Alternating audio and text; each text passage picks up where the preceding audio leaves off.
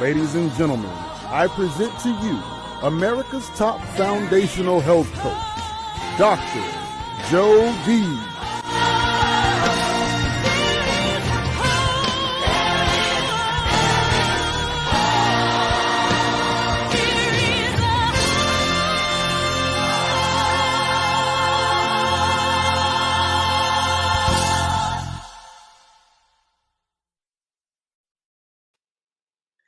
Hello, I am Dr. Jody Bear, America's top foundational health coach, bringing foundations of health, foundations living, and foundations, especially today and through the next 3 weeks, foundations of hope.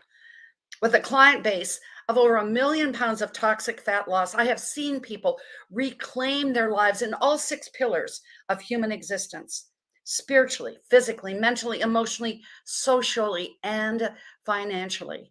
But today's focus, ladies and gentlemen, our viewing audience, is that financial pillar. So these Hurricane Ian victims can rebuild socially, emotionally, mentally, physically, and spiritually. It is hope. It is hope that we're bringing. It is hope that we're bringing through generous donations that will be pouring in today and throughout the next 3 weeks. I've got a question for you. Ladies and gentlemen, has anything ever just hit you out of the blue? Hitting you out of the blue? Well, that was September 23rd. Hurricane Ian hit Cuba. My husband, Bob, a marine archaeologist of over 5 decades, is one of 2 experts in marine archaeology and shipwrecks and what happens in the ocean. He came to me that evening after Hurricane Ian hit Cuba, and he said, "Baby, this is going to be the hurricane that we're known as the Moab. Stands for Mother of All Bombs." Unfortunately, that's what it turned out to be. We braced ourselves. Our week-long preparation in our home, we've done it many, many times, packing up everything to see that everything was secure, things that mean so much, as things that were precious. I remember Hurricane Irma in 2017. We were without power for 17 days. The humidity, ladies and gentlemen, it was 120%. It's Florida, you know. We were without power. We had a leak in our roof for sure. We had a mess in our yard. However, we cleaned up.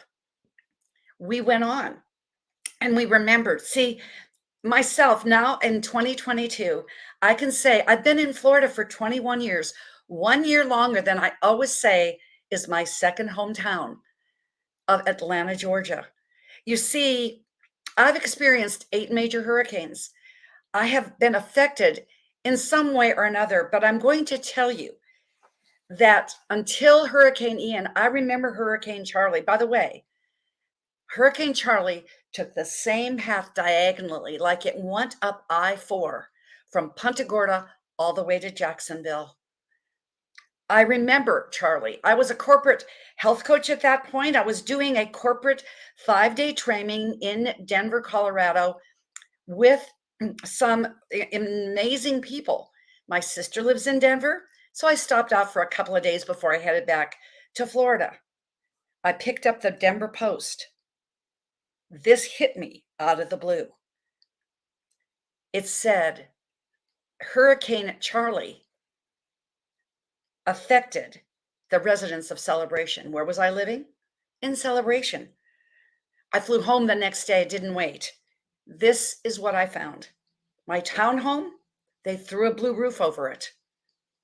As many of you know who follow me on Traverse TV, and we've been around socially, and you're part of my YouTube or listening audience on other modalities, you know that I'm a classically trained pianist and vocalist. I have a grand piano, a 4.5-foot grand piano that had been in my family for 3 generations. I came home. That piano was flattened. It looked like a bunch of matchsticks. And on top of my piano was my washer. My dryer was on the top floor. It didn't make sense. Moabs don't make sense. Hurricanes don't make sense. And there's no respecter of persons.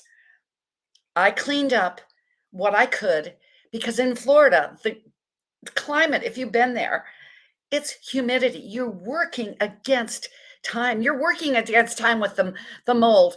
I probably was able to recover a fourth of my possessions, none of my family pictures. Fortunately, I had made two wonderful scrapbooks that were enormous for my sons when they graduated from high school. So we did have something, but I had nothing. I didn't have a lot of memories. The thing is, I could start over. But let me tell you something. My experience with Hurricane Charlie was nothing like Ian. Nothing, nothing, nothing. You will see the pictures of Ian. By the way, we call in Florida, we just call them by our first names, like it's Charlie, Ian, Katrina, Andrew, Matthew, Michael. We call them by their first names. But this one, we will just know. It will be down in the record books. You will hear from Marco Rubio, Senator Marco Rubio, later on today, where he says, Old Florida is gone. It will rebuild. But absolutely, this is something I want you to know about Southwest Florida, where it was hit. In Punta Gorda, again, the same trajectory as Hurricane Charlie. In Collier and Lee County, ladies and gentlemen, it is the 12th largest GDP. The economy is the 12th largest in the country, like New York, Chicago, Naples, and Fort Myers was right up there. So this is what I decided. I was totally affected because I had and still have many corporate clients that have now become my friends with my 15-year corporate health coaching business down in Southwestern Florida. I just decided to do something. Ladies and gentlemen, this is what I'm admonishing you to do today as Dan Gilman puts up this link that will stay here for the remainder of our 12 days. This is our GoFundMe link. Absolutely. It will stay there permanently affixed because that's what we're all here about. Whether you're Les Brown, Jay Nolan, Forbes Riley, Rex Sykes, and the list goes on and on. Corey Hughes, Josh Payne, Christopher Rausch, many, many absolutely huge celebrities. When Forbes talks about it, and she and her daughter, they rode out the storm and they were fine. Her daughter McKenna is going to speak. Jamie Kerr from across the pond, Sarah Cross from across the other way to New Zealand. And the list goes on. Frankly, every single one of us, Dr. Peggy Woods, Paulina Guerra, Maynard Neal, all of these celebrity speakers will be talking about one thing, not their story, not a motivational speech, but they're imploring you to go and do the right thing. As Corey Hughes said the other night, this is a Damascus Road experience. When our Savior gave somebody water, that's what it was like down there. And it still is. Just because it's off of the news doesn't mean that it's not here. It's going to go on for years. It will be going on for years. And so this is what we can help right now. So I want to come back to when I was just listening to the stories and I was just so moved almost to the point of depression, ladies and gentlemen, when I was sitting in our TV room and I looked at my husband and I said, I've got to do something. That's what I'm asking you to do today. Do something. So 12 days ago, we started what I believe is going to be a movement by the private sector in the state of Florida that's now gone nationally and internationally. Just like you heard Alicia Williamson sing, and as I was doing the background vocals for her CD back in the 90s, the song is There Is Hope. There is hope. There's hope for you. It's hope for me. And just to do something. So just do something. Do what you can do. So for those of you that this is brand new, I'm just going to give you a few statistics. You see, Hurricane Ian took out 2 million people without power. I remember when we were out of power, and it was like 3 days later, I had some things I had to do, called up my insurance company, and they said, well, you'll be put on hold. You are number 38,015 in line. The next day, I was number 3,000. And it's absolutely, it went on and on. You say, well, people can call their insurance company, sure, but they were off the grid. Many still are. No electricity, no cell phone service. The young lady, when I finish up here, that's going to be coming up, it's amazing what she is going to say. She is in the middle of it, but it's a disaster of epic proportions. A $75 billion destruction, numerous years of destruction and devastation. I've already said this, but 90% of these two counties are gone. The barrier islands where Becky lives, it was leveled. It looks like kitty litter. San Marco Island, the thing that I want you to remember about the senior population, it's not oranges and citrus that is exported from Florida to other states in the union. Actually, because we are the senior citizen capital of the world, frankly, we have more senior citizens here that are depart as deceased people. You see, there are people in their 80s and 90s. Governor DeSantis said people will be resilient, and we know that. But here today and tonight, it's time that we're ahead of. We want to get time. Like I said, so much got moldy. We want to get ahead of time. And I know that this is the place to do it. So if you're listening to this broadcast, go to my Facebook page, share it on your timeline. Go to my LinkedIn. It's Jodee, Jodee Bear, Baer. Share it on Twitter, share it on LinkedIn. Let's make this go viral. Please share it. And I am absolutely compelled to take this awareness and this hope to those that have lost so much. You know, Buckminster Fuller said in his iconic quote, "This is today's context. How can we make this world work for 100% of humanity in the shortest amount of time?" And the humanity right now are the victims that are rebuilding from Hurricane Ian. I will give you my 7 P's that Les Brown gave me way 2 or 3 years ago when I started working with him for this 12-hour day. It's perseverance. Perseverance. You will until, be patient, because help is on the way. Passion. We will do this together no matter what. See, Les Brown says it is necessary. Know that it is you that can do what you can do and no one else. And persistence beats resistance every time. Have power, not only an electrical power, but have power from us, because people will need to hear your story in passion and purpose, and know that we have a plan. I want to declare this right up front, that all proceeds collected from this telethon are going straight from the GoFundMe. And we are going to be taking our crew, our video crew, down to people that Robert Mailer, who is a resident of Fort Myers for 18 years, Robert Mailer and I know we are giving personal funds and we'll be videoing it. So that is hope. We're going to be going down there to film this. This is love into monetary action. As Les Brown says, we truly are a collective community of heart-centered people turned leaders in this case. And we can start today. It is possible. So let the heart-centered work begin. It is my honor and privilege and pleasure to bring up one of those amazing pillars of this community in Sanibel Island. Becky Mulca is a longtime resident of Sanibel. She's a renowned realtor. She's also a wife and mother and a tremendous human being. And I want to say, welcome, Becky, to our telethon. I know you had to really work to get here. It is just lovely to see you, my dear. What would you like to share with our viewing audience? So I guess I can share a little bit about the storm because I did stay on the island. I have lived on Sanibel longer than I've lived anywhere else in my life. I moved there when I was 21. we stayed on the island. Our house is ground level.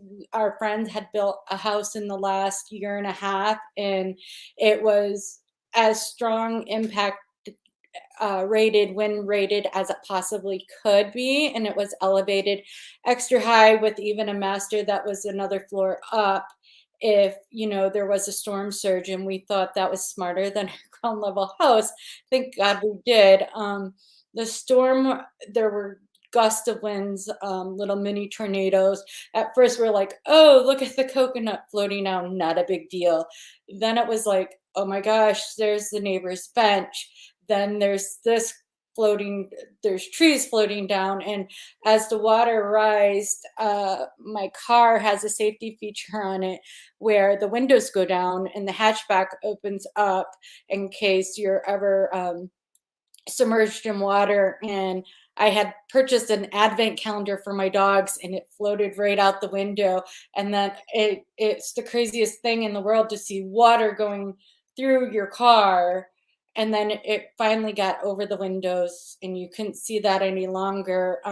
It did come into the ground level up to the entranceway of the house we stayed in. However, all in all, I will say I did feel very safe as this was a new home. Then when we got to our house, well, right after the storm, the morning after, we had not heard from my husband's brother. So we went to and tried to get to Beachview, which is a neighborhood on the island where he stayed with his dogs and his wife, and there was mud and muck everywhere. And something that would have taken us like a maybe 12-minute bike ride took us about a 55-minute walk between bike ride and walk. And we went the main direction. And on the main direction, there was a great big dock in the middle of the road. So we had to go back around and go the other direction. There's trees everywhere. You had to haul your bikes over the trees. You're sliding in this muck. Everything stunk.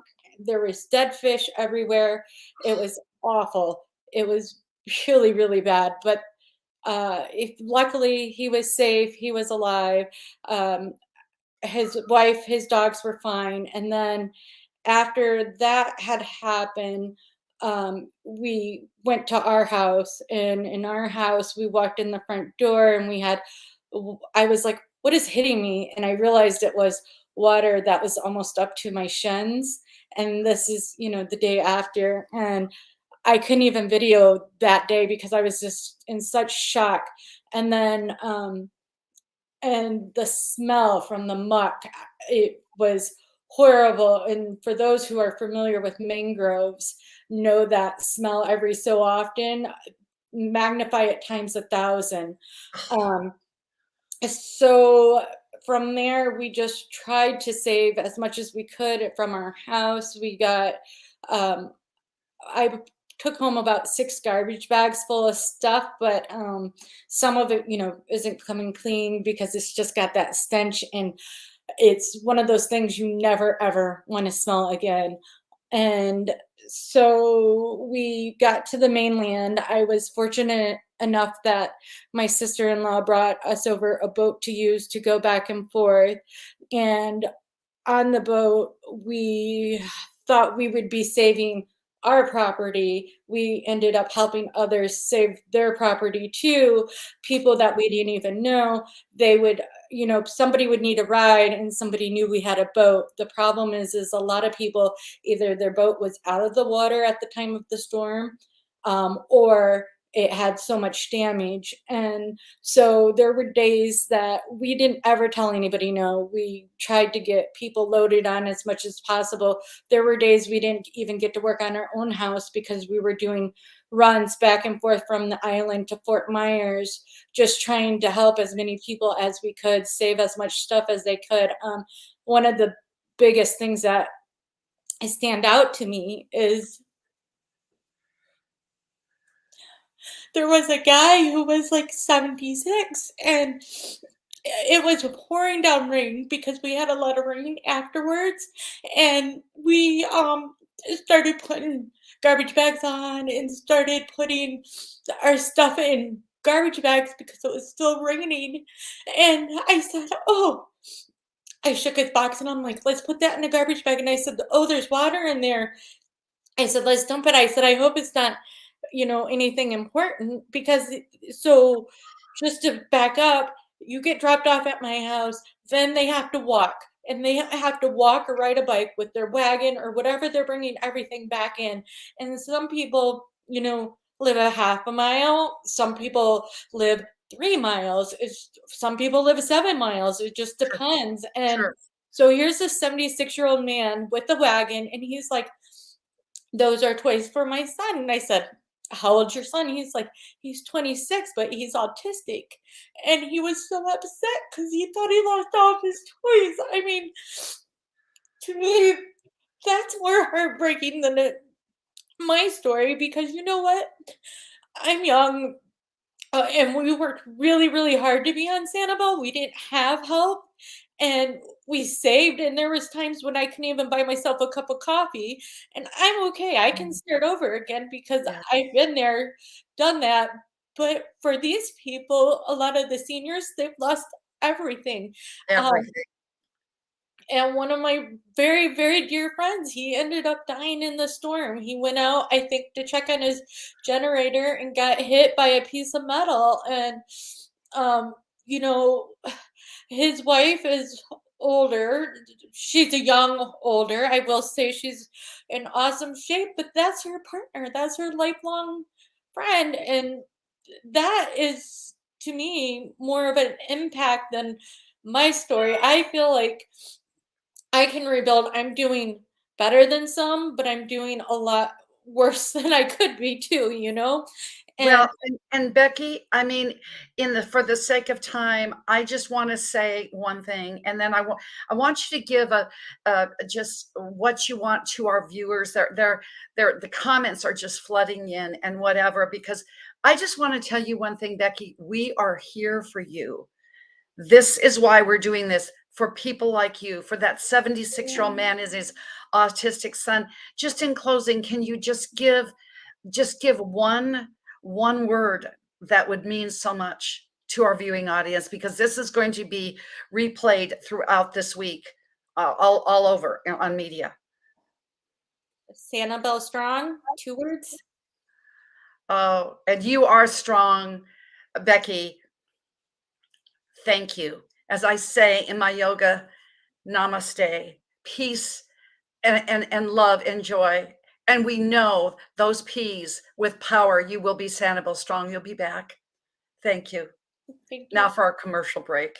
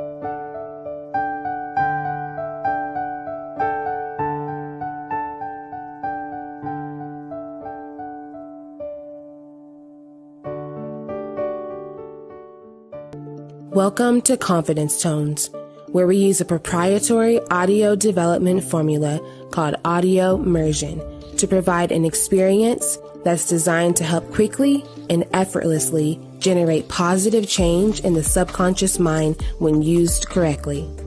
This experience is achieved using 4 primary building blocks: brainwave modulation, invocation of positive emotions, immersive imagination stimuli, and developmental suggestion.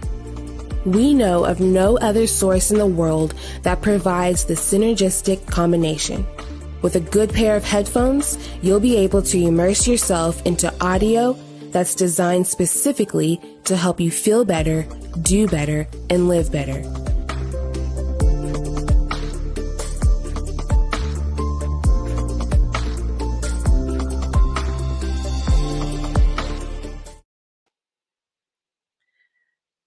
That video says it all, but even more than that, Becky Mulca said so much. Becky, I just want you to know, and those of you in Southwest Florida, we are here with you. And our keynote speaker, Kim Jacobs, has been so with me these last 5 months. She is, frankly, I'm going to call her Les Brown's right-hand lady. She's known Les and worked with him for over 20 years. Kim is an award-winning TV show host for many, many years now. I have the pleasure of working with her on the Kim Jacobs Show. You'll see us on Freestyle Fridays every single Friday, but most of all, she is a mom of 5 and she's a philanthropist in her own right with her non-for-profit from her son, Gabe's Heart Foundation.org. Welcome, Kim Jacobs, my heart. Well, thank you so much, Dr. Jody Bear, for having me and for all that you have. That's the vision that God has given you to be able to help the people throughout the state of Florida. I am honored and privileged to be here. And I want you all, how many of you know, we all know that nothing speaks to crisis more than a natural disaster that's beyond our control. Many of you all that are in the Florida area that's been impacted by Hurricane Ian, you have experienced this firsthand.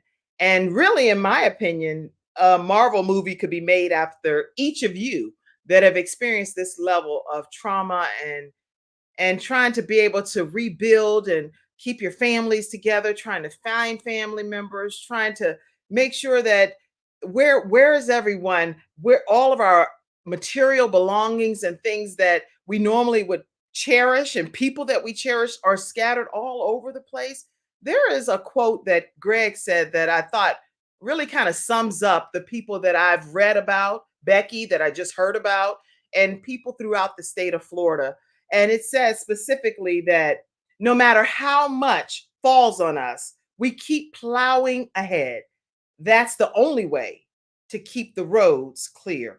Today, I want to talk to you about how we can balance life in the midst of chaos. I'm Kim Jacobs. I'm the Balance Doctor. And I have a show that comes on and I have guests like Dr. Jody Bear and all kinds of people that talk about how they balance different aspects of their lives, what they've had to overcome to become who they are today. But you all in the Florida area know firsthand that it's very generic when you're saying this and you are living it firsthand, and everything that you would normally have to balance is no longer there. So when we think about chaos, I want to give you some inspiration today that I hope will help you on this journey called life. C, I want you to know that your citizenship is not anywhere on any street that you may have resided on prior to your homes and your belongings being washed away. Your citizenship is not in a specific address.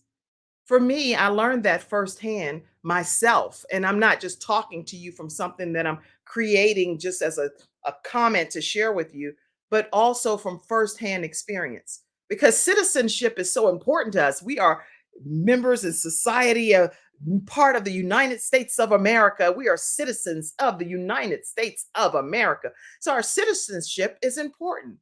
But when things like this happen, these type of tragedies, unforeseen circumstances that come that we never ever could have predicted would happen in our lives, that changes our philosophy on citizenship. So I learned that personally because I have 5 children, and we don't allow our children to go and stay at people's homes and hang out and do that overnight. Usually you can go hang out, come back home that night so we kind of know where things are. But on April 9th, 2015, citizenship, the comment I'm still saying to you, became very real in my own life. that was the first night that my 12-year-old son had to stay at a different address. And that address was heaven. So I want you to know that citizenship for me became very different on that day.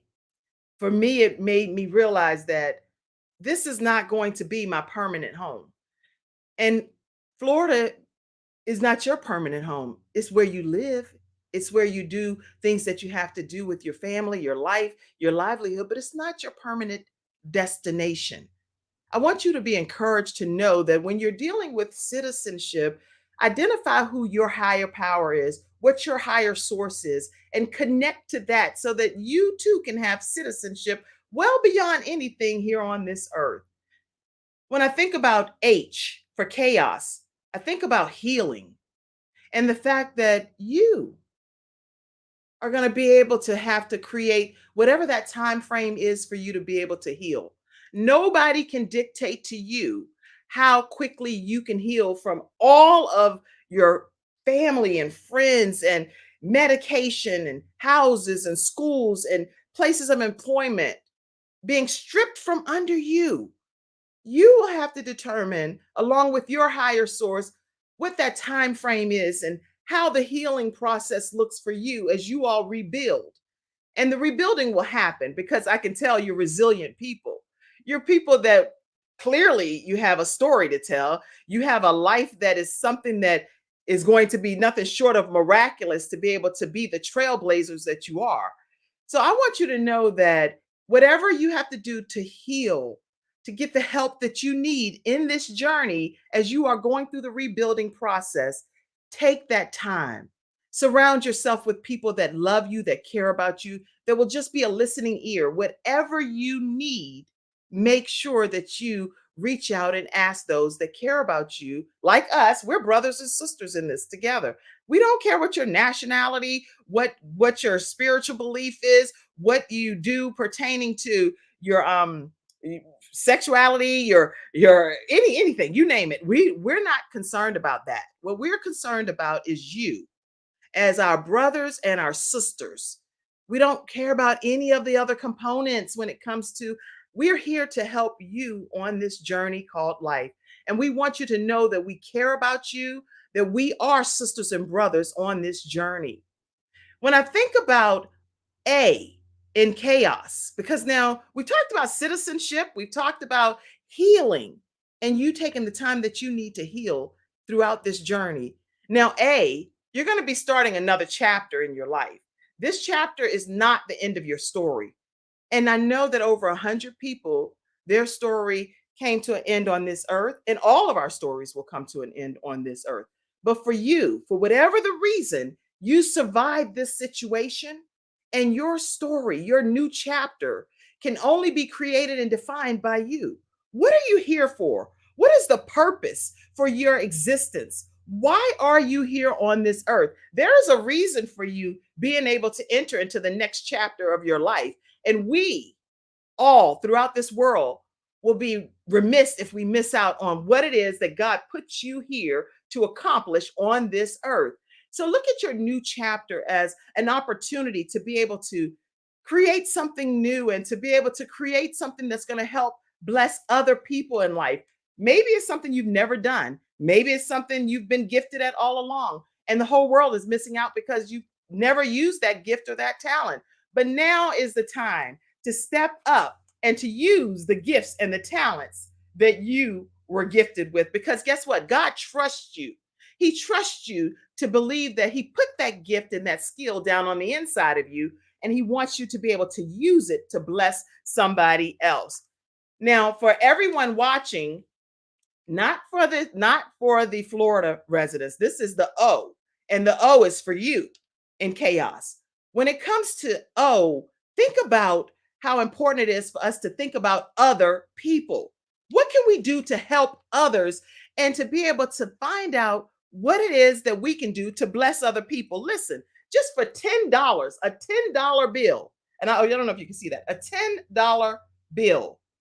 If 100,000 people gave $10 today, we would already meet our goal of $1 million to be able to help people that lost pretty much everything except for who they are. That's what they have left, who they are. And that is plenty for them to rebuild from, because God, again, trusts them. But that $10 can make a difference in someone else's life. In all of the proceeds, according to Dr. Jody Bear, all of the proceeds are going to help Hurricane Ian relief victims. Now, if you have a $100 bill, sow that.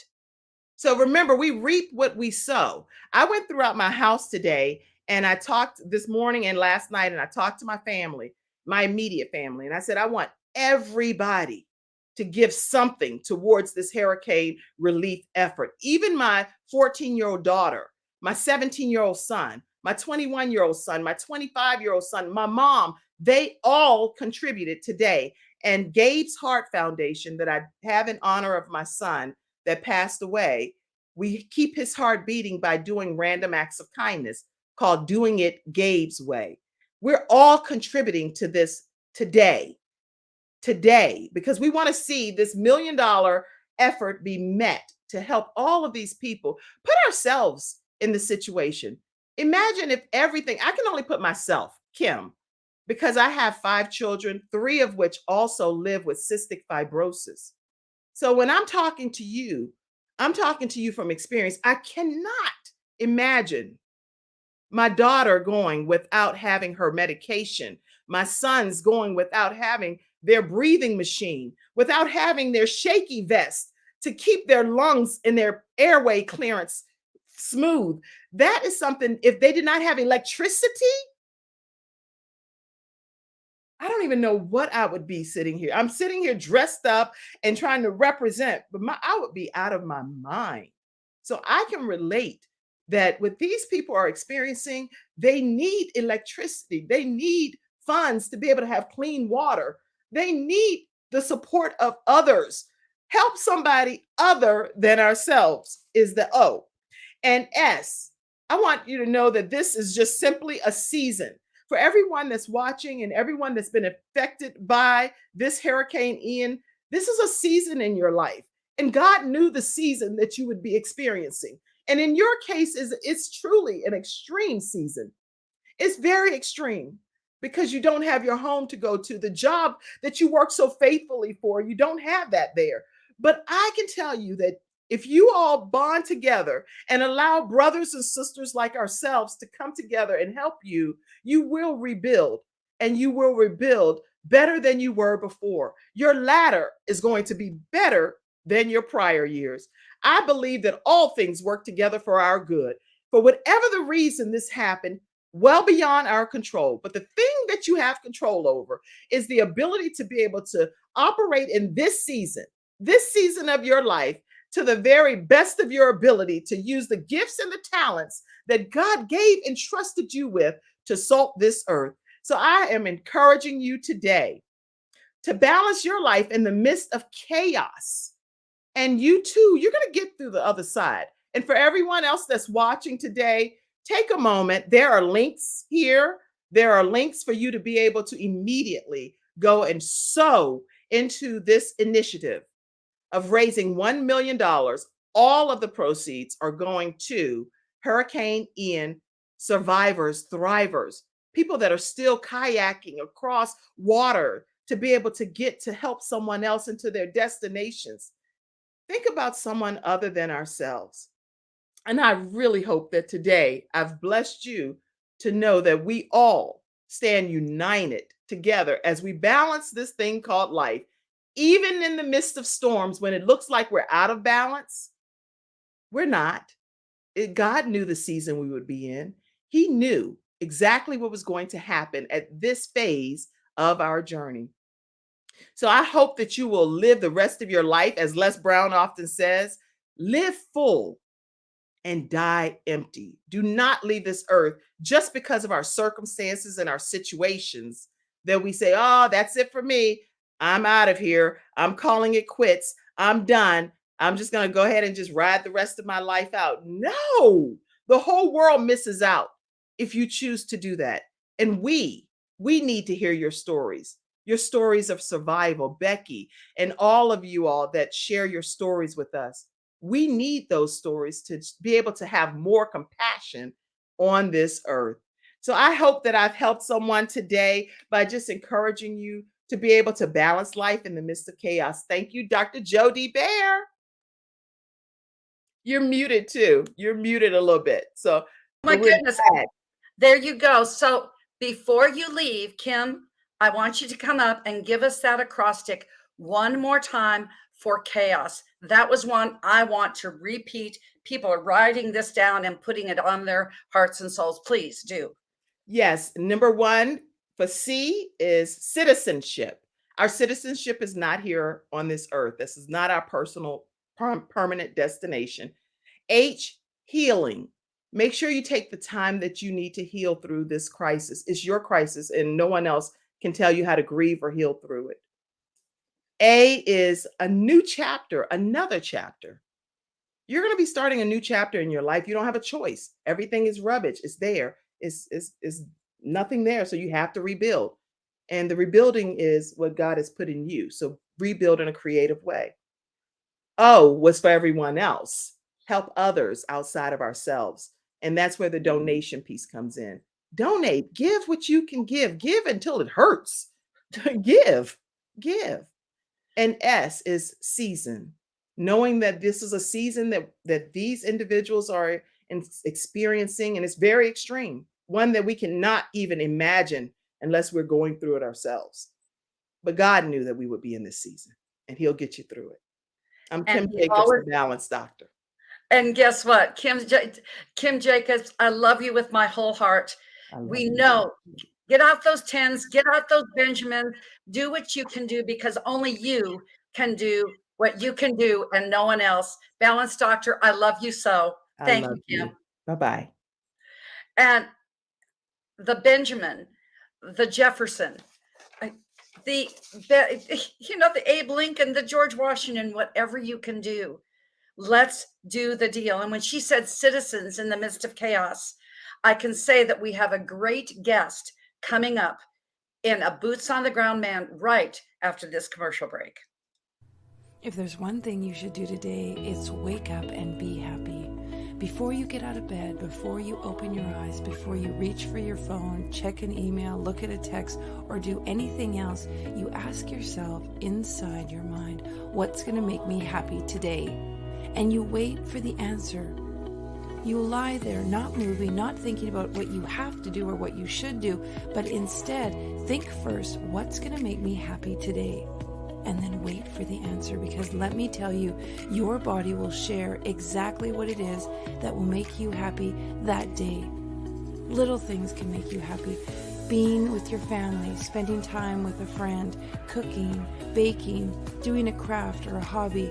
There is definitely something your body wants to do that will make you happy. Exercising, playing, enjoying the company of others, reading, writing, journaling, working on your next book, meditating, exercising, stretching, having a bath, taking care of yourself, looking after your body. There are so many things that you can do right now today that will make you happy, and all you have to do is ask. Ask yourself, what will make me happy today? Sure, there's lots of things we should do, lots of things we could do, lots of things we feel we're supposed to do, but in truth, what we're supposed to do is do what makes us happy. It's so easy. Every day, wake up in the morning and ask yourself, what's going to make me happy today? And then do that. Go after that. Make that happen. Of course, you got to do all the other stuff, but do what makes you happy. Also, set time aside for it. Make a plan. Structure your day so you get all the things done that you have to do, and then do what makes you happy. Be with your kids. Be with your partner. Be with yourself. Do what makes you happy each and every day, and I guarantee you, guess what? You'll feel happy.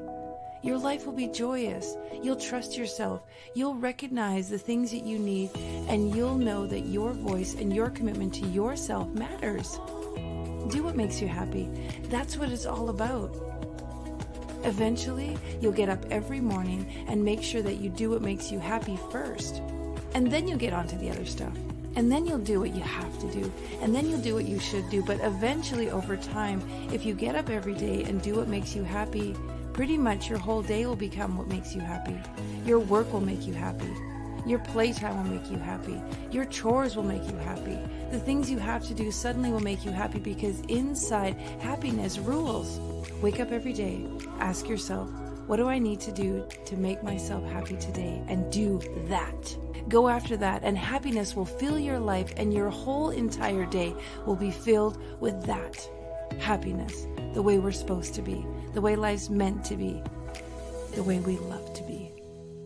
Enjoy that and ignite your life with happiness each and every day.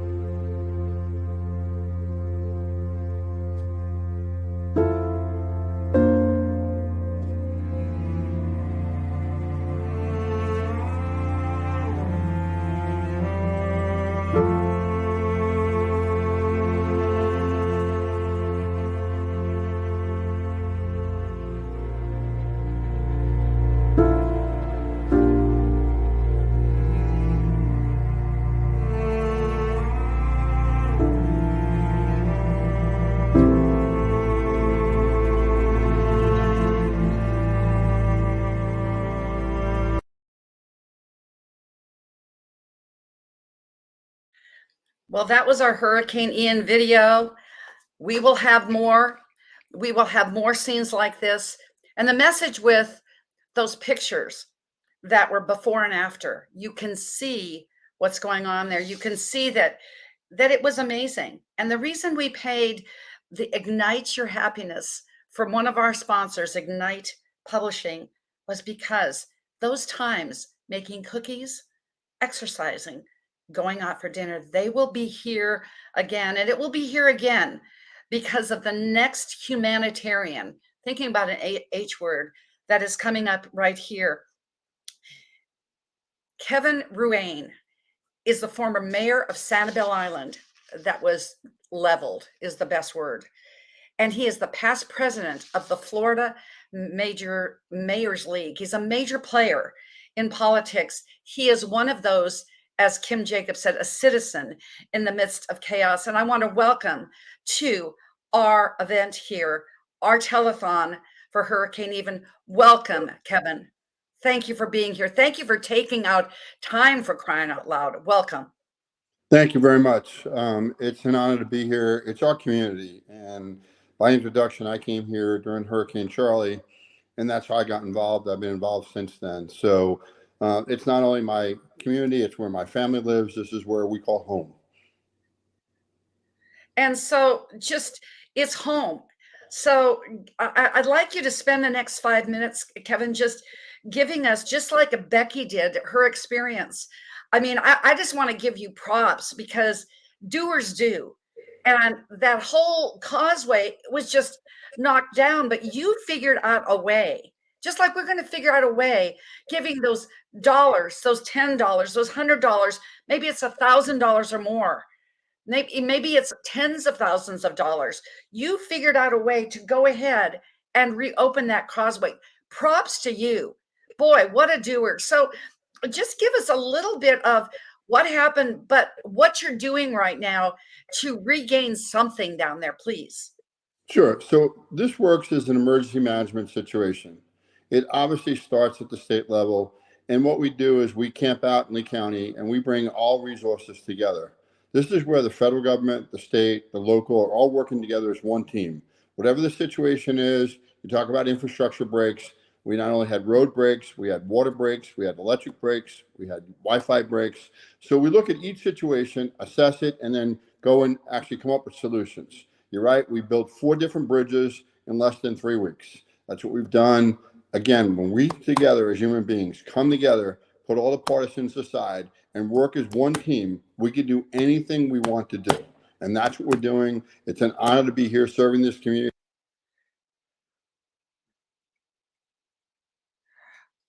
Kevin, your audio went out. I'm not sure why. Probably the my goodness gracious. Let's I'm gonna unmute you again.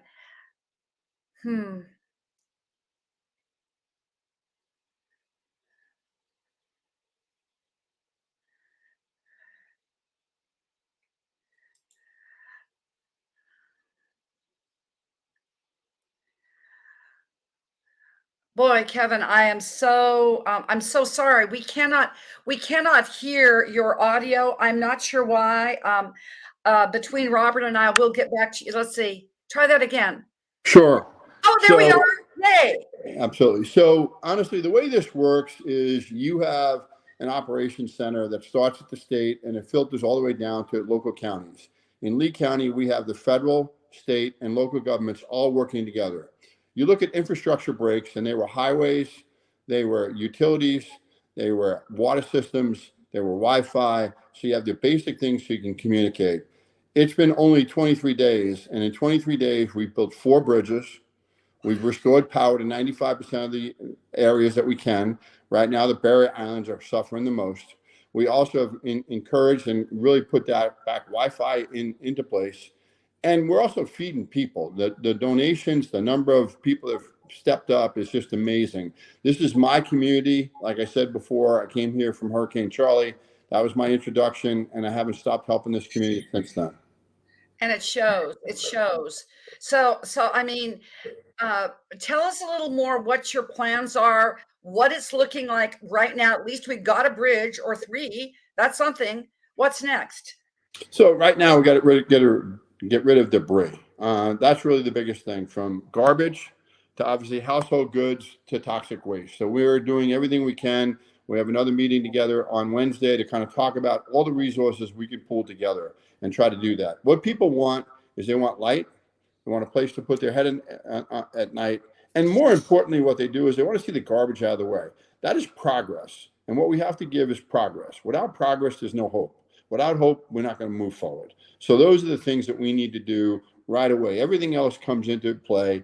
Everyone that needs things, everybody needs something here. And it's just so hard to fathom how many people. Lee County is almost 1 million people during season. We probably have every one of these people down here right now assessing their homes, understanding the situation, trying to get insurance companies in here. You know, this storm is probably going to be in hundreds of billions of dollars by the time we're done with the paying of this and what it's going to do to our infrastructure.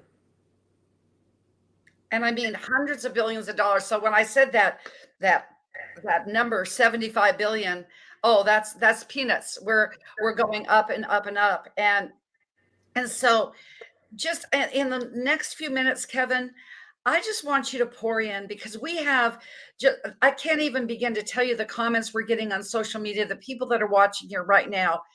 These are people that really want to be a part. So spend the next 2 or 3 minutes just giving us what we can do for you and what you need, please. So honestly, what we need, to donate, obviously people need the simplest things. Just imagine you walking out of your home one day and whatever you have in your back is what you have. Nothing else. You don't have the ability to buy another pair of underwear, a toothbrush, deodorant. I mean, the simplest things you could imagine. Many people left their home and they're not going back. Sanibel Island, Captiva, Pine Island, all these people cannot go back to their homes. So just for a moment, think about walking out your door and whatever you have in your back is what you have. Nothing more, nothing less. So just think of the amount of money you would do at a grocery store, at a CVS, at any type of store to try to give you your basic necessities. I can't even stress it enough because we're blessed in so many ways to have so many things that we do have. But when we have our health, we're able to go forward. And I'm just trying to give people some hope. A hot meal, a hot shower, a bottle of water, some deodorant, simple things. It is amazing what you need. The guest before me was give $10, give $1. Anything you can do to just go in your pocket and realize that you're going to walk into your bathroom and go to the bathroom. You're not going to go in the woods. You're not going to a porta john. You're going to put deodorant on. You're going to take a shower. People can't do those things. That's not what we're able to do in this environment now. It is like any third world country you could imagine, and worse. That's exactly the environment, and so many people are displaced right now. Well, and I know this living in Florida, what I went through personally, Kevin, but I would like to spend another minute or two, if you have it, talking about, because people say, well, flood insurance and whatever. Like I said in my opening, if you have no cell phone service, you can't get through. It's not like they're going to give you everything just because you're a great guy, Kevin Ruane, and I'm just going to give you your flood insurance. Just give people an experience about how even that works and getting your reimbursements. So I mean, obviously, you either have a wind event or a flood event. Most people buy their flood insurance from the federal government. There's only $250,000 worth of coverage, and there's more exclusions in that policy than you could think of. I think it'd be a miracle if people get $100,000 for their entire possessions, their contents, for their home, for everything. You can't rebuild with that. I mean, so the National Flood Program has more mistakes in it, more problems than we could even fathom. Today's not the day to think about that, but I can assure people when you go through your policies, and you're right, the adjusters want to understand what the proof is. How do you document something when it blew away? How do you document when my roof is gone? How do you document when I don't have a car anymore or it's 3 blocks over? You just look at the things that people. Did you say 3 blocks? Did you say 3 blocks? Okay. Sure. I mean, think about a car going 3 blocks. During the storm, my family actually went to my son's house, and the roof from 2 blocks over landed on my in-laws' car and actually hit my son's garage door. A roof from another house 2 blocks over. When you go in the bays, when you look at the waterways, there are hundreds and thousands of boats tipped upside down on people's lawns, on people's pools. They're projectiles. They just have gone where you can't even imagine where they are. And that's what we're dealing with. That's the level of debris, whether it's a car, whether it's a boat, whether it's a roof, whether it's a screen. Simple things are all over the place. It's just blown away. Remember, Category 5 with wind gusts over 180 miles an hour and a storm surge that went from 8 to 14 feet. Think about 14 feet in your house. Mm-hmm. Think about, as I was over in Tampa a week ago and seeing that all that water that came out of a 30-mile bay went up to you. So in the next minute, just give us just one last thing. And Kevin, I just want to acknowledge you and what you're doing down there and what you're going through, but what you're doing, that's power. You are a citizen in the chaos. And I want to just acknowledge you for finding the time to come online and speak to the people. So any parting words?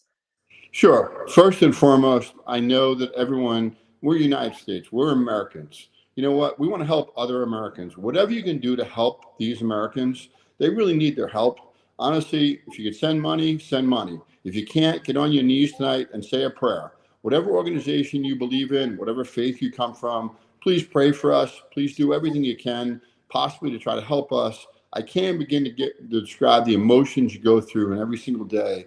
It's heart-wrenching every single day as we go through and we see these things. I'm a human being. I cry, I bleed, I laugh. I do everything you possibly can. But what I do have is courage. What I do have is will. And what I do have is there is tomorrow. And I'm a big believer that we will prevail. We will rebuild. And whatever you can do to help us, I greatly appreciate it from the bottom of my heart. Kevin, from the bottom of my heart to yours, I want you to stay here a minute while I give you this encouragement that you can take back to people when I introduce Stack the Pack, who's coming from Boston. He's a colleague of mine. I'm going to introduce him because this young man at 29 has 3 million followers on Instagram. You know how these millennials do this, right? And guess what he is doing? He has a digital magazine, and this is going all over the internet and metaverse. You take this back to the local people. Tom Cheshire, a Business Innovators magazine. Our story ended up being sandwiched between Damon Johns and Barbara Corcoran of Shark Tank, for crying out loud. There is Hurricane Ian. That's the kind of publicity that we're going to take this. You have my word, Kevin. We are going to take this from this moment into increasing sponsorships, awareness. I'll meet you after I'm back, after the 31st. I'm going to meet you, Kevin, because Robert and I are going to decide where this money today is going. Together, we're going to decide this, because all proceeds go back to hurricane victims, that the people that need it so much. And we can just make that little bit of difference, a little wave in the Atlantic Ocean, in the Gulf of Mexico. But we are going to do this again on November 17th and 18th to create awareness, to create hope, and to just help you any way that we can. Thank you, Kevin, so much. Just an honor and a privilege to meet you, but we'll be seeing you again, okay? Thank you. So here you've heard it from two locals, ladies and gentlemen. You've heard it from Barbara Milk, an absolute pillar of realty and a realtor of many, many years in a real estate company that's gone. You've heard it from Kevin Rain, former mayor of Sanibel Island. We can help, and those tears of joy turn into tears of happiness with your contribution. A little bit, a lot, because a lot from a little, as Kim Jacobs said, that $10 bill, 100,000 people giving $10 will do it. And we'll have a tally and a total from the backstage after we hear from the millennial.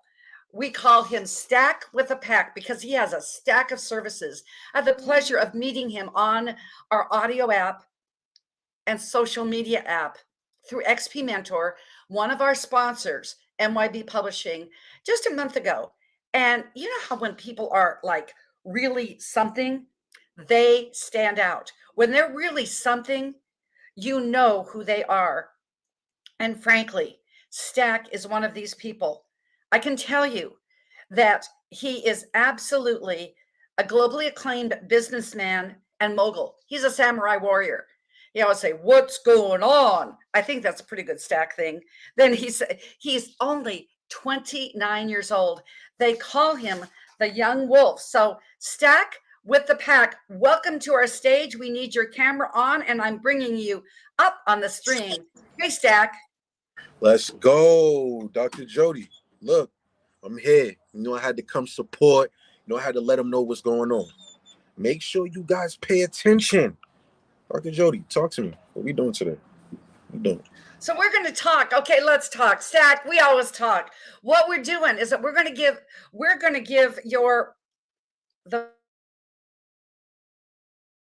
but I'm going to unmute my mic so we can talk. Well, what's going on? We've heard about chaos. We've heard about chaos in the storm, being a citizen. That's what you're doing. We learned from Kim Jacobs about healing.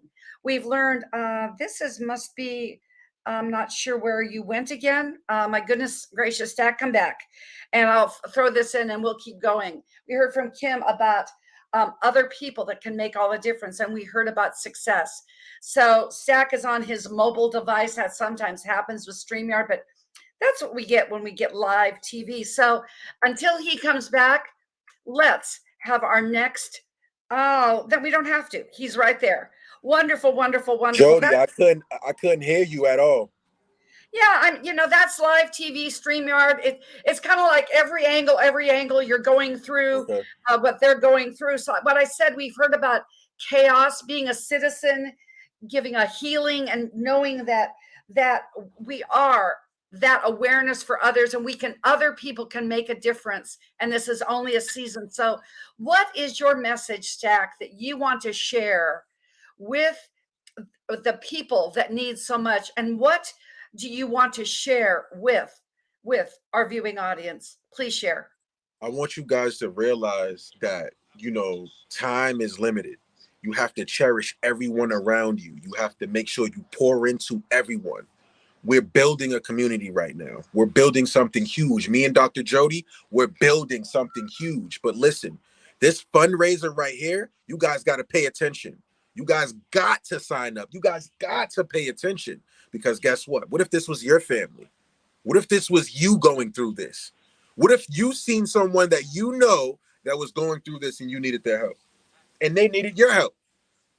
What are you going to do? Yeah. So I feel like right now is the best opportunity to relationship build, tell a message, and also help out others in need right now.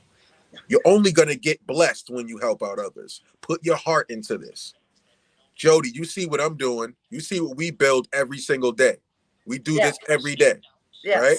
So when we're in this community, we build, but we also know what we also do. We want you guys to see what's going on right here on live and go support the Ian Relief. Please support. Mm-hmm. Because like I said, Jody, this could be your auntie, your cousin, your mom. What if this was you that had this going on? Mm-hmm. You would want someone to pour into you. So pour into it.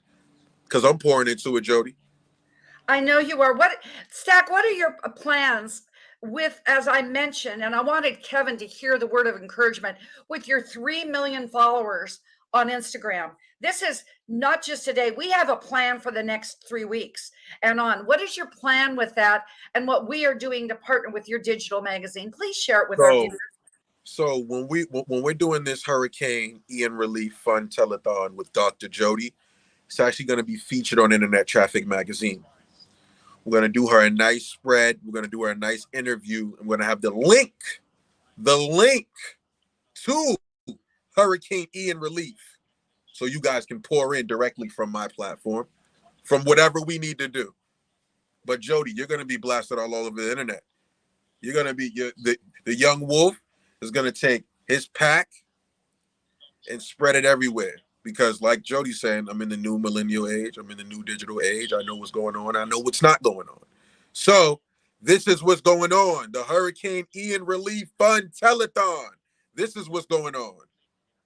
Jody, good news. I'll see you soon. You know, Stack's coming soon. So yes, let's do it. Let's do it. Let's do it. Let's do it. So if you are somebody that's watching, say, what can I do? I've donated, but now what Stack is doing with his digital base, I'm just going to say, I'm going to throw one in, Stack. And I know that you're mobile, so hey, it looks great on your phone just to even have you. Yeah. But and Stack, I would say this, that everyone knows 5 people. Everyone knows 5 people. You've got your 5 friends, and those 5 can tell 5. You may not have 1 million followers on Instagram, but you can do those 5 friends. Yeah. So what do you think about that, Stack? Okay. So I think you need to surround yourself with those people, Jody. Yes. You got to surround yourself with the people that you can make the impact with. It's okay to have 5 million, 2 million, 3 million on Instagram, but what's your message? What are you helping people? Are you uplifting people? Right now, Jody, got me some Vibra. Got me some Vibra right now, and it's awesome. So look, you never know. You never know what's going to happen, but look, Jody, you got to surround yourself with the people that's already in those doors, so that way we can all win together. But I can't wait to see more people pour into the Hurricane Ian Relief. Dr. Jody's doing an amazing job, and I love it. Can't wait to pour in more. And you know what? If you just keep drinking that Vibra 360 Epicurean coffee, and yes, Vibra is one of our sponsors. You'll be seeing that later on. But Stack, let me tell you something. You take this back to our group on Clubhouse, because we're going to take this and you'll be getting the rest of this digital magazine on Sunday. Stack, I honor you. I honor you that you are the next generation that can and will make a difference. Ciao for now. Ciao. So Stack with the pack. Now we're coming to our next break. We're coming to our commercial break from MYB Publishing, one of our sponsors, which is The Power of a Woman.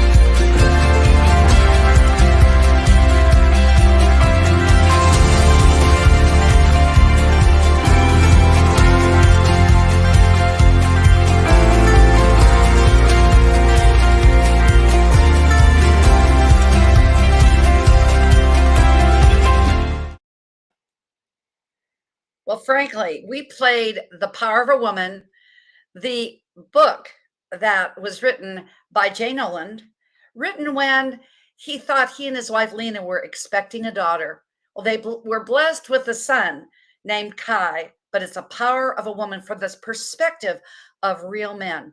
One of the many publications that you get from our sponsor, MYB Publishing.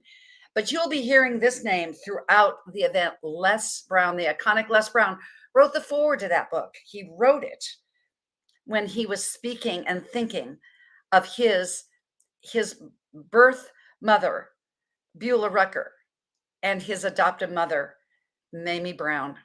So he has two mothers, he knows women, and he was supported by both of them. So get that book at MYB today in either paperback or a limited edition on the hardcover copy. I believe there's only 100 left. They will be stamped and signed by the author himself.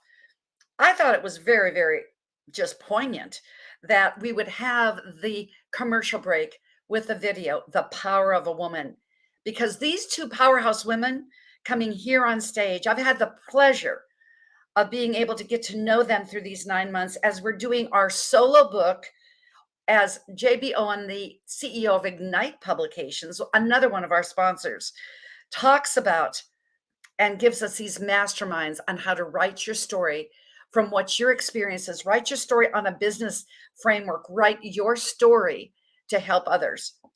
This is the power of two women, Anita Adrian and Cheryl Visco. They're up north in Canada. You see, this movement is not just in Central Florida, where I live north of Orlando, down to Southwest Florida. As Nita said so poignantly the other day when we had our speaker meetup on Zoom, she said, this is the message that I want to give, that your neighbors up north are with you. Hurricane Ian victims, we are with you. We are with you when you go ahead and give to those that have lost so much. And what Anita and Cheryl, in their way, their collective way, not only are they writing, which will be an international best-selling book, I know that. They are the feng shui. We call them the feng shui girls. What a beautiful topic where they are going to share when you've lost everything in your sacred space. Where do you start over? Just like Kevin Rain said, we've rebuilt these bridges. We rebuilt this thing called home. I know that with their heart-centered leadership, their heart-centered, absolutely compassionate partnership, they will bring that to these next, goodness gracious, these next 12 minutes. I am so honored to have Anita, welcome. Cheryl, welcome to our Hurricane Ian just event and telethon for humanity. The stage for the next 12 minutes is yours. Oh, thank you, Oh, Jody. thank you, Jody. You know what? You are a blessing. We love the connection that we've had with you over the months of creating in that Ignite Publishing platform, and just like we did, talk about the other day, we are united. I mean, Canada and the U.S., we have such a close relationship. And personally, I have been to Florida many times, and I was on that beautiful little island that is now destroyed. I was there 5 years ago. So, those special memories, those special times we hold with us. And a lot of Canadians, because we get cold winters, look at us, we're all bundled up here. We actually had snow today. A lot of Canadians, I mean, we flock to Florida to get warm. And so, we're there, we're right there with you. And, we just want to just reach out to your heart space, because the wound for the Floridians affected by this Hurricane Ian, they are running deep, and we can all relate, as we have many I mean, I look around my home. We have many possessions in our home right now. Yes. And just imagine for a moment if suddenly all of your worldly possessions were gone. You know, what would that feel like? I don't even know if they can imagine that. I Yeah. can't. And you know, possessions, they represent our journey of life. They reflect parts of self that we want to show the world Mhm. and parts of self that we hold close to our hearts. And so just imagine the mental aspects for those victims, those people, of those things that they lost, you know, representing their social status. I mean, their home is gone, Yeah. you know, representing their value that they bring to the world, their confidence, their success, their accomplishment. Mm-hmm. So 100%, many Anita. things. 100%. And the physical aspects of those things lost also have different representations, right? Yes. The feelings of safety and comfort. I mean, as Anita mentioned, we're in the beginnings of winter up here. Mhm. So safety, comfort for us is huge. For everyone, it is innately built into us. A comfortable bed to sleep in, even your Mhm. favorite blanket or sweater to comfort your body and mind and your soul. Possessions really have a massive impact on us. So, for a moment, close your eyes and just take a really big, deep breath and exhale. And on your next deep breath, feel the gratitude you have for all of your things, all of those things that bring you that comfort, that feeling of safety, that joy. Mm. You know, it's so true. And we don't take those moments, Cheryl, often Mhm. enough to really appreciate and look around and be grateful for those accomplishments, for those things that serve us. You know, just Exactly. that simple, you know, do you go to bed at night and say, "Oh, thank you for that wonderful bed," right? Mhm. So thank you for that awareness.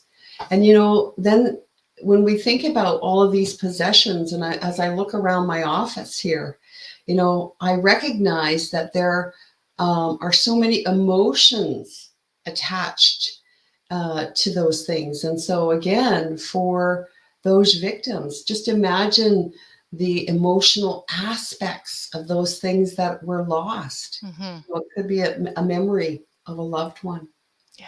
that's no longer with them, a memory of that beautiful favorite holiday, Mhm. you know, a special occasion, a 50th anniversary, a wedding, you know, the birth of the first grandchild. So many of those emotional aspects that were attached to something are now lost. They're Yeah. gone, right? Those memories of joy, love, admiration. I mean, all of those things, those feelings are attached to something that for them is no longer there. Mhm. You and I, Cheryl, we still Yes, have those. We we still do. have those in our home. And We so, do. yeah, we have to be and feel so grateful for that. Oh, 100%. Even yesterday, as we're, preparing and how we can help best with this fundraiser and having people realize that they have choices, right? I was getting ready to take the dog for a walk and I opened the front closet and I Mm, could choose the coat. I could choose what I put on my head. I could choose gloves. I could choose foot. I had those choices. mhm.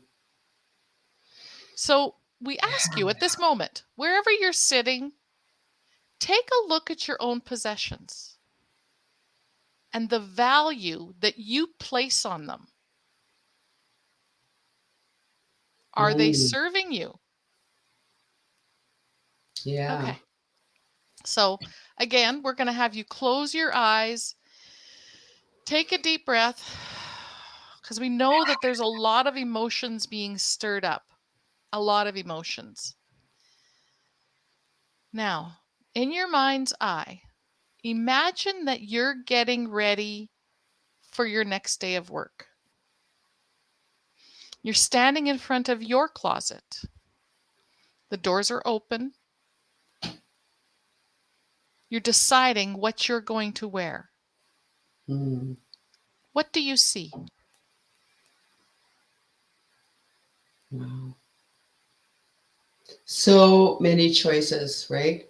So many choices, Cheryl.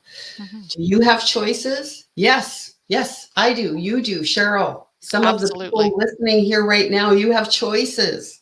But the Absolutely. victims of Hurricane Ian, they may not have these choices. And they've lost all of these things. You know, they are having to recover from the mental, physical, and emotional trauma. I mean, I just can't even imagine what they're Yeah. going through. And so, you know, is it possible for you and me to donate some of your excess items that you found in your closet? You know, is it possible for you to maybe sell some of those and donate the funds? I Right? love that. Yeah. Is it possible that you could donate your time in the community, Mhm. you know, by maybe aiding and helping to gather some of these items to redistribute them? Maybe you have extra space in your garage, an extra room, some, you know, there's so many ways in which you can use your possessions to help our fellow man, right? To Humans. unite, Yeah. you know, just to unite and really come together as a community. Ask yourself, what's possible? What's possible? 100%. And there are more ideas. As you've heard Jody say, as you've heard all the other speakers say, we're here to help. Our goal is to raise $1 million. That will be distributed into the community. You have choices. You have many choices, believe it or not, in which to Mm. serve the community of the Floridians affected. And we ask that you do choose, take that inspired action to help in whatever way you can. You can share the video links with this telethon. You Mhm. can invite 5 friends over to your house to watch some of the rest of it. Right? You could challenge 5 friends. I remember doing that in the past. I'm going to donate $100. I challenge you Mhm. to up that ante. Right? However you feel called to help, because you've been called to help or you wouldn't be watching this. Absolutely. Absolutely. I love that, Cheryl. And, you know, again, we just want to say thank you to Jody and her team and all of the other incredible speakers that are coming after us Mhm. today. It matters not, you know, what color your skin is, what social status that you have accomplished, whatever successes, you know, really and truly, at the end of the day, it's our heart that we're here to serve with. And 100%. I'm just honored to be a part of this. And we want you to choose to share as well. So thank you for 100%. Canada. Yeah, Mhm. 100%. Jody, we can't hear you, honey. You're on mute. I've done that twice. You know, there's very few people that can mute me, but Anita, Cheryl, I can say, I just want to break out in "Oh Canada" and sing, but I won't. I will keep it quiet, which I could do. But ladies, you have your heart. Mhm. Ladies and gentlemen out there with Hurricane Ian, when it's the right time for you to rebuild that sacred space, they can Absolutely. do it. Your Mhm. book will be out. For right now, give what you can. Go to GoFundMe. Mhm. Let's make an impact of epic proportions like this storm did. Anita, Cheryl, so blessed to have the feng shui girls and the feng shui pros, just pros and professionals. You really are, because you're heart-centered leaders in my life. Thanks so much for sharing. Thank you, Jody. Blessings Bye-bye to for all. now. Bye-bye Bye-bye. for now.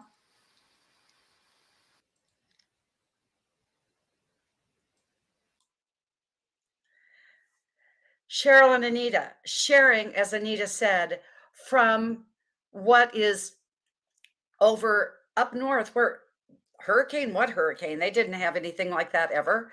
So sharing their experience and strength and their professionalism. So what I'm going to say before we go to our next commercial break, and I have the absolute honor to introduce our next speaker, I'm going to say, this is our GoFundMe total. We have had a $25 donation. We've had a $50. We've had a $5. We got a $2 donation. We got $250. We also got $2,800. You see, since we began, that's the pouring in. So I'm going to say and challenge those of you that have donated that amount, go ahead and see about your friends. See about your friends going in and get those 5 friends, as Anita and Cheryl said, get those 5 friends to up your ante. I liked this. So back to this next commercial break with Ignite Possibilities. Ignite Possibilities. It's the idea that anything is possible. In fact, anything and everything is absolutely possible. We just need to start believing in that. There's a lot of conversations going on the planet, and one of them needs to be about possibilities. We need to inspire and ignite possibilities in all of our minds once again to believe that things are possible. We can change the planet when we step into the idea that what is possible is absolutely possible, and we can go after that. We can do that. We can dream more. We can aspire for more. We can have more. We can include more. We can create more. We just have to believe it. Start doing it. Working in that direction. Having that conversation. Understanding that what's possible is truly impossible in each of us. Igniting possibilities. That's the idea. That's what we need to start talking about. Ignite possibilities in me, in you, in everyone, in humanity. When we raise ourselves up, we raise each other up. And when we start going after what's possible in our own lives, we give permission for everyone, every single person on the planet to go after what's possible for them. Ignite possibilities. Ignite a possibility in you. Ignite possibilities in someone else. And we can change the world.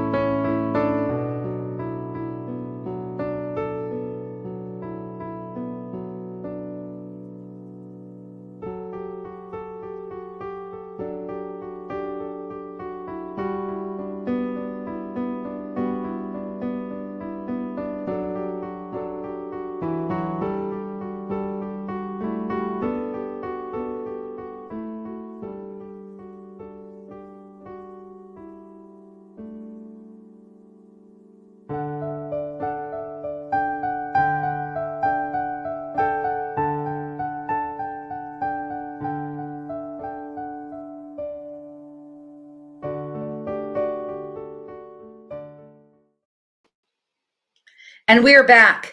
I can say Hurricane Ian, guess what? Must have been the gusts that came, as Kevin Wayne was talking about, 150-mile-an-hour winds, gusts up to 180. It must be the gusto and the energy of the gust that's about to come up here on stage to share his experience, his strength, his tenacity, and only as raw and real Christopher Rausch can do. I will say that we got another $100 donation. Way to go. And if I know Chris, which I do, he's going to have a challenge for you. Christopher Rausch is a best-selling author. He is absolutely one of those people. I just call him unplugged. It's the best way. Raw and real. Christopher Rausch is an executive coach, motivational and keynote speaker, but he just brings authenticity to everything he does. That's why he's the #1 podcaster in the professional development space of all of podcasting. Welcome to our telethon, Christopher. What's going on, Joe D? Thank you so much for having me here. It's an honor to be with you guys today. And thank you for that beautiful, beautiful introduction. I apologize, guys. I have a bit of a cold, so if I sound a little stuffy or get off, I apologize. But this is truly raw and unscripted. This is something that is near and dear to my heart, to be able to be here today with you guys, because, you know, when we get real with ourselves and we get raw with ourselves and we build communities with one another, it's pretty incredible what it is that we can do. So today is raw and unscripted. It's all from the heart. And I just really want to inspire each and every one of you, whether you're a part of the devastation that has happened, or if you're sitting here watching this and you're in the safety and the comfort of your own home. Today, I really want to impart upon everybody in the world that this is an opportunity for us to really show and demonstrate who we are as Americans, who we are as people. And I love what the previous speakers have said. You know, really, this is a time in our life right now where there's so much chaos and uncertainty going on in the world that each and every one of us really has a responsibility and an obligation to do what we can to make this world a better place for each and every one of us. And I invite you to sit there and consider for a moment, like the other previous speakers were saying, you know, like the possessions and everything else. It's pretty incredible what we can do when we realize how much stuff we have and how much gratitude we have in our life for the things that we do have. Just imagine if your home got swept away by a tornado or a hurricane, or here in Southern California, an earthquake, how different your life would be right away. And what's the one thing that you'd want the most? You'd want to know that people care. You'd want to know that everything's going to be all right. I know for me, when I have challenges, the one thing I want to hear is, Chris, everything's going to be okay. Everything's going to be okay. So I want to share a little bit about my story and just talk about resiliency and courage and what we can do together to make this world a better place, and really just donate to the Hurricane Ian victims and what's going on here, because everybody here today is doing an incredible job. And so I'm going to invite you to a little challenge here in a second, like Jody said. But for me, you know, I look at life through a particular lens, right? You know, there's a way we can look through life in a lens of love or a lens of fear. And what I want to invite you guys today to really just to kind of shift your lens to see things from a more open perspective. For me, I was homeless at the age of 13 years old. I was a 7th grade homeless dropout. And not only that, I lived in the backseat of a station wagon with 18 cats and 4 dogs with a mother with various psychological disorders. 13 years old, I was doing drugs, alcohol, was on the streets. And fortunately, I survived 2 suicide attempts to ultimately have a gun put to my head and really have to consider what I was going to do in my life. So I'm an expert on no excuses. I'm an expert on resiliency and courage. And I want to inspire you guys today to really think about your journey. Think about your journey right now. Have you survived 100% of the things that you've been through in your life? Yes. And when you look back on your life, when have you grown the most? When things were challenging or when things were easy? Of course, when things were challenging. So when you think about that, this devastating time that the Floridians are going through and the world is going through right now is an opportunity for us to sit there and shift our perspective and to see things from an opportunity to say, hey, what am I supposed to learn from this?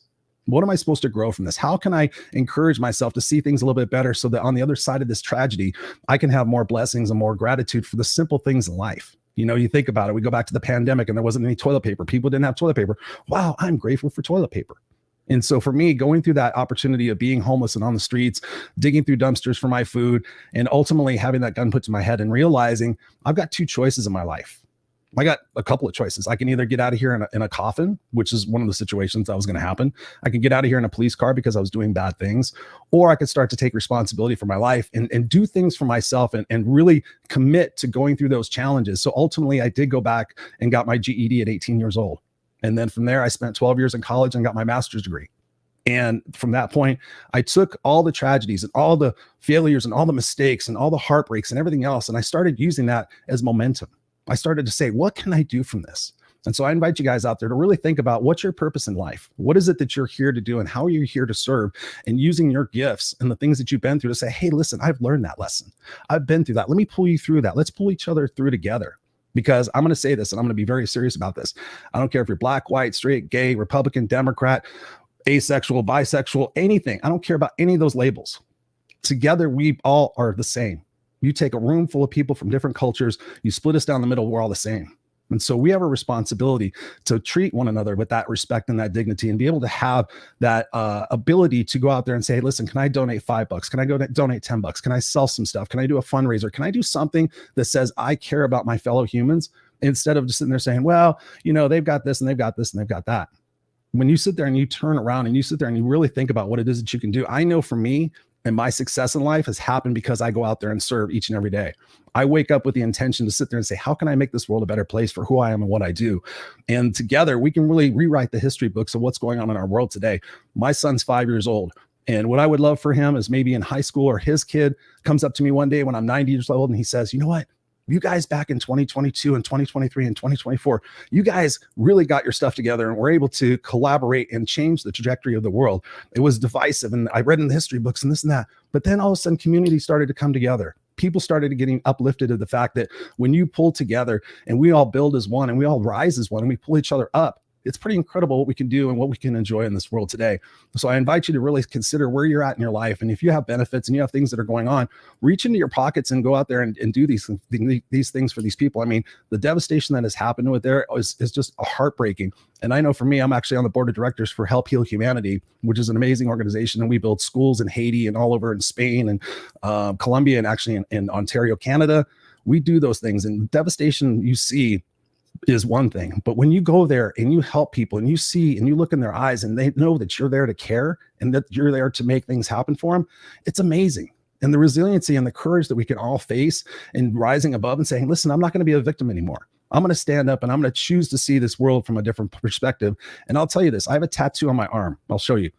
It says, what doesn't kill me only makes me stronger.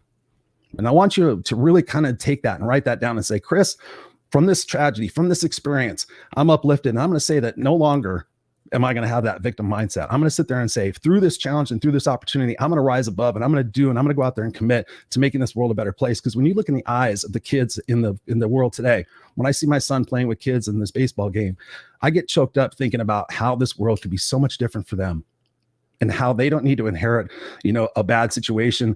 And together we can rise above and build one another up and be able to do it as what we can. Because I'm sitting here today, going through all sorts of different devastating times in my life, to sit there and be, the person I am, impacting thousands of people all over the world and continuing to do so. My goal is to change 1 million people's lives before I die. And at the end of the day, I sit there and I look at this opportunity for all of us right now to sit there and look within ourselves and say, you know what, no longer am I going to do this. And what we can do is we can band together and go out there and do things in our communities and do things for the Floridians. And for my challenge for you guys is, if you got inspired from this particular talk right now, if you donate $200, reach out to me and I will give you an hour of coaching. And that's a super deal. If you donate $200, I will coach you for an hour and I'll make sure that we work on whatever situation you have going on. And together we'll give you an action plan for what it is that you can do, because I'm the no excuses coach. I'm the unstoppable guy. There is no way that you couldn't sit with me for an hour and not be inspired to go out there and do more with your life and just shift your perspectives. And that's the gift. All my challenges and everything else have happened for me to be able to have this conversation with you guys today, to be here to share this. And the fact that we can go out there and give those people hope, we can give them prosperity, we can let them know that we care. It doesn't matter about what lines and, they live here. And no, together, let's rise up and make this world a better place, because that's our responsibility to our children. That's our responsibility to ourselves. And to be able to have that resiliency and that courage, when I think about, most people's problems, when I stand on stage, I ask people what their problems are and they go, money, money, money. And I'm like, okay, check this out. And I want to just dovetail on what the previous speaker said. And I'm like, who here can use $1 million? Oh my God. Yeah, $1 million. Everybody thinks it's like Oprah. I'm like, I'm gonna give them money. I'm like, okay, they're looking under their chairs and everything. I'm like, okay, $1 million cash, no taxes. You give me your eyesight. Everybody, I've seen thousands of people like, no. I'm like, wait a minute, you guys just said $1 million would change your life. And I'm using a condensed version of this. Okay, 500,000, $500,000 right now. Who wants it? People are raising their hand. I'm like, okay, all things being equal, you give me your legs. Give me your legs. $500,000. I got friends in wheelchairs. They're amazing. Nobody does it. I'm looking at all these people. I'm like, wait a minute. You guys were all excited thinking about money was going to change everything for you. And they're like, So here's what I invite you guys to do. When you wake up tomorrow morning and your eyes open and your feet hit the floor, you're $1.5 million ahead of the game. Whatever devastation you're going through right now is not permanent. What doesn't kill me only makes me stronger. And I get choked up about this because, together people helped me when I was homeless. And, gave me food, gave me money, gave me a place to stay, gave me opportunity. People believed in me for me to be that person that I am today. And without those people reaching out to me, I wouldn't be reaching out to you. So I implore you to do what you can in your communities for Floridians and for these amazing people on this telethon. I'm Christopher Roush, the No Excuses Coach. Do it. Do it. Thank you. But don't leave. Don't leave. Because you know what? That raw and unscripted and responsibility. Christopher, guess what just happened on Clubhouse? What happened? See, it's that one person. Somebody texted me back and said, anything raised today, he will match it up to $50,000. Dude. Who's that person? I want to personally thank him. I will let you know backstage. He wants to remain anonymous, but is that just raw and unexpected? Let's just do it. Everybody knows we've got comments going like crazy. We've got people watching on every single platform. Share this on your Facebook. Share this on from my LinkedIn platform, which is Jody Bear, my Twitter, my Jody Nylander Bear. Share it from my business standpoint, from Wellness Coach Jody. Share this link on YouTube. I will say Christopher and I are doing a raw and unscripted Tuesday. I'm going to take a nap before we do your podcast at 10 p.m. Eastern, and it's 7 p.m. Pacific. We will be talking up on none other than this, but right here, right now. And I'm going to say, Christopher, go ahead and just get those donations as you take your son to the pumpkin patch, okay? Oh, yeah. Let's do this $50,000. Much love and honor for what you do in the world. That is a great offer to get Christopher Roush for your donation. He didn't do that, but he's going to do it for you. Contact me at Health Coach Jody. You can contact Christopher. How can they get in touch with you for this offer? They can go through you or just go through noexcusescoach.com. They can check it out. They can send me a message. I'm on all socials and everything else. It would be my honor to help other people and to pay this forward. And thank you so much for having me here. Oh, thank you, thank you, thank you. And I can say, we'll see you Tuesday, and let's go get that 50 grand. Maybe in the next hour. Let's do it. Thanks. Let's go get it. I mean, if that didn't energize you, I mean, that energized me. $50,000. I want somebody to keep putting this. You're watching this. Put that in the comments wherever you're watching this. If you're watching it on Traverse TV at watch.traversetv.com, you can't make comments, but you know what you can do? You can make comments when it comes to Facebook. As I said, Jody Nylander Bear. It's right there, Jodee. Okay, absolutely amazing. You can go ahead and do that wonderful opportunity to go ahead and do that link. You can get in touch with me, drjodee.com. I will get you the link as well for Christopher. But more than anything, I want that stationary banner up here. It doesn't matter who we are at this point. It matters what we're doing together. I want that stationary banner that says GoFundMe. Let's go fund me so we can give them to them. Let's go fund this organization. Let's go get this $50,000. Let's go get this in this next hour or two, shall we? Because we will make a difference. When I got that message across my phone, if I'm looking down at y'all, that's when I know people are getting a hold of me like this. And guess what? I think of what Les Brown says in his iconic quote. It's possible to open up a whole new future for them. Know that is you that hold the keys to your future, and you hold the keys to that $50,000. You hold the keys so that you can go within yourself. Then I did this, as Cheryl and Anita said, the alignment duo, the feng shui girls, have your people up that ante and match that. See, all we have to do is believe this, and it is possible. So I will say, without a doubt, we will be getting back to one of our It's Possible speakers from the Les Brown community right after this commercial break from Business from Home. Inflation is going through the roof. Food prices, gas prices, housing prices, insurance, everything. The average family is feeling the pinch. So what can you do? Ask your boss for a 20% cost of living wage increase? That won't end well. Fall for a get-rich-quick scheme? There are people who you can rely on to show you how to make money in a home-based business. Give us a chance to walk you through how it works.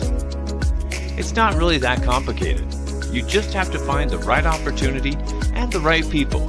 Visit www.humongous.com/TV and submit your information. Maybe we can help.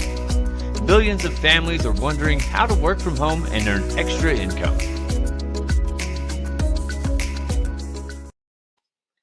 In this economy and thinking about business from home, I can personally attest that Peter Mingles of businessfromhome.net and Humongous Ads and Humongous Classifieds, what he does for small business is second to none. Peter and I have done our radio show at Building Fortunes Radio for the last 8.5 years. This will also be viewed on Flagler TV. So reach out to Peter. You'll see this information about him and, frankly, the people that have been displaced. What a better way to create, once you get on your feet, is to create a business from home. And I'll tell you, our next speaker, Kendall Myers, is doing his business with a picnic with his family. He had a prior commitment, but Kendall is just an amazing young man. I've had the pleasure to be in his inner circle with Les Brown Coaching, going on now 1.5 years. Kendall is a student. He is an amazing individual and human being. Now I think he's doing something with the Atlanta Hawks because he's industrious, he's innovative, but most importantly, he's one of those it's possible speakers that will bring it from the heart. So welcome, Kendall, to our Hurricane Ian Relief Fund.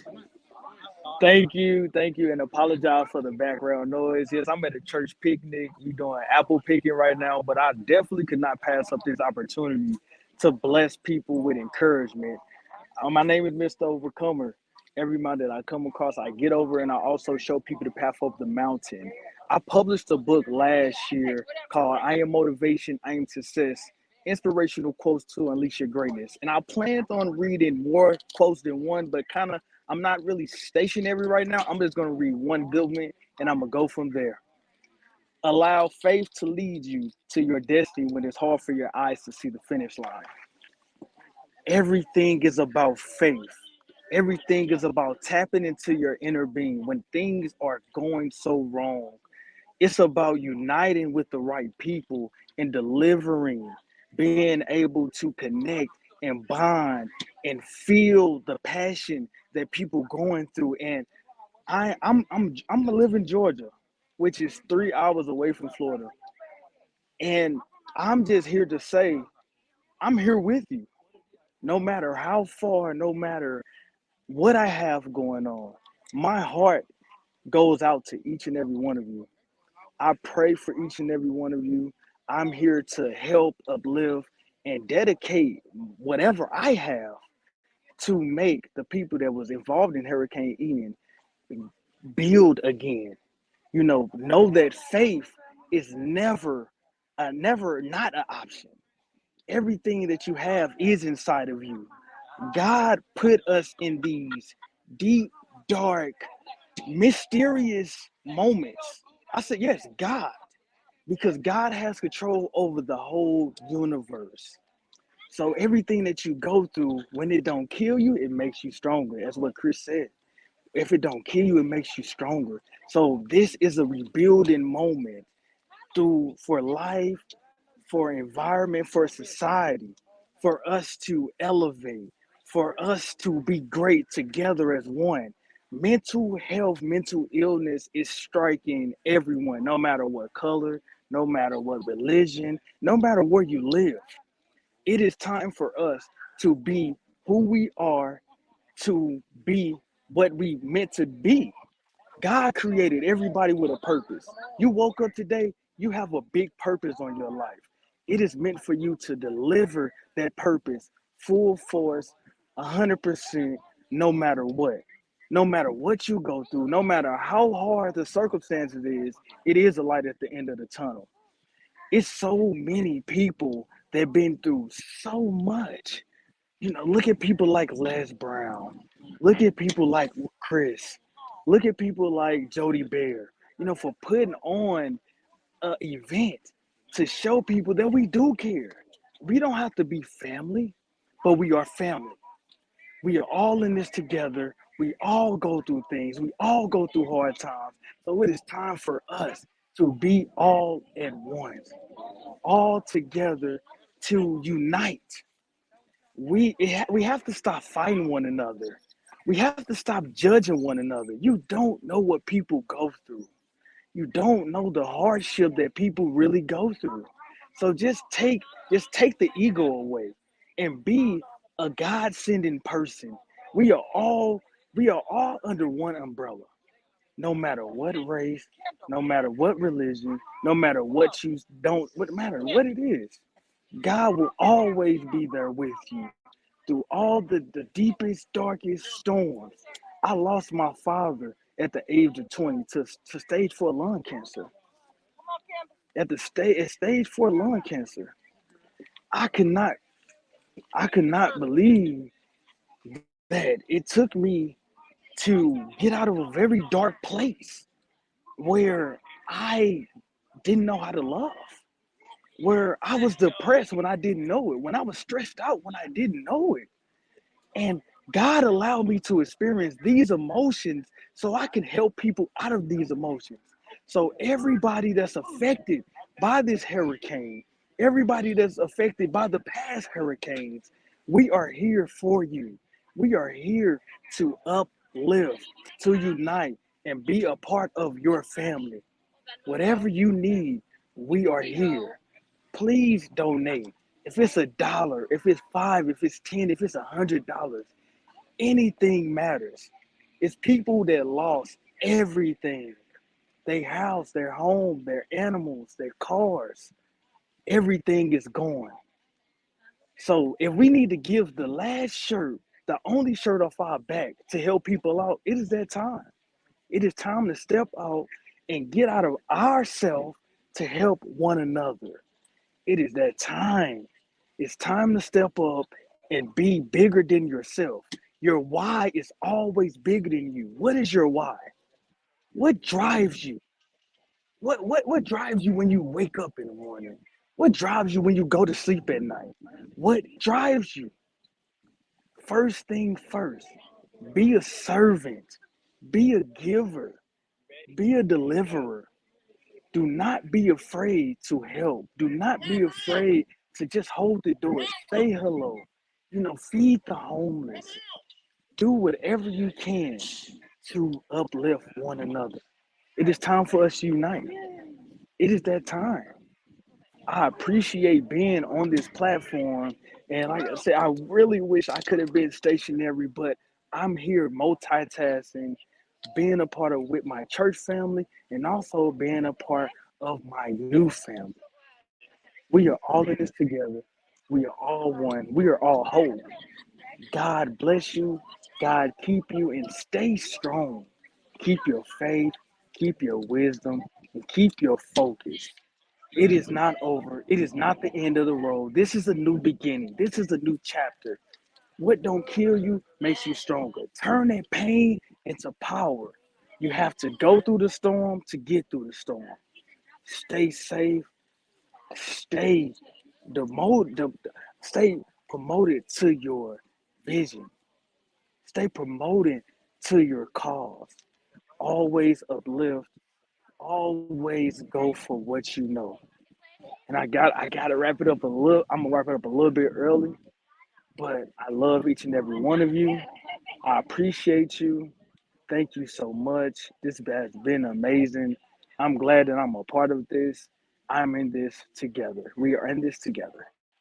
Stay safe, stay blessed. So, Kendall, we will stay safe. We will stay blessed. That was so beautiful what you said about your church family, but this is a global family. We'll be hearing this as well. And so, thank you for just going around taking a donation with those church families. So we're not raising $50,000 here in the next because we're getting matching funds. Can you do that for us? Absolutely. Absolutely. You are a blessing. You are a blessing in so many ways. Thank you for sharing your experience, your strength, and your hope in such an amazing way. And we'll check in with you soon. All right, love y'all. Stay safe.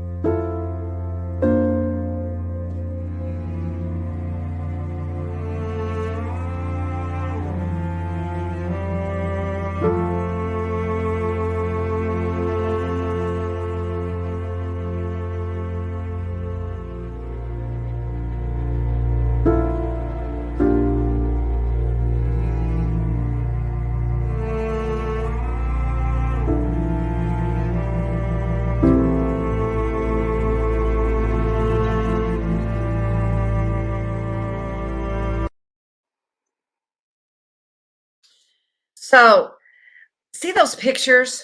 See what we're seeing here with Hurricane Ian? It is pretty amazing. It is pretty amazing to think that people called it Mother Nature. I call it something that I don't ever want to see again in my life. For real, for real. So, what we're going to be doing now, and I just want to put this out that we got this anonymous donor that said they are going to donate and match up to $50,000 during this day. We know that we've just started going ahead and getting this money. Let's go ahead and say that we've done it. Let's go ahead and say that we've matched that 50,000 here in the next 2 hours. If anyone can, we can. And frankly, I know we can. We will make a difference. Kendall, I loved your heart. You're going to be sharing and asking your church family at a picnic how to do this. And this man came into my life through Ignite Publishing. And this man went ahead and absolutely said, being a former youth minister, you could just kind of tell he was going to make a difference. When you're around Tom Cheshire, you just don't know what's going to happen. We have a mutual connection with my coach and mentor of the last 8 years, Jay Nolan. And he said, I would just like to be on the phone when you and Tom are talking and see if anybody listens. I just thought that was so adorable. And it's really true because he just is a man on the move. But it's not just his words. He is a man on the move with his vision and action. He is the man who is behind people. You see press release. You see the press release that's on the top of my Facebook page. You see the press release that's there with Business Innovators Magazine. As I said, Hurricane Ian and our spread is between Damon Johns and Barbara Corcoran of none other Shark Tank, because he's a shark. Tom Cheshire is a shark who is a shark with a heart. He is one of the reasons that we are on Traverse TV. He was the one that reached out to me. He said, do you want to do this? And I said, yes, I do. Yes, I do. Because you do things because of each other. That is what I am knowing that each of you are going to do with this link, GoFundMe.com across here. And remember, I've said it like 9,000 times. I'm going to say it 9,001. All proceeds from this are going, did I say all? I said all proceeds are going straight down personally to these Hurricane Ian victims. They're going to those most affected. We are going to seek these people out, people we know, because the government is doing things, but we know government, they take their time.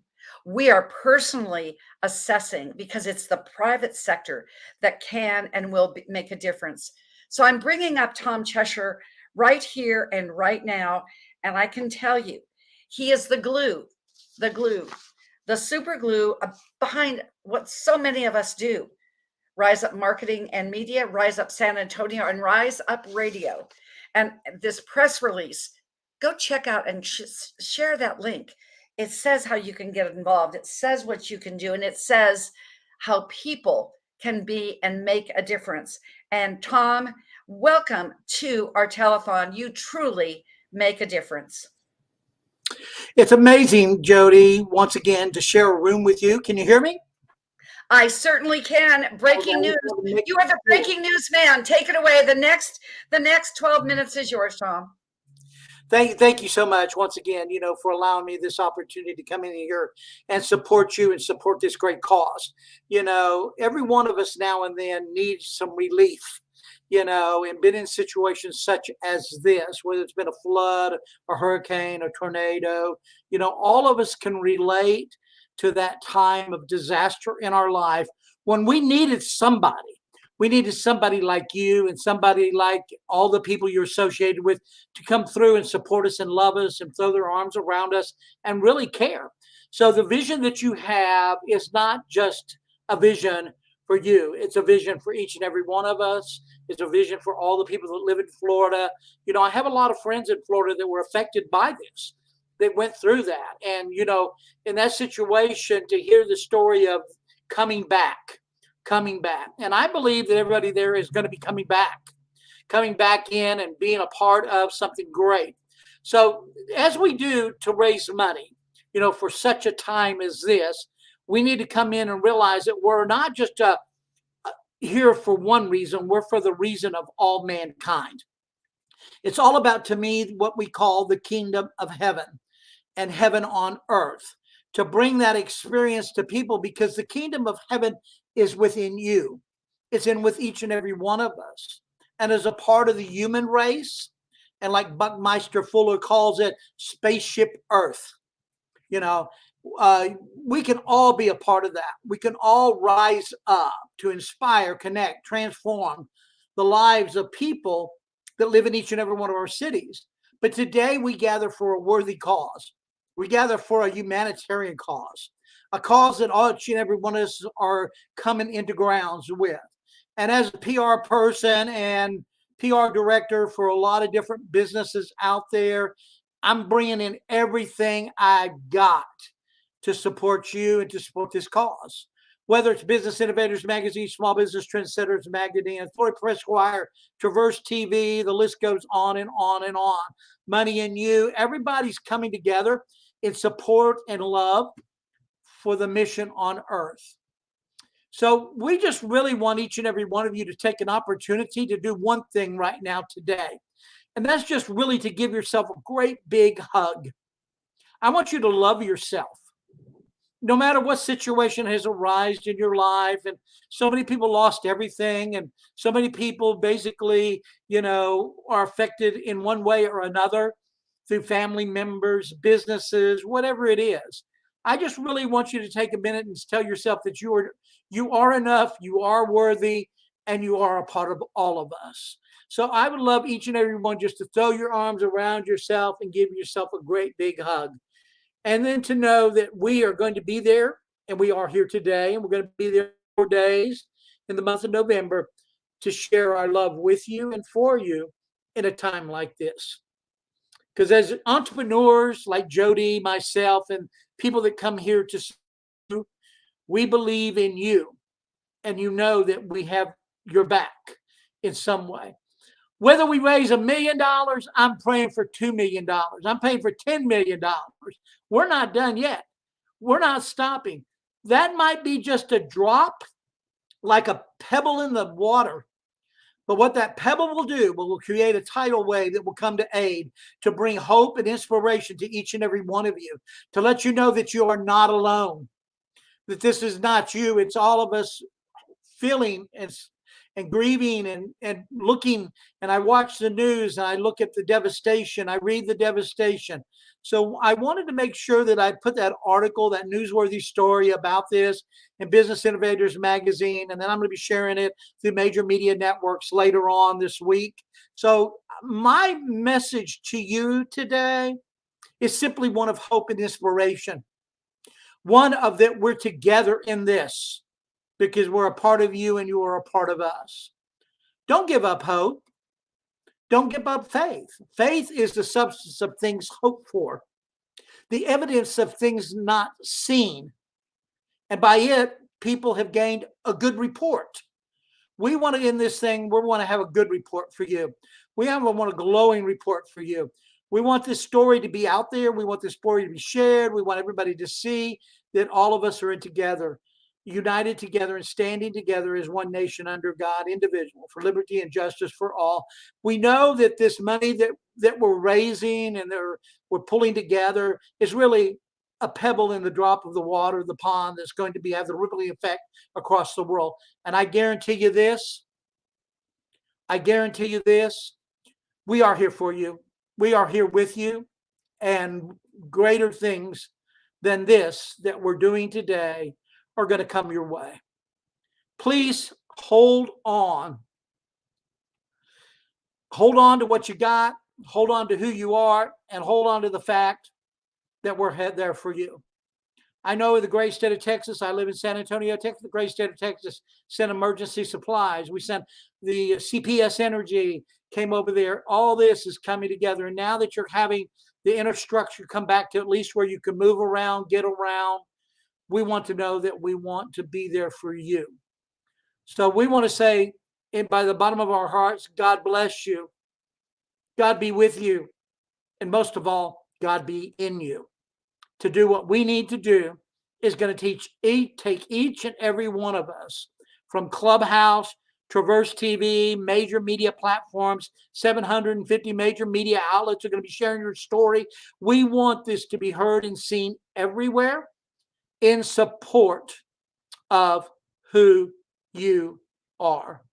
So my prayers are with you. My heart goes out to you.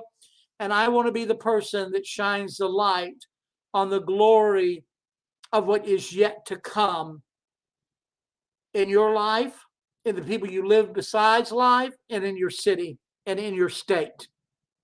So thank you for giving me this opportunity, Jody. I'd love to, if you have any questions, anything else, I'm here for you.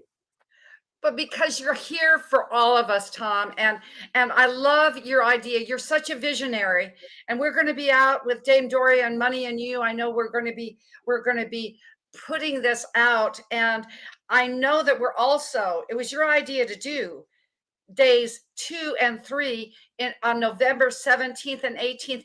Give our viewership some ideas of who they will be hearing from and who the clout is with their mission and vision and their donation capabilities as well. Yeah, I have millionaires and billionaire friends. I'm the PR for Money and You, Dame Doria Cordova, JB Owens, a whole list of people that are going to be speaking at this event. I am meeting with Byron Nelson, who is a major mentor and also an ex-baseball player, coming together. I am right now fixing this week to fly over and meet the governor of Colorado and the mayor of Denver, Colorado. I'm fixing to be, there's a fashion show, all this stuff. Now, I just really want to take this mission, at that time and that opportunity as I rub shoulders with greatness to share the need. It's one thing to show up for yourself.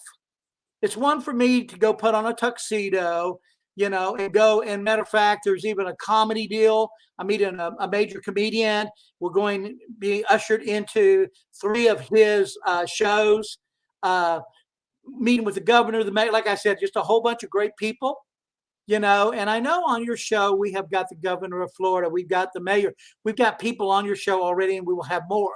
You'll hear from Dame Doria tonight. You'll hear from Camille Robb tonight, fabulous Camille Robb tonight. But also the 17th, 18th, I'm wanting to bring in more. Pastor Ben Graham of the Billy Graham Film Festival will be speaking for this event and supporting us with everything they've got. So there's other great people that are wanting to surround themselves and show their love. And so I'm really looking for adding more and more and more to those 2 days. So you just wait. We are going to have the time of our life sharing all about the goodness and the mercy of God's love in us, working through us. Because surely goodness and mercy shall follow me all of the days of my life, and I will dwell in the house of the God, the presence of God, every day. So I appreciate this time with you, but there's great things to come. There's just the possibilities are endless right now. And as I'm speaking and visiting with these people, there's people that are actually going to be at Money and You, you're going to be able to meet, that is Kingdom on Earth. And what they're doing in this world today is spectacular. So there's help on the way. Just Beautiful. Get with us to do this together for all mankind. Tom, I truly, truly love you, love what you do, love your heart. Thank you for sharing this, and we'll see you soon. I promise you, it will be a great one. And thank you for the backdrop. Leave it to you.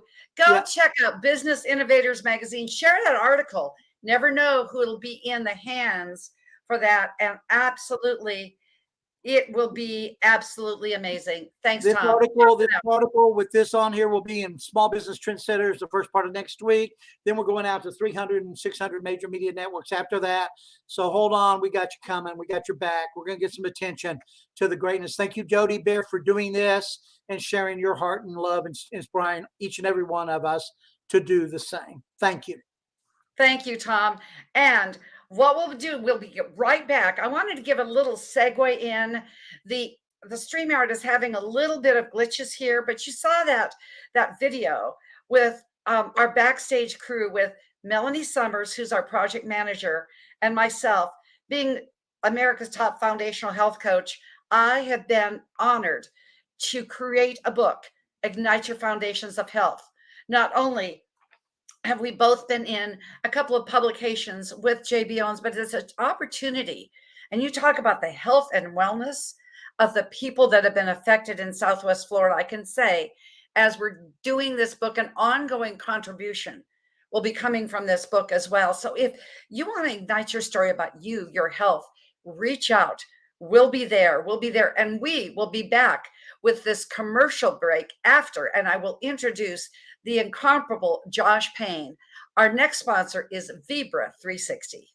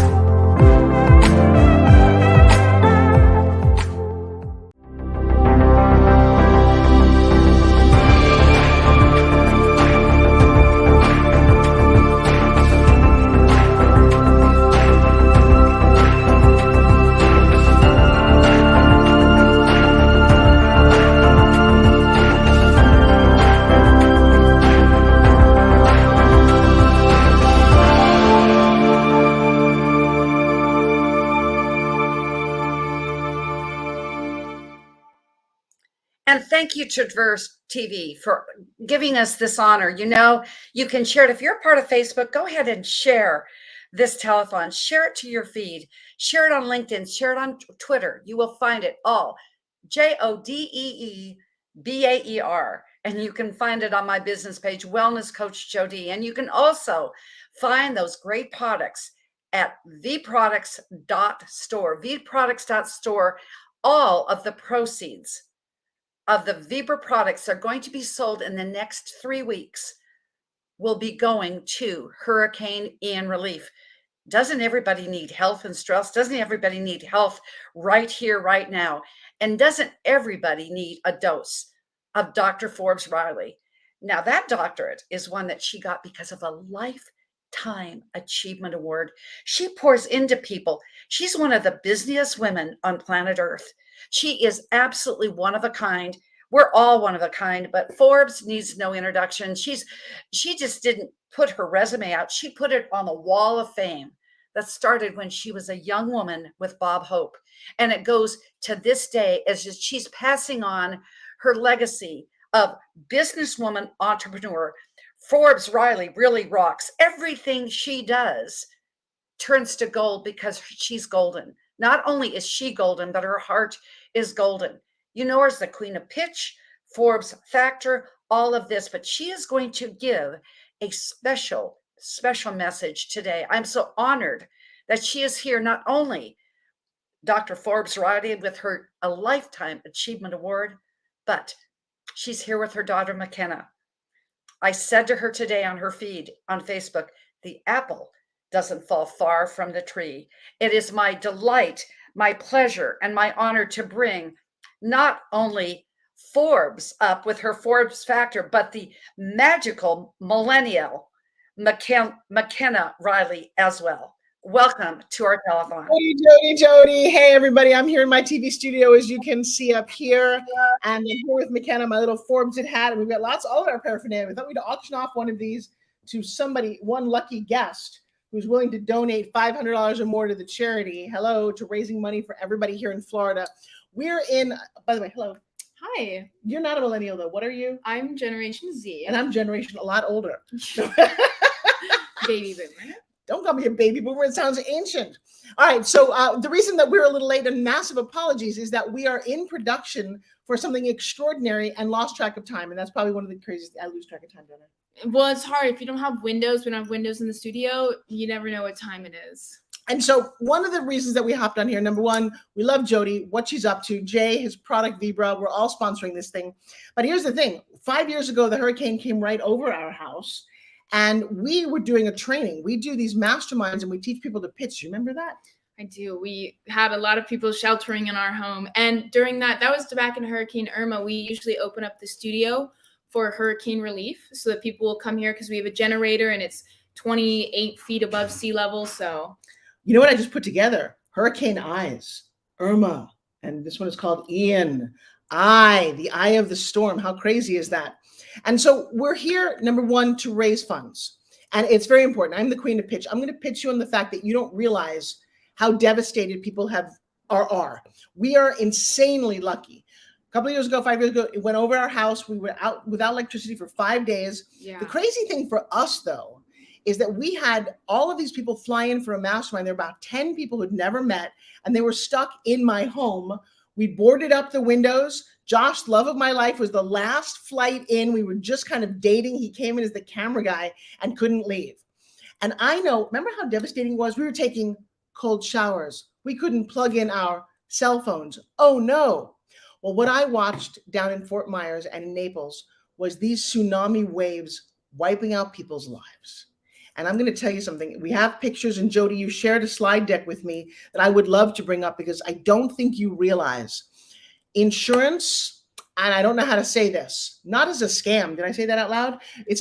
I don't know what the whole thing is about. It's really sad because insurance companies for flood insurance in Florida only cover up to about $260,000 worth of damages, where most of these homes are well over that and they can't afford to fix them. And so watching that's something that we've always been, as Florida residents in a flood zone, we live below sea level, have always been terrified about, is that if the storm comes one day and it hits us, we're done. Like, if we didn't have the resources and the money and the effort to be able to fix it, everything that we have and love would be gone. And that's what happened down in Fort Myers. And I have friends who live down there, and people, and watching them lose everything that they've ever worked for, just gone over the course of a week, and people still dealing with the flood in their house. And to the idea that they will never be able to make up for what they lost because insurance is not going to cover it. Try get in contact with an insurance agency in Florida right now.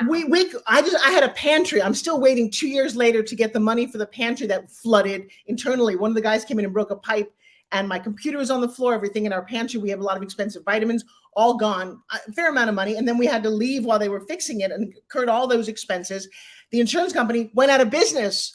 And I don't know if we're ever going to see our claim. I'm having an issue with my roof right now. I'm not sure what the rules are about all this, but I do know how devastating it was. You know, when you were little and we were living on Bayshore, a bad flood. I don't know if it was just a hurricane back then, probably 10 years ago. It was just a rainstorm. Might have just been a rainstorm. We were living on the water, and our pool was on the water. You know, that water, we had a beautiful dock. I am in the house in the second story, and I remember holding my kids. The pool water is going into my living room, destroyed the whole bottom floor. The piano is there. I'm like, and we had insurance and it covered things back then, but it wasn't that big a deal. Jody and Dan, I believe you have video or a slide presentation. I want you guys to experience. Imagine everything that you have. Your car goes floating away. I mean, it's beyond devastating. We all work to have a sense of security, work well for our families and retirement. People living on the beach. It may not be a great idea moving forward, but that's where they were when this happened. Jody, we can't hear you. Unmute, Jody. Oh, yes. We have to unmute again, don't we? So at any rate, my dear, thank you so much for what you're doing and with your busy schedule to come here, because I know your heart. And frankly, Dan, and then we'll bring you back. Can you bring up that Hurricane 2 video, Dan? We'd love to see that right now. Thank you.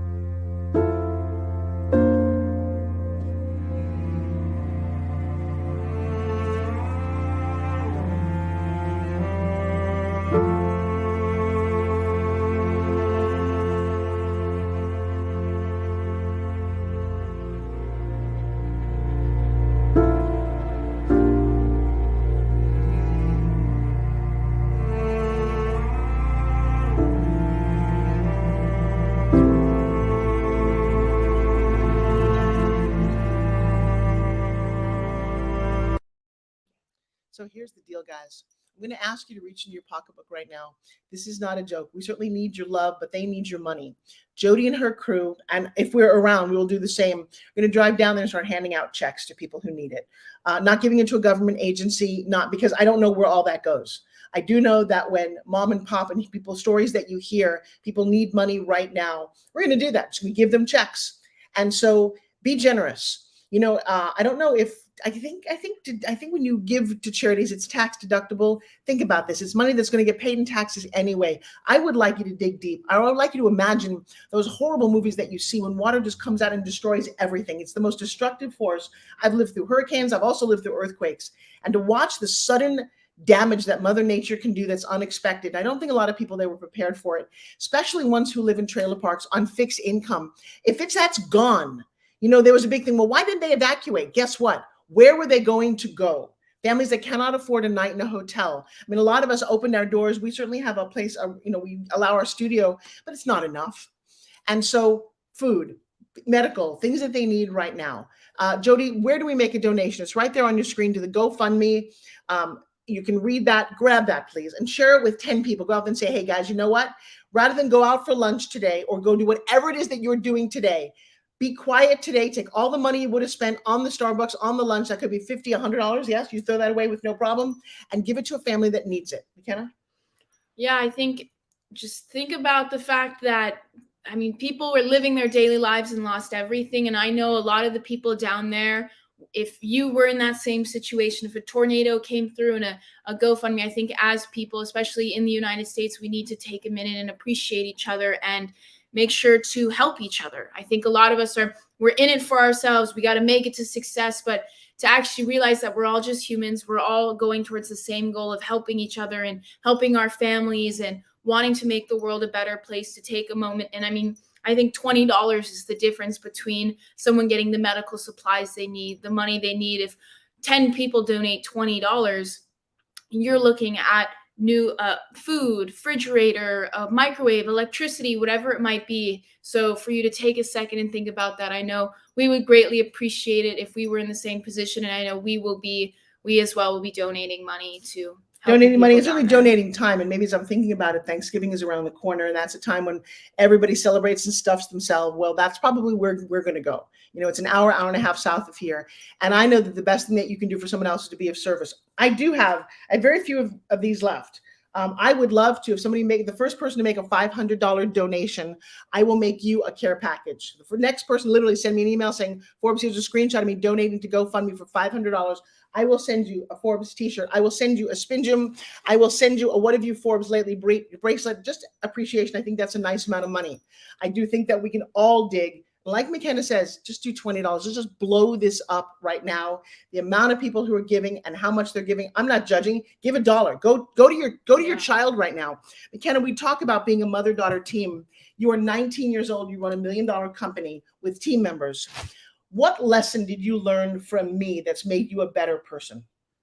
Definitely to help others and to treat others how you would want to be treated. I look at this situation and I go, that this was Hurricane Ian was supposed to hit us, and the devastation that was happened to Fort Myers was supposed to happen to us. Right here in St. Pete. They told us that we were going to get 15 feet of water, that levels A, B, and C needed to evacuate, and that there was a good chance that we would lose everything if you were in the flood zones. And with the winds, that it was going to be gone. And so the fact that it shifted was just a massive, I've never prayed and thanked so much for that. But at the same time, I realized that if what happened to Fort Myers, I would be hoping people would be generous enough to donate and to send medical or food or equipment down to help us. And so since this time we got lucky, we are doing that for them. And I hope other people in the Florida area that live in Florida or Louisiana or in other hurricane zones understand that we are all just one bad storm away from looking like Fort Myers and losing everything like the people in Fort Myers, and praying that if that were to happen to us, that the people in Fort Myers would be gracious enough to give back. So do those to that which you would want them to do back. So I really do believe this is a great cause. And what I love about what they're doing is they're not going through an organization like FEMA or the flood insurance one where they take an administration fee. I believe all the funds that go to this GoFundMe are going down to the people that need it. And that's the most important thing when it comes to charity, because a lot of the time they take big administration fees and they use it to make money. But this organization is making sure that the people down there are getting what they need and are getting the funds and what they need to rebuild and get back to their lives. Now, and I love what they just did. It's a little complicated, guys, with lots of dashes. So you might want to just take a moment. It says GoFundMe. It's a long link, doesn't matter. Here's one of the issues, though. We've only raised a small percentage of the $1 million that Jody and the team have dedicated and said, we're going to keep promoting this until we reach our goal. So I'm going to tell you that $500 right now will not only get you, you know what, I'll give you a shout out on my radio show. I sell that for $2,500.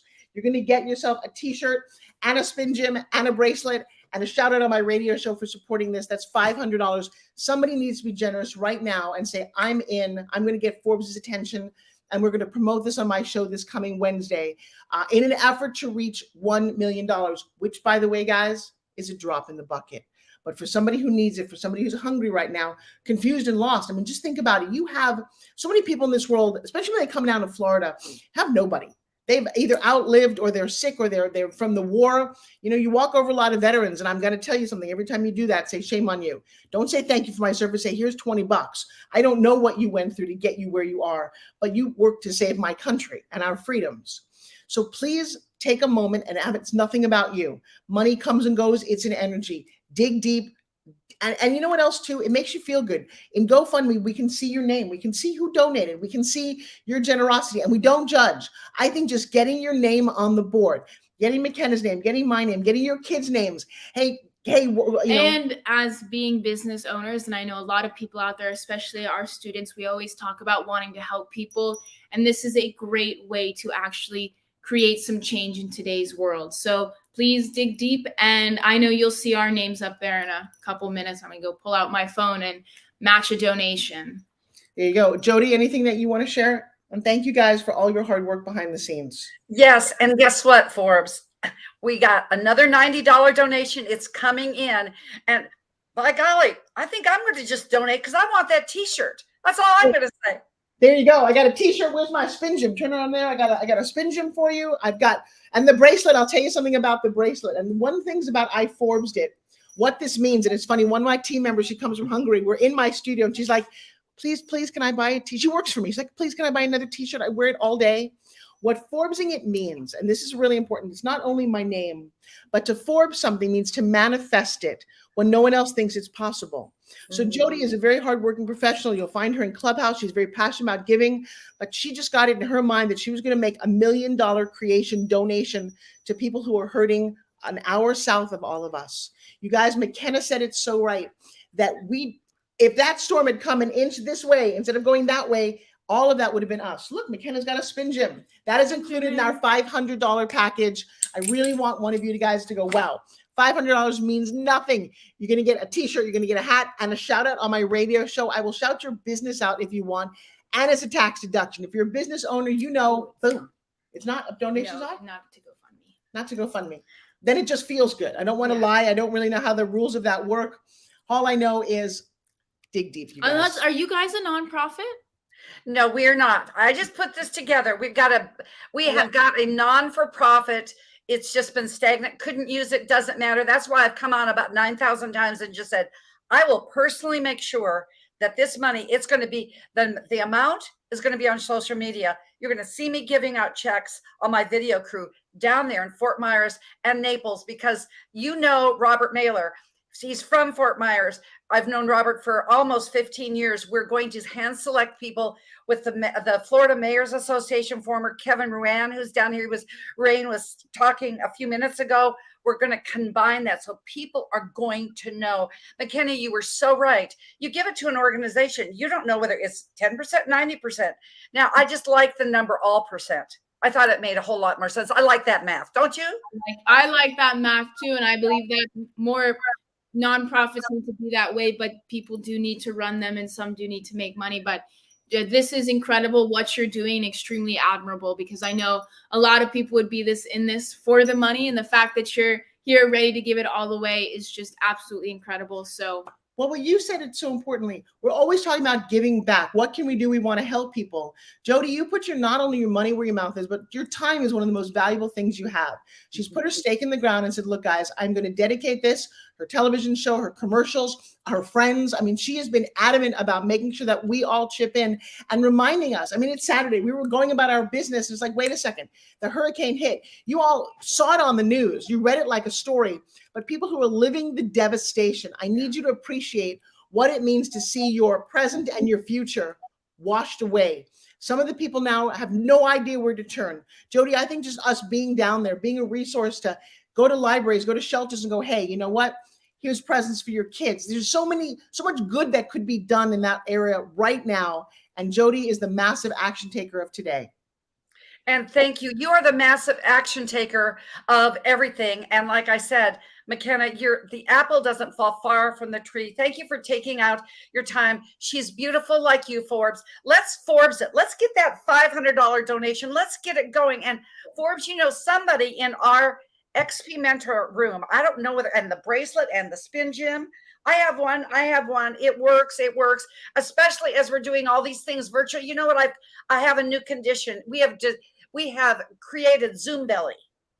So it's a new deal. So if you can do the spin gym, it prevents Zoom belly. It just does. I don't know about you, my girl, but here's my Zoom belly. Look how hard that is. That's what you want. No, really, but that's what, let me tell you something. All kidding aside, this little guy will change your life, your arms, and your attitude while you're sitting in a little box like this. Yes? Yeah, it's the best. So whether you're 19 or 62, I got the fitness product for you. Oh, and that rhymes. There you go, Queen of Pitch. And I can certainly say I got a message from our mutual colleague and my mentor and coach, Jay Nolan, said somebody anonymously came into the XP Mentor room today and said they would match anything up to $50,000. And that's what the last thing that I wanted to, I knew that was going to happen because I know that Jay and us are creating an environment of people where, again, money doesn't mean a whole lot. You created an avenue to pay it forward. You all need to go, hey, right now, today, I am paying it forward with whatever donation. Go right to this link, GoFundMe.com, with all those letters, screen captured very carefully. It's GSGND, Hurricane Ian, Telethon Aid for Florida. Grab it now and go. Screenshot it. There we go. And I will tell you, we are going to go do it. We're going to get the shirt. We're going to match the donations. And Forbes and McKenna, thank you so much for giving your generous time. You are an absolute adorable, wonderfulness. It's Gen, whatever it is, Gen Z, LMNOP. I guess we're going to start over now. It's going to be Gen A. That's what we've got to do. But McKenna, it was just such a delight meeting you a few months ago. Forbes, check your text before you go back into your studio, please. And all I'm going to say, I love you both, my ladies, you power women, from my whole heart. All right, we're going to stay now. strong with you guys all Thank day and be you. supportive. Thank you, my girl. Bye-bye. Bye-bye. Bye-bye. So there you have somebody that came out of the studio doing this, doing that. She and McKenna are talking at I guess at 6 p.m. on another summit because we're going to do. So remember, anybody who drops that donation, DM me at Health Coach Jody, DM me, and we will get that $500 Forbes it. Wouldn't just like, who wants to Forbes it? Get the bracelet, get the spin gym. And I'm telling you, that muscle with the spin gym like this will prevent, as I said, it's a new malady, as Health Coach Jody would call it, Zoom belly. So let's do this. Message it, put it out and say, I made that contribution, 500 towards our $50,000 goal. And I'm telling you, somebody who knows about finances, somebody that knows what the deal is around finances is none other than, I call him the financial fireman. I call him because he's always at the bat, and he's always up to bat because he's a former NCAA, NCAA collegiate All-American in baseball. But what he does, he has an extraordinary business. He has extraordinary expertise in finance, one that you'll be able to steer you, Hurricane Ian victims, in the proper and prosperous direction again. This is why I asked him to come up and share his experience, strength, and hope. I wanted him to share how you in our listening audience in the comments are going crazy again. I am so excited. Let's get that 50,000 in. Let's say that we banked it. Let's go ahead and get that 500 and get the difference with Forbes. Let's go ahead and get that matching. Chris Rauch gave his 1 hour of coaching for $200 donation. We got some big things happening. Or just go down and go to your ATM and get that $10. Get that $10. It's 100,000 people, as Kim Jacobs said. Doing 100,000 will get us our million. But I'm going to bring up at this time to share in an extraordinary way, as only Josh Payne could do, to introduce to some and to reacquaint with others, the financial fireman himself, the Josh Payne. Well, good afternoon, Dr. Jody, and what a pleasure it is to be here on such an important event. I've been speaking on different Zooms all day here this morning since very early out here in California, and looking forward to this and making sure I was watching my clock and telling other ones I got to be done here, I got to be done there, so I'm ready to go when it was time to go here for such an important event. You know, it really puts me in awe of you, Dr. Jody, and your incredible team that have pulled this event together. And I'm just in awe of those who've spoken before me, just absolutely pouring into the listening audience, the families that have been affected by Hurricane Ian. You know, I look at Becky and Kim Jacobs and Commissioner Ruane, who spoke, Stack, Anita and Cheryl, Christopher, Kendall. I just watched Forbes and McKenna do an amazing job. Tom Chesser right before that. You know, I mean, just I look at these speakers and how much they've poured in and the value they've brought for such an important event. And really, when I think about an event like this, in life, we're all confronted sooner or later with adversity that will inevitably shape our future in some form or another. For me, it was as an athlete going through an injury that essentially changed the direction of my future because I couldn't pursue the dream that I had since I was 5 years old as a young child. And I look at what has happened, and it's during these times of adversity that we find out what we're made of. You know, there's no easy questions. There's no easy answers, solutions, or explanations. There's only opportunity. And I think that that's really important to remember, especially for those of us who are witnessing the challenges of our brothers and sisters in Florida, is the opportunity to make a difference. Opportunity from every direction to make a decision that an event of adversity will not define us, but we will define ourselves through how we respond to it.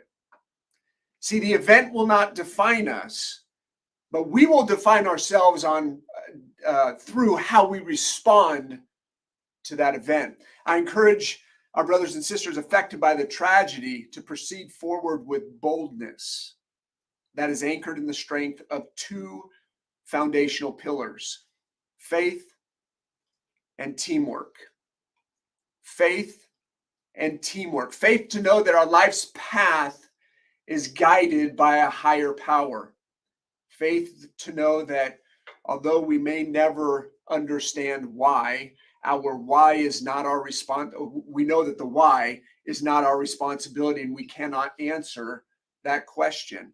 We know we need only to have the faith that tomorrow will be better than today, that tomorrow's will be better than today's.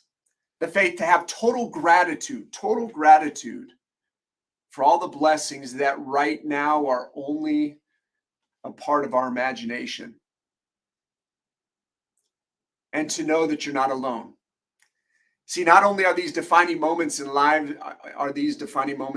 of those who have endured the adversity directly, but are also defining moments as brothers and sisters observing the devastation with the ability to reach out and lend that humanitarian hand. See, we have the opportunity to embrace this defining moment or reject it, to take action or to not take action, to stick our toe in the pool or to go over to the deep end and dive head first into the moment. And really, that's why we're here today, isn't it? To stand up and define, maybe redefine, or simply reinforce who we are and why we're put on this planet.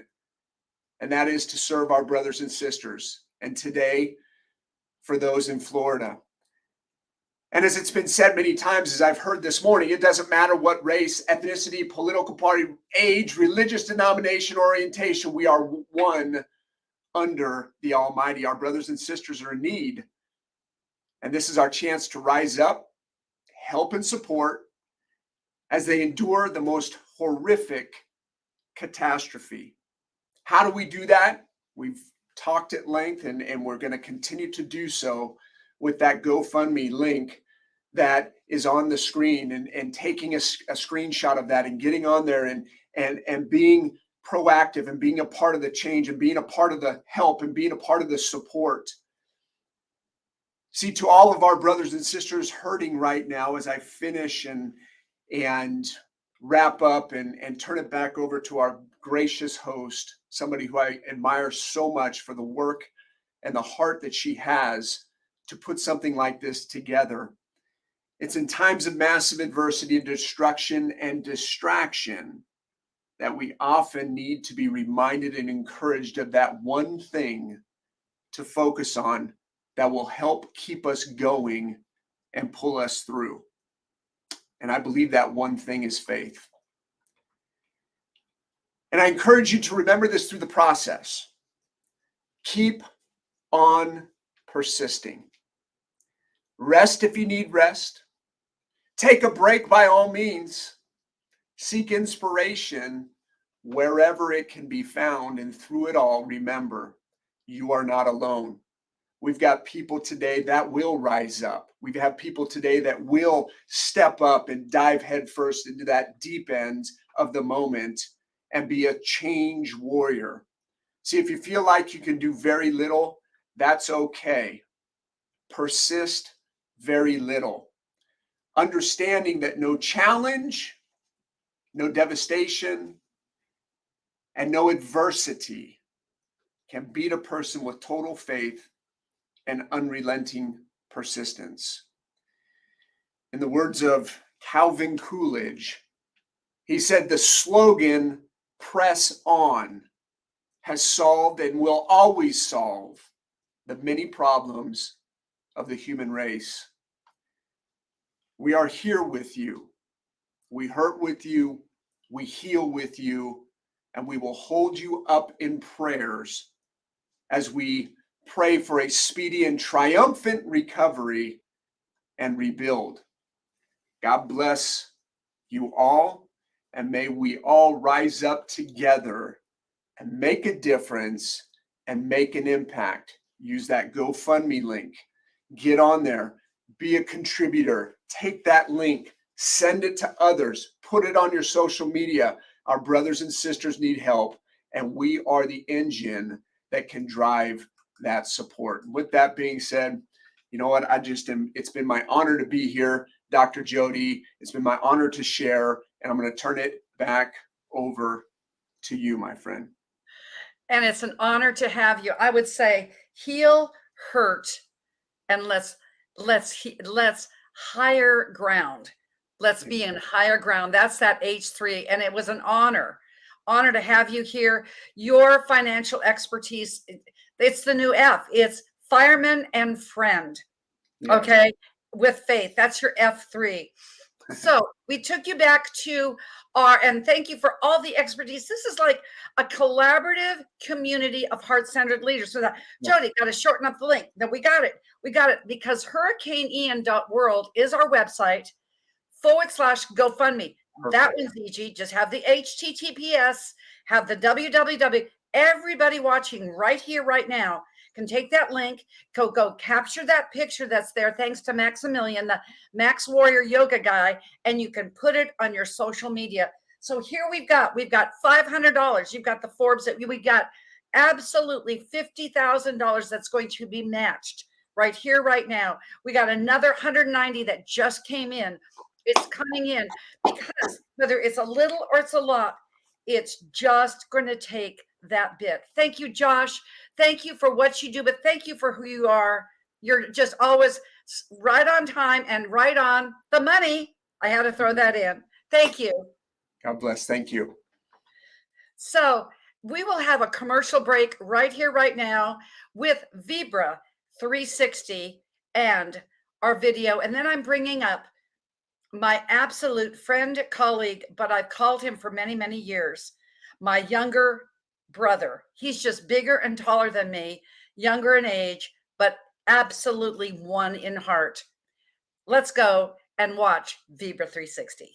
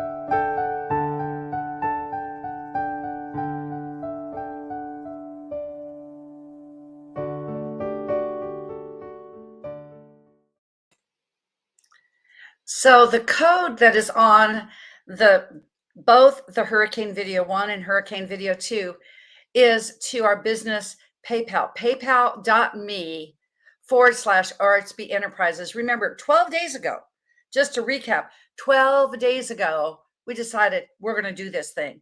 So it's a work in action. So just go ahead. And if you see that QR code, scan it, do it, and give. Scan it, do it, and give. And that's what we're doing. Vibra 360. I don't endorse, and it's not approved by many products, drjody.store. And I'm going to put this up just in a minute here because I think it's really, really important to know that these products, health and nutrition, absolutely would be amazing going ahead and giving these people health and nutrition. Why? Because in stress, nutrition goes out the window. Everybody drinks coffee. What a great way to give. Absolutely, you need with stress to detox your liver, and it just tastes great.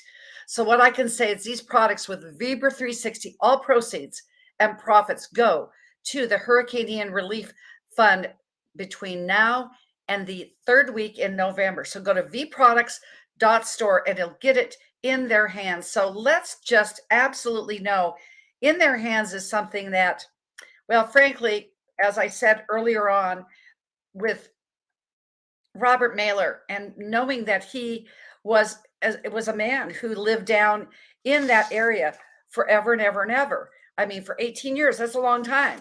And that's almost McKenna's whole life, McKenna Riley.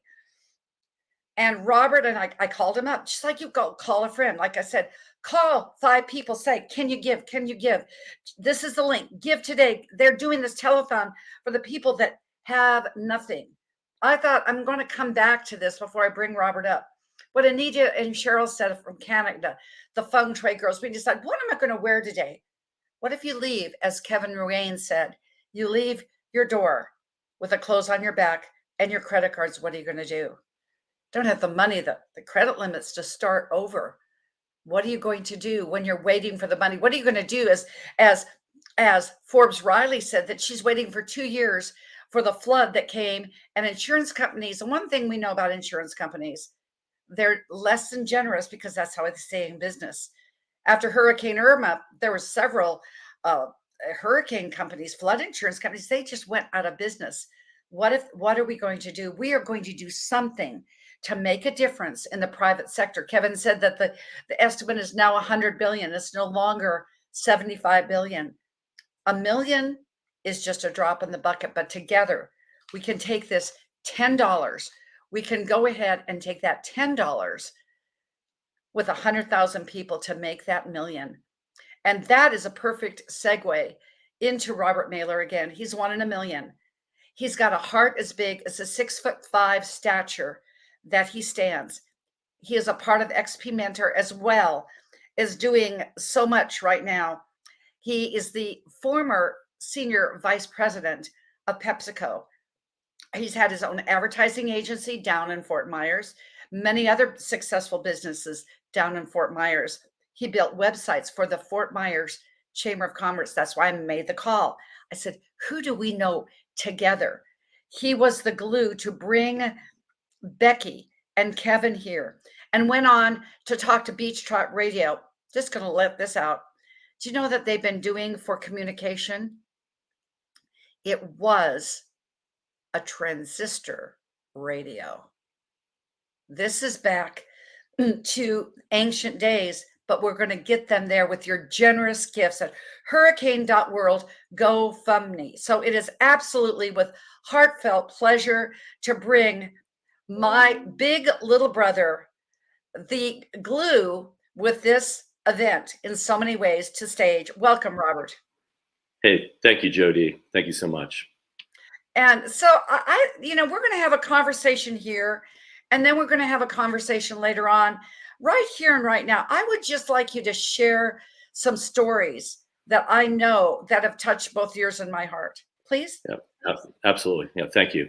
And thank you for everything that you're doing. I mean, it's been phenomenal what you've done in just the last three weeks and 3 days, pretty much only 3 weeks since deciding to do this. thank you so much to all the staff that is behind the scenes. I've been watching this for the last 3 hours, and it's seamless what's going on. And you're all volunteers, and I don't know that any of you are professionals at what you're doing, but it's kind of like what the people of Lee County, Collier County, and now I can't even remember the county, Charlotte County, those 3 counties that were really affected. It's kind of like what they're going through. You're just finding yourself in a situation you've never been in before, and you just have to find a way to make it work. Now I'm just going to shoot down here for a minute. This is not a Pepsi Cola t-shirt, although it kind of looks like it. It's actually one of my favorite places in Lee County, which is called Cabbage Key. The Hurricane Ian first hit in Cayo Costa, which is inhabited by about 3 people. One of them, my friend. Most of it's a national and natural preserve. And Cabbage Key is just next to it. Jimmy Buffett made his iconic song, Cheeseburger in Paradise, there at Cabbage Key. So there's a lot of meaning, and there's a lot of background and a lot of history to the area. I'd like to say up front that the Southwest Florida people, they are resilient, and you all need to understand how dire the situation is right now, but also understand that they are fighting with every stitch that they have to hold each other together, to band together, and to begin, well, first survive, because that's first and foremost, Maslow's hierarchy of needs. I mean, the fact that some perished, and some people I know perished. And Becky spoke with somebody who did. And my hat's off to Becky for pulling together. What I want to do is I want to try to share some stories from people who couldn't be on today because, quite honestly, they're just not in a place, and they're just not capable of being able to do that. They really have lost everything, and they're trying to figure out where to turn. So, when you look at, the GoFundMe page and the PayPal, and the fact that some anonymous donor so graciously has, offered to match up to $50,000 today, we are committed to raising that $1 million. And we're also committed, which is really awesome, to giving it directly to the people in need, not having it go through an organization. So, I'm going to be looking for, people to help me in direction. Commissioner Ruane, when we do this again on 2 days, on November 17 and 18, or there are going to be more people that are going to be able to participate from the local area, because they're going to be hopefully out of the shock situation and beginning to at least be on level ground. I moved to Jupiter, Florida, on the East Coast, almost directly across on the East Coast back in the 90s, and was there for 2 what you would consider minor hurricanes, 1s and 2s. And, that's scary enough. You don't know whether to leave. You don't know whether to stay. Protect your property. What do you do? And, unfortunately, if you decide to leave at the very end, it's too late to leave. The wind is one thing, which obviously is ferocious. What happened in Fort Myers, specifically, that hurricane was 500 miles wide. When we talk about Charlie in 2004, which destroyed the area, that the whole hurricane of Charlie could have fit into the eye of Ian. So it was massive, and it was moving almost like walking. It was moving at like 8 miles an hour. So it sat over that area for 6 to 8 hours at 150 miles an hour. So that's frightening enough. But then you add to it the storm surge, as Commissioner Ruane spoke to, of 14 feet. I heard sometimes 18 feet. That's 3 of me. That's just unbelievable. I've got a very, very good friend who lives right on the back bay behind Fort Myers Beach. So actually Fort Myers Island, Estero Island, where Fort Myers Beach is a barrier in front of her home, she and her husband. And they've had it for, I believe, 3 generations. And it's a stilt home. And I believe her living area is at least 14 feet up, at least. And she actually stayed in the home. And I remember seeing videos of their underneath in the stilt area where they had what we called the Dang Howdy Bar. So, people in Florida, they enjoy having fun. And they actually found that bar about 5 blocks away a few days later. So it is back in place. but she was upstairs in the kitchen, and she's a professional photographer, and she was up there videoing, and the waves were hitting her sliders and windows of her living room and attached to her kitchen as if she was on the ground floor. I mean, it was unbelievable. The water was starting to come in. The water was coming up the kitchen counters. And she was still there videoing. She ended up having to be air vac out. But nobody had any idea that it could possibly come like that and come so quickly. And some people are like, why did people get caught in that? There's a news station called Newsy, Newsy. And there's a gentleman who's he's been a hurricane tracker, a reporter, chaser, call him what you will, for about 18 years. And he was down immediately across on a major thoroughfare, San Carlos Boulevard, from where I lived in Siesta Isle, my very first house in Fort Myers. And he was down recording, and they had plans to move their vehicle to a 4-story parking garage and ride the night out there and the storm out, and still be able to obviously video out of the parking garage, still be able to do their job, be in safety. The water came so fast that their SUV was overtaken by these floodwaters coming in so quick, the surge.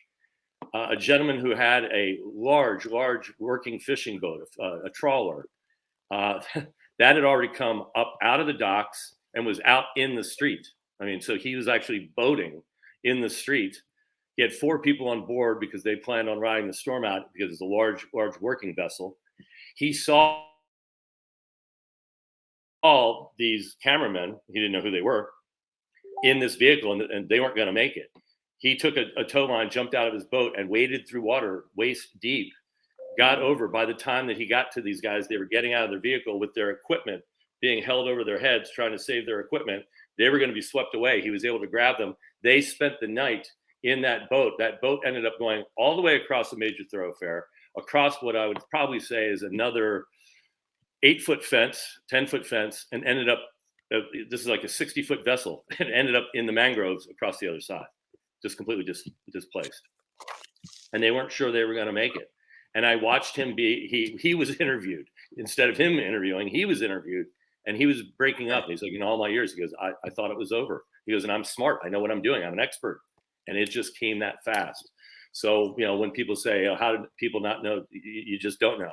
My friends in Fort Myers went to sleep that night, and the hurricane, as Forbes and her daughter was saying, that was to hit Tampa. So it was just going to brush by the Fort Myers area, but it took a hard right, headed due east, and it did what it did. So nobody knew. So that's one thing. Another thing people say is about the insurance, and people have already covered that. It was so eloquent with what was already been spoken about. First of all, you know how insurance companies are to begin with. But secondly, I mean, you can only have $250,000 in coverage, and it's extremely expensive. And many of the homes on Fort Myers Beach were built in the 40s and 50s, and they're wood structures.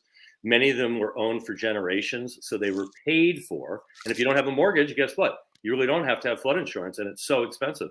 There's some people that they didn't do it. And of course, they were rolling the dice, but it's a complete loss. Even if you had the insurance, it's a complete loss. It doesn't even begin to cover what you still owe on your house if you have a mortgage, if you bought any time in the last 20 years. It doesn't begin to cover that. It doesn't cover your belongings. I mean, I have a friend who lost 5 homes. And you might say, oh, how fortunate having 5 homes. Well, she had a lot of money in the stock market. And the stock market, obviously, she earned it. She earned it. She earned it being She has run her own business for 35 years. Yep. And has been extremely successful in the mortgage industry, which has gone, woo, woo, woo, woo. I mean, you talk about riding out a storm. That's what she has done. And she decided after the stock market started to slide and interest rates got so low, she took all of her money out of the stock market and bought properties on Fort Myers Beach for rental income, which was brilliant. All 5 homes gone. Everything inside them gone. And it's not just Fort Myers Beach. It's just not Sanibel and Captiva. Okay, it's Naples. People in Naples by the water, they were extremely affected. I have a friend in Bonita Springs, which is halfway between Naples and actually a little closer to Fort Myers. Lost house, lost car, lost all her possessions, and has no place to work because her business is gone that she had a job at. Meanwhile, also the business owner that she worked for has no business. So people are devastated. I mean, they almost are, almost the Walking Dead walking around. I mean, the people that first started making their move back, and there was no way to get to Sanibel Island. There was no way. The causeways were, so they were going by boat. They were having to, the docks were thrashed. They were having to pull up on the beach. They had bicycles on their boats. They really couldn't bike because there was over a foot of silt, sand, still on all the roadways. Oh, and I just want to interject, this silt and sand, it's a whole new animal. Have you ever used Elmer's glue and let it half dry? That's what that silt and sand is like, isn't it, Robert? I guess Robert throws up. Yeah, and Becky spoke about it as did. Oh, are we back on? Yes, you're okay, good. Oh, there we are. I think we're here. Okay.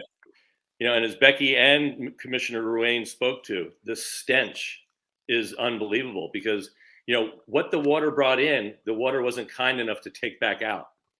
There are people that still haven't been found because they've been taken out or, and I hate to say it, they've been eaten by wildlife. There's some people that will never be found.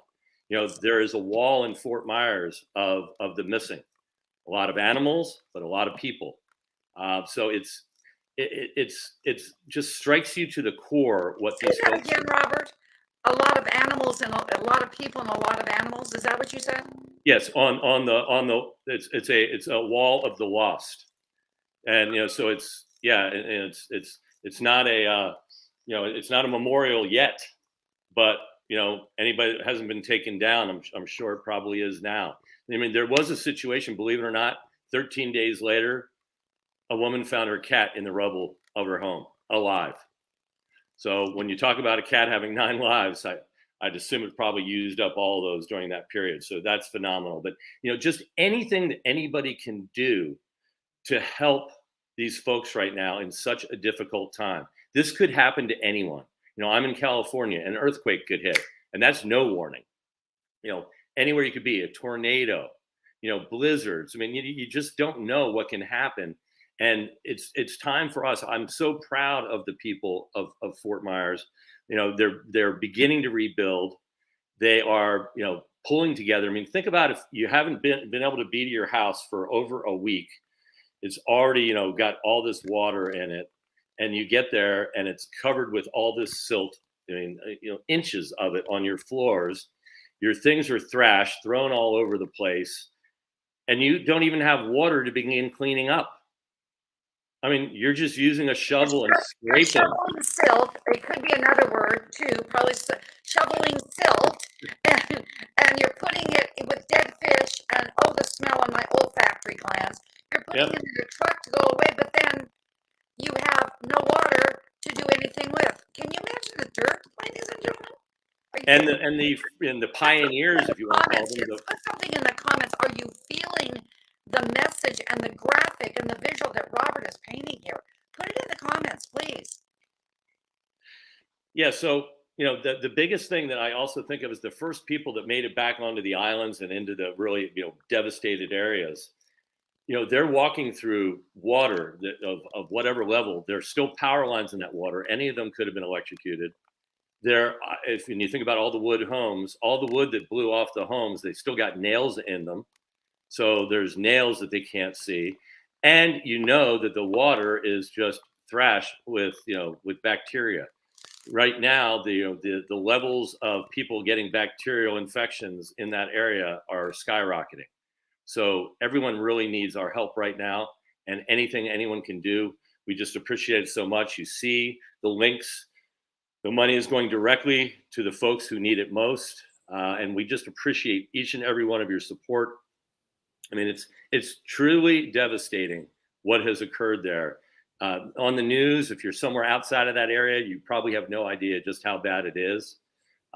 Unfortunately, I do, because I'm so close to so many people there, and my heart goes out to them. And, I'm just so proud of this effort to be able to help everyone get back at least on their feet, just get back on their feet to have subsistence at this point, not have to be standing in food lines and in water lines and in clothes lines.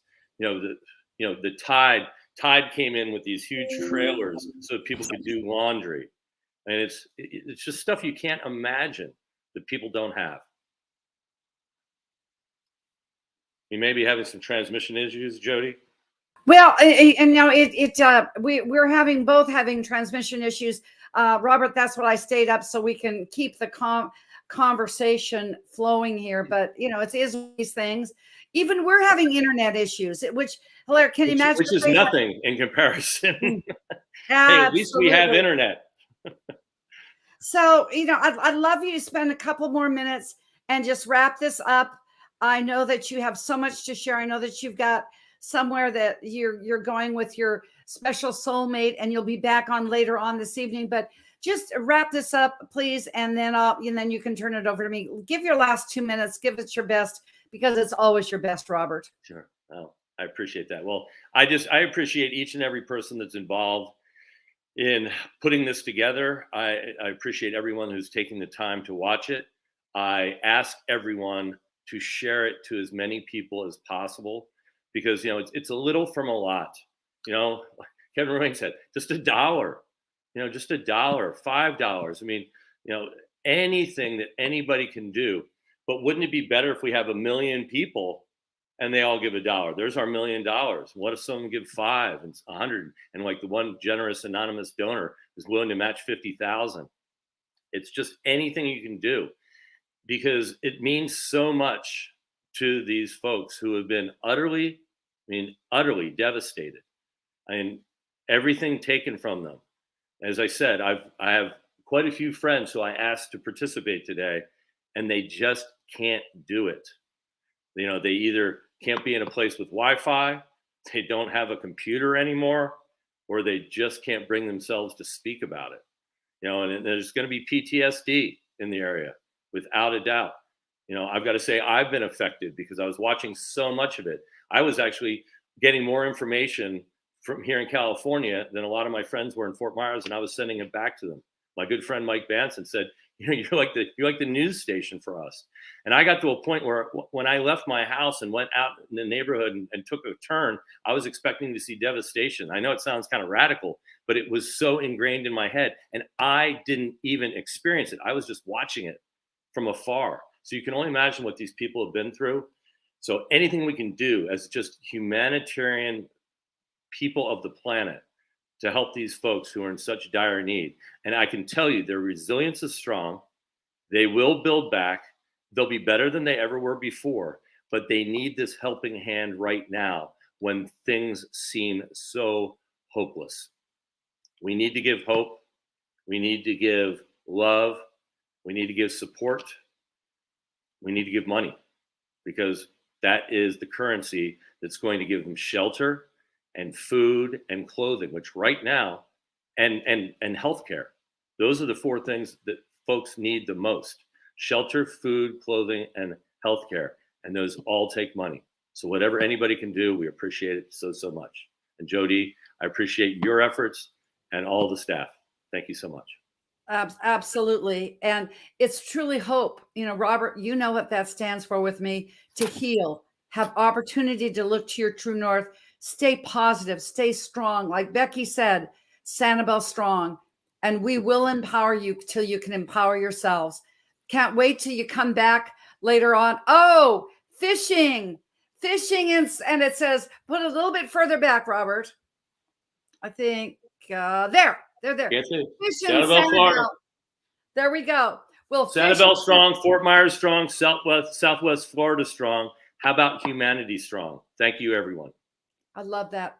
Much love, bro. Thank you so much. Thank you for everything you've done. And thank you for going out and reaching into your pockets, reach in to that place that, as Kim Jacobs started this off, 100,000, giving that 10, reach out, match that 50,000. We're going to hit that mark. I know we will.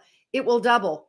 We've got Forbes with the Forbes It. We've got Christopher Rausch giving a $200 donation, something back for free. Give back. because it counts. And I tell you, our next speaker is one that gave back. I mentioned all of these storms earlier, those hurricanes. So we down in Florida, we don't call them by hurricanes. So we just say Charlie, Irma, Andrew, Ian. He was in Harvey. Corey Hughes took the same kind of passion and commitment that we're seeing here with these speakers coming together, and he did it for Harvey. And he did it in such a way, when I was going around and had people give one word that they felt that, or two words that they were going to bring to this event as we were collaborating as speakers. And he said, Damascus Road experience. He said, when you can give somebody a bottle of water who's had them for 2 days, let me tell you something. When you're down south, that's a big deal. Robert told me a story the other day. He said, there have been people that went for 2 days without food and water. You can't keep doing that as a human being. But Corey Hughes stepped up in such a way. And it's just like that 2 degrees of separation. We talked about 5 friends that you can call, say, I'm in, are you? I'm in, are you? Call a friend, call a family member, GoFundMe, hurricaneian.world/GoFundMe. Corey Hughes did exactly that for Harvey. And he did it in such a massive way that, well, frankly, guess who showed up? Oprah Winfrey. So you never know what happens when you get into yourself. He's an executive coach, speaker, philanthropist extraordinaire. And frankly, I know that he's going to pour into, with his heart, his expertise, his mind, and his soul, what it meant to him to do this for Hurricane Harvey. And we can do it here with Hurricane Ian. Thanks for coming to Florida, at least, Corey, to be a part of our event. Welcome. I can see the palm trees back in there. The next few minutes, just give us your heart, give us your soul, because guess what? That's what you do for the next 12 minutes. I can't wait to hear, Corey. Yeah, so, first of all, thank you. I hope my audio is good. I am here down in Florida. I am in Holiday, Florida right now. I came to a couple of business conferences. And so just my heart is here. And I didn't want my heart just to be here, but I wanted to be here physically as well. So it's perfect timing. But Jody, such a phenomenal event, such a phenomenal lineup of speakers. I love Robert. I don't know if he knows it, but I absolutely love Robert. I love your heart. I love what your organization is doing. And so I've made sure to share this out to all of my people. And you're absolutely correct. When Hurricane Harvey hit a few years ago, it was devastation. It was so many people that were homeless, so many people that didn't have food, they didn't have shelter. Unfortunately, it was a lot of people that had loved ones that lost their lives. And we wanted to do something about it. The same heart, the same passion, the same compassion that you have, we had it back then. And we gathered a bunch of people together. And we went down with 18 wheelers full of food, full of supplies, full of hope, full of love for those people that were devastated. Because oftentimes I think the reality is that some people become desensitized because of what we see on social media. You may see it on social media, you may see it on the television, but the reality is it is a completely different experience when you go down and you see it for yourself. When you smell the smells, you actually hear the cries of the children. When you see the devastation, it makes you want to get up, get out, and do something. And that's exactly what we did. And so whenever you talk to me about this, I knew it was something that I had to do. And oftentimes I think that the compassion that we have, the heart that we have to be a blessing to people, it comes from our own life experience, And, interesting enough, Dr. Jody, you asked me what 2 words would I bring to this. And one of the things that I wanted to bring was that Damascus Road experience. And of course, I know that everybody may not read this particular book, but there's a story.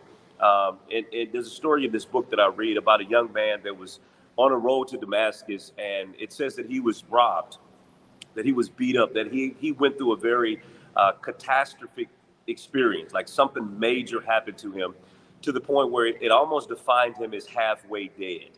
Right. And listen, this may not, you may not get what I'm saying here, but when you've gone through a catastrophe, when you've gone through a hurricane or tornado in your personal life, right, sometimes you feel half alive / half dead. And I can only imagine, can you imagine with me just for a moment, one day you're looking at your children and you're playing with your kids in the backyard and you're on the internet and having a good time.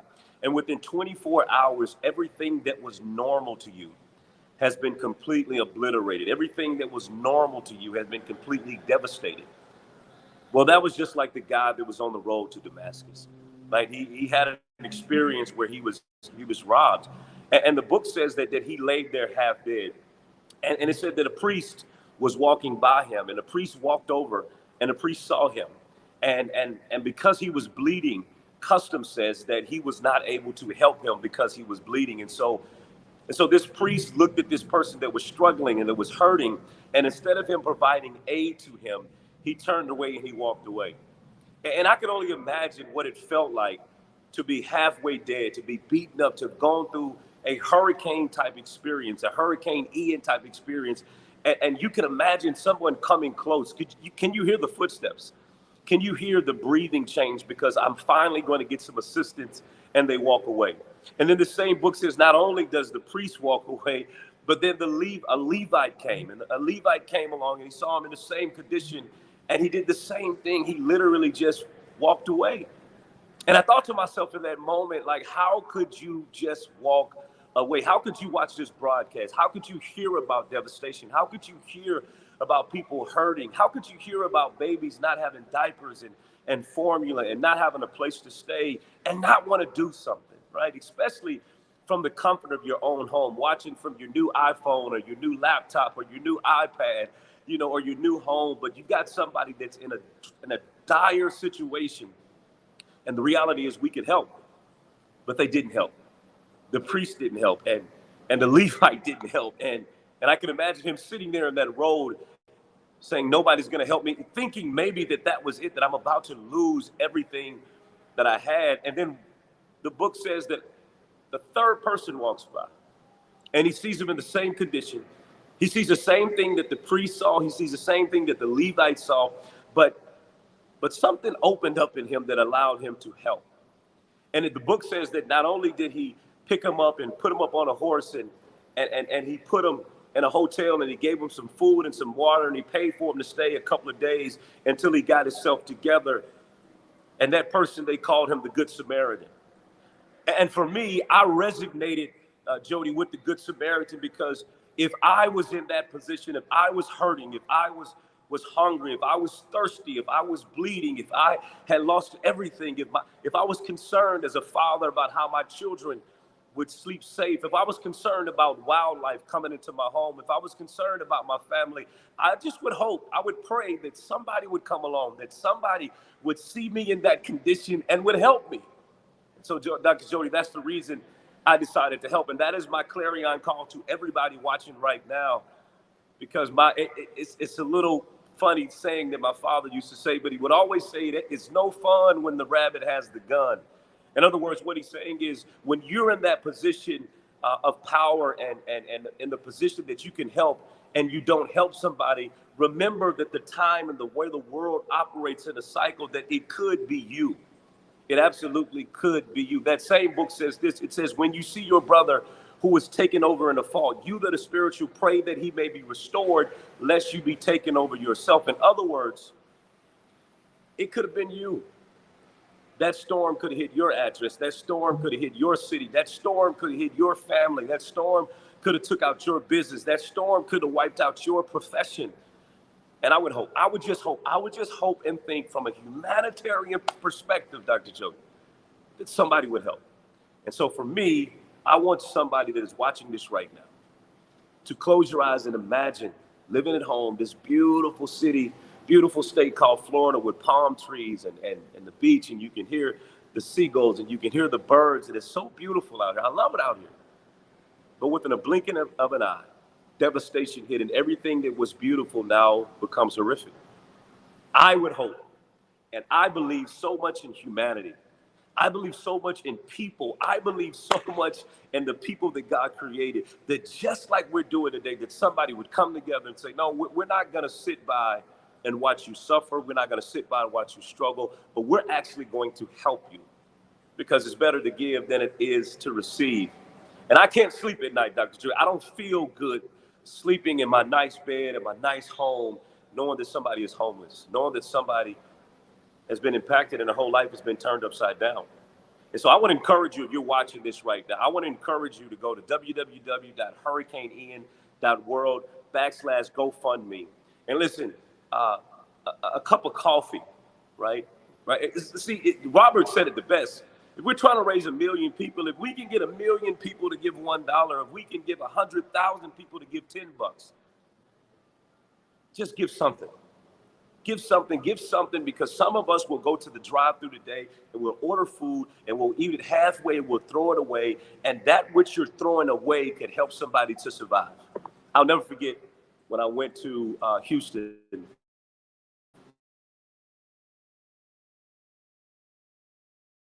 And I walked in and the young lady there didn't have any food.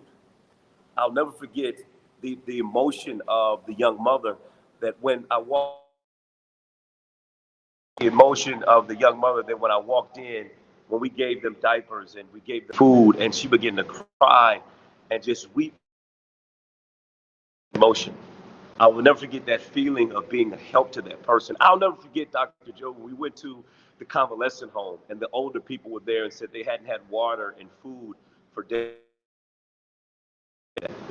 And so I want you to imagine having that emotion and having that feeling. I want you to imagine that. And I want you to imagine the joy that comes along your life when you're just about to give up hope, when you're just about to give up on life and somebody comes along and they bless you. And so I want to encourage you to just give, just sow, just give, just be a blessing to somebody, because they need it. They need it. We need it as a people. And hopefully I've encouraged you and inspired you to be great, to go out and be great and to do some great things. I hope my audio was good, Dr. Jody. I know it was kind of going in and out a little bit. Excuse me, your audio was going in and out of a bit because it's your passion, it's your frequency, it's your emotion. Corey, I would just like you to leave everyone with one last action tip, please.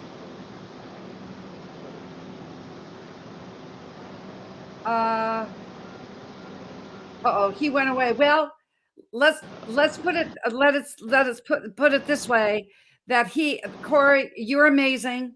Thank you so much for sharing what you shared.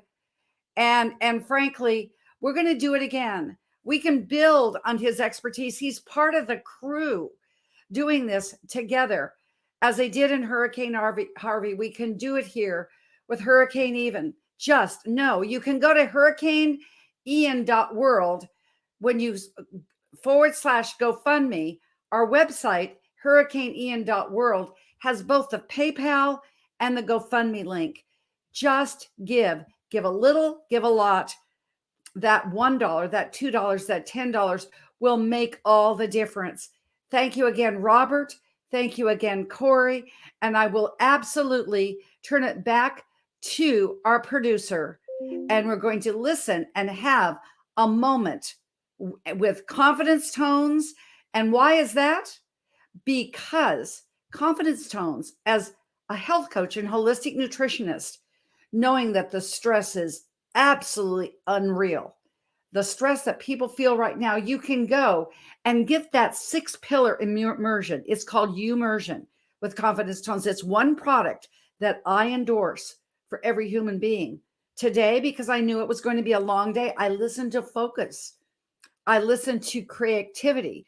Probably after we decompress, I should listen to anxiety just to get through it, because we are all frequency levels. That's what confidence tones are and is. You can go to my website, drjody.com. It is under the health tab.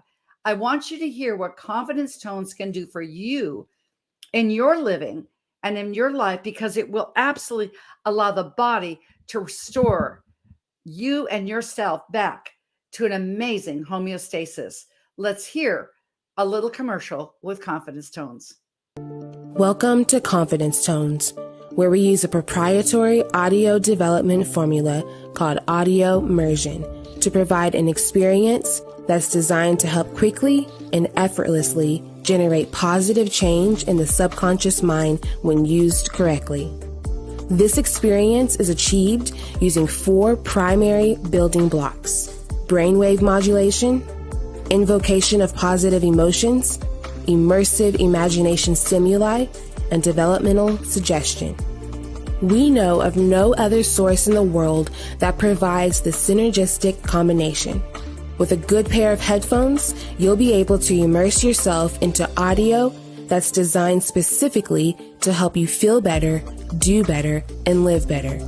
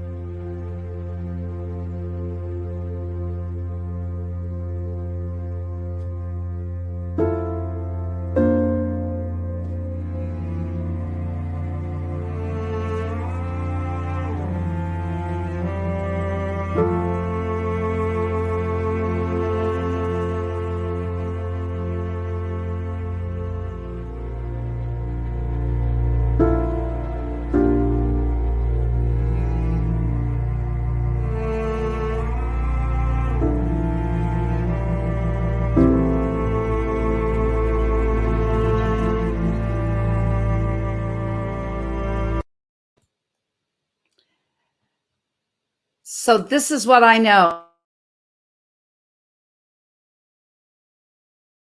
Sometimes StreamYard likes us, sometimes it doesn't. But guess what? We all like the money we're raising, the difference we're making, and we'll have a grand total where we are at. Remember that $50,000 goal. Remember that 200s in free coaching from the #1 podcaster and executive coach, the Forbes it t-shirt, and the combine for a $500 donation. Just remember these things out there, and just remember it's a little from a lot. That's how we're going to achieve our goal. And this is what our next lovely speaker, I will say, Vanessa Sarancino. Her company is Beautiful. It's about you. She ministers to women. She ministers to their souls. She's a spiritual coach, is what I would call her. And she is absolutely a heart-centered person that, once again, it's that audio clubhouse. It is that movement. As we're going across the pond a little bit later in the hour over to the UK, we're going over to New Zealand. We were up in Canada. We're going to Egypt, y'all. We're going to Egypt. Why? Because together we need each other. This is a global movement. We act local to go global, and we're acting global to go local. So it was with great pleasure on this audio app called Clubhouse that we were able to go big in to meet people like Vanessa so we can come in together. Vanessa, welcome to our Hurricane Ian Telethon fundraiser. The next 10 minutes is yours, my dear. Just pull me up when you want to start our dialogue. I can't wait. Okay, Dr. Jody, thank you so very much for having me. It's an honor and a privilege to be here. I'm so honored to actually be able to share a message of light, hope, and love. And that is kind of what I do and what I'm best at. And the reason this meant so much to me, I'm streaming live from a small town in northern New Jersey. And I wanted to stress enough that, you know, even though this didn't happen in my backyard, I know it well. A hurricane in 1984 ravaged my town, my home, and filled our first floor with 5 feet of water. We were rescued via boat. This is something that hits very close to home. And it happened again in 2005 and 16, I believe, 3 times. So this is something I know well. And when I see the pictures, it actually, my heart bleeds. And I just wanted to say and spread a message of love. We hear you. We see you. We are here for you. We are praying for you, for all of the people. I know the destruction. I know what it causes. I can feel it deep within the depths of my soul. And, there is no one better than me that knows hitting rock bottom and losing it all. And I am here. And that's my message of hope, that God will restore you and bring you back 1,000-fold of what you lost. And this was meant to make you better and will give you what you need. And, Jody, like, this is just something that just falls heavy on my heart. And I'm just so honored to be here. Well, I'm going to come back up and join you. Okay. Okay. Okay. Vanessa, so you wanted to have a little interaction, and so beautiful woman that you are, let's do it. So, this is more than, $5-10. Our children are watching. My mission in life is to make the world a more beautiful place to be. It's the price of a couple cups of coffee, and our children need this. This is the world they live in, and we are responsible for showing them the way and leading them to take care of our brothers and sisters and show compassion and empathy. And I implore you to help them. I know how deeply people are affected. And when I was a child and I went through this, everybody came together, and it was the warm smiles, the help, the cups of coffee, putting us up in their houses. It makes a difference. It's something that lasts them a lifetime. They need to see the heart and soul of what we were made of, and to show them not to walk by and get involved and be a light of happiness and hope for other people. It is a strong message, and we need to send it. And we are. We're doing this now, and I'm sure that we're going to have a total. I just asked Maximilian to give us a total next time, how many other donations that we're having. How, you look like you were born in 1984. How old were you when this happened, my dear? I was 13. Okay, so you are still a baby, but I mean, that is something that you just really get a whole new version of humanity. I know when I went through Hurricane Charlie, then as I was moving, Vanessa, because 2004 is when we had those 4 hurricanes. We had Bonnie, Charlie, Francis, and Ivan. Okay. Right. It was a big, hairy deal that year. And so I'd gone through Charlie because there was such a real estate boom like we've seen recently. Went ahead and sold my townhome for quite a profit. Said, I'm going back to Atlanta. Enough of this. Well, the day that I was to get my other belongings on my U-Haul, I was the last of the plane that landed with Hurricane Francis. And it was like, you're around in this airport. I said, did Armageddon happen? Right. Well, I evacuated in my U-Haul. And so I'm going, enough of this. Got into 2 days later, I got into my townhome in Atlanta, didn't get the bed put together, slept on the couch, and a tree from Hurricane Francis hit my bedroom.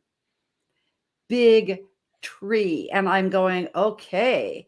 And, when things like happen like this, and mine was small pickings as to what we have with Ian and what you talked about when you were 13, you remember.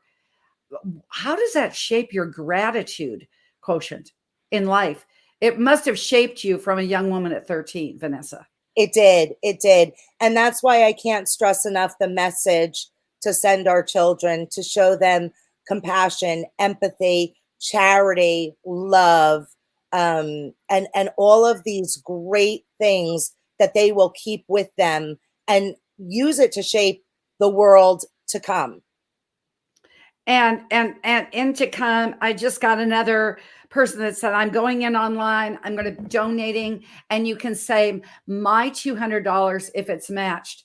Let's go start matching these Absolutely. absolute. We just got $2,800 that just came in to PayPal. See, it's starting to pour in. This is the beginning of a movement.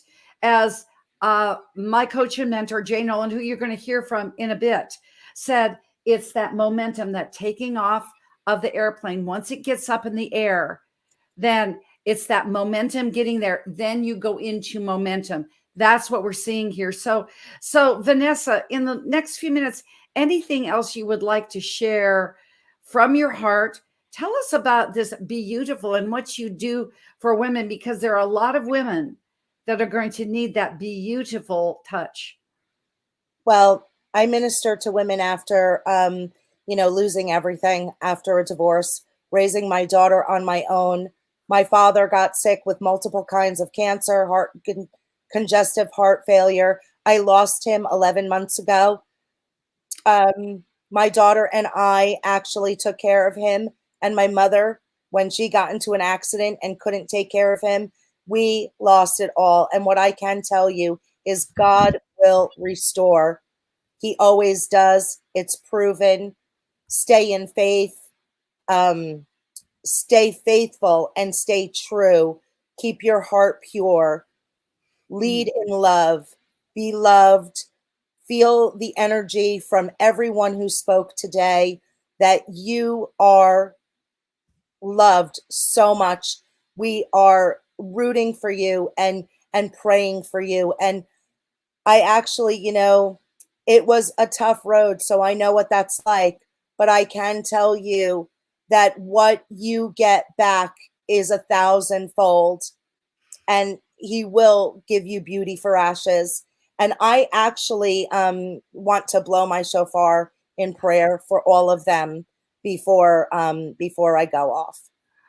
That would be lovely. That would be lovely, because see, there are no coincidences. I was making a note, as many people go to their churches or a synagogue this week, ask for donations. That's what the Girl Scouts do with selling Girl Scout cookies.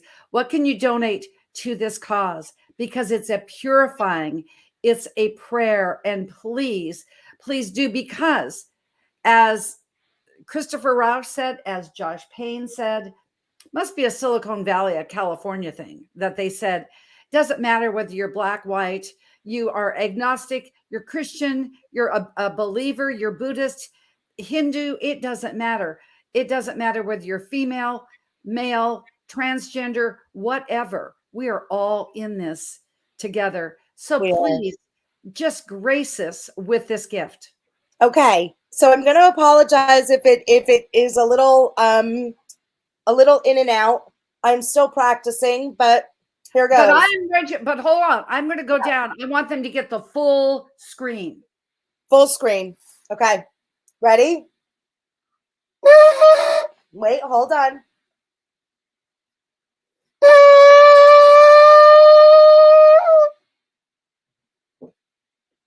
So I just wanted to pour in blessings to all the victims. We're here for you. We're praying for you. We wish you well, and to stay strong. You're resilient, and you can do this. Many blessings.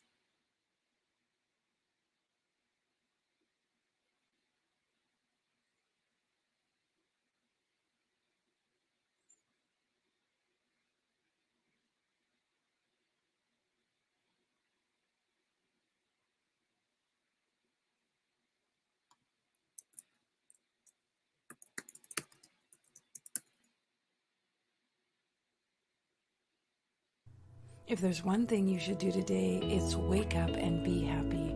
Before you get out of bed, before you open your eyes, before you reach for your phone, check an email, look at a text, or do anything else, you ask yourself inside your mind, what's going to make me happy today? And you wait for the answer. You lie there, not moving, not thinking about what you have to do or what you should do, but instead think first, what's going to make me happy today? and then wait for the answer, because let me tell you, your body will share exactly what it is that will make you happy that day. Little things can make you happy. Being with your family, spending time with a friend, cooking, baking, doing a craft or a hobby. There is definitely something your body wants to do that will make you happy. Exercising, playing, enjoying the company of others, reading, writing, journaling, working on your next book, meditating, exercising, stretching, having a bath, taking care of yourself, looking after your body. There are so many things that you can do right now today that will make you happy, and all you have to do is ask. Ask yourself, what will make me happy today?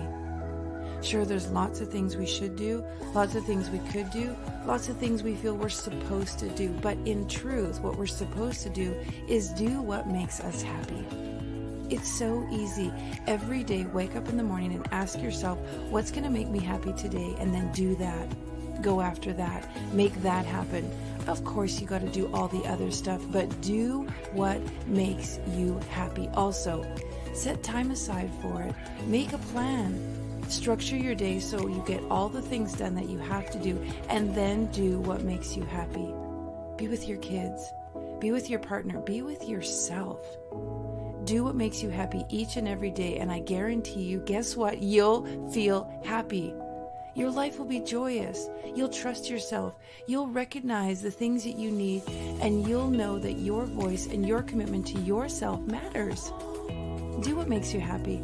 That's what it's all about.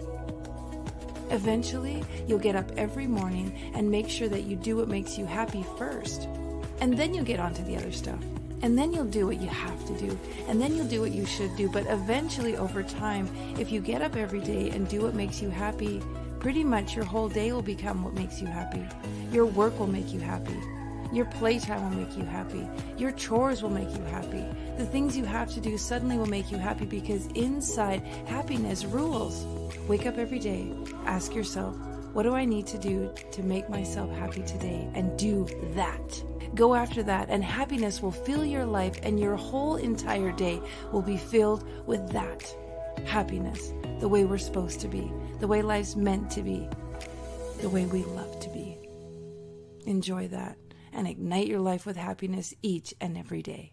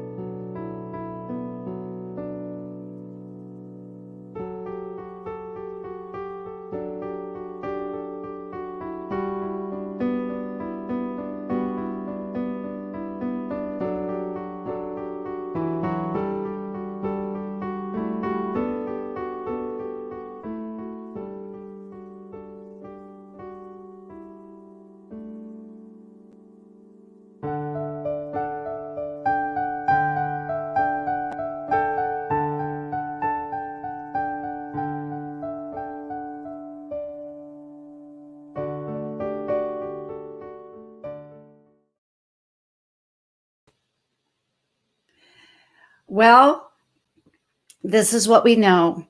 We know that there's a spiritual video.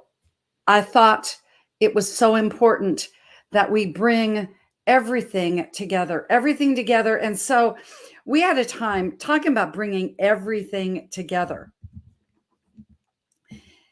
Last week, as many of you know, if you read the scriptures, Old and New Testament, it talks about the Feast of Tabernacles. Well, we went and had a set apart time. I've done this now in my personal spiritual walk and my spiritual pillars for the last 3 years.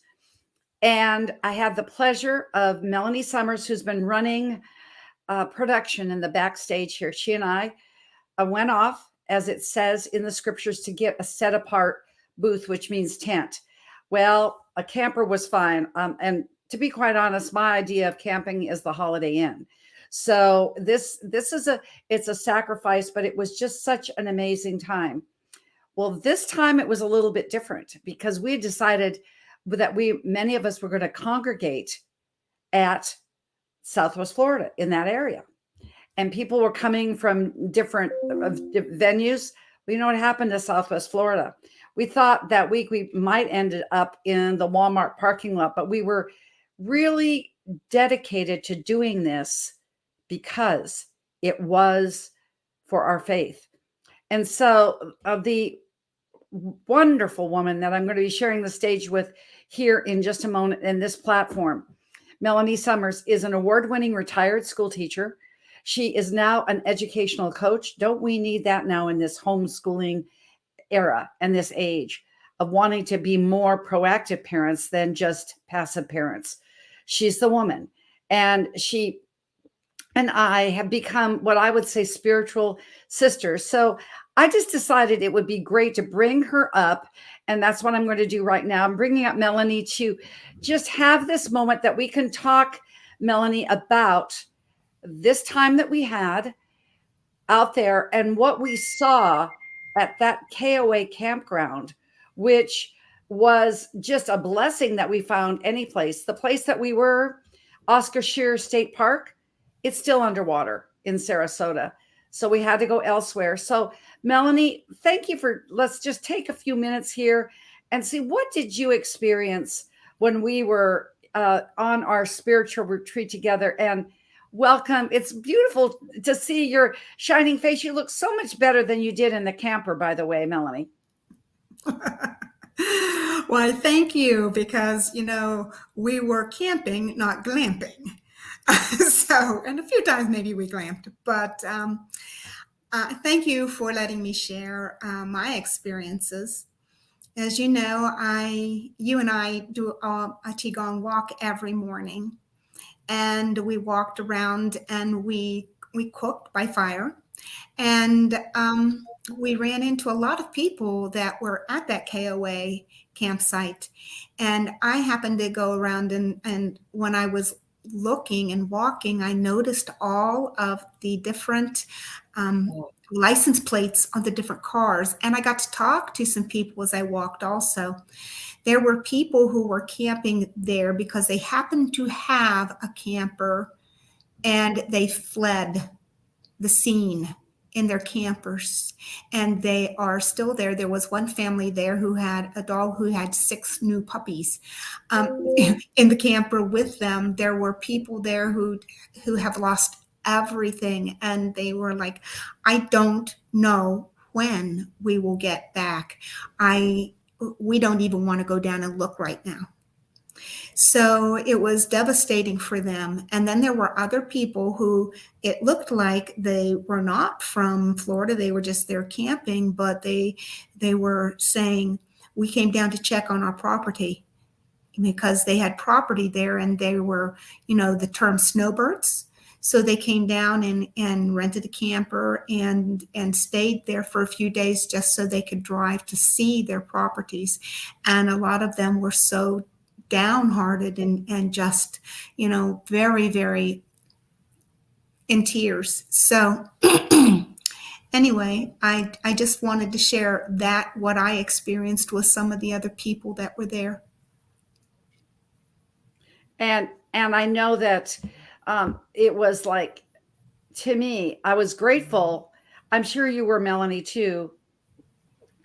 I was grateful that I went ahead and came back to my house after 8 days, 8 days of camping. My house looked like Buckingham Palace. I want people to get the visual of what it would be like for a year or two. I had a cousin. I had a cousin that went ahead and I'm not sure what the noise is. I think it's a StreamYard deal. It'll be all good. But as far as I know, that's me. Sorry, it's my phone blowing up. Oh, okay, okay. So maybe at this point, as I'm talking, you could put it on do not disturb, because you've been doing a lot back there, and I want to thank you for what you're doing as well. You really are. You've got such a servant's heart, Melanie, and it's just beautiful. So as we're just kind of giving this time and thinking about it, not only we thought I was thinking about another situation. We thought, because we were just north of Clearwater Beach, we thought we were going to the beach that day. What did we find? Oh, there was no beach. Yeah. It was probably 6 to 8 feet from the water to the shoreline. That was a little hill that took you up to the parking lot, and it was not sand; it was mud, and the water was muddy. And a lot of the grass that you see, the seagrass that was there, it was like swirled around your ankles. That's as far as you could get in, is up to your ankles, because it was just really not a good place to be. No. And it was nasty. It was. And, we had towels, and we sat down on towels, and the mud soaked through our towels and into our swimsuits. And we didn't get to spend a whole lot of time there, because it was not really a nice place. But I thought while I was there, oh my goodness, if this is the good area to be in that was not devastated, my goodness, what could it be like? And then I see the pictures. That one reel we've been playing where the devastation one, and right at the beginning, there's these palm trees that you see just the tops of. And if you look into the building in the back, it's ready to go into the second story. Yes, the second story. And as you said, Melanie, it's like, for me, you see them standing straight up, the buildings and a house, probably a 3,000, 4,000 square foot home. It just looks like one of those Monopoly houses just going in the water. We've heard story after story. I know that we're making a point, ladies and gentlemen. When I was on my walk, because you were out in Phoenix, so your time zone and your time zone clock for the day was a little bit later than mine, obviously. And when you hear just one person saying, we don't know when, and I'm thinking, and I have 8 days.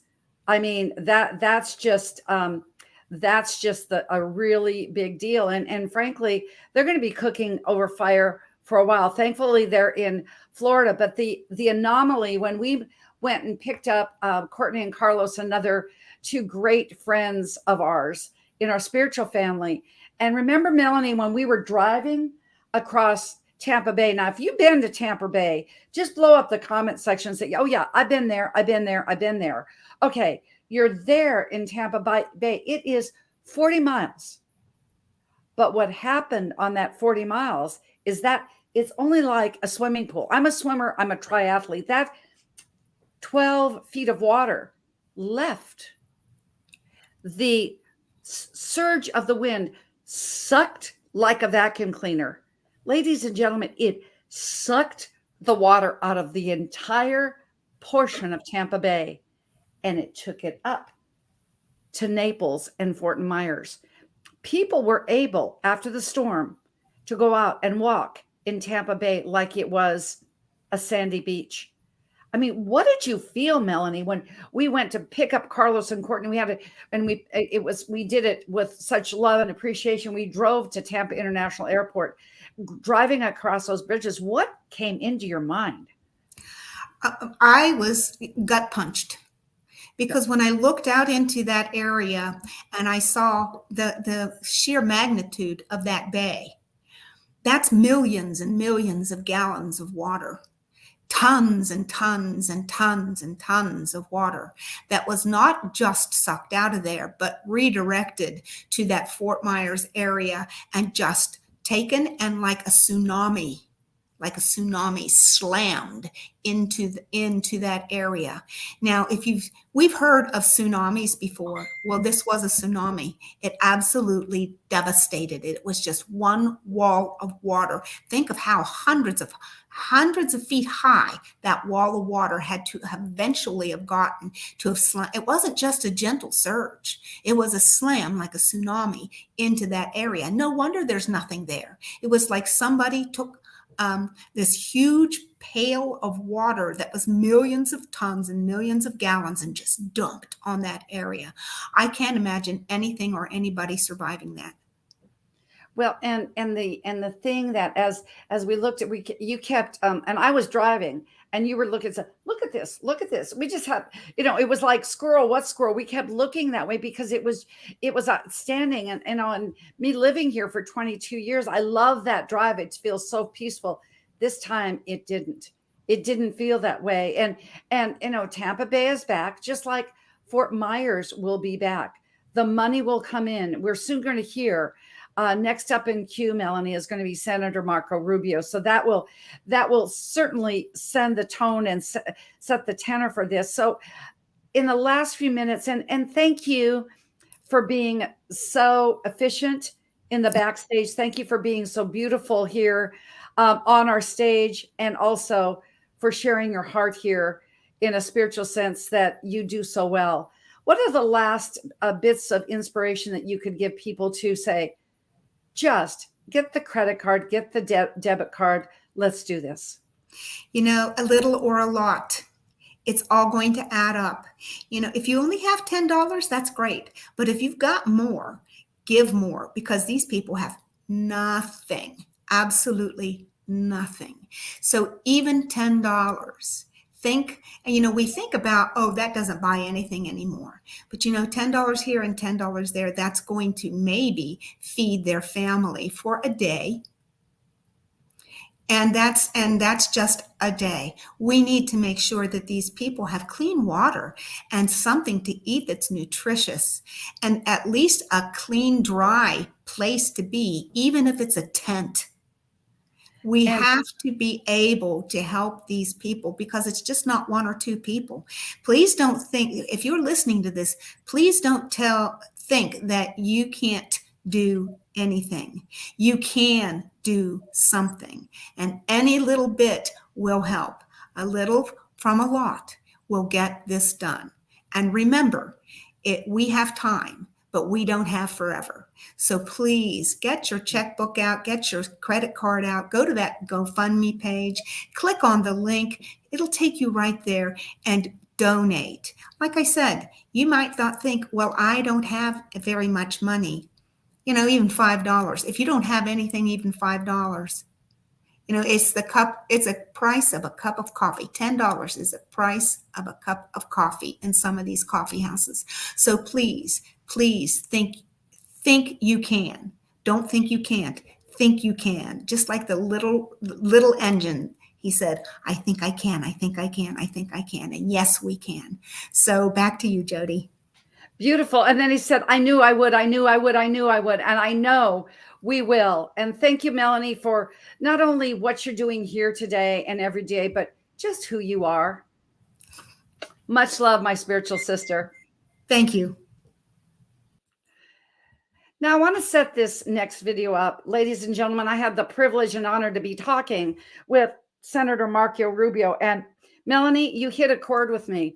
Intuitively, as a health coach, when my nose itches, it means that the message was clear. It was intuitively the right thing to do. Thank you, Melanie, so much. So Senator Marco Rubio's office, I reached out to their office, and they gave me a stock interview. It was after Hurricane Ian hit. It is not a video. It's actually a newsreel where Senator Rubio talks about the destruction, the devastation. Senator Rubio is the offspring, the son of Cuban immigrants. He is a Florida native. He's never lived anywhere else. And so I would love for you to hear and to experience this interview. Oftentimes politicians they're careful on words and they try to go around the issue. Listen to Marco Rubio's words and hear his heart in this interview that he recently had after Hurricane Ian. Thank you.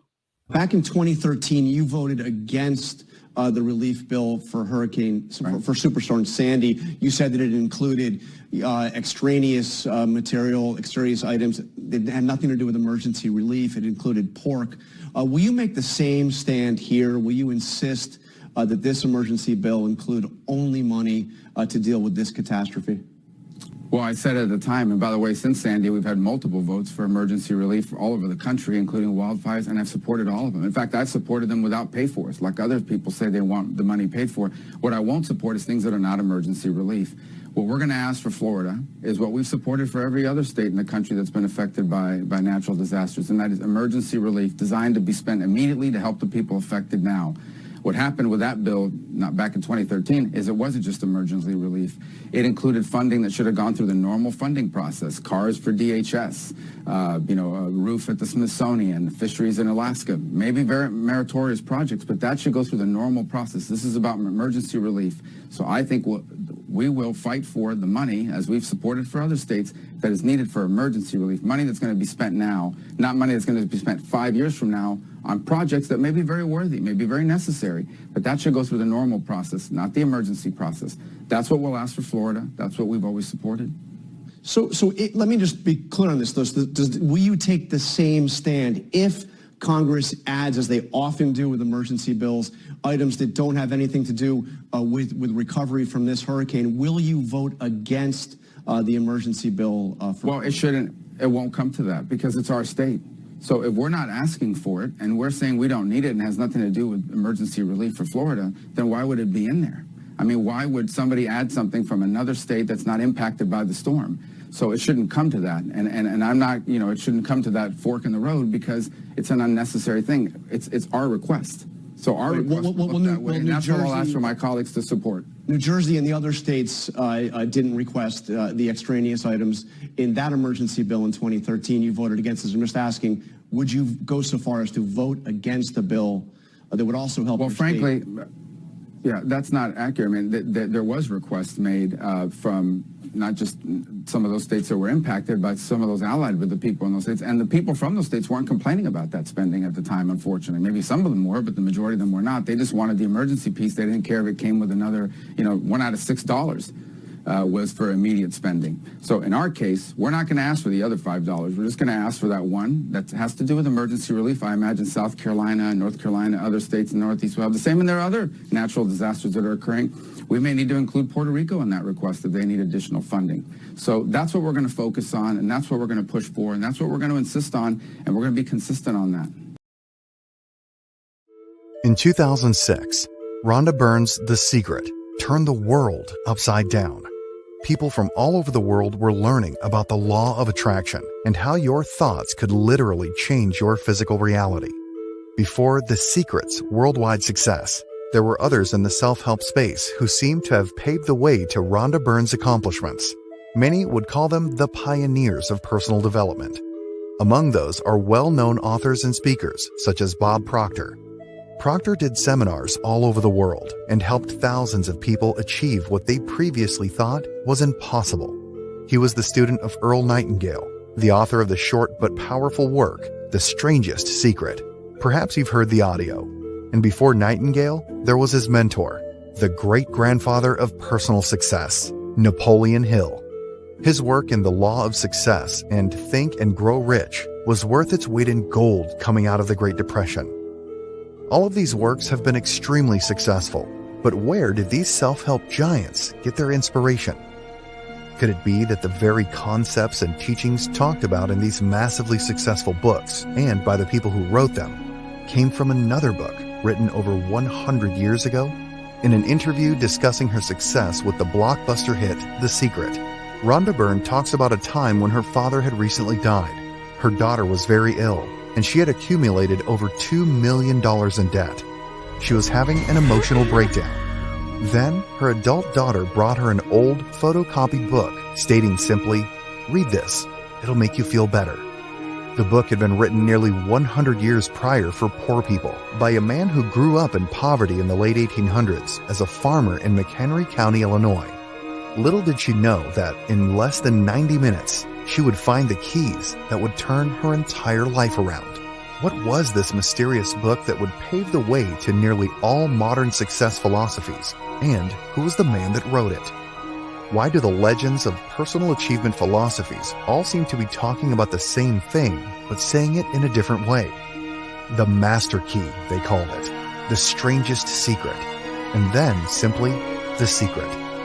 What is this mysterious practice they all speak of that can almost instantaneously change your life forever?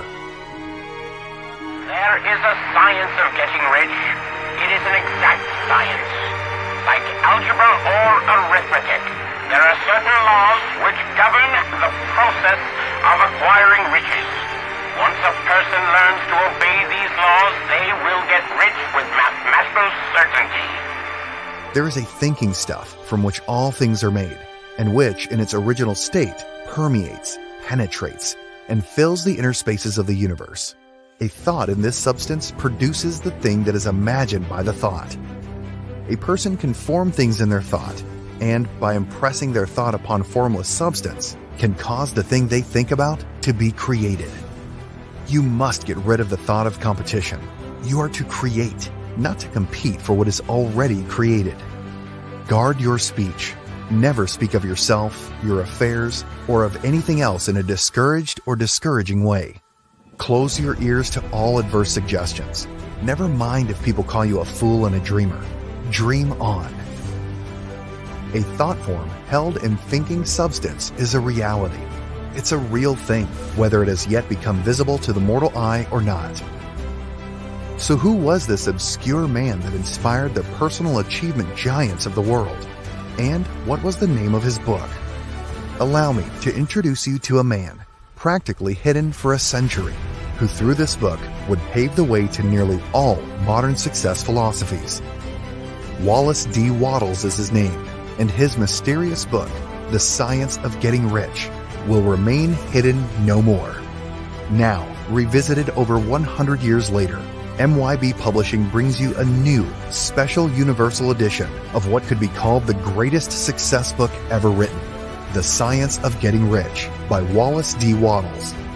This book holds within its pages the secret foundations of how anyone, no matter their circumstances, can achieve a happy and rich life.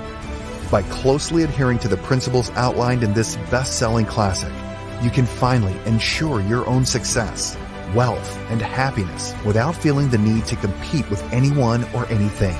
We become creators by aligning ourselves with natural laws and working as one with the universal mind. In The Secret, Rhonda Byrne wrote of an old book that changed her life forever. This is that book, and it can change your life too. Get your copy of the new special Universal Edition today. The very best thing you can do for the world is make the most of yourself.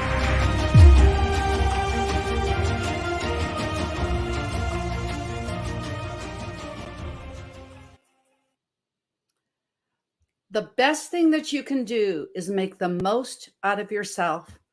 That epitomizes Jay Nolan, and who I have the privilege and honor to introduce again.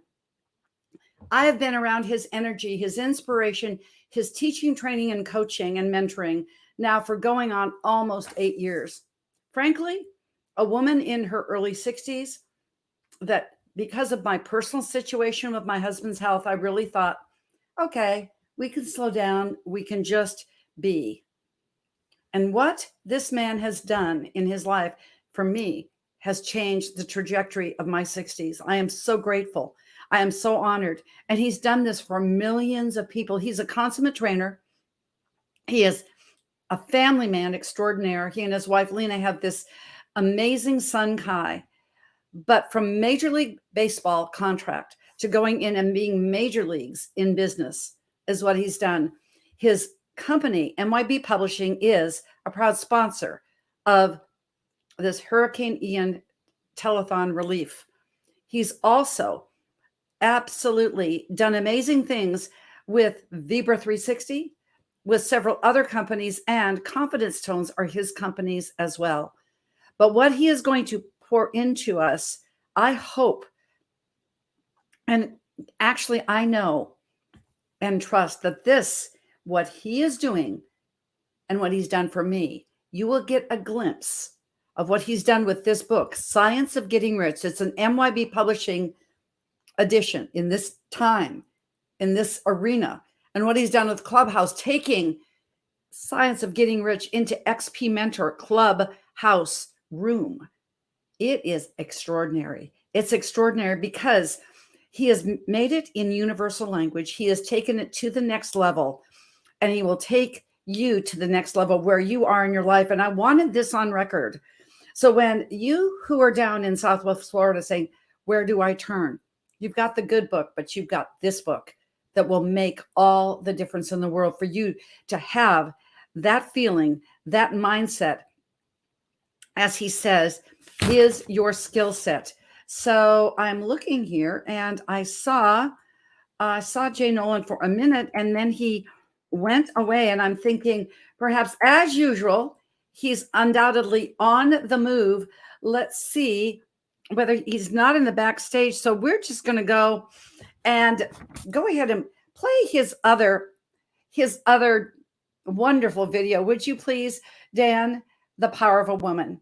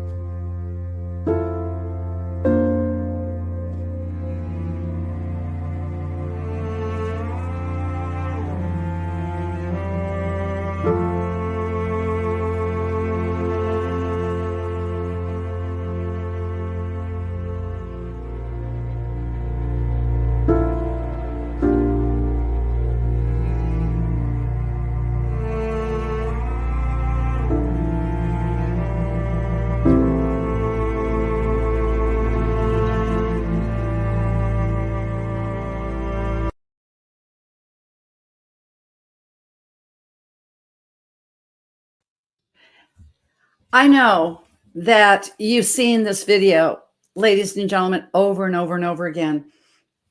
But I heard a story from a friend. She said, imagine you get up in the morning and you think I've got to drive 2 hours to this mess. Robert talked about the silt, talked about the going ahead and shoveling this so it to a less from a less smelling place to a really bad smelling place. That's what we're doing to go ahead and get this silt out of there. Personally, I know that it took me 6 times to scrub my screen porch and I was done. My upper back muscles, I'm still feeling that. I'm feeling it to this day. And think about if you had to drive a couple hours and knew that you were going to work from sunup to a curfew because there's such looting going on. And you were like me, you're in your 60s or maybe 70s. What's an 80-year-old supposed to do in that case? This is what we're raising funds for. As Kevin Ruane said, it's no longer a $75 billion funding deal. It is a $100 billion funding situation. I know 10 friends that have not heard from their insurance companies because they haven't been able to get through to them yet. Forbes Riley talked about the 2 years that she's been waiting for the flood insurance company. And then guess what? They're out of business. Don't you know this is going to be happening? These 1 million people that are displaced will undoubtedly be displaced for a year or more, maybe not coming back. As Marco Rubio said, you've got Florida will come back. Governor DeSantis said earlier on in this video that we're going to hear later on, he said, Floridians are resilient. They're amazing. But old Florida is gone forever. These are places that had a special meaning that are part of those settlements. When they came across the Everglades there, they went to Miami, they went to Naples. In between, they went on boats. I know this story because my husband, being a marine archaeologist, is writing a book across Florida 100 years later, since the first book was written in 1922. He's writing it now in 2022. This is going to be a piece of this book, as he said, how we rebuild this. And frankly, when 90% of what you're used to is gone and 100% of what you have, that's what we're giving. So give a little, give a lot. I know that you think I'm on rewind with this, but I mean it. I sincerely do. A little from a lot. Go ahead and get that thing that will make all the difference.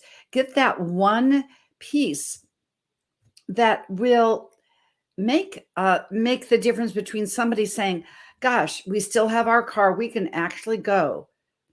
They're not going to tell health coach Jody, of course, but they can go to Taco Bell, can go up to the road that was less affected, which is going to be an hour and a half away. But the soup kitchens are set up in places that they just have, like the size of my house, like a half an acre, maybe it's less, just to give soup kitchens a bottled water. It's not good food, but it's some food. And so now, talking about food for thought, giving that the science of getting rich, those positive consecutive thoughts. We now have a re-interconnect connection. Oh, he disappeared again.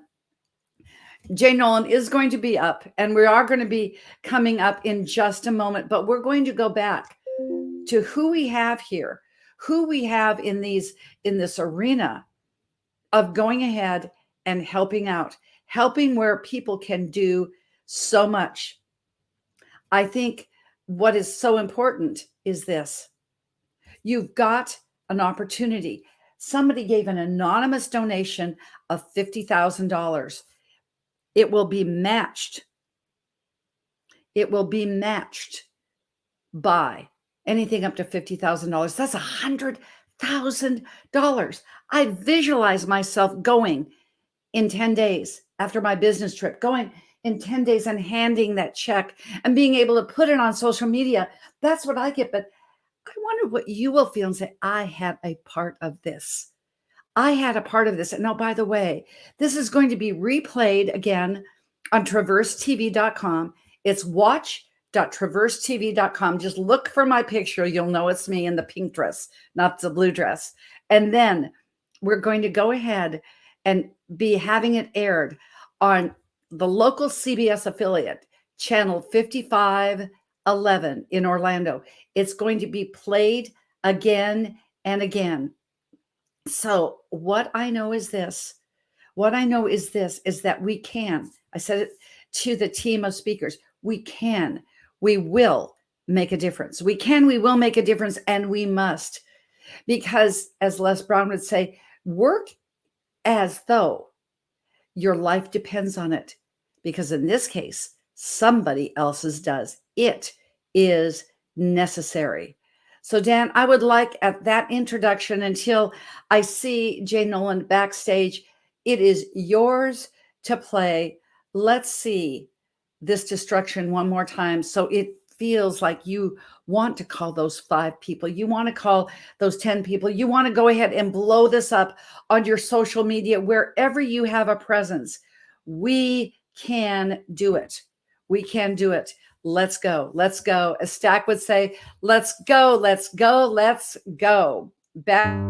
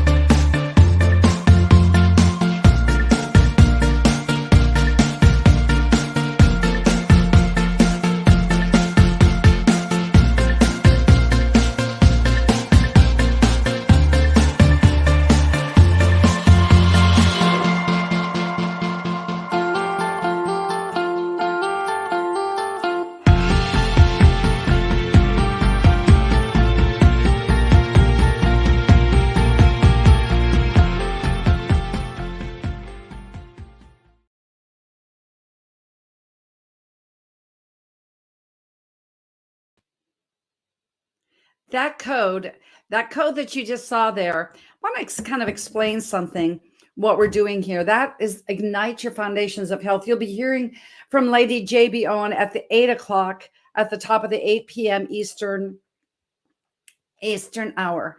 And I can truthfully say that Ignite Your Foundations of Health, now that you've met the lovely, the soon-to-be second-time best-selling author, Melanie Summers with Ignite, she has partnered with me as being my project manager. We are doing Ignite Your Foundations of Health. I am so honored that we're doing this book together, because health is wealth. The health of these people down in South of Florida. I heard Robert talk about the people that are getting bacterial infections. Where? They're getting them on their legs because of the dirty water, the mud, this, that, and the other. It's external, but your skin is 90% of these organs. Your skin is something that it absorbs everything that it's in its environment. They need health.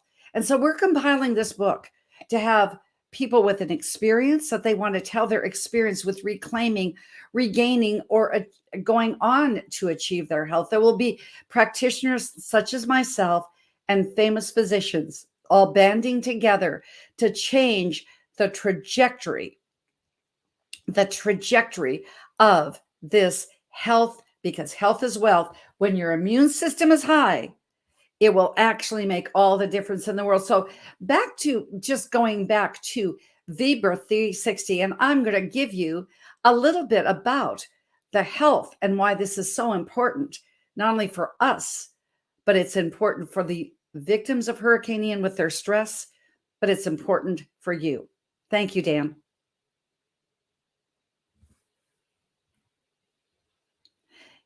Can you key up the VBirth 360 video would be great. Thank you.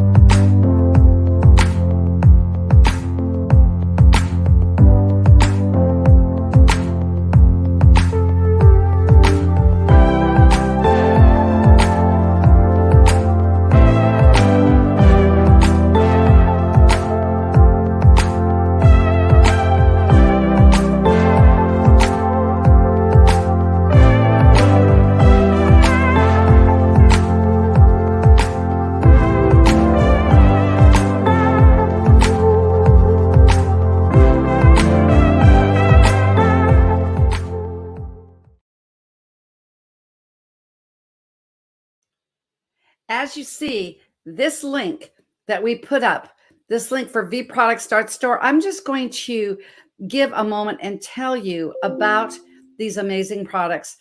Yes, this is something, vproducts.store. I just want to ask you a question here. Do you drink coffee? 8 out of 10 people do. But is it healthy coffee? This healthier coffee has a mushroom blend. Now, I had a situation with stage 4 melanoma 20 years ago.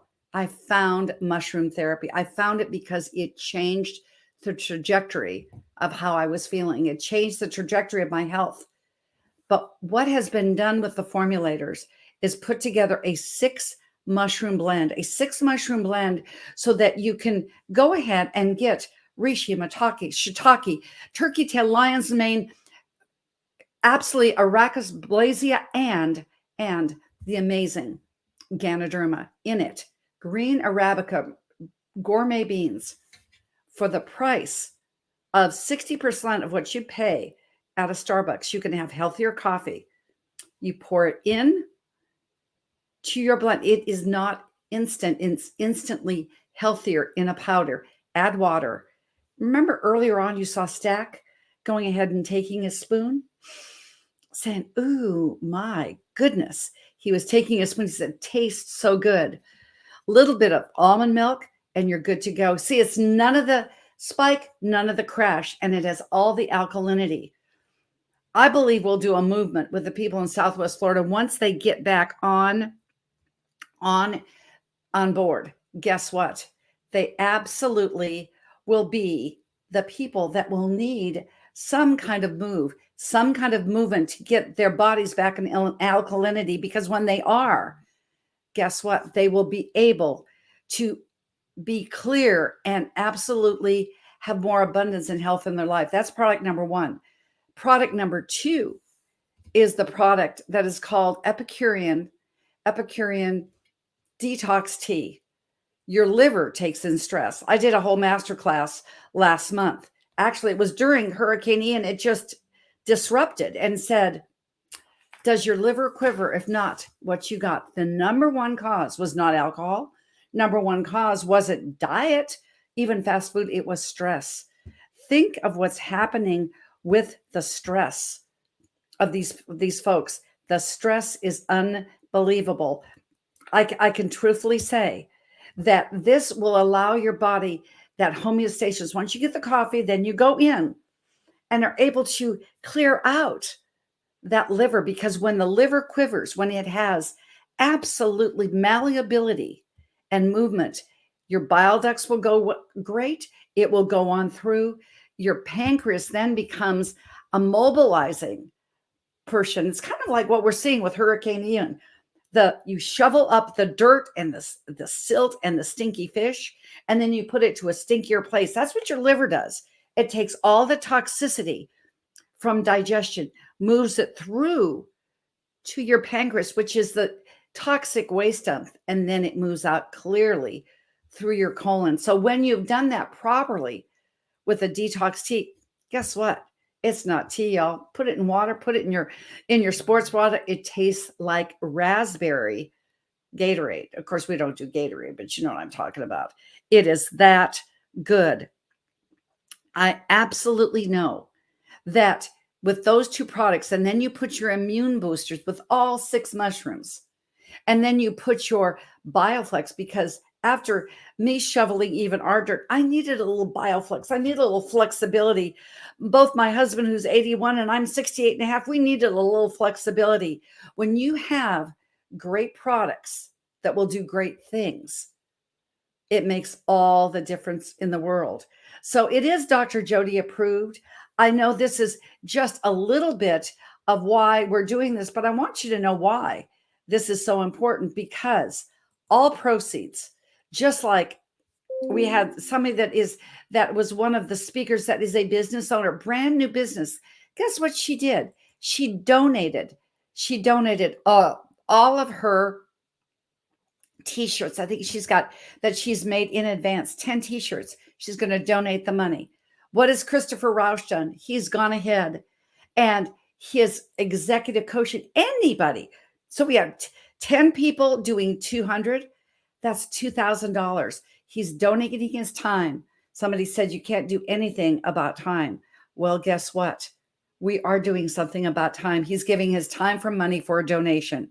Forbes Riley is giving this Forbes it. So you can always say, I'm charging through anything. Forbes it, a bracelet, a spin gym. And like I said, with this colon being a real issue, as I'm reformulating my balance bar, I never sit on a chair. It's always doing the core work, where your colon health became, as I've said, colon cancer is the new lung cancer. It's moved down because we're sedentary so much of the time. And frankly, what we've got from this point on, it's gone from the colon to then I call it Zoom belly. Everybody's sitting down in a chair and it gets this. You use Forbes' spin gym like this. And if you put in the comment section. I'll be looking at them later, of course. Spin Gym. I'll make sure that that money is donated back as well if Forbes agrees to it. That's what we're doing. We're creatively financing, and we're creatively doing this thing to make a difference. Why? Because these people don't have a spin gym. They don't have anything. And remember, we have an anonymous donor that said anything up to 50,000, he or she is matching it. Give a little, give a lot, give it now to hurricaneian.world/GoFundMe. And speaking of which, I see in the backstage is a wonderful, wonderful warrior of mine, a great friend, somebody. Are you getting the feeling that maybe you need to be a part of Clubhouse? She is somebody that I met on Clubhouse. She's going to be joining my Healthopedia channel on the network very, very soon. Lee Forrester is one that started out in the UK, lives in Silicon Valley, very close to where Josh Payne lives. She's in the San Francisco area, but she's on the East Coast on vacation with family. And she found a way to come in and give her message. I'm thinking Hurricane Ian survivors and thrivers, as Christopher called them and called you. This one skillet coach that she has, this is what Lee is, this one skillet coach. When she can pour into you, she said, I just go in the grocery store, I take this handful, and this is what I put in the pan. In honor of you, Lee, I went ahead and made a Brussels sprouts recipe with riced cauliflower. Last night was in my one skillet coach. I did it in honor for you. What an easy way to be nutritious and delicious. But she is absolutely delicious. She started out in the health field as an RN. She moved to becoming a health coach and coming to the healing arts and preventative health, and is also a fitness trainer. It is with my delight and honor that I have Lee Forrester coming and pouring into you.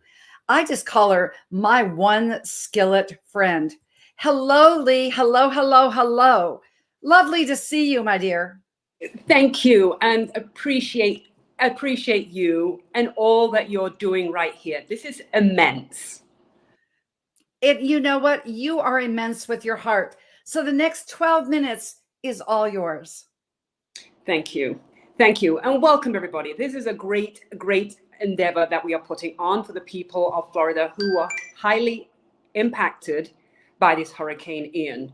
And many hours and people behind the scenes that have gone into pouring our hearts and our resources into helping people in need at this time. And we as a people and we as a country can offer so much in whatever way we can, whether you are going to go to the GoFundMe link and you are able to give whatever you can. It's 10, it's 100, it's 1,000. It doesn't matter. Put out what you can to help folks get back on their feet so that they can live well and so they can thrive, and all the things that I encourage and teach. And so many are not in a position right now to have their one skillet. They don't have a skillet. They don't have a home. They don't have the resources. They don't have groceries right now. So many things were yanked away from them very, very quickly. And so I'm here to offer a vision of hope. A vision that we as a nation, we as a people can come together and make sure everybody in need gets what they need at this time.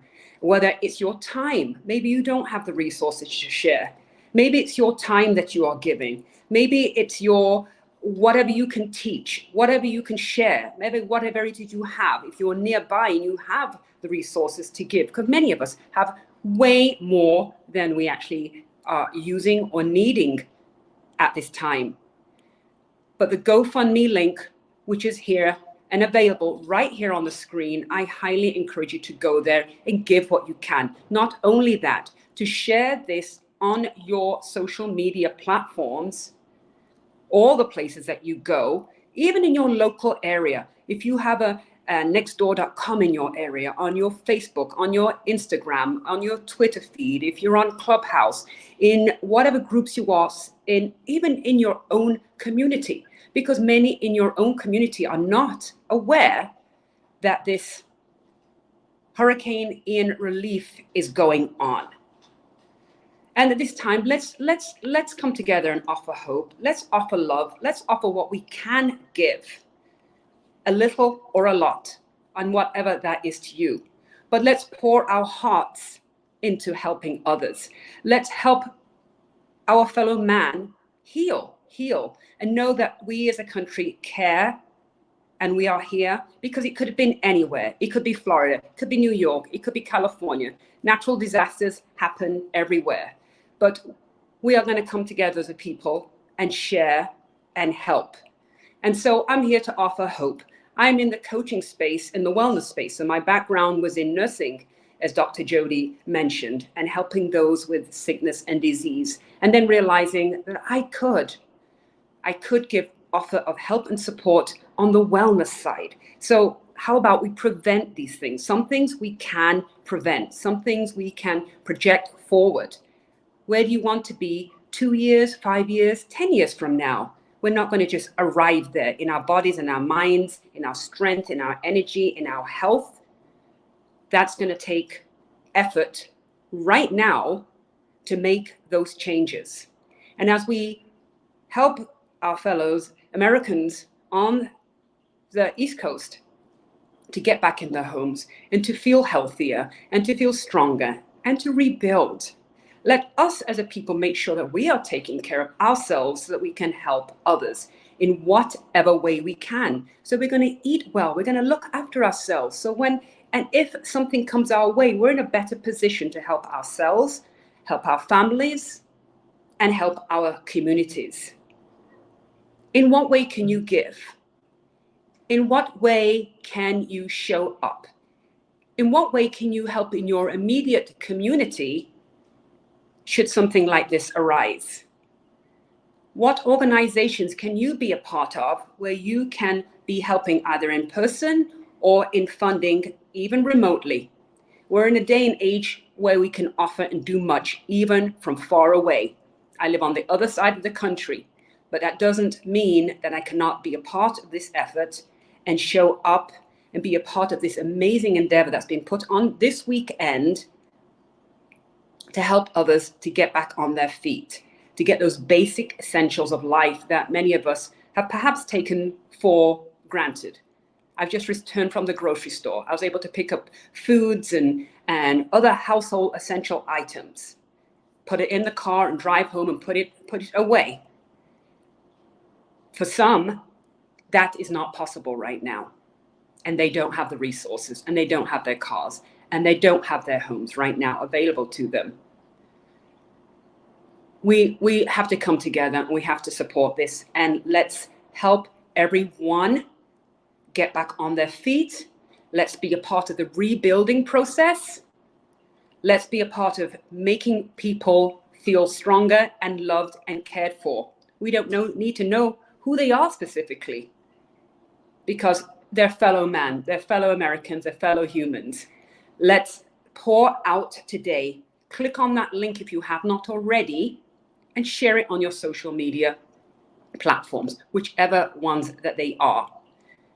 Give what you can give, do what you can do, and then you share it with others, and they will do what they can do. We don't have to ask, they will be aware of it, have them join in the live stream and watch what's going on as people from all over this country, as well as other countries, have become involved in this weekend in this Hurricane Ian relief, which is a world event, and many, many people have shown up for this today.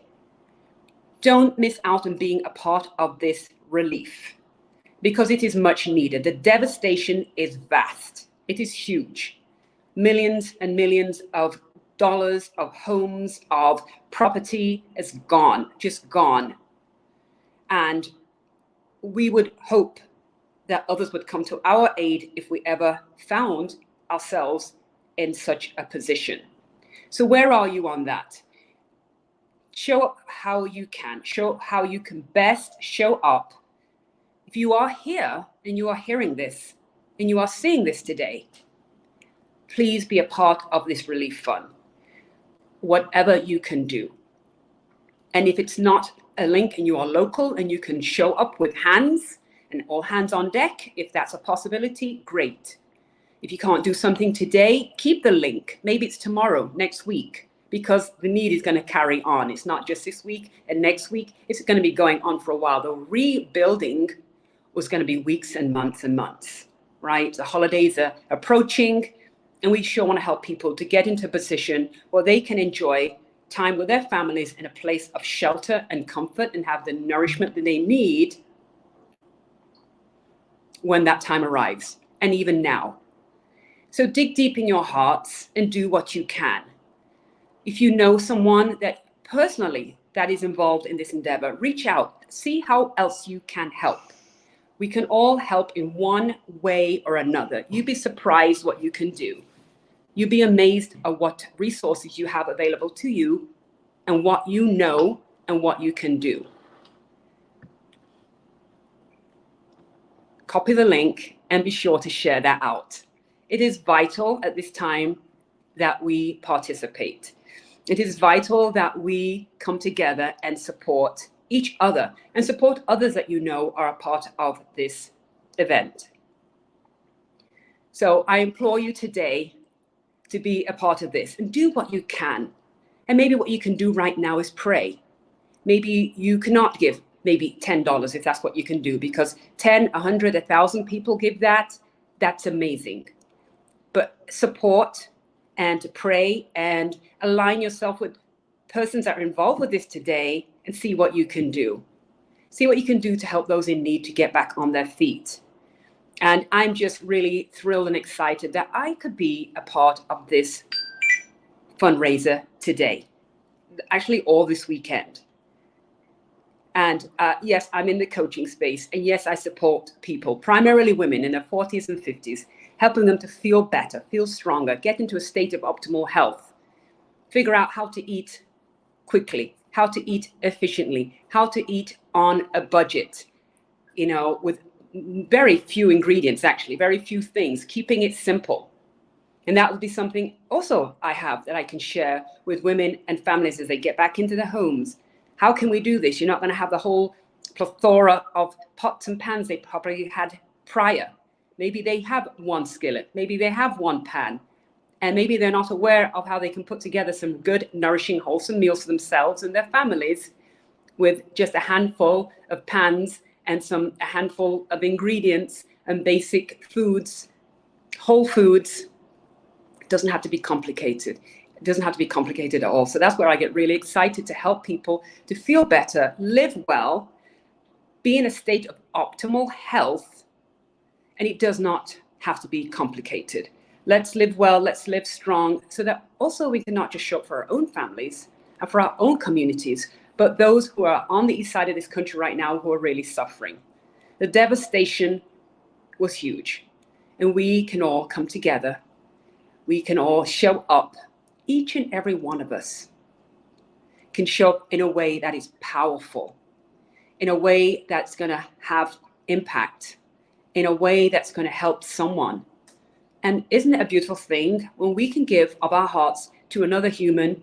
We don't need to know necessarily their name or what they look like. We know that we're giving to someone today that needs our help. Can you do that today? And that's where we are. The need is great. And let's just all just show up in a very, very powerful way. And if you've been listening in for a while, you've seen the many speakers that have come up before me and those that will continue to come after me. And let's be a part of this amazing, amazing endeavor. We are so blessed and in a position to do amazing things for others. And I thank you. And I thank you, Lee. When you were speaking, oh, my coach, I just used the one thing I said, well, we do know. I was just thinking, Lee, you know how many coaches that I know in the health coaching I just know so many. I know so many mental health care professionals. Once there is something that is of semblance of order, I'm going to reach out to the people in Florida that I know, even if it's Governor DeSantis, where we can go ahead, since that's what's coming up. The queue is coming up after we hear from you and from Nella Coleman, our next speaker. We're going to hear from Governor Ron DeSantis. Okay, let me tell you something. His office gave me the video, Lee, that was stock video of how they prepared for this storm, because Floridians know how to prepare. I consider myself a Floridian this way. I know how to prepare, and guess what? It wasn't enough to see what is there.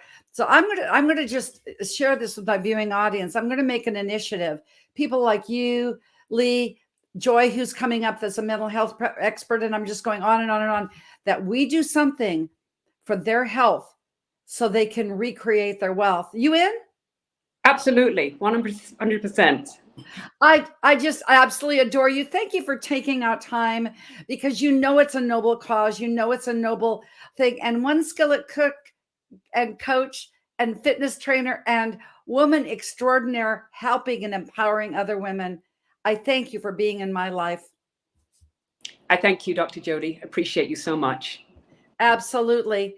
So we're going to go ahead and take a commercial break with our commercial, which is not a commercial. This is Governor Ron DeSantis talking, as I said, he was talking about mobilizing before Hurricane Ian and what we had to do. We did it. It wasn't quite enough, but we did it to the best of our ability. So knowing that what he said will give you the idea of how much need there is. So backstage crew, if you can get the total that is been given, and I've got something going on on the paypal.me account, and let's have a drum roll after we hear from Governor Ron DeSantis. You got that one, Dan? Let's hear it. Advisory has adjusted that track a little bit more south. And so, again, this is an inexact science, of course, subject to change, but they're now forecasting it to strike land basically at the Charlotte-Sarasota County border. And if you look at that area and you're familiar with that area, you know, there's a lot of potential for flooding and storm surge in that part of the state. You also, because of the track it's taking, expect a major impact somewhere in that area. But it's also going to continue moving throughout the state, and it's actually going to exit probably somewhere Volusia, Flagler, St. Johns counties. So that's going to take tropical storm force winds at a minimum up through almost like it's riding I-4. So you're going to have impacts in places like Polk County, Orange County, Volusia County. That's going to be significant winds. It's also going to be a lot of rainfall. And so those areas are already saturated. You're going to end up with more. That is going to cause hazards for trees falling down. It will likely interrupt power for many communities in that part of the state. And this is going to be working its way. You'll have the first landfall will be tomorrow night, Wednesday night, but it's going to meander through the state all the rest of Wednesday night, all of Thursday, and it's going to exit most likely sometime on Friday morning. So this is going to be a lot of impacts, and they will be felt far and wide throughout the state of Florida. I want to commend our counties on Florida's Gulf Coast for all their hard work in doing preparations, particularly over the last week. We also have a lot of residents in those counties. Many of them know the drill, but many of them are also new to Florida. And you've seen all reports that we've received from Lee and Charlotte and Sarasota all the way into Tampa Bay area is by and large people are taking appropriate precautions. When you look at storm surge of this nature, that is a very life-threatening hazard when you're talking about 10 feet, 12 feet of storm surge, which you could see in certain parts of this when it makes landfall.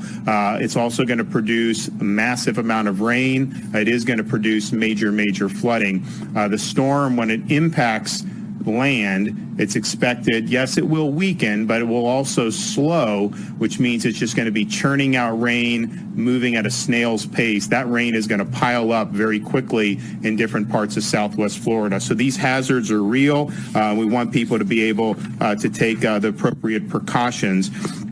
So we now have over 2.5 million people that are under some type of evacuation order, and that includes people in counties such as Charlotte, Citrus, Hernando, Hillsborough, Lee, Levy, Manatee, Pasco, Pinellas, Sarasota counties, Collier, Gilchrist, Glades, Highland, and Taylor County.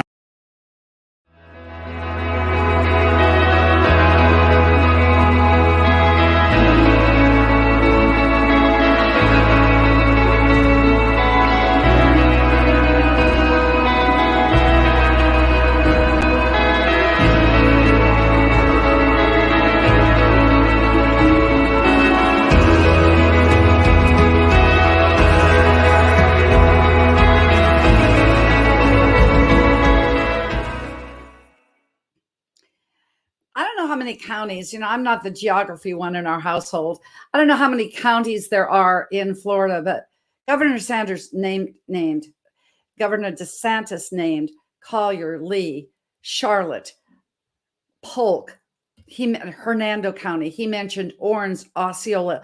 We're going up I-4, as I've said. You know how that's that diagonal road that goes from Tampa to Daytona. He said Volusia County. Now we're in Daytona. Are you getting the geography map? I told something the other day.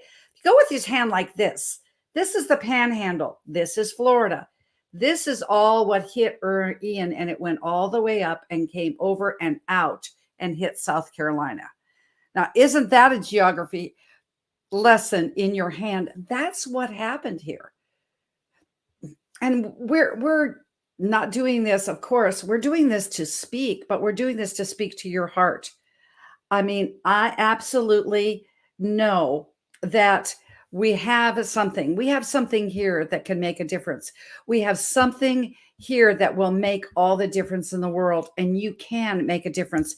As we've been saying all day, since Kim brought up her $10 bill, $10 from 100,000 people will be $100,000. What we've gotten is another $2,000 donation. We're moving up. We want to match that $50,000 goal to get to $100,000 in right now by the end of this, let's say next couple hours. Then we can move on because we're gaining momentum. Then we're going to keep momentum. We're getting these sponsors. This is a perfect time as we see Traverse TV coming on that we will be able to go ahead. If you're a business owner right now and you're seeing this, just email me. You'll find my email address on drjodee.com. That's drjodee.com. JODEE.com. Email me. You will be able to go ahead, if you have a business, to get a premium produced sponsorship for your donation here. When we do it on the 17th, we will be having live people taking your donations in the studio. We're also going to be able to have more time to do these things. But if you decide you want an ad in your business, we'll make that go forward on Traverse TV for 2 months.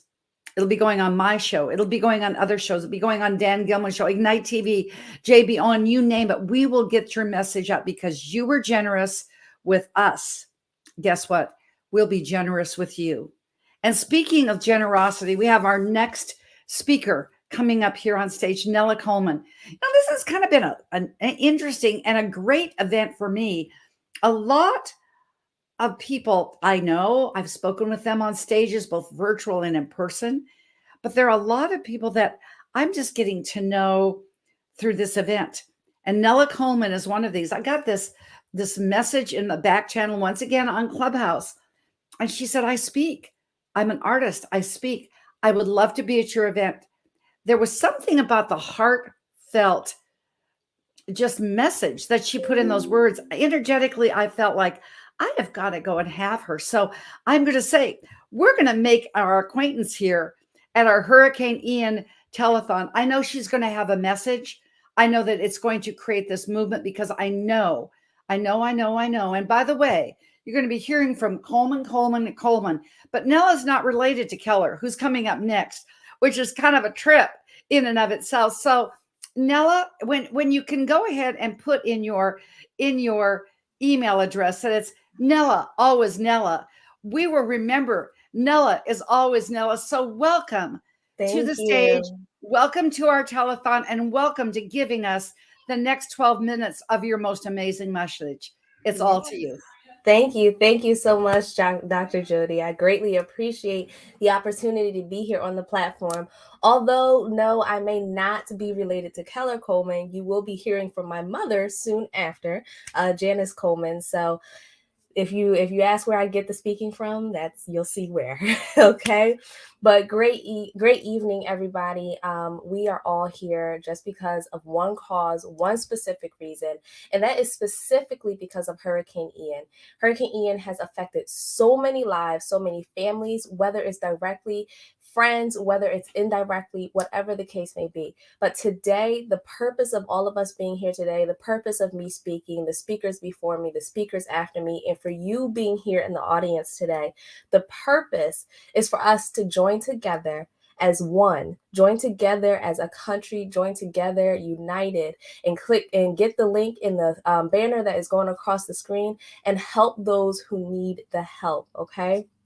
Now, when Hurricane Ian was going on, and I personally have friends who live in Florida. Please excuse my voice. I'm getting over a cold, everybody. I personally have friends who live in Florida, specifically Southern Florida, and every single day when everything was going on and lives were being affected, houses being destroyed, I would reach out to everybody and say, hey, are you okay? What's going on? Do you need anything? Like, is there something I can do? These are things that we have to do because that helps the people that are going through this have strength, okay? And that's my message for today, is helping others to gain the strength to get through what they are going through right now. Strength is exactly what we gain from the madness that we survive. And right now, our country, the East Coast, everybody is experiencing madness. They're experiencing the things that's going on in the world right now. I'm sorry, give me 1 second, y'all. I'm going to try to adjust my camera just a little bit. I hope that's a little bit better. Awesome. You're welcome, guys. But madness is exactly what is happening. But we have to help those that are around us to be able to go through this. Okay. We don't want to just get past it. We don't want to just kind of glaze over the things that they're experiencing, whether it's a loss of a family member, whether it's the loss of their homes, their possessions, their precious possessions. Okay. We want to make sure that we're helping them get through it and to heal from this. So with that, there's 3 parts I honestly believe that happens when you're helping somebody to gain strength. Okay. Part of that, number 1, is faith. Speaking words of life into the people, whether it's somebody that you personally know, whether you have a friend whose family member was affected by this hurricane, whether you were personally affected by the hurricane because you have a family member that's there, whatever the case may be, speaking words of life into those who have been affected. Okay. Now, I truly believe that you never trust your fears because they don't understand what your strength is. Okay. Understand, you never trust your fears because they don't know your strength. Okay. So with that, speaking words of life, words have power. Okay. Words build. It's just like planting a seed. Words water whatever is growing. We all have strength when we come in numbers. Okay. So the seed may be your donation today, but then follow that seed up with words of affirmation, with words of power, with calling somebody and saying, hey, how are you doing? How is your family member doing? How's your sibling, your cousin, whoever that may be? However somebody has been affected. Sorry, y'all. However somebody may have been affected, check in on them. You don't have to be on the phone with them for 5 hours long. You don't have to be on the phone for 15, 20 minutes. Even a simple text message means a lot in a time like this, okay? Number 2, commit to taking a step. This helps build strength for those who have been affected, Remember today, we're talking about strength. Okay, guys? So once again, donating. If you are unable to donate, guys, share with 10 of your friends, share with 5 of your friends, share with 3 of your friends, family members, co-workers. Let them know, hey, we have to do something about this. Okay? Today, just take the time to say, you know what? I may not be able to give what I want to give, but I can give $2 and I can send this link out to 10 people. Okay? I can give $10 and I can send this link out to everybody in my Facebook and all my chats and everything. I can go ahead and reach out to 5 people in my Instagram and my social media. I can reach out, I can go ahead and post and say, hey, I donated. You guys donate as well. Help. Okay? And strength ends up growing in the moments when you think you can't go on. Okay? Right now, there are people who have lost their family members. There are people who have lost their homes. There are people who are searching for certain things that they may have lost in this hurricane. And they are thinking to themselves, they cannot move forward. They're thinking this to themselves, they cannot get past this battle. They are thinking to themselves, they are all alone. Well, guess what? They're not. Today, we are here to let them know they are not alone. Today, we are here to let them know we have your back. We are standing with you. We are helping you to rebuild, helping you to rebuild your faith, helping you to rebuild your strength. So whatever action you decide to take today, whether it's sharing the link, whether it's donating yourself, whether it's going ahead and speaking up and using your social media platform for something more than anything else that can matter right now, do it. That is a step. Okay. So we have gone through helping others to regain their strength. The first one has been speaking words of life. The second one has been committing to taking a step. Whatever that step looks like for you is perfectly fine. Don't feel ashamed that it's not looking like the person next to you. That's what that's not what we're here for today. Okay? Today we are going to take the step and what it looks like and what is right for us. Okay? And then finally, be present. Okay? Yes, you may have taken a step, but just taking a step is not enough.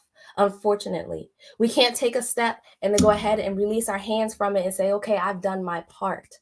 We have to be proactive. We have to be present. We have to be intentional about the steps that we take.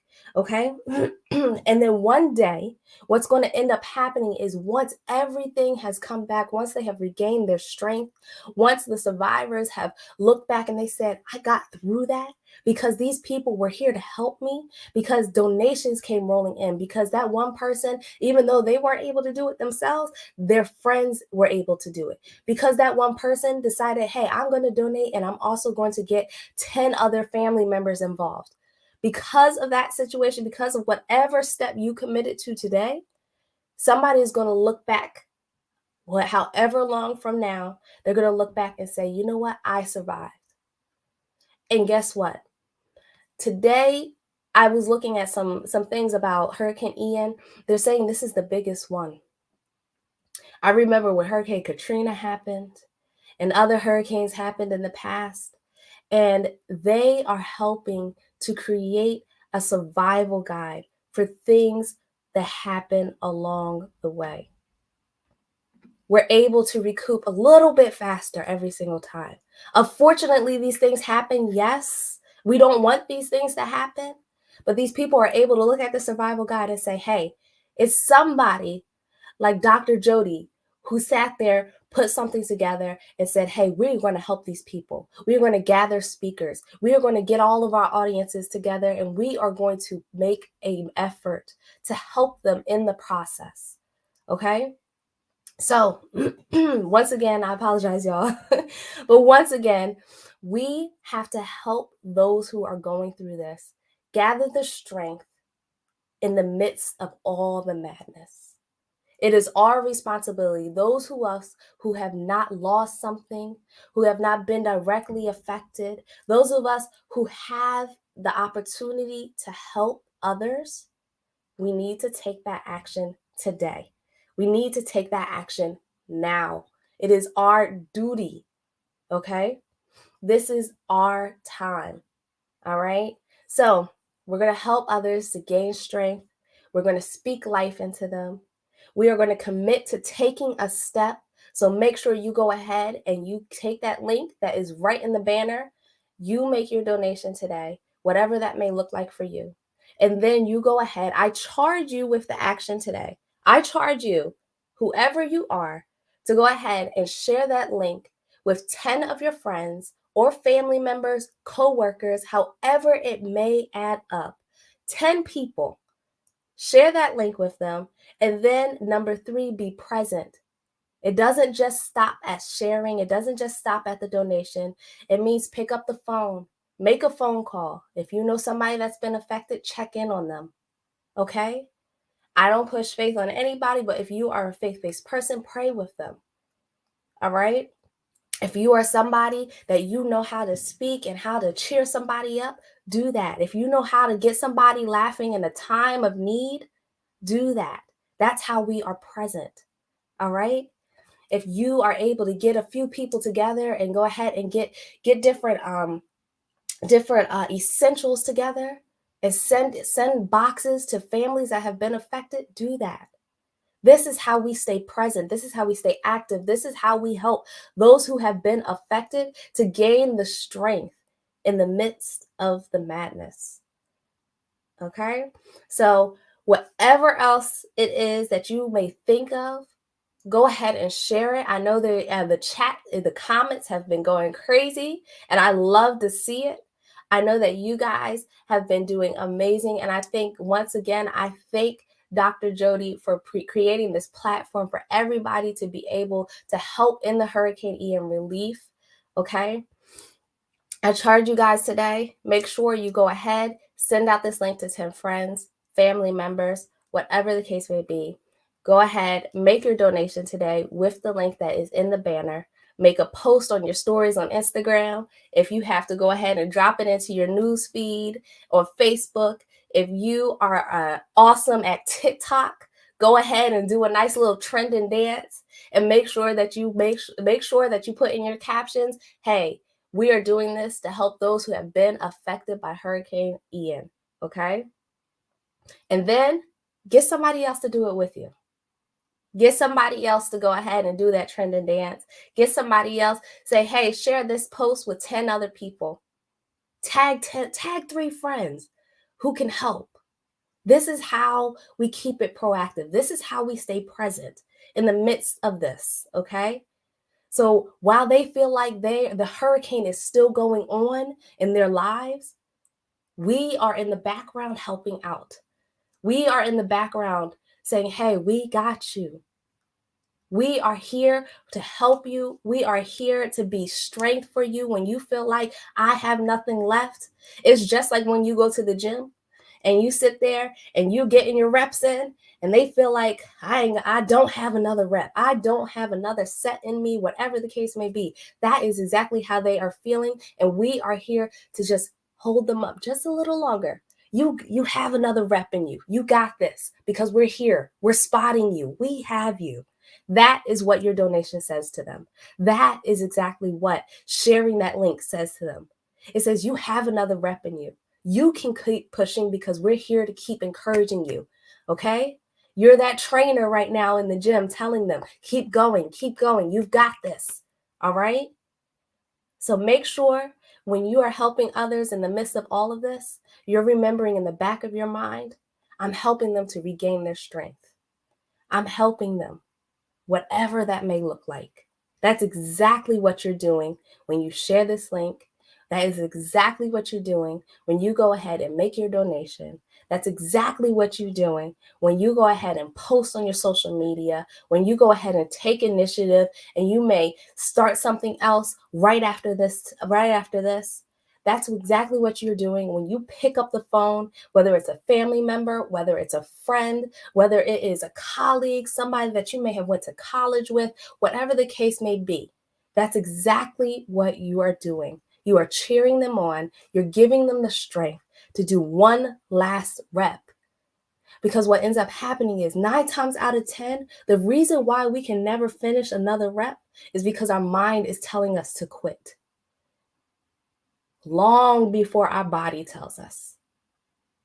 So you taking action today is telling their mind, keep going. Your body hasn't given up on you. Keep going. I'm here to support you. Keep going. You can get through this. Keep going.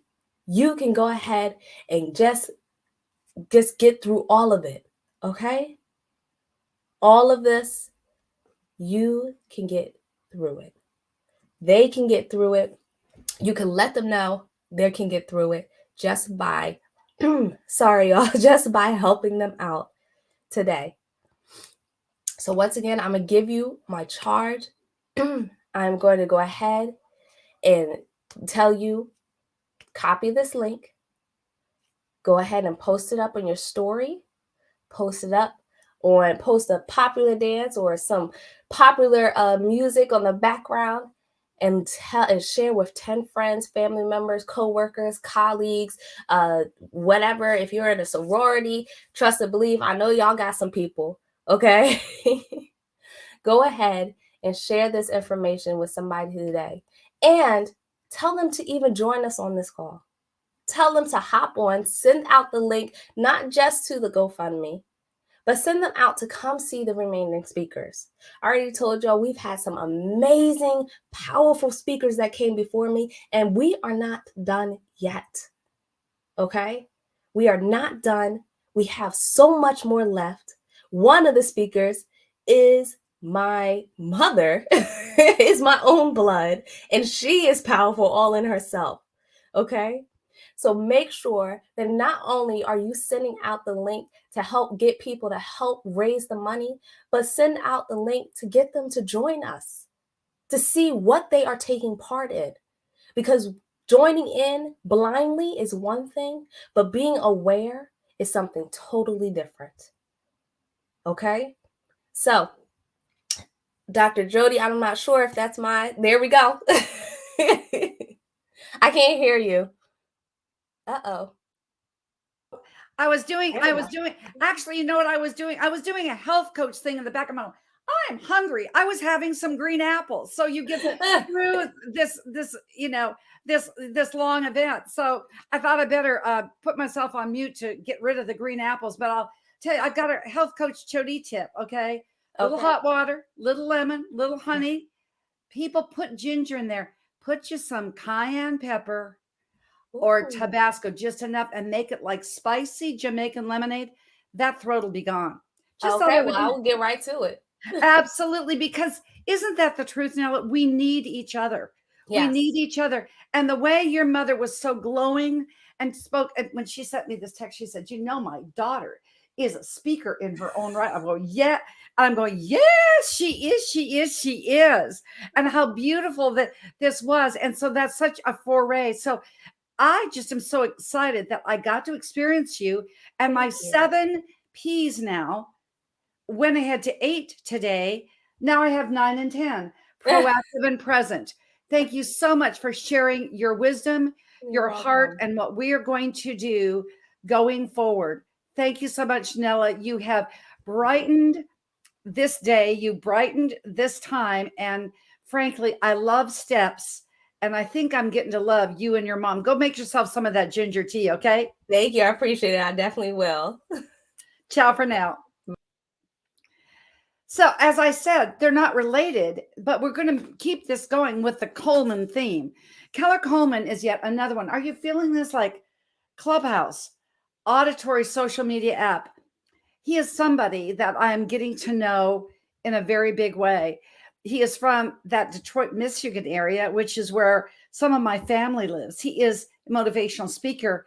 He's a coach, but he's an executive trainer, author, as so many of our people are. But he's a TV show host and a master Clubhouse moderator. So if you're new to Clubhouse, new to the social app, get with Keller. He'll show you the ropes. But what we're going to do right now is he's going to show us just what it means to be everything that he said he was, because there's so much more. Keller Coleman, another the Coleman family.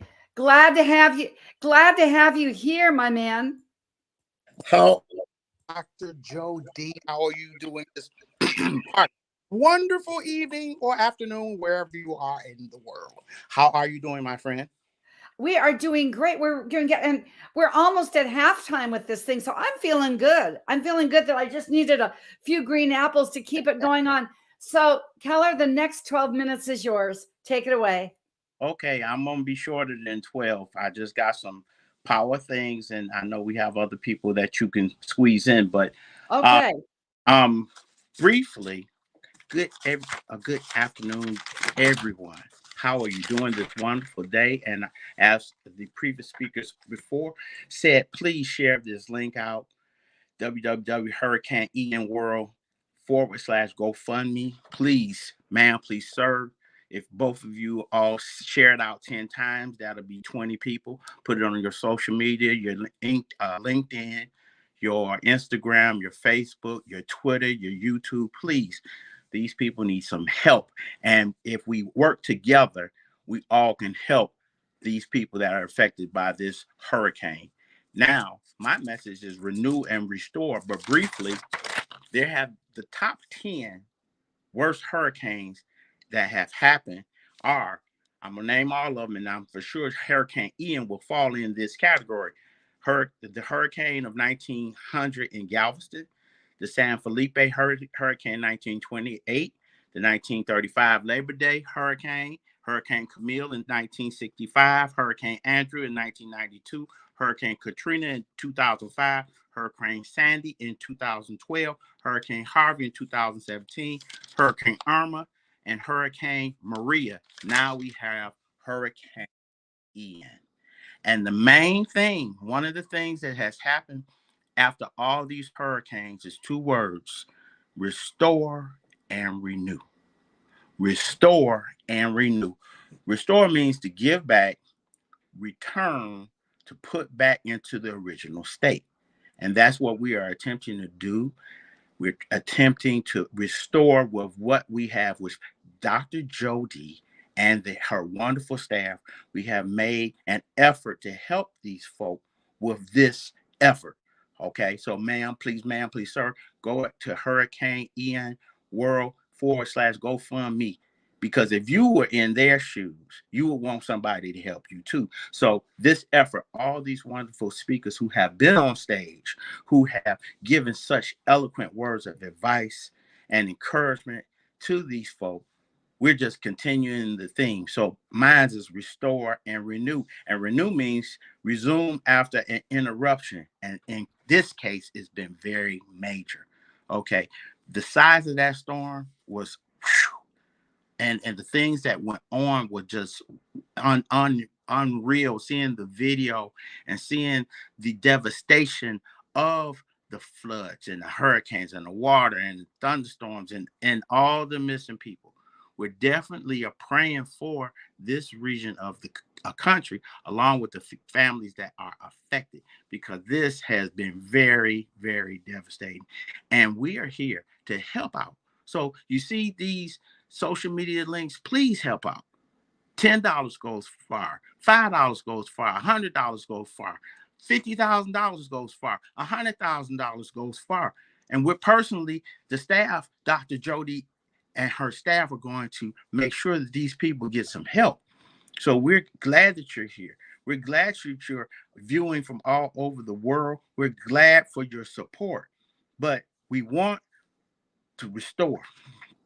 And that's what we're attempting to do. That's what we're going to do. We want these people to get back on their feet. It's going to take time. It's not going to be overnight, but it's going to take some time, because all the previous hurricanes that I mentioned, the top 10, it took time for them to get back on their feet.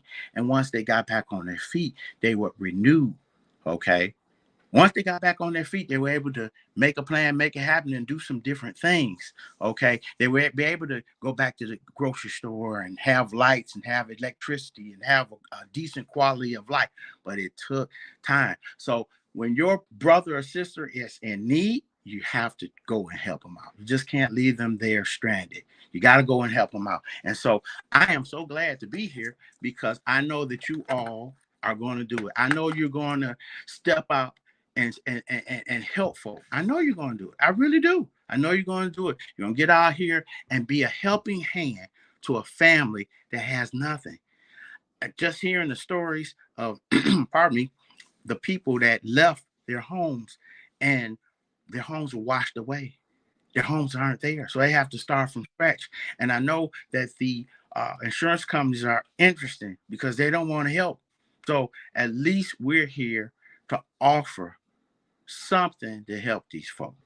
Thank you, Dr. Jody. Thank you, staff, Robert Mailer, and others. I can't name everybody. Thank you, everybody in the back channel. Thank you, all the speakers. Thank you, all the people that have given and that are going to give. Thank you, because if it was you, you would want some help because you would have nothing. No car, no job, no nothing.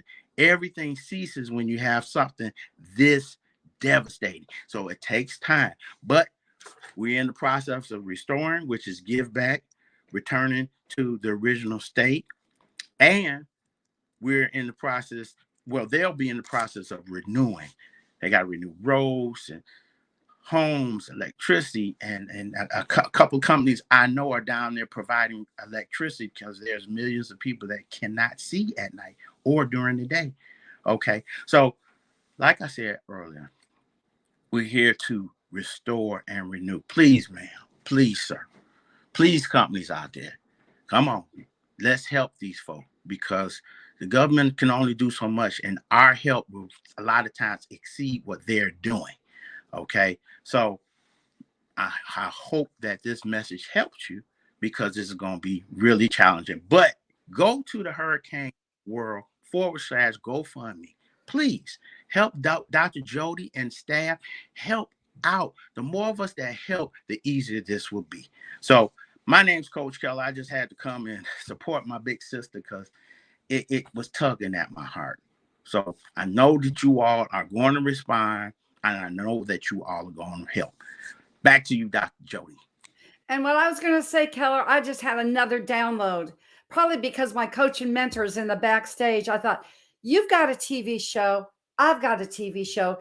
Kim Jacobs did it this week. She does her TV show Monday through Friday. Why don't we take this link from now until November and put it on our TV shows as a way to broadcast that forwards? What do you think? You think that's a great idea? Excellent idea. I am writing it down now so I won't forget and have to give it to my virtual assistant so she can make it happen. Thank you so very much. Oh my God, I'm excited. I'm excited too. Thank you, Coach Keller. We will see you in the virtual room, but isn't it great to see what each other really look like? And now we can go back to that social app. Thank you so much for sharing. Ciao for now. Well. All right, take care now. So we're going to go back to the original thinking stuff. We're going back to that Science of Getting Rich video because it is that important. Let's key this up and really know what this thinking stuff is all about before we hear from my thought leader, my mentor, the one and only Jay Nolan. In 2006, Rhonda Byrne's The Secret turned the world upside down. People from all over the world were learning about the law of attraction and how your thoughts could literally change your physical reality. Before The Secret's worldwide success, there were others in the self-help space who seemed to have paved the way to Rhonda Byrne's accomplishments. Many would call them the pioneers of personal development. Among those are well-known authors and speakers such as Bob Proctor. Proctor did seminars all over the world and helped thousands of people achieve what they previously thought was impossible. He was the student of Earl Nightingale, the author of the short but powerful work, The Strangest Secret. Perhaps you've heard the audio. And before Nightingale, there was his mentor, the great-grandfather of personal success, Napoleon Hill. His work in The Law of Success and Think and Grow Rich was worth its weight in gold coming out of the Great Depression. All of these works have been extremely successful, but where did these self-help giants get their inspiration? Could it be that the very concepts and teachings talked about in these massively successful books, and by the people who wrote them, came from another book written over 100 years ago? In an interview discussing her success with the blockbuster hit The Secret, Rhonda Byrne talks about a time when her father had recently died. Her daughter was very ill, and she had accumulated over $2 million in debt. She was having an emotional breakdown. Then her adult daughter brought her an old photocopied book stating simply, "Read this, it'll make you feel better." The book had been written nearly 100 years prior for poor people by a man who grew up in poverty in the late 1800s as a farmer in McHenry County, Illinois. Little did she know that in less than 90 minutes, she would find the keys that would turn her entire life around. What was this mysterious book that would pave the way to nearly all modern success philosophies? And who was the man that wrote it? Why do the legends of personal achievement philosophies all seem to be talking about the same thing, but saying it in a different way? The master key, they called it. The strangest secret. And then simply, the secret. What is this mysterious practice they all speak of that can almost instantaneously change your life forever? There is a science of getting rich. It is an exact science. Like algebra or arithmetic, there are certain laws which govern the process of acquiring riches. Once a person learns to obey these laws, they will get rich with mathematical certainty. There is a thinking stuff from which all things are made, and which, in its original state, permeates, penetrates, and fills the inner spaces of the universe. A thought in this substance produces the thing that is imagined by the thought. A person can form things in their thought, and by impressing their thought upon formless substance, can cause the thing they think about to be created. You must get rid of the thought of competition. You are to create, not to compete for what is already created. Guard your speech. Never speak of yourself, your affairs, or of anything else in a discouraged or discouraging way. Close your ears to all adverse suggestions. Never mind if people call you a fool and a dreamer.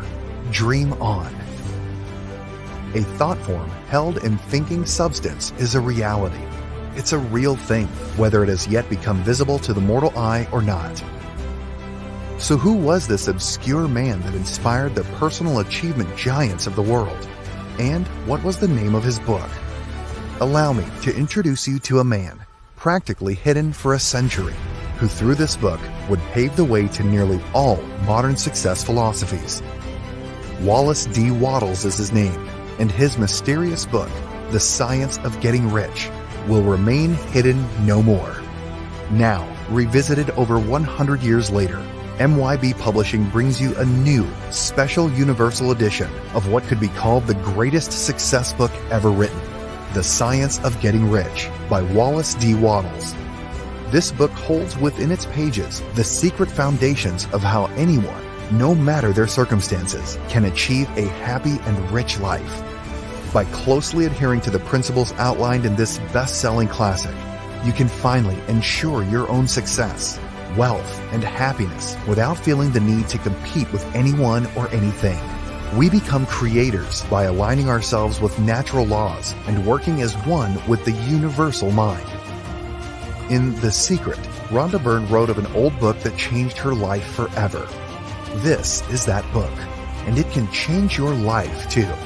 Get your copy of the new special Universal Edition today. The very best thing you can do for the world is make the most of yourself.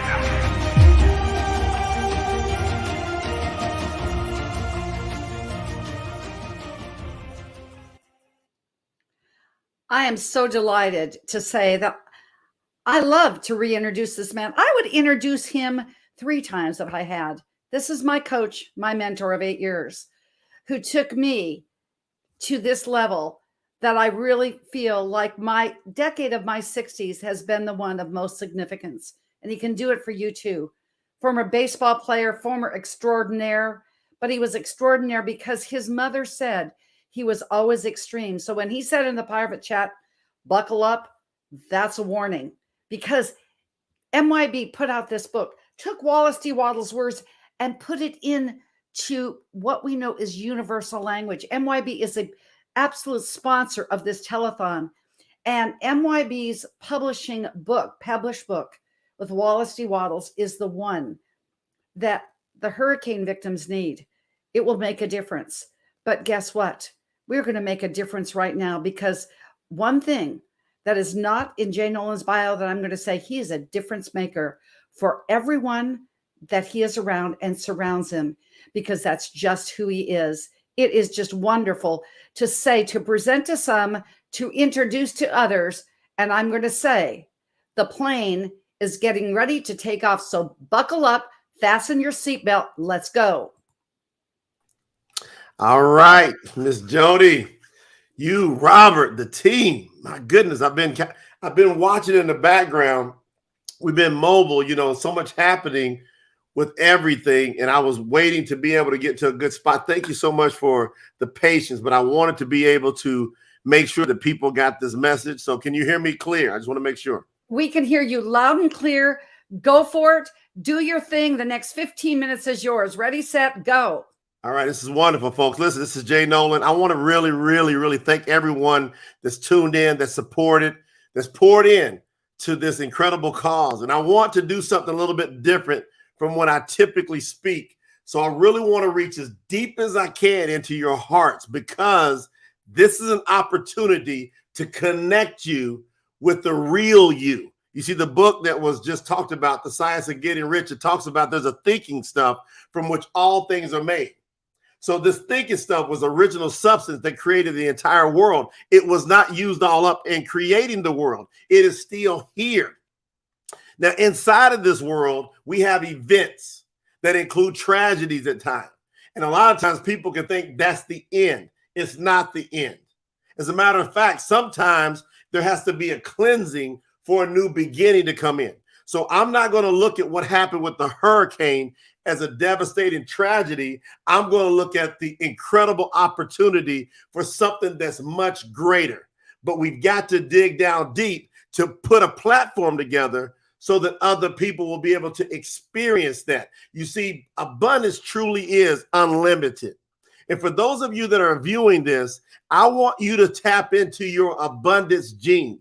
If you haven't been getting what you really want out of this life, it's probably because you haven't tapped into your abundance gene. What am I talking about? Jano, what are you saying when you're talking about an abundance dream in the middle of a tragedy?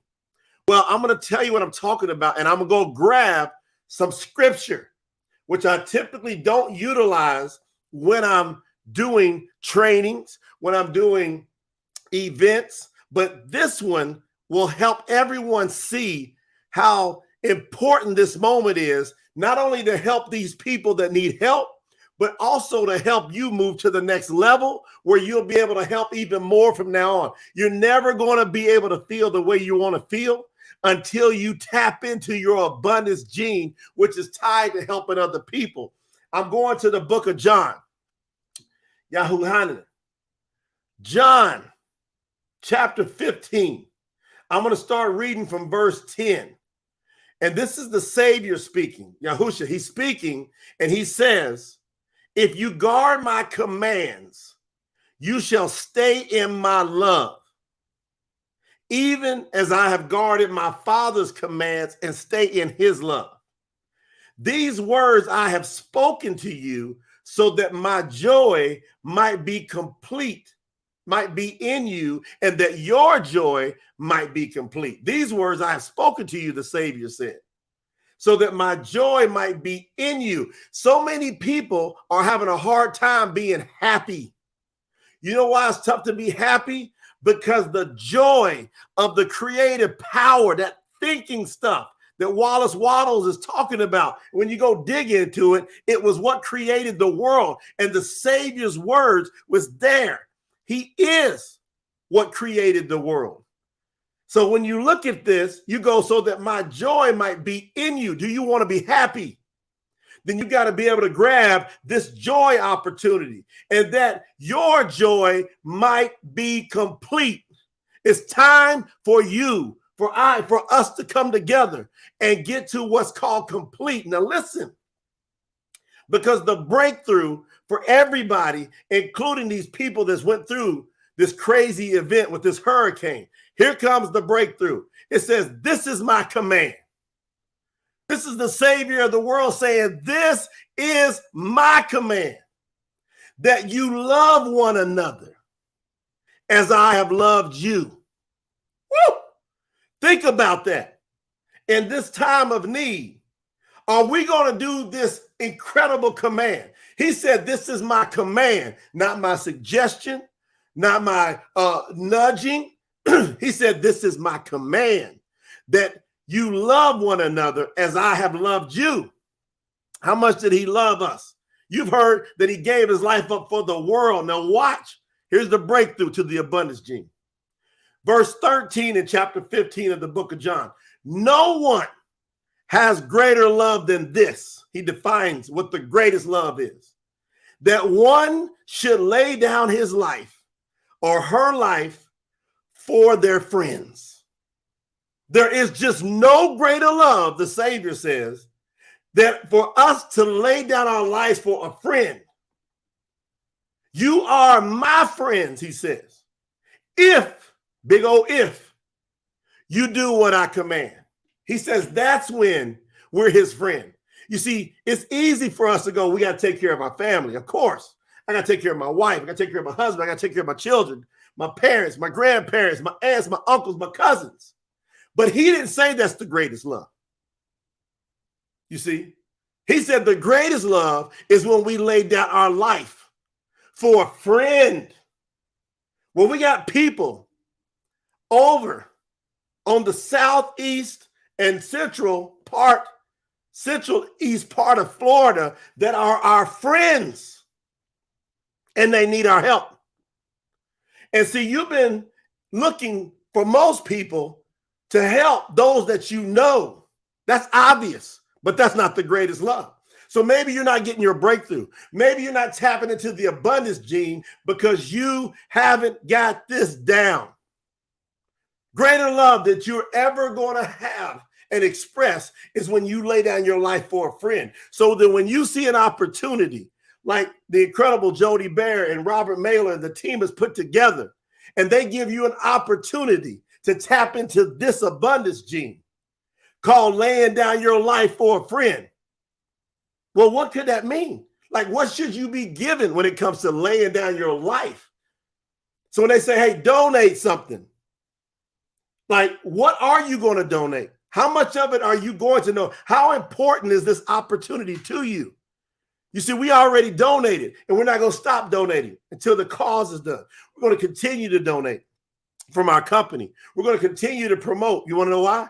I have a command from the Savior of the world that there is no greater love for me than for me to lay down my life, which is in the heart of my passion, my heart of passion for the people that I don't even know, that I haven't even seen, more than likely. But for me to love them without me seeing them, without me knowing them, the Savior said, there is no greater love. He said, if you do this, back it up. You got to back it up. Let's go back up now. He says, if you guard this command to lay down your life for a friend, you shall stay in my love. You see? Woo! You shall stay in my love. He goes, and then my joy will be in you so that your joy may be complete. This is an opportunity for most people to be able to tap into the abundance gene. You got breakthroughs holding up, I believe, because you never tapped in and had this angle put to you this way. I knew when I was going to come to you, this was going to come in hot. You want to know why? Because there's some people out there that knows that this is right what I'm saying. Not everybody's going to pick this message up, but the right people are. There's companies that have owners that knows what I said is absolutely right. And you're going to do a lay down your life type of donation. Lay down your life type of donation.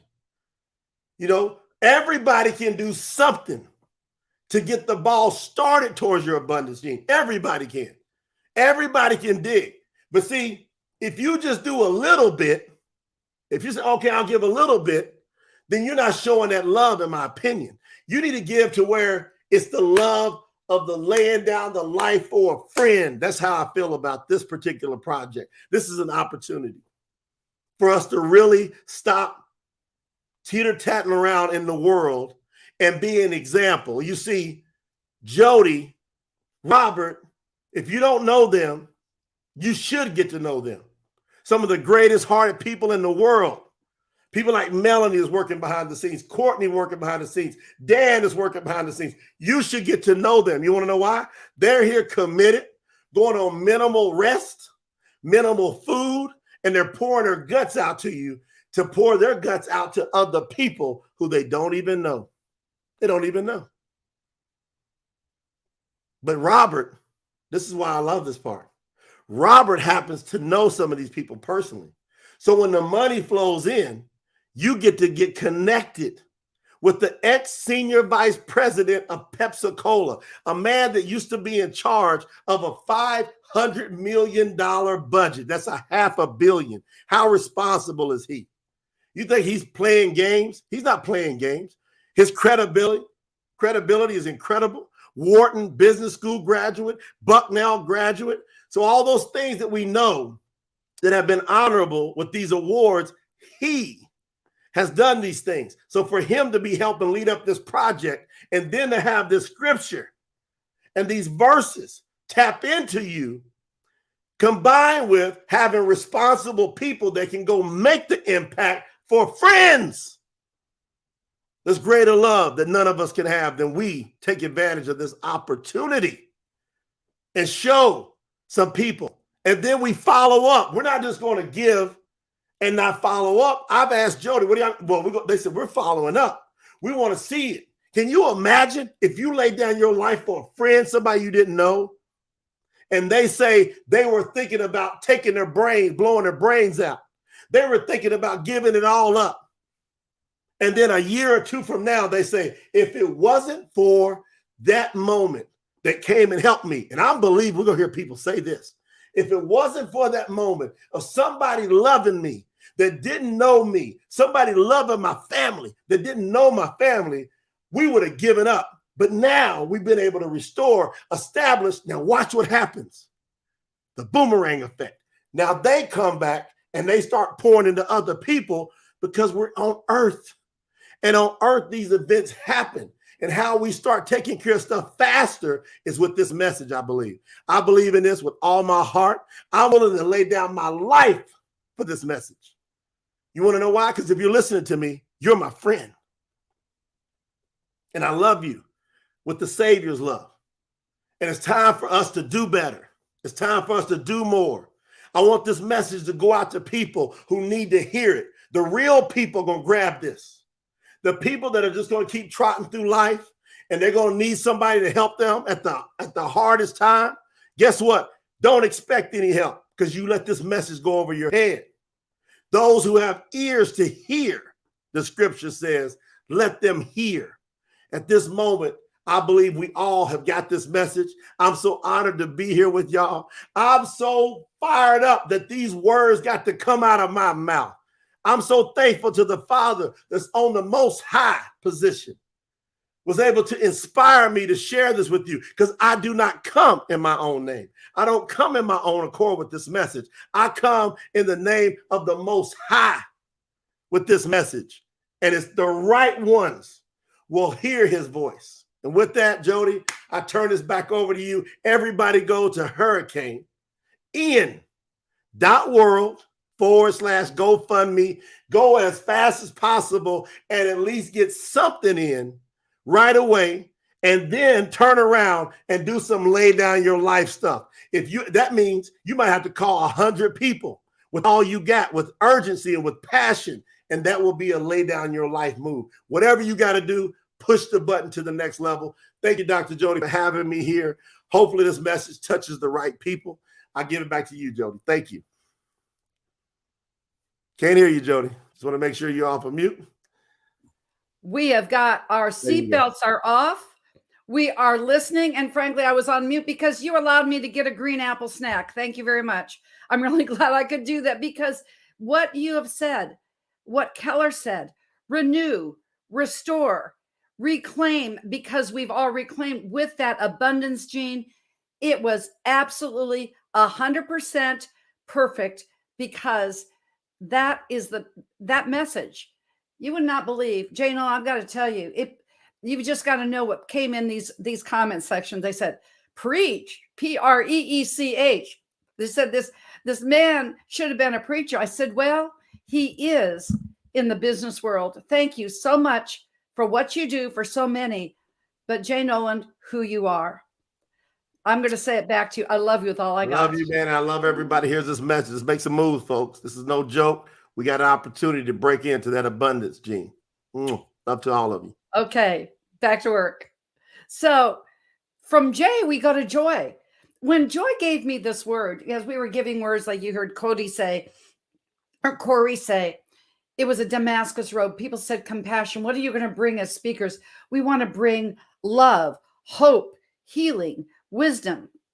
Well, Joy Allen just simply said, I'm going to bring joy because that's what I do. How perfect this is. See, I'm going to say what Jay Noland has taught me. It's from every angle. You never know where it's going to come from. I'm really, really blessed that I could give you some of my health coaching tips in there. Lee did. You now know what these Vibra products can do for your nutrition. Go do that because we all need this going into the winter months. Yes, we do. See, from every angle. Now we come from Jay to Joy because what she does as a Les Brown Inner Circle speaker, as one who speaks on her own clubhouse room, and she speaks of joy because guess what? That's just who she is. I'm so excited, hat and all. Of course it is a hat, Joy Allen, to bring you up.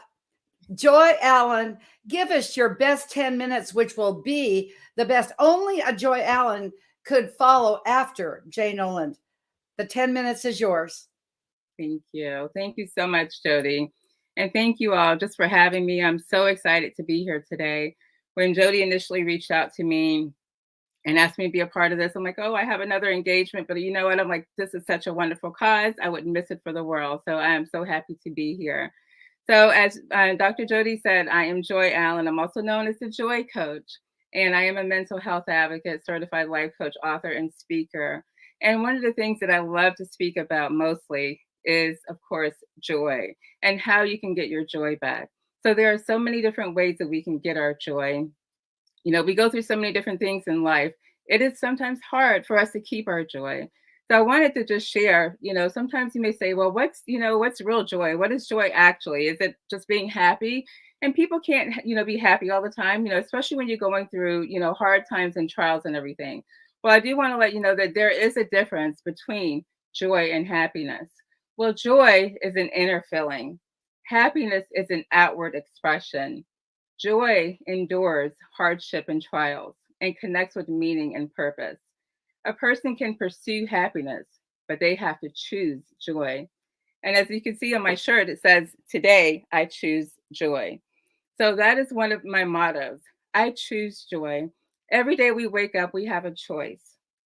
We can, look at the consequences and circumstances and everything that we're dealt. And we can choose to be stressed or depressed or upset or angry. We can choose to be bitter. We can choose to live in unforgiveness. But I choose to have joy in my life. You can choose it too. Despite the circumstances that we go through in life, despite the things that we're handed in life, we have the ultimate choice to choose to have true joy in our lives. And true joy also comes from God. It's the inner source within us. So when we decide to choose joy, one of the ways that I choose joy, and believe me, it's not easy, as someone who's battled depression and anxiety, and one of the reasons that led me to being a mental health coach, because I understand how it is not to have joy in your life. It's something that I had to fight with. It's something I had to fight for. And I still fight for it every single day because life happens. As we all see, life happens. And there's a lot of things that we go through in life where we have to make sure that we are being intentional about choosing the joy in our lives, choosing to have peace in our lives. So that is something that we have to make a choice about every single day. And it's something that I don't take lightly. So as I chose joy and as I decided that I didn't want my circumstances or depression or anything that I battled in my life to get control of me, I had to decide, listen, what do I need to do? What do I need to do to make sure that I can be best me and I can have true joy in my life? I know the people who are struggling and have gone through these situations with the hurricane may be in a place right now where it's so hard to find that joy. It's so hard to find and to hold on to any hope But I want you all to know that you're not alone, that we are here. We love you, we support you, and we want to be there for you. So I want to share a poem that I found that I thought was beautiful and fitting for the situation. And it's called Joy is a State of Mind. Joy is the instinctive notion, by all means, exhibiting our attention. Joy is a divine expression, full of hopes, love, and affection. Joy is a courteous goodwill, shall never embitter pricking ill will. Joy is the readiness to return kindness without concerning about outcome, surely goodness. Joy is the fondness, forgive and forget, living life in fashion and great satisfaction. Joy is the contentment, not having any ruffled resentment. Joy is the basis of righteous, living life with genuineness and pious. Joy is the acceptance, no fantasy, only real essence. Joy is the living of each moment, regardless of consequences, believing in the path chosen. Joy is the willingness, utmost sincerity and diligence. Joy is the service of humanity with freedom from all partiality, surely the power of unity. So that is another thing of expression of what joy is. And I love that last part where it talked about joy is humanity. And some of our brothers and sisters that spoke on here today were talking about how we all have to come together because, it doesn't matter what race, what nationality, what ethnic background, what religion or anything that you are, because we are all of one race that matters. And that's the human race. And we need to come together so that we can help our fellow brother and sister during their time of need. One of the things that gives me the greatest joy is giving. When I give, and that's just one of my superpowers, I love to give. When I give from the heart, and it truly brings me joy. It makes me feel good because I'm helping give back. I'm helping to make someone's life easier or better, or just put a smile on their face. And that brings me amazing pleasure and satisfaction because I know that I'm helping someone else. We never know when there will come a time when we may have a need and we will want someone to return that same favor. And I just believe in what the good book says, do unto others as you'll have them do unto you. And that's always been something I've lived by. I've always treated other people the way I would like to be treated. And I feel like if we all stand by that belief, then everyone will be taken care of. We'll all have our needs met. We will all be able to get through this together.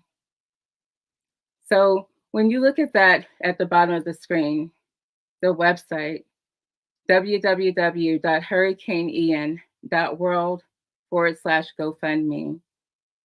And you can just take something as simple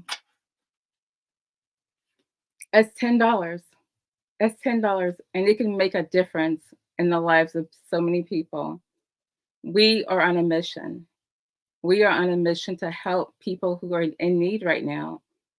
Those are our brothers and sisters, and they need us.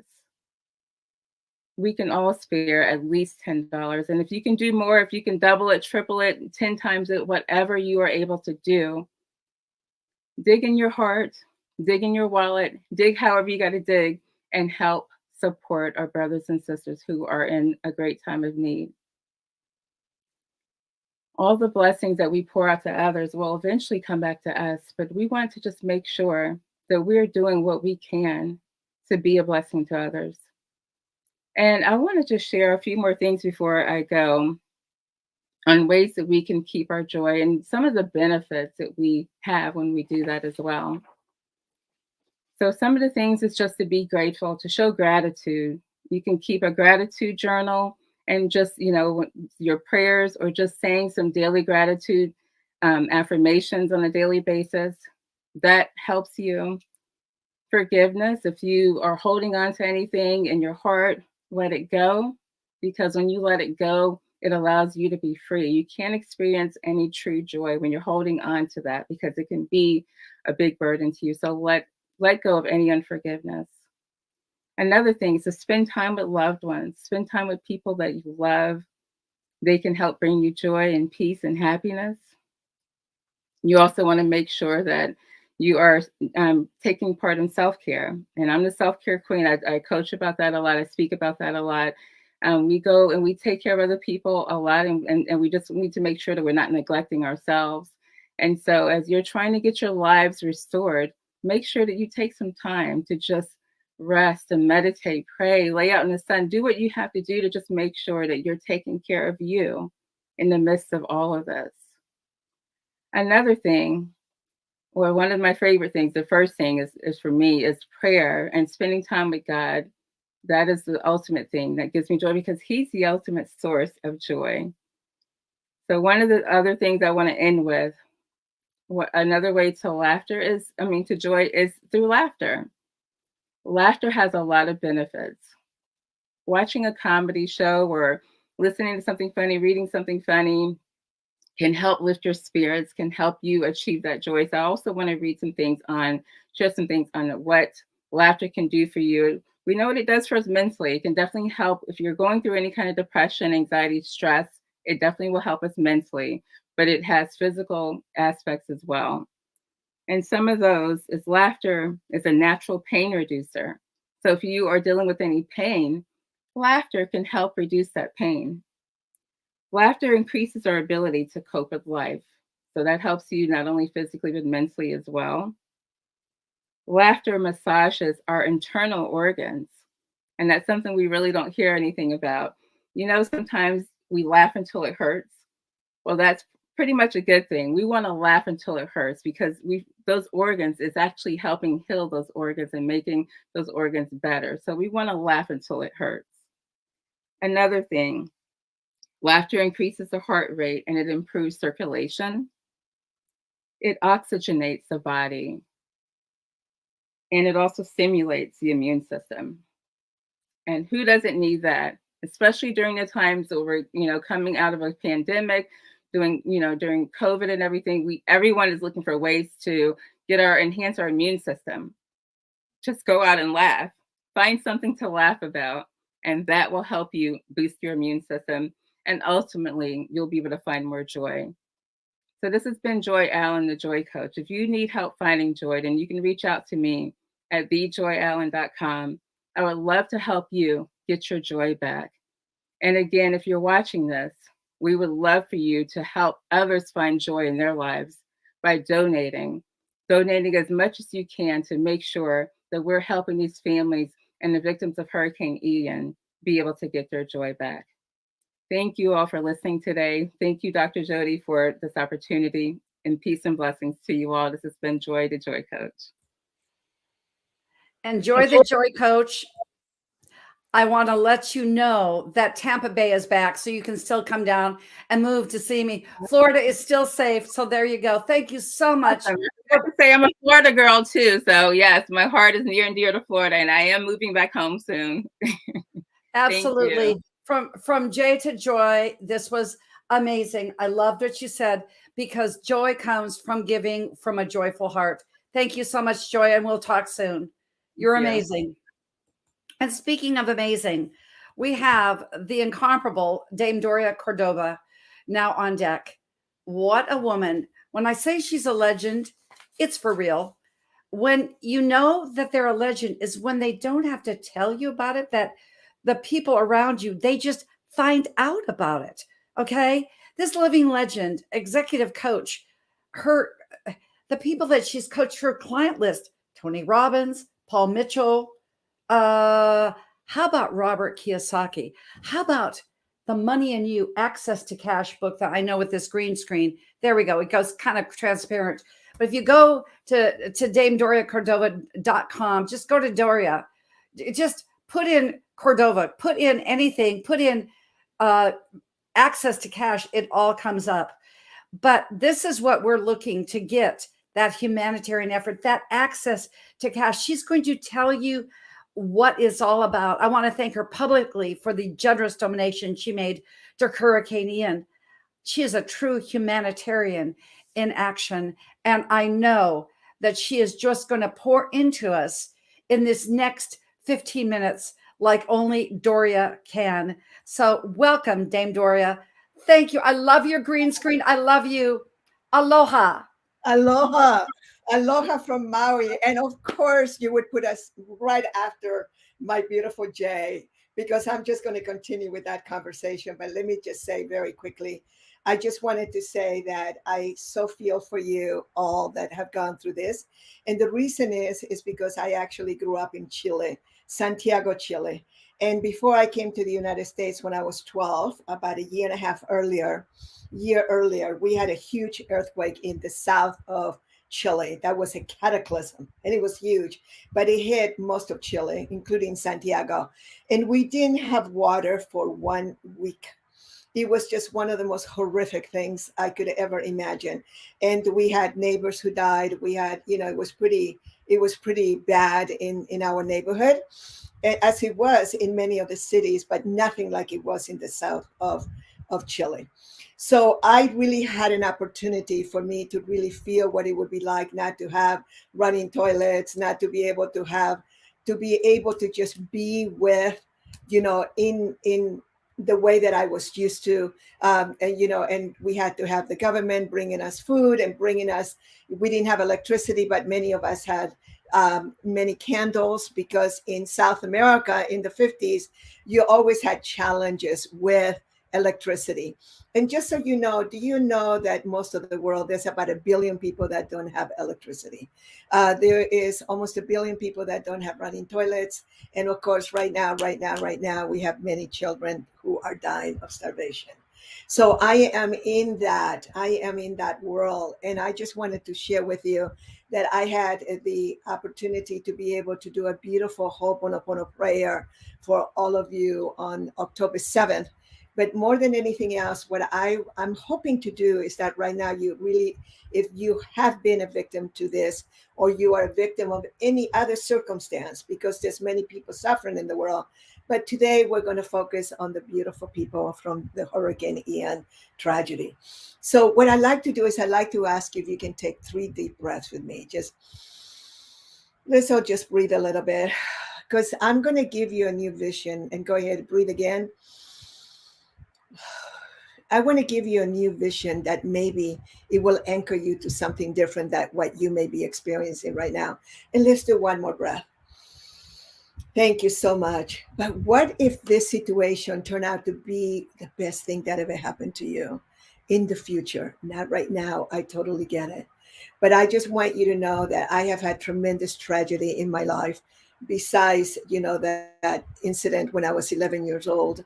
When I was only 18 years old, my beloved died a month before we were to be married. And 4 months later, I miscarried his baby.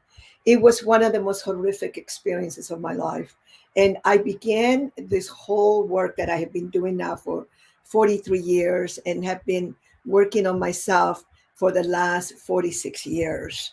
So I'm one of the OG in the entrepreneurial, experiential, transformational training industry. And I want to thank Jay Nolan and Mo Rock for giving me that title. I didn't know what an OG was. I'm 72 years old, so I don't hang out with too many people that use the word OG. And I feel that I love that so much. An original gangster, right? And what we mean by that is what we've gone through so much, and we came out on the other side. What turned out to be the biggest tragedy for me, and this is where I'm kind of bridging a little bit on what the beautiful people have been sharing, beautiful Joy, beautiful Jay, and others. What a beautiful lineup of human beings. And so what I want you to do is for just a few minutes to just pretend that you are now on the other side, that maybe it's a year from now, 2 years from now.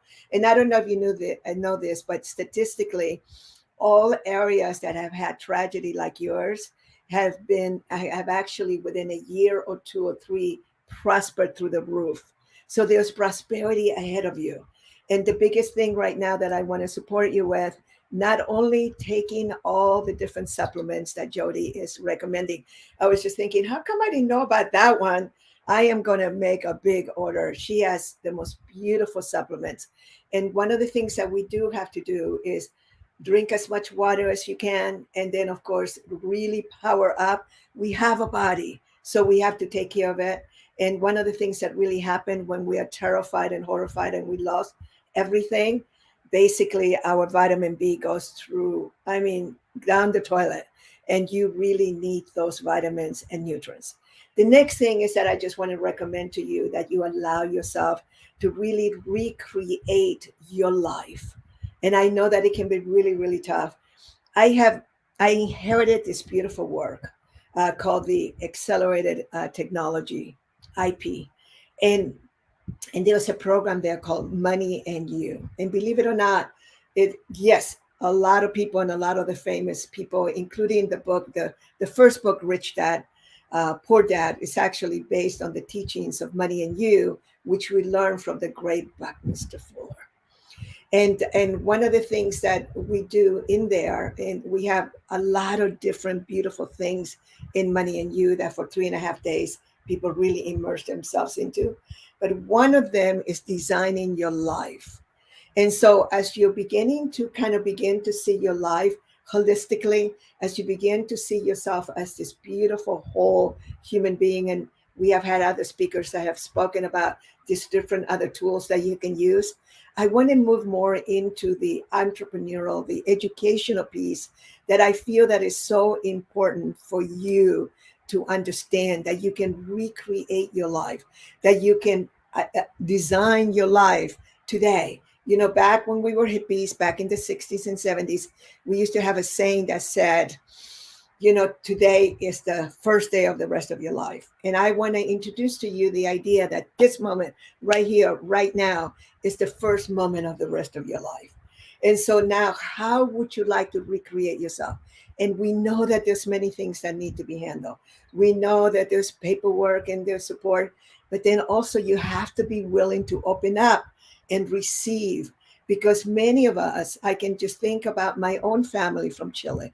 We're very proud people. We don't want to receive charity. We don't want to be given things. We have worked very hard our whole lives. With none of us, there isn't anybody in my life that was ever in quote unquote welfare. And I don't know if you know this statistic, but there's very few Latinos that are homeless. And the reason is because even if we hate a relative, if they run out of everything, we take them in. We'll put them somewhere in the house where we don't have to deal with them, but we take care of them. This is something very beautiful about the Latino, background that I come from. So one of the things that you have to do, though, that you have to be willing to receive. I want to give you gifts, and I want to give you the gift of education. Go to moneyandyou.com and download a book called The Business Success Model. While you're recuperating, just remember that you could be anchoring information that is very tough, and that you're going to be anchored to some horrific experiences. What you want to do is you want to go ahead and not only use the principles of being able to transform your mind, but also be able to work with yourself in a way that you're putting in information that is so valuable, which includes education that you can use in the future. Entrepreneur education is key. This is the beginning of your life. Being able to receive wealth and gifts and support is also important. I want you to go to fridayswithdoria.com, and right on the homepage, there is the magical recovery exercises. And that is a very powerful exercise that I learned many years ago about clearing many decisions that we have made already in life itself. But now in the middle of all of this, we could be creating a whole lot of new decisions that may not be very, very good for you, that may not be empowering. make sure that you change your state. Tony Robbins is one of the big graduates of Money and You. We met him when he was 23 years old. And that whole technology of just being able to move, to be able to change your state. So just know that there's so many of here to help. And I just wanted to say very quickly, Jody, that I feel so honored to be here. And what I wanted to do was I wanted to donate to anybody that donates more than $5,000. I would love for, I will give a couple of seats for those of you that donate more than $5,000 to this into my Money and You program. And you can all go and learn about it at moneyandyou.com. But it's an expensive program. It costs a lot to put on, and I will cover all those costs. And you just send the tuition money, and if you donate $5,000, you give it to this beautiful cause. I also wanted to give you one more. And what I wanted to do, I just wanted to give you a little prayer. And so as you can see, I'm a CEO, I'm a business owner of a very successful global entrepreneurial education company that most of our business is in the Asia Pacific region. I have learned from not only my own experience, but also I have learned from being around many disenfranchised people that the only way that we could help them at first was to just be able to give you water, to be able to give you food and shelter. And then we need to be able to support you in your own self-esteem and your own deservability. And so this could turn out to be years from now, you look back and you find out that you actually pivoted. You pivoted to a whole new life. If you can just allow me to contribute that to you, if you can just allow yourself to have that vision that something so magnificent will come. And for those of you that are maybe more into activism, we do have to change laws. 80% of the people in that small island, a lot of them were seniors. They had all their money there. And people say, why do they move to a place like that? Because as seniors, and I'm a senior, we would love to live a beautiful life. And we want to have our little boat. We want to be next to the water. Why not? But insurance companies it's so expensive, you can't insure that. So we want to extend our generous heart. Just remember, when you give others, you're putting in a deposit into the most beautiful bank. And it's the bank of deservability. It's the bank of self-sufficiency. It's the bank that's going to allow you to receive. And for those of you that maybe have never experienced this, and sometimes when I'm such a big humanitarian and I want to share so much, people say, well, you must be a socialist. Actually, I'm the biggest capitalist you ever met. But there are times, and we all have to learn this, that we all need support. And the more that we extend our love and support, not only to this beautiful group, but it becomes part of your life. Every single day you support others. Every single day you do some kind of an act of kindness so that it's easy for you. You see something like this, it's like you have created enough wealth.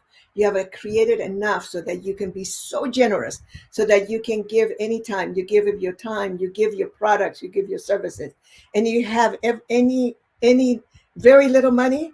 Make sure that you find out how you can support, because making deposits, making beautiful deposits of generosity, I promise you that it will work out for you.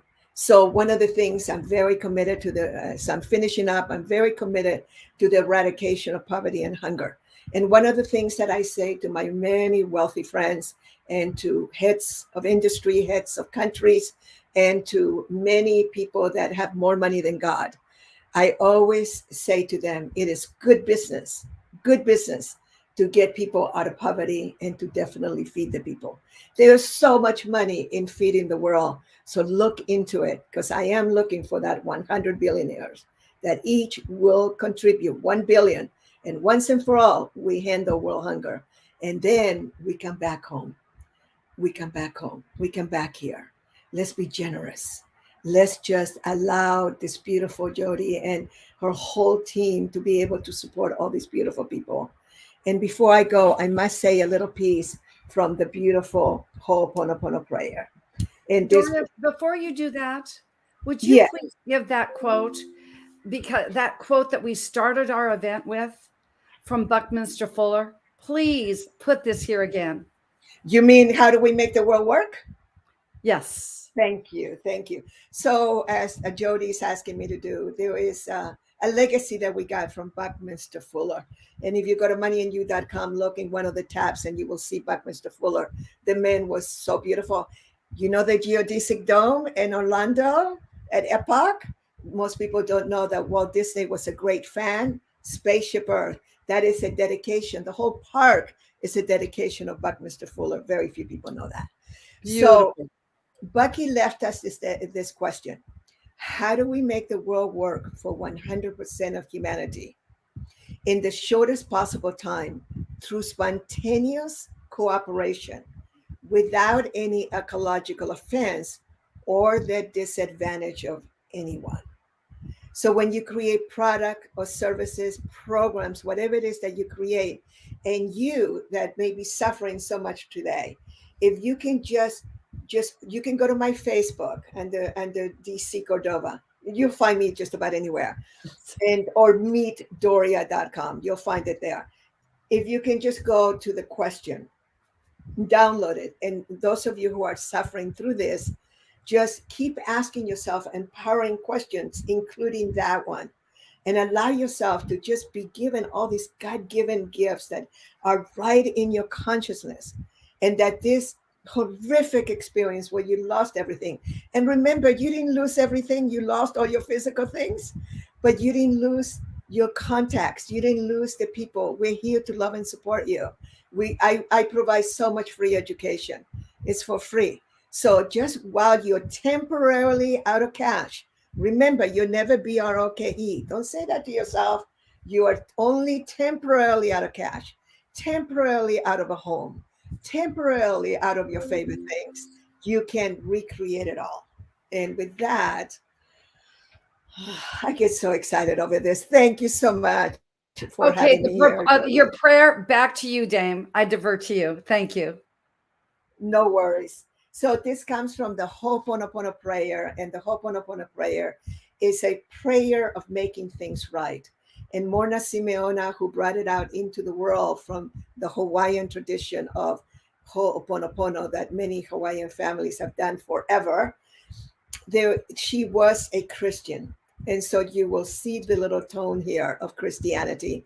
And you will see that a beautiful Hawaiian kahuna was so committed to the betterment of humanity too. I actually surround myself with beautiful people like that all over the world. And part of the Ho'oponopono prayer, which you are always welcome to come be with me next week on Friday at 11 a.m. California time, 2 p.m. Eastern time.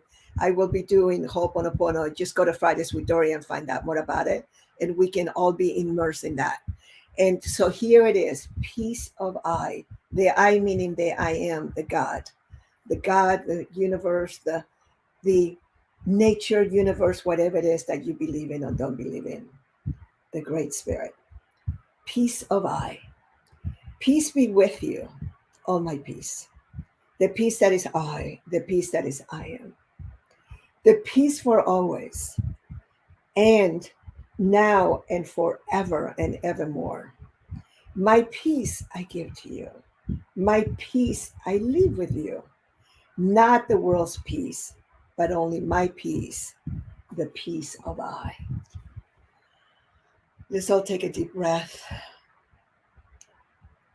Just remember that the most horrific circumstances for many of us, all the big boys and girls, I've been in the industry for a long time. They all have a horrific story from where we literally rose from the ashes. All of us have had such tough learning experiences, so you're not alone. We love you. We send you the most loving thoughts. Just the beautiful young man that was talking about recovery and resetting, recreating your life. Allow yourself to do that. And with that, I hope that at least one or two of you will contribute more than $5,000. And I will happily have you in my program whenever it works for you. I love you. Thank you. Ho'oponopono. Ho'oponopono. Y'all, I hope you understand. I just want to give you a little bit of context.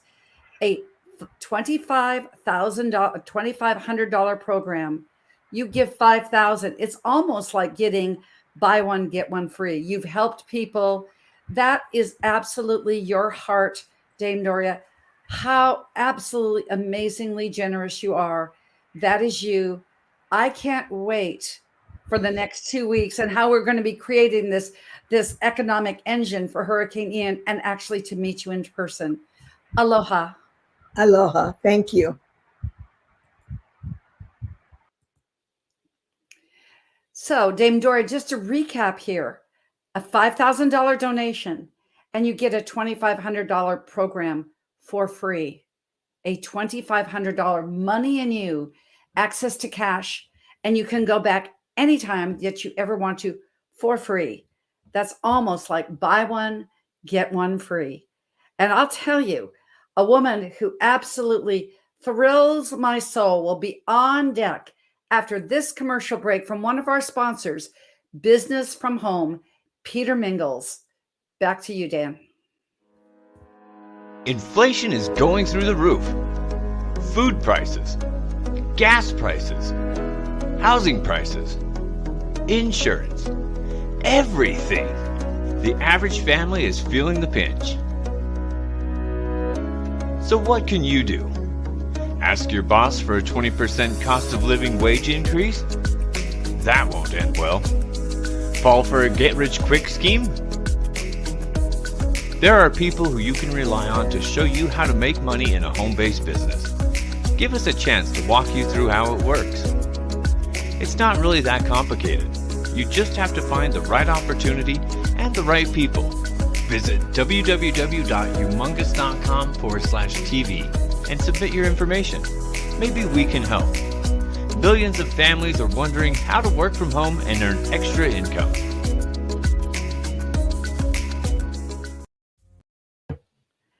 And we are back. We are back. We are back. We are back. We are back because Business from Home, as Dame Doria was saying, I think it's really quite coincidental. No coincidences. It's just creator coincidences because it's created from our creator. We have this beautiful prayer. She's talking about an economic engine. And then we have Business from Home. I can truthfully say I've known Peter Mingles for 8.5 years. He has a great Business from Home program that will absolutely allow any of your businesses, as Les Brown always says, we've gone from brick and mortar to click and order. So you can create that economic engine. So if you didn't see that number that flashed across the screen, just send an email to me, www.drjodee.com, and I will get you that information. And remember to go to hurricaneian.world/GoFundMe. A $5,000 donation gets us closer to that $50,000 goal. A $5,000 donation gets you your ticket to Money and You for free. And I'll tell you, a ticket to knowing how you're going to create your business is what you want to do in your next vision is XP mentor content creator Michelle Woolfolk. I met her on Clubhouse. Are you feeling the theme here? But she is a woman of words, but she's a gifted, truly gifted corporate writer. When you hear what she says, you want to experience her words. So it is absolutely with great pleasure and honor that I bring up Michelle Woolfolk to our absolute amazing Hurricane Ian. Hello, Michelle. Hurricane Ian Relief Fund Telethon. I just want to recap. We have got somebody that's going to match our 50. We've got free coaching for your $200 donation. I think we've got to make a list for really what we're going to do here. We've got people that are being able to attend Money and You with your $5,000 contribution. And then remember, we have people for $10 with $100,000. We'll get there, but we'll get this and there with your writing, words, and content. The next 10 minutes are yours. Welcome, Michelle.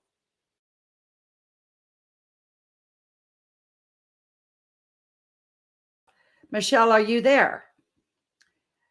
Oh, she froze up after waiting a while. We'll see. I hope you there we go. Now, are you back, Michelle?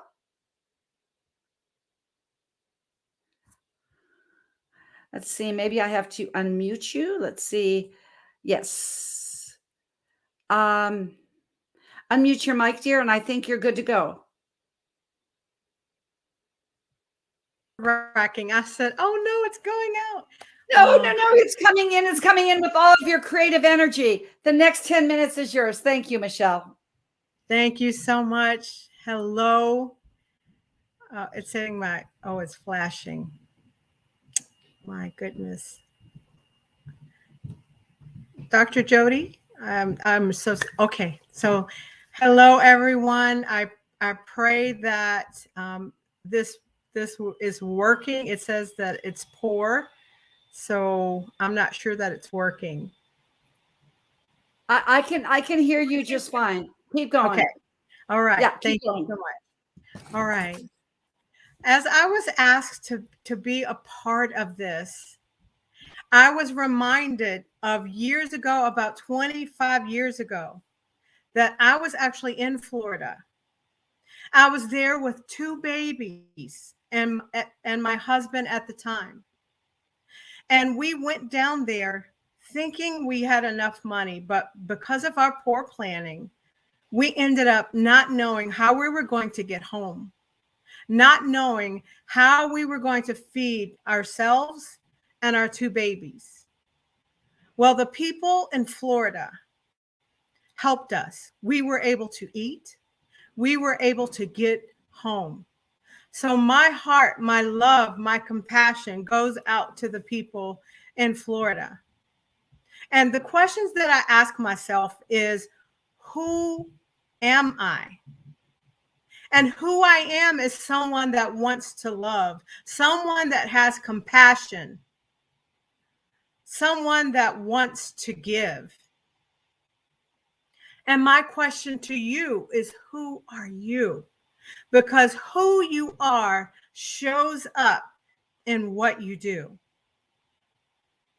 If you are a person full of love, full of compassion, then that is who you will show up as a giver, as a person that loves, that gives to people that are in need.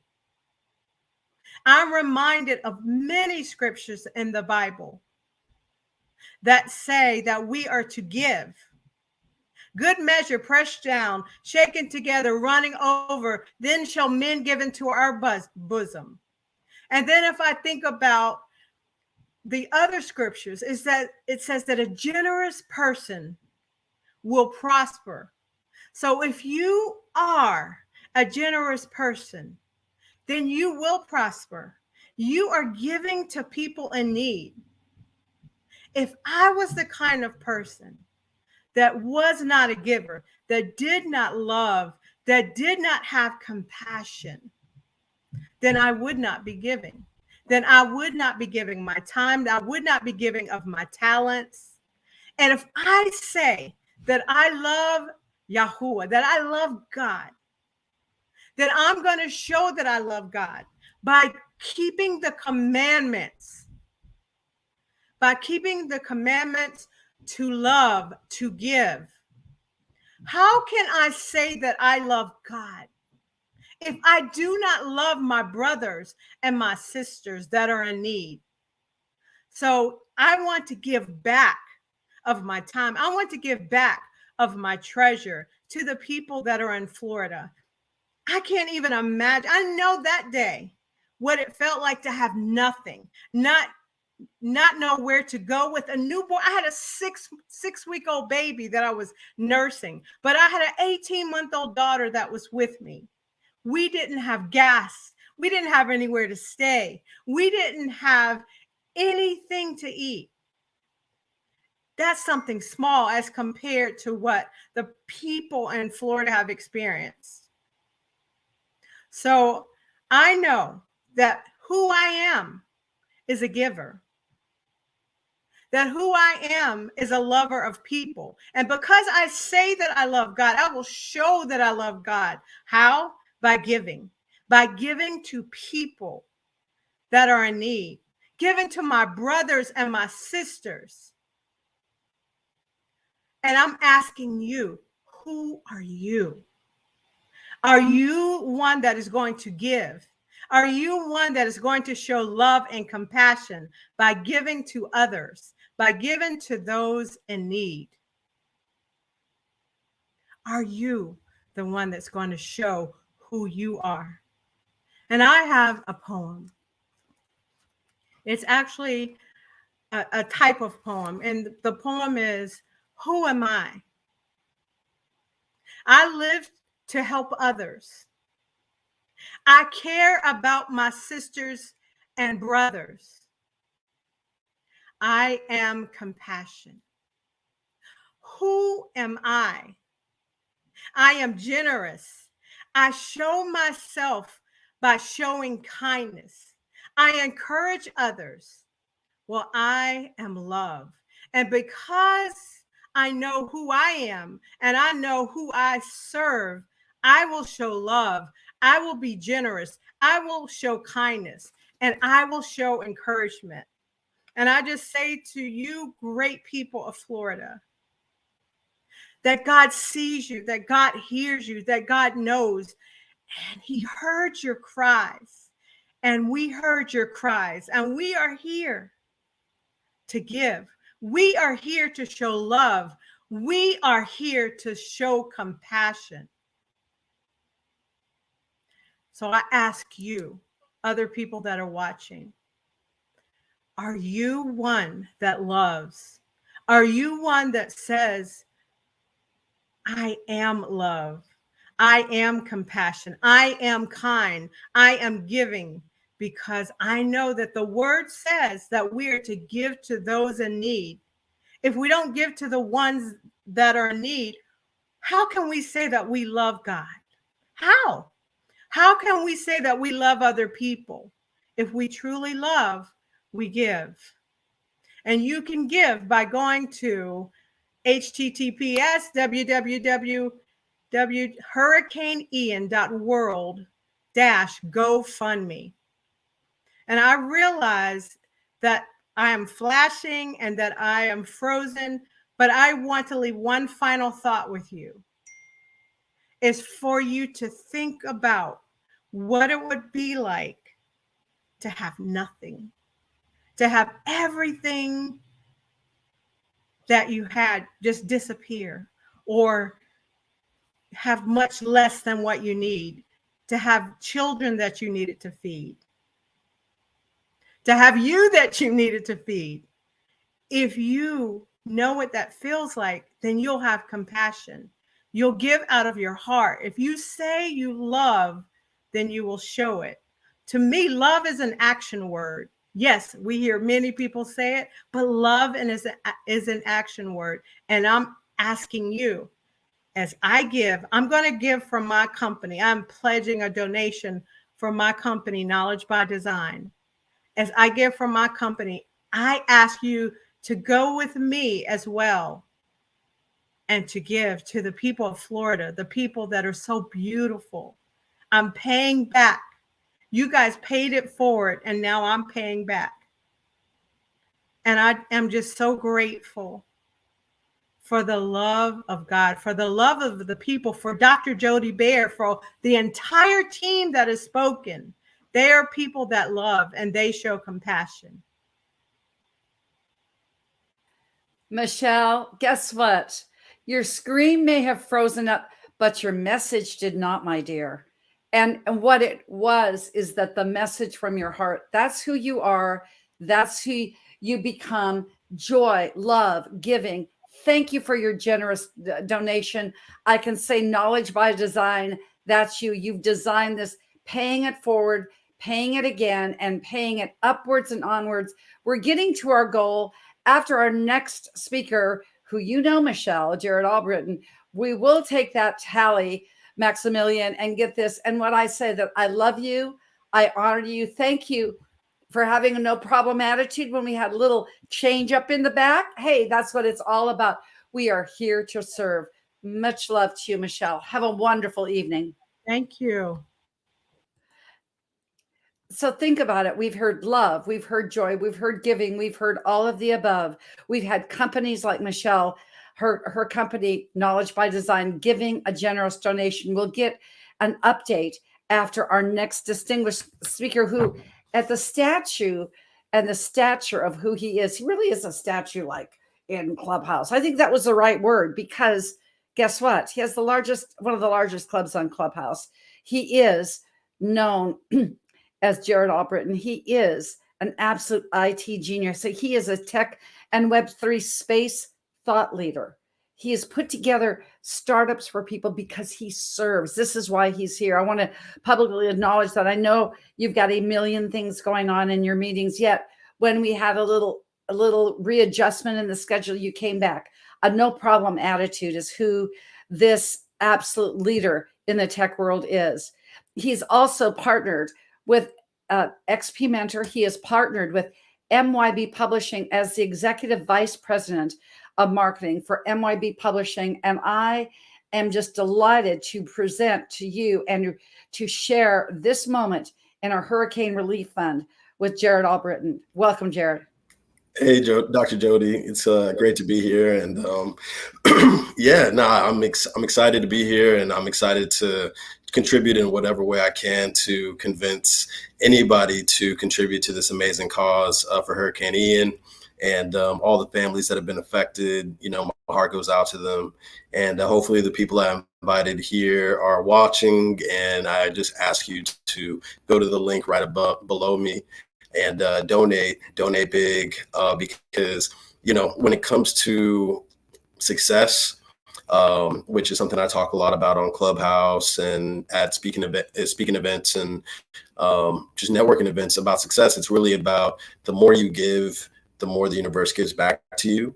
And, you know, when people are in need due to unfortunate circumstances that they are not in control of, and, you know, everything happens for a reason. And, you know, at the end of the day, life is 10% what happens to you, 90% how you respond. And when it comes to how I like to respond to things like Hurricane Ian or any sort of catastrophic events, it's how can I serve? How can I give? How can I add value? So, you know, hopefully that is what you in this the viewership, you know, get from what I have to say. But my name is Jared Albritton. I really appreciate Dr. Jody for those kind words. I've been in the tech space for over 15 years, and my goal when it came to Clubhouse is really just increase diversity in tech, help people understand that there are opportunities that you can get, whether you're very technical or non-technical. And that's what I talk about a lot on Clubhouse. But one thing that I also talk a lot about in different spaces, and what I'm going to talk about today is really just mindset, because everything comes down to, you know, your mindset. If you mind, it matters. If you don't, what is it? The phrase, it doesn't matter if I forget the phrase. All right, what you don't mind doesn't matter, etc. Right? It's all about mindset. So let me talk a little bit about mindset real quick, and then also just the importance of being selfless and giving. Because that's just two things that have been really important to me. So when it comes to mindset, you know, there's ultimately, whether you think you can or you can't, you're always right. And abundant mindsets are really, you know, abundant mindsets come from a state of gratitude. So, you know, for me personally, I always try to focus on having a very abundant mindset when it comes to what's possible in my life, what's possible in this world.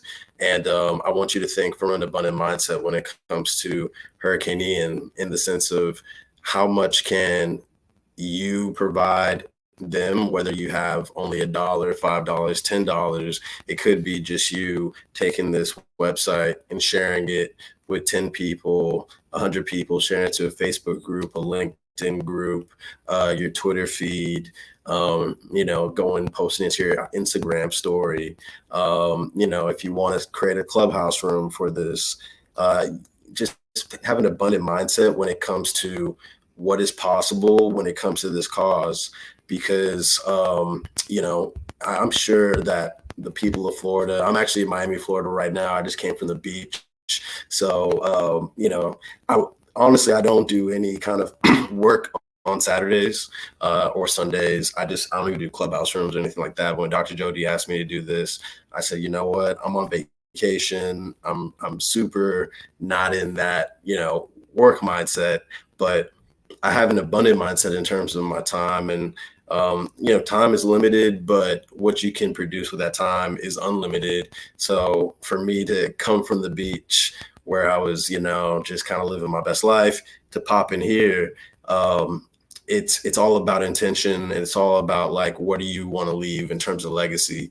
And the legacy I want to leave when people think about me is Jared's somebody that cares about people, that really looks after people, that tries to add value to people, and somebody that when he shows up, things improve, things feel better, people feel good, right? And I just really just implore everybody in this space to really, think about how can you leave a legacy where you left the world better than than it was before you came into it. And one of the ways you can do that is by taking this link that's below me and seeing, like, challenge yourself. How many people can I get to donate? How many people can I at least get them to understand the impact that Hurricane Ian had on the people's lives in Florida? Because it's all it takes is just that one person, that one seed, and they could be inspired to take this link and share it with thousands, share it at a speaking engagement, share it on a television screen. Maybe they do live television or something like that. So that's my message, really. I want to keep it on topic in terms of Hurricane Ian.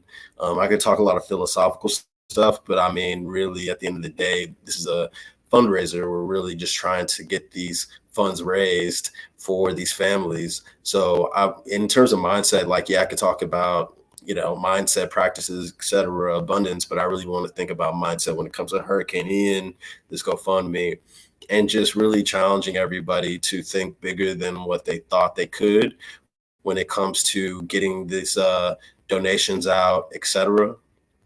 And figure out a way to help Dr. Jody hit this goal. So I'm not really good at speaking for long periods of time. I come from Clubhouse where I land my plane in like 90 seconds, 2 minutes, just short and sweet, try to hit that point. But Dr. Jody, please let me know in the chat when my time is up. But, ultimately, all I really came here to say at the end of the day, because I don't really want to talk about tech or Web3. It's not really relevant to me at this point. But at the end of the day, like, this link, go down to this link, donate whatever you can. And what's really dope is going to be the multiplier effect. Blast this out to your text message groups, blast this out to your email list. I know we have a ton of influencers that are lined up to have these conversations. And so I would say, when you get it on Clubhouse, promote the heck out of this telethon, promote the heck out of this link, put the pin link at the top, put this on YouTube, put it on Facebook, put it on Twitter, put it on TikTok, let it go viral, Instagram, Twitter. And I'm talking to myself as well. Like, I'm thinking about the Discords that I can throw this in, the Telegram groups, WhatsApp groups. There's so many different, even group me's. Just throwing this link in there, just letting people know, hey, I know the news cycles move fast. There's a lot of things going on in this world, but don't forget about the families that are affected by Hurricane Ian. Here's the perfect place to donate and see how you contribute. So, thank you, Dr. Jody, for thinking about having me. I really hope that I added some value. And yeah, that's it. So I'll pass it back to you. You did. You added such value, and I knew you would, because a man of your influence, a man of what you do out there, between you and Stack the Pack, what you do in this IT space. Remember, I'm a health coach. We've talked about this before, Jared. IT is not my thing. It's your thing. You put this together with this vision. And I just might put it out there that you've got a budding career as a motivational speaker. It was pretty darn motivating. Thank you so much, Jared. It was wonderful. So go back on vacation, enjoy Miami, enjoy South Florida, and just enjoy yourself, because you've done something by giving us these ideas. Put it on your groups. Everyone has groups. Everyone. We were talking about this on our backstage platform here. And I said, wow. And people say, oh, I've got this group. Oh, I've got this group. Everybody watching this and on the replay. And I want to thank Traverse TV and also Channel 55 in Orlando. That is, they preempted programming to have this on here because they know the need is so great. Everybody has 5 groups. Let's make it go to the groups. And because Jared, you came on, you gave us that great, absolutely great tip, a tip from tech, because guess what? Your intention was clear, because that's your expertise, because your heart is with us. Your heart is strong. Thank you so much, Jared. So this is what I know. We have a great lineup. We have great speakers. Just let's recap this hour, shall we? We know Dame Doria, for a $5,000 donation, you can go ahead and get a free money and you access to cash, a $2,500 value. That gives you access for a lifetime to her trainings, and you get it for free. Jared gave us a great tip about going ahead and just going to these groups, let people know, copy this link, put it there, and you will be all set. You will copy that link. And guess what? When you copy that link, then you can go in and say, hey, who wants to go ahead and give to people that really need it? And then give from abundance. The verse that Jay Nolan talked about is John 5:13. Greater love that has no man or woman than they lie down their life for a friend. And these are our friends down in Southwest Florida.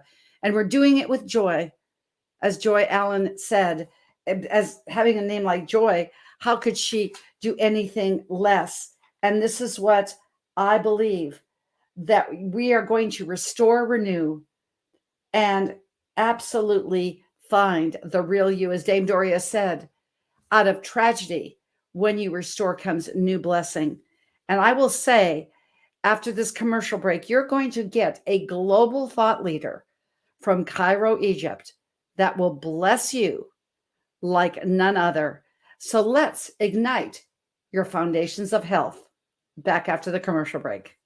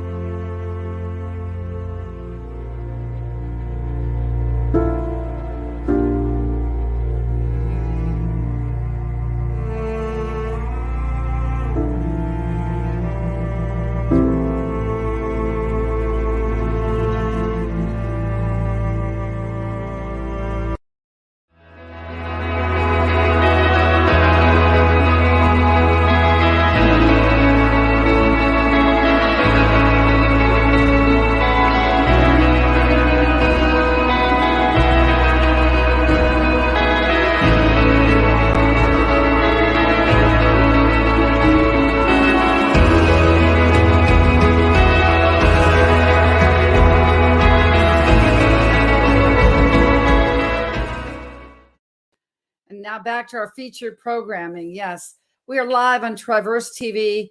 We are live on my Facebook feed, Jody Nylander Bear. We're live on Wellness Coach Jody. We are live on my YouTube channel, Jody Bear, LinkedIn, Twitter, and we're going to take this live to Channel 55, Orlando affiliate network of CBS in Central Florida. And we're also live on Flagler TV and Flagler County that was also hit. I can say that this is just such an amazing time. I know I've said this many times. All I can say is that we had a comment on the comment section. It said, yes, go back and promote the hell out of it on Facebook. I know. And go and promote the hell out of it on Clubhouse. I know one lady that's going to do just that on Clubhouse, because when she speaks, people listen. She's a lovely soul, an intuitive coach, an author, a healer. And frankly, she's just a tremendous human being. This young lady, all the way from Cairo, Egypt. I just want to know, my first question is, when does she sleep? Does she sleep during our night so she can be on US time? That's what I want to know. But we've had speakers from the UK. We're going to have a speaker later on from New Zealand. We'll have 3 from Hawaii, not just Dame Doria, but 2 more coming here. And now we're going to Cairo, Egypt. When I said this was a local event that has gone global, I mean it. We just got another $1,000 donation in our PayPal account. It's coming, it's coming, it's coming. And so I'm going to bring up on the stage and unmute this mic. I think you've got to do it on there we go. The beautiful Imam. My goodness gracious. Welcome to our telethon, my dear soul. And when you promote the hell out of this on Clubhouse, people will say yes. Give this your most heartfelt words, because they always are, for the next 12 minutes. Dr. Jody and everyone, hello. This is Ian from the other side of the world. And this world is not that big anymore. I believe in that because I've been pleasured and honored by being one of the great movement of XP Mentor. And when the first beginning that happened, I had that felt heart of every one of this team, how they wanted to change the world, how they wanted really to impact everyone's life. It doesn't really matter if you are in the pro membership or in the free membership. You have to come and learn, and they are mirroring the movement, the impact. Let me tell you guys about myself a bit. I'm a mother of 2 beautiful boys, and raising up young man to be a great person to the world and to himself and to his community takes a lot of effort. It's not only about school and education. It's not only about what you say to them. It's all about how you teach them by modeling. When the hurricane of Florida happened, it broke my heart. And I usually a person who is not into the news, but because there is a beautiful soul, a gorgeous friend and supporter, and everything that you can believe when it comes to be in that one person, was Dr. Jody Pierre. She's there. And I really felt horrified because, my God, I just saw the videos and I got panicked that I don't care. I don't care what time is it. I just stayed up to be able to make sure that she's fine. My little kid come and saw me crying, and he said, "Mom, why are you crying?" I said, "One of my friends are there in the hurricane," and he's very innocent and said, "Mom, how can we just help her survive?" And at that moment, I got the feeling of how we should make people survive. Jay used to say, Jay Noland, my salute to you. Jay used to say, "Give me the man, give me the kid until 7, and I'll show you the man." And this is really resonates with every and each one of us. What I'm here today to say is, I'm, as a mother, I cannot take it. I can't help feeling the pain when one of my kids having any sort of pain or an anxiety or anything, while I cannot help him. How many mothers are there without clean water, without electricity? I used to put people in, put myself in the people's shoes to be able to feel and understand their feelings. Let's be mirrors. Let's mirror the good act of kindness with our kids, with our friends and families and spouse. Let's do it together. Go to your son and your daughter and say, ask them to pay a charity. Doesn't really matter, big or small. Every single penny will help. And I promise, if you can do that, you will keep their hearts clean. You will save them from hate and from being selfish. Because this world needs an act of kindness each and every single day. It's really important how people can make you feel different, feel special. If you just come across them and they smile, what if you can really make a lasting impact? What if you can be the share of the goodness in your day, in your place? What if you can be the blessing? We are blessed. We are blessed by being together, by being able to be together, able to see each other and feel each other, even if you are like me on the other side of the world. We still can feel the souls. We still can heal the pain, because only love can heal every single pain. From the immunity system to the grave, everything is possible with love and faith.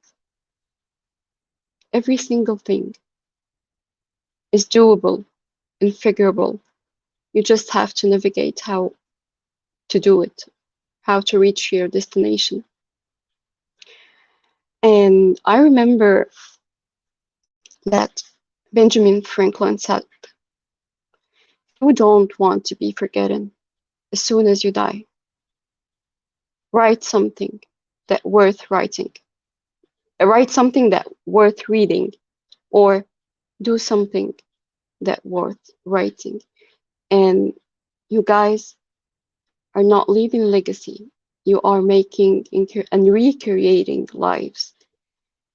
And nothing is more beautiful or more important to keep people's life going better and impact their lives with the good act of kindness that you are doing. And again, be the mirror. Send this link to your friends and your family and your kids. Make a competition. Ask them to show you.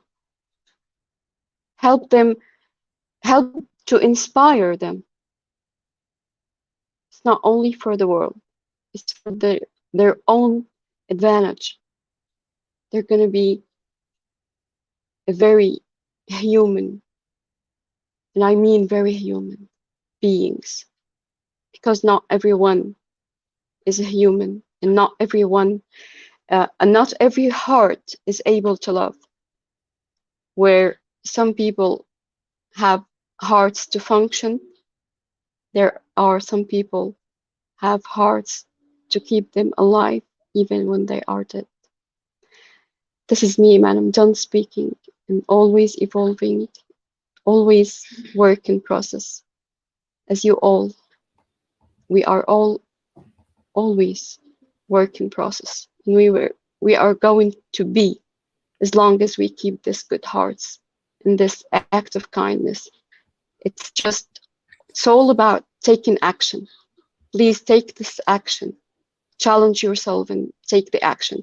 Click the link under my picture, and you go paste it on the social media and send it to your family and friends and your kids, especially your kids. See how they do. Be the mirror, be the role model, because only this can change the world. Back to you, Dr. Jody. Thank you so much for this. Thank you so much. Your melodious voice, Imam, I just have to tell you, it just fills my soul. When you said, feel the souls, feel the pain, love and faith, let's be the mirror. And we'll be the mirror back to you in Cairo, Egypt. Thank you for staying up all night, or whatever you do, staying up all night so Yeah, you can be with it's us.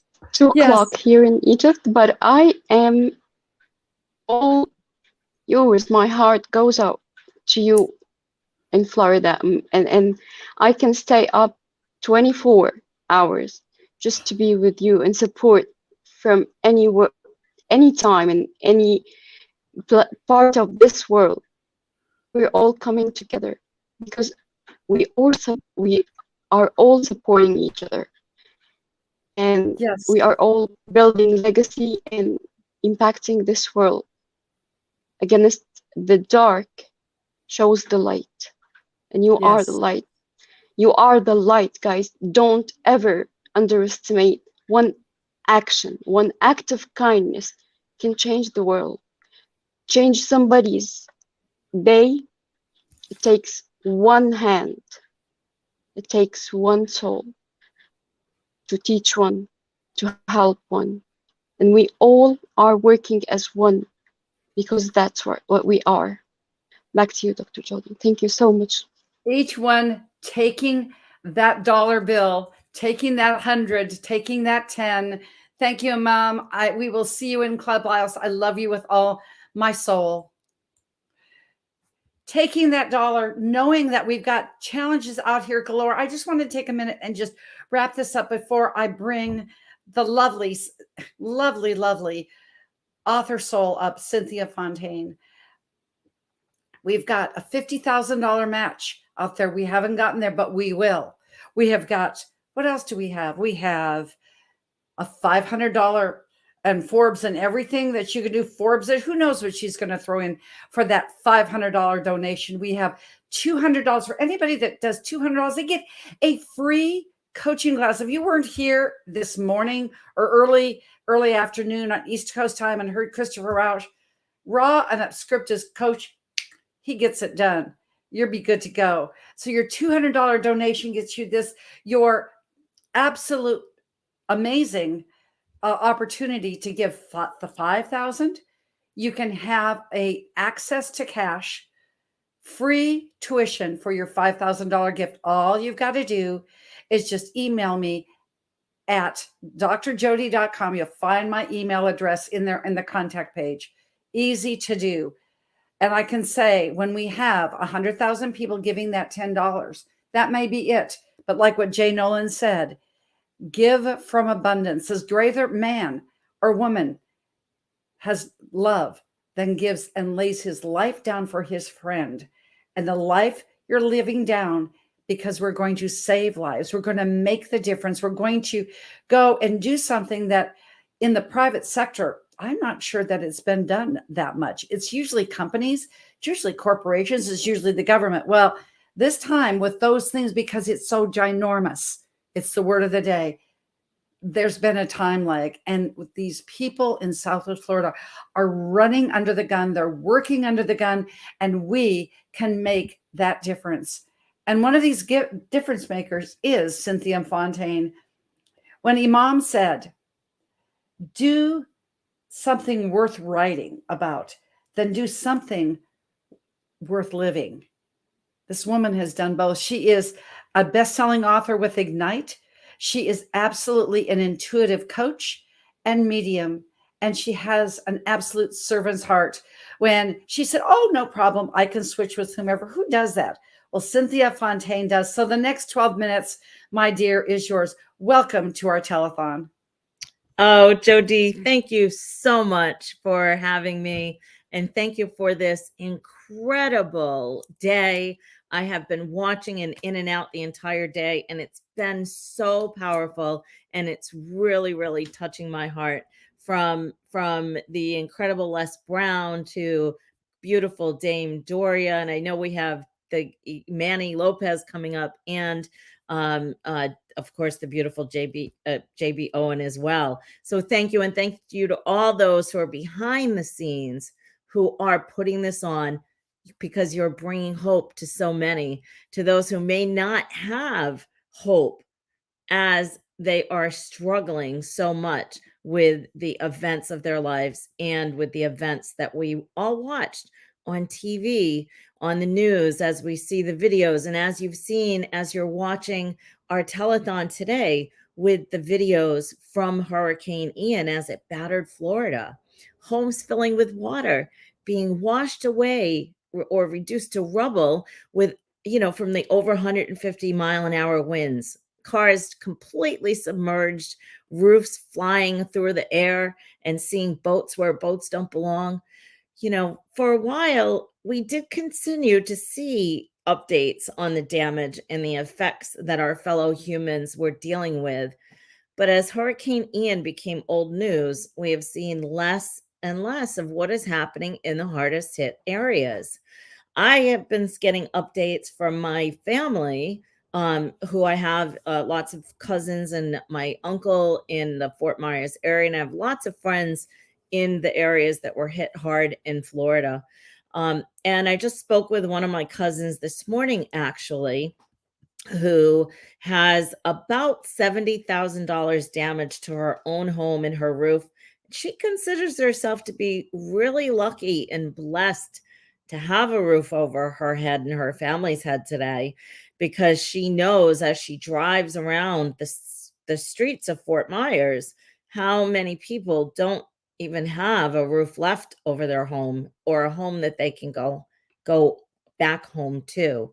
Now, my cousin doesn't know when her house is going to be fixed, because there's so much damage around them.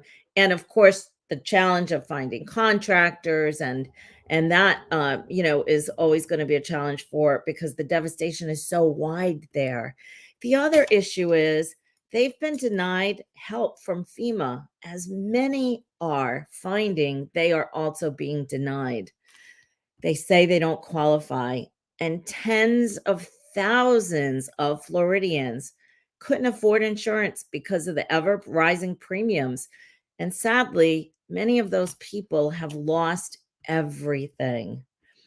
it's difficult as we see so many challenges around the world now, and maybe you have had some significant challenges in your life as well as I have. There was a point in my life where I struggled to keep a roof over my own family's head. Some days I didn't know if where our next meal was coming from or if we would have a meal.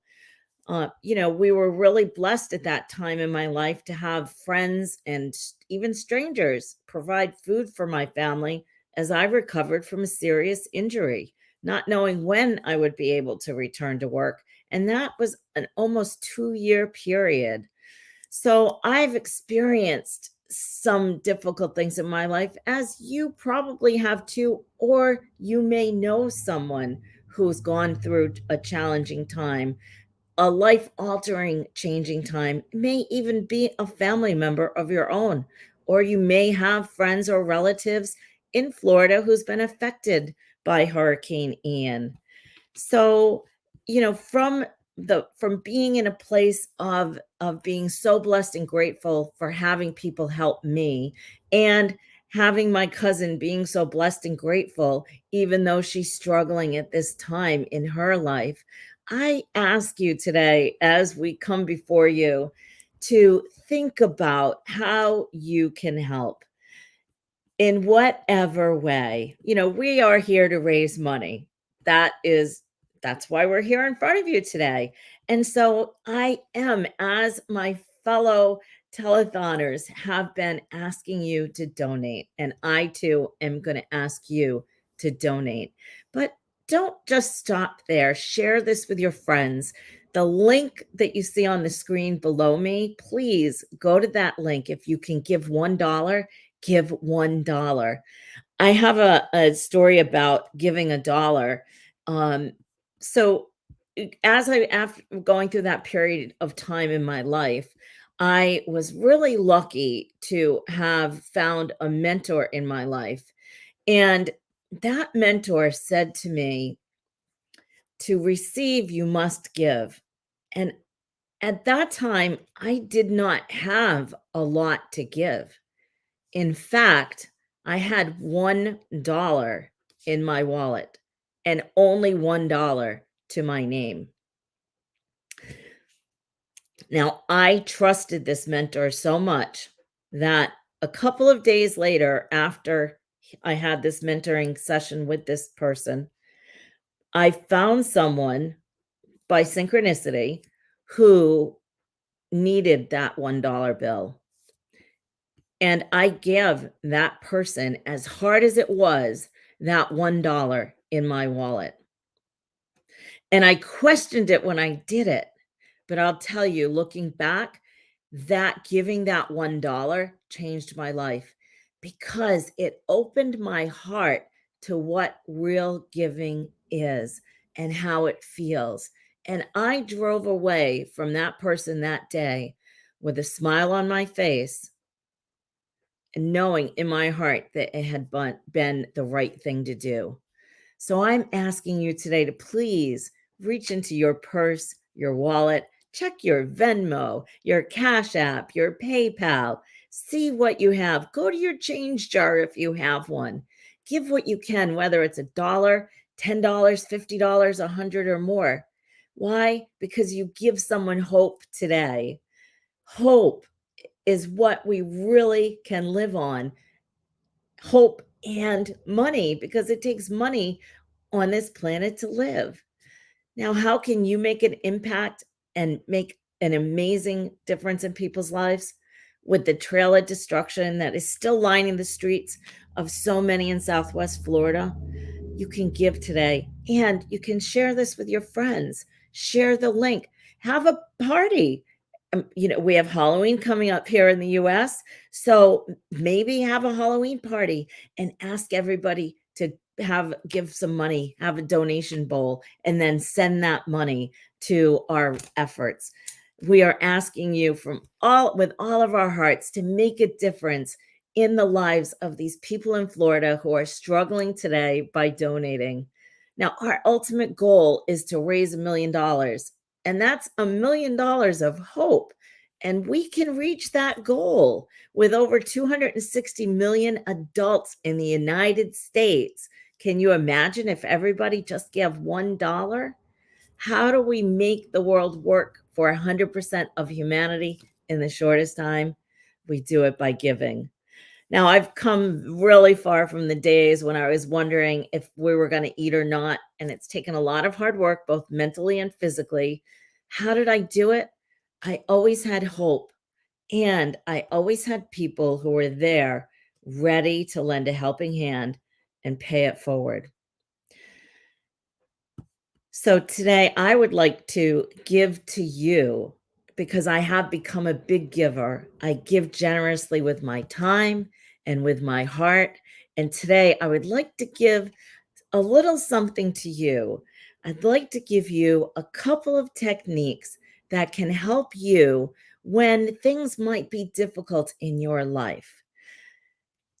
I'd like to give you a couple of grounding techniques that will help to bring you to your center and to calm you down, because we all have times in our life when we have anxiety and stress.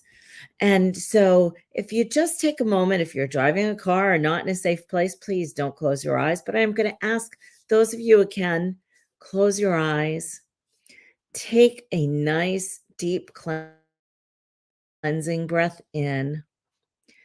And if you can put your feet on the floor or on the earth, put them down with your legs uncrossed and feel your feet solidly on the ground. Breathing in, being supported by the earth under your feet. Dropping your weight down into your body, into your feet, knowing that you are safe in this moment. You are safe and you are loved. We are loving you. And we hope that you can feel that. And I hope that you can feel that. Now, breathing in, just let your worries float away just for a moment, because you can do this. That's a really quick grounding technique that you can use anytime. And you see how quick that was, right? So I'd like to offer you that. And I would like to also offer a poem that I've written. And this poem goes like this. When you give with all your heart, you risk it all. When you withhold, you have lost nothing, yet everything. For your heart has never had a chance to experience the potential of the most wonderful vibration of all, the expansion of the heart, feeling joy, your heart leaping, your face beaming with happiness, wearing a smile so bright, your body glowing with the freedom and abundance of giving, pouring out of your every cell, lighting the way, guiding all those your life touches with the compassion and generosity, holding the torch. So please give generously today. Feel the expansion of joy in your heart from giving. Allow others to feel that joy and love in their hearts by giving to them as well. We so appreciate you all so much. And please share as we're waiting. I can see Jody is getting ready to come back. And it looks like there's a little connectivity problem. So, and Jody, I know there have been, Jody, there have been so many people that have been so generous in giving, with Dame Daria offering her course for $5,000. If somebody gives $5,000, I'd like to give also for the people who have smaller donations to make. And anyone who gives more than $50, I would like to invite them to a Messages from Beyond private Zoom with me for any donation of $50 or more. And that will be later on in the year when we get all those names together. Absolutely, because you are just a giver. Obviously, when you said this, that you're this is $1 million of hope That was a real thing for me to write down, even as we're approaching hour 8. Thank you, Cynthia, for sharing. Thank you for all you just. So it's that $1, ladies and gentlemen. It's that $1. We'll see you soon on Ignite Live for sure. But it's that $1. That's $1 when you give it all. Jay Nolan says when you give from abundance, you're giving out of service. When you're giving this way, you're giving from maybe your lack, but you're giving more. And this is what we're looking at for real, for real. So we'll be back with a dynamic duo after our commercial break, starting with our hurricane video. And then we've got a surprise for our 2 next guests.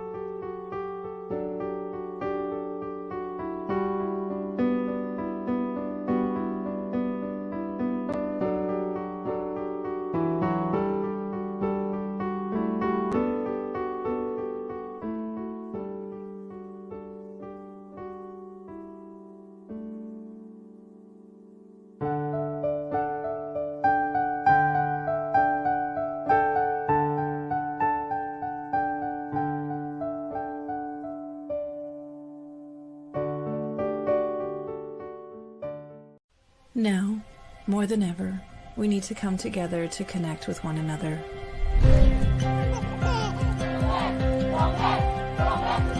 We need to feel the truth in who we are and let go of everything that's happened in the past.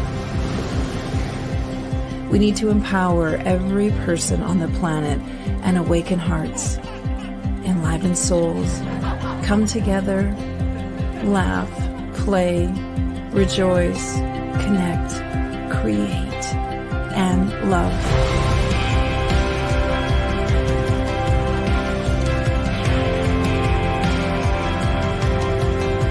It's time to ignite humanity. We want you to be a part of something that will impact the future for everyone. We want you to tell your story, share your Ignite moment, show people who you truly are. Be a part of igniting humanity and making a difference in the world and all of our futures.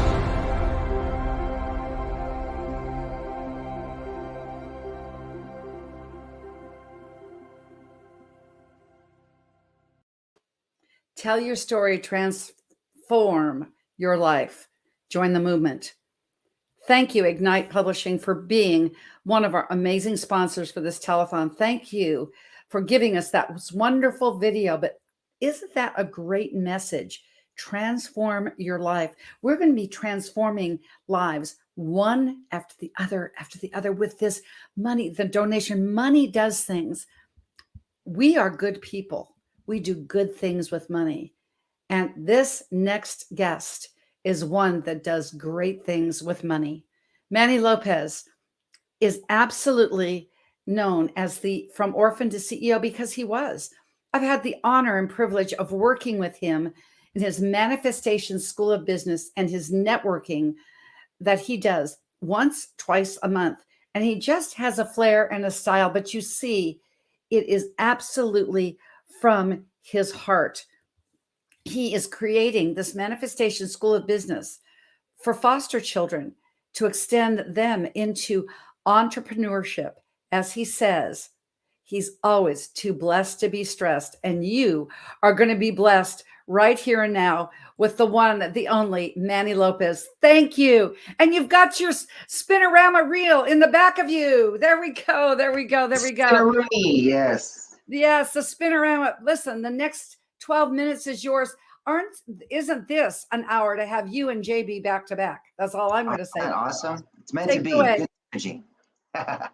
All right. Well, welcome. My name is Manny Lopez, and I'm an event producer. I work with a lot of entrepreneurs, and when Dr. Jody reached out and she said, "Hey, Manny, can you do something in the realm of just inspiring our people, bring some hope, talk about some things that can get people excited about life?" Because there's a lot of people right now that are suffering. They don't have a lot of hope. They have lost a lot of their faith in really what's been going on. And so, we are coming here to bring awareness, bring ideas, and bring people together to solve challenges. And the biggest challenge we have right now is getting to that next goal. So super excited to be here and help you guys just see the excitement of life and what it's about.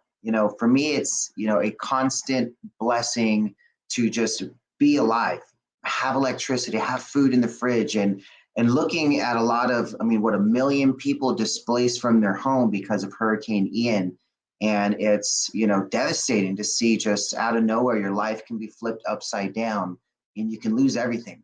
I've lost everything a couple of times in a realm where, I was homeless twice by the time I was 25. And it took a lot of support from other people around me, believing in me more than I could believe in myself. And right now, we've got to come together for a lot of people that understandably have lost that hope. And what does hope truly mean? To me, it's an understanding that there is a way out. There is that light at the end of the tunnel. There is, a better road on the other side of this chaos. And a lot of the ways we can do that is just by finding that excitement of life again, where we have really had the difficulty in seeing what's in front of us. So, what we can do today, by supporting this, sharing this message you're watching right now, tagging people in your social media that would love to see and support others, finding that idea of serving your way to success by helping others out of the chaos that they're in right now. Whether you're donating, whether you're supporting, whether you're speaking, whether you're sharing the message or bringing awareness, all of us together have created this movement that we have right now. And the goal of us is getting that $1 million raised in this 24-hour telethon. And it's really amazing how we could see all of this come together. We're almost 8 hours in. This is pretty exciting. So, loving what Dr. Jody's put together and her just, heart of gold to want to give back, to want to serve, and to help others in need. So you guys see this link right here, hurricaneian.world/GoFundMe. Get to that link, share a small donation, share a big donation, do what you got to do, right? Dig deep a little bit, and find a way to help others by simply sharing it on your social media. Every single person here can reach at least, maybe another 5 to 10 new people that are like, what, I would love to support that idea. You don't have to be huge and have to have this huge, giant social media following to make a difference. All you really have to do is find that one extra person, because it's a ripple effect, right? You send it to a couple of people, those, let's say 5 people say, all right, yeah, I want to support that. They're going to go share it themselves. They reach another 5 themselves. That's another 25. Then it's another 125. Then it just has a massive ripple effect. So don't think playing small or what you think is playing small doesn't make a difference. It truly does. So yes, definitely excited about that. Now, looking at what we've been doing throughout the day, you've got some amazing speakers. Dr. Jody's put over 80 speakers together for this event. Super excited to be a part of it and sharing this message. And again, hope. What does hope truly mean to somebody in need? Hope is an answer. Hope is a smile. Hope is a message that just says, it's possible for you to truly come back from this chaos. I don't know if you've ever been in that scenario where you've had difficulties in life. You didn't know which way things were going to go. You just kind of hit a wall, or, something just chaotically happened and you weren't expecting it. And now you're trying to pick up the pieces and figure out where to go from there. We can be that answer. It could be a small small movement of somebody showing that, hey, you are worthy, you are thought of, you are important enough for us to want to make sure you're okay. And right now, that's all a lot of these people need, is the understanding that it's going to be okay. Someone is going to be on the other side of that chaos to help support them, to help pick up those pieces where they haven't really had the strength to do it themselves. And, you know, I'm hearing stories. I had somebody had lost not only their own home, but their own personal home, but they had other properties that they were taking care of and they've lost those. I've heard of people that have just had a devastating effects on their business, their livelihood, their family. And, you know, right now it's a time of giving back. It's a time of truly supporting our neighbors and finding a way to be that help that they need.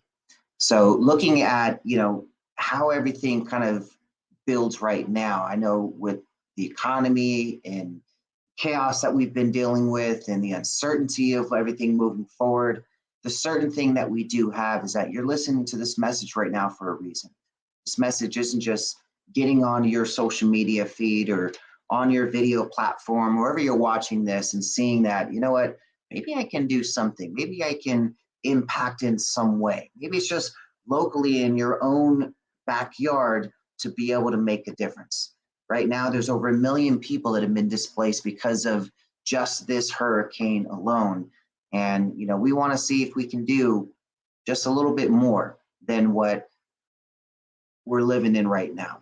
And that is very easy for you to do. Again, all you have to do is go to hurricaneian.world/GoFundMe and show your support and get this out there. Share this link on your social media. Go right now in the comments and tag 3 friends that you think would be an amazing support that you could bring in part of this community, because this truly is a movement and we want to see this impact reach globally.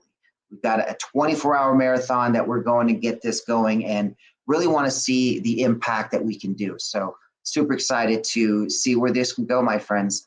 Now, looking at, you know, kind of how the day goes and what you guys been up to, you know, I'd love to see, you know, what kind of impact do you think you can make by the end of this year, right? We are what, just a little over 2 months away from our new year, 2023. And, you know, with that in mind, how is that going to turn out for you? What kind of effort are you going to be putting in to truly make a difference in not only your own life, but those around you, your small circle of friends, your small circle of family, the people that you want to impact in your business? If you're an entrepreneur, maybe you're out there wanting to go build your own dream and you're like, how do I go about doing that? Because if we can impact more people by having more resources, why not be able to, right? So a lot of the times that I'm working with people, they ask me, Manny, you know, how can I create more resources? How can I go out there and make an impact? Sometimes I want to help others, but I just don't have enough time. I don't have enough resources. I don't have enough money, right? How do I go out about doing that? Well, look at just what you already have right now. I'll give you an example. My dad, so he loves beef jerky, okay? Loves beef jerky. And he gets really annoyed at how expensive it is, right? I mean, I was just at Target today looking at it, and I was like, $11 for just a little tiny bag of beef jerky. It's crazy, right? And so he, having this love for the idea, decided, you know what if I just made it myself, right? He was spending money every month buying beef jerky from places he didn't really like, right?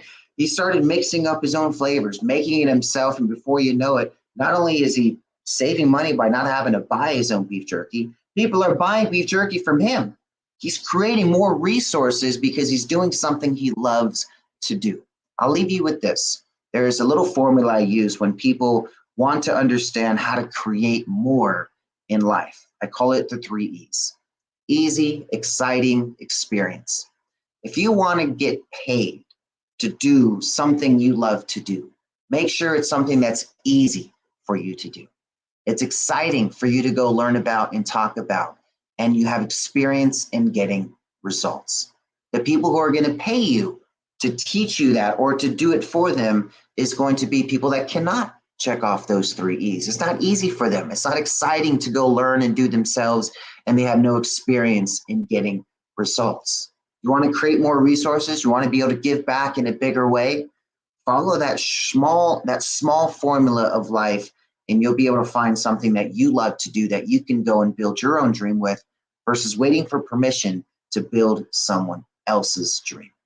So love that this awesome community of superstars that you guys have here are all just about giving back and finding ways to be of value. And I love it. This is really cool stuff. So yeah, again, hurricaneian.world/GoFundMe. You see it right here on the screen.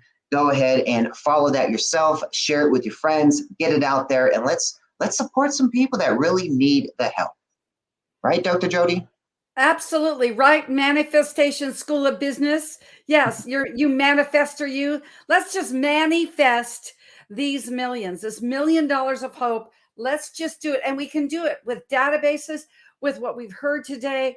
As Stack the Pack has 3 million followers on TikTok. You have millions on Facebook. This is going to be the start. This is one of 3, Manny. We're doing it on the 17th and 18th, and watch us roll through that as well. So thank you for who you are, what you've done for me, giving me this platform and the places that we'll speak, because we're just getting started, and we're just getting started with this influence. So thank you, Manny. Thank you so much for what you do, because just keep that in mind. I'm going to give the Manny quote back and let you say it as only Manny Lopez to give a word of encouragement to our hurricane people in Southwest Florida. It's I'm too blessed to be stressed.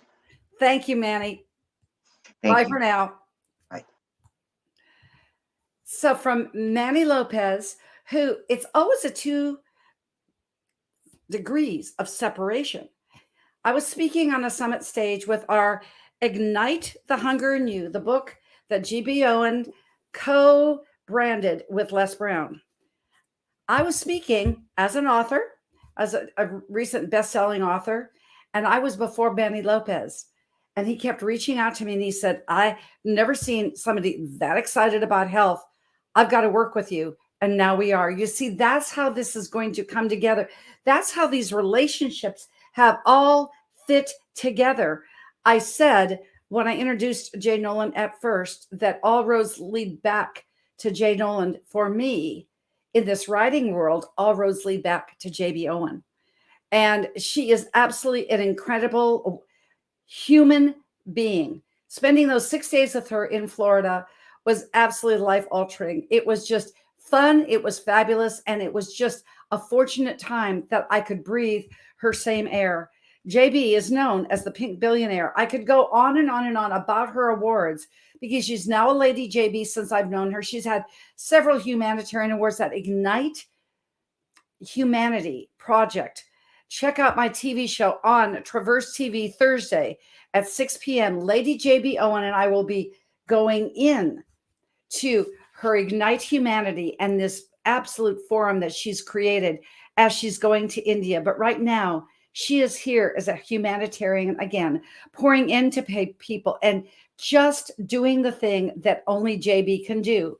Like we said, we had our Ignite Wisdom book, the one that I was privileged to say, yes, my name's on the front cover because I was a project leader. And then she says, as JB only does because she's a Be Best person, oh, why don't you do Ignite Your Foundations of Health? Well, then Melanie goes ahead and writes in Wisdom. And the next thing you know, JB is a next thing you know person. I even absolutely think we better put on our seatbelts again for the next thing you know woman, because she is going to bring it as we do Foundations of Health, our book that we are co-branding with Ignite, with Melanie. And she goes on in her empowerment series and also in other venues in her life. Ignite Humanity is going to be a monster project, but she's going to get it done because the next thing you know, she's in India. The next thing you know, she's probably going to be on the space shuttle. Never underestimate the Pink Billionaire, from the CEO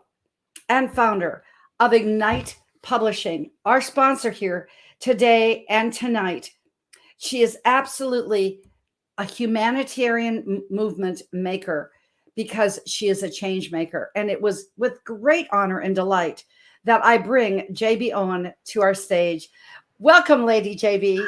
So blessed to be here. And I loved what you said about getting on the spaceship. I hadn't thought about that yet. There you go. There you go. The next 15 minutes is yours, my dear. Thank you so much, and just blessings and honor to you and all the team who are putting this together. And Jody, just you and your tenacity and your perseverance and your dedication, gathering all these powerful people to be speaking. Well, they saved the best for last. I'm just kidding. They saved me for last, folks, because they wanted me to come in and really speak to you in a heightened way about the ways that we can ignite humanity. And right now, more than ever, we need to be stepping into how we can ignite lives and inspire others after the tragedy that has happened with the hurricane.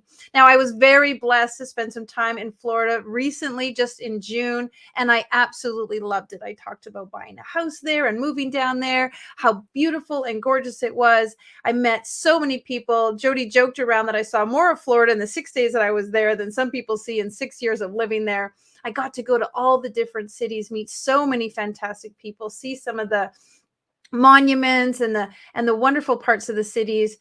And then to hear that the devastation had hit with Ian, it was absolutely horrifying. And to see the photos and everything that was going on, and to know that that was happening to many of the places that I had seen. And so I was 100% yes when Jody asked me to be a part of this, to sponsor, to step in, and to be igniting you watching this telethon. Now, I hope that you've been here all day long, hearing everything that many of people have said. And what I want to say, and I've been listening to others also, is that it is time for us all to give a little bit, not just a little bit, but a lot. It's time for us to give more than we've ever given before, because how we give is how we receive. Now, think about that for a moment. If you just give $1, or you just give a little bit, or you just give a tiny amount, in all honesty, when you really need it in return, that may be all you get. Now, I say that because a few months ago, my mom's business of 42 years caught on fire and burnt down. Now, it was devastating to her. Can you imagine 42 years in business in the community, a pillar of the community, and unbeknownst, in the middle of the night, her building caught on fire. Her entire livelihood gone. Everything she knew disappeared. Hundreds and hundreds of people were connected to her business. She had been, again, a pillar of the community for decades. Students from the schools had come to her business. Athletes, celebrities, everybody around the province, around the country had been a part of her major domain that she has created to help others, to inspire them, to bring them greater health and greater awareness. Now, when her building burnt down, of course, we asked for support, because there was such a piece of her that was lost and displaced and alone and scared and angry and resentful, like all these emotions brewed up inside of her. Now, I can only imagine witnessing her and the devastation that she went through, the millions of people right now who are feeling those exact same feelings, lost, devastated, unsure, unclear, not knowing what is next. You know, the time right here where I am is 6 p.m. Where you are maybe is later or earlier. But I'm sure within the last hour or hour to come, you have probably sat down to eat a meal. You have probably lovingly been in your home, with your lights and your warm weather and the walls around you and support and food on your table. There are thousands of people who don't have that tonight. And there are thousands of people who are not sure what that's going to look like tomorrow. And the reason I tell you the story about my mom is because I saw the emotional impact that it had on her. And I also saw the emotional impact that it had on her when she felt like no one cared. No one helped her. Not a lot of people showed up. We raised money, but not a lot of people gave. We did everything we could to rally and fix and do and resurrect what had been damaged, but it was beyond repair. And even though she lost her livelihood and she lost her building and she had to, all of her staff lost their livelihood, the thing that hurt her the most was she just felt like people didn't care. They cared in like, how are you and how are things are doing? But they didn't care in a way that was really helpful to her to pick up the pieces.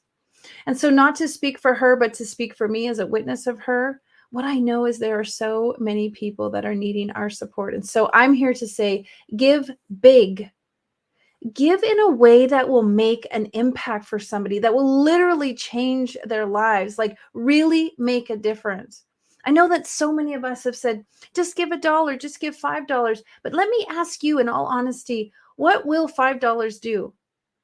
Let's give big. Let's put it out there. Let's go all the way. Let's give in a way that if something were to happen to you, and if you were in need of it, you would want someone to give to you. So how you give is how you receive. And so, folks, I want to ask you today to give in a big way, in a way that you know will make a difference in a family, in a community, for a child's life, for some parents, for a father who's trying to take care of his kids, for a mother who's trying to feed her children, for people who are trying to put back the pieces. Give in a way that will actually truly make a difference. Now, you know, and I know that when you give in a way that makes an impact, it changes the trajectory, it moves the molecules, it expands the velocity of what is possible.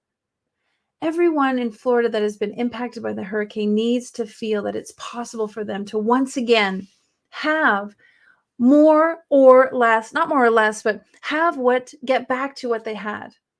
And when I say that, what I mean is that we all have a dream, we all have a desire, we all have a wish and a wanting. And many of us have that spark in our lives of where we want to go and what we want to do. And for some people, that has been taken away from them momentarily. And as we come together as a community and as a collective, and as all of us who are showing up today and all of you who are witnessing, we can bring that back into people's lives. I like to call these things ignite moments, these moments that change us, these moments that redefine us. You know, Ian has been an ignite moment for many people, and right now it doesn't feel very good. But I can assure you that in moments and months and weeks and years to come, people will look back on this and realize that this moment was defining. Recently this summer, my husband and there was an attempted robbery on us. And I wanted to find the person after the robbery. My husband chased him away, but I wanted to go and find him and ask him, why did he do that? What was the reason? Because maybe he had children at home. Maybe there was something deeper and bigger. He wasn't just a bad person. But the reason I tell you that story is because for a little bit after the robbery, I felt smaller. I felt weaker. I felt deterred from my mission, until suddenly I realized that I wasn't going to let him stop me. I wasn't going to let that moment define me in a negative way. In fact, I was going to use that to do more, to speak out more, to make an impact, to help more. And I feel like Ian is the same. This telethon is the same. All the people who've showed up here are the same. Something devastating has happened, but from it, so much good has grown. So many people have band together. So many lives have been transformed. So many friendships have unfolded. Communities, organizations, committees, new policies have been adapted because of this moment. And so let's see the good in that. Let's realize that from this moment, so much more has unfolded, and you can be a part of the positive, impactful, beneficial impact of that. So give big. Give what you can. Give more than what you can. Like, give so much that you know that it will mean something. Do something to ignite someone else's life. I've heard Jody's dream about driving down to Florida with the money that we've raised from this telethon and be able to like knock on the door of people's homes or show up where people disperse and actually have an ignite moment to give to them so that they can get back on their feet and start living back the life that they dream of. And I want us all to support that vision of giving, that vision of magnanimously sharing, that vision of holding people up and helping them stand up again and get back on their feet. We want to do that. And you can be a part of that. You can absolutely be a part of that. I was thinking today, Ian, I-A-N, I wrote intentional amplified newness. Ian stirred up so many new things. New businesses, new support systems, new groups, new friendships, new connections. There's a huge amount of newness, amplified newness that has come through this. And yes, many people are living without their base needs. They're living without their memories and the things that are so important to them. And so I want you to think about if you were on the other side of that. If you were over there and I was here and I could help you, give big, give grand, give with all your heart, give in a way that you know the vibration and the energy of what you're giving will make a massive impact. And maybe it'll be some food or some clothing or something so insignificant to all of us, but to those people who need it so much, it will be like an absolute beautiful lifeline.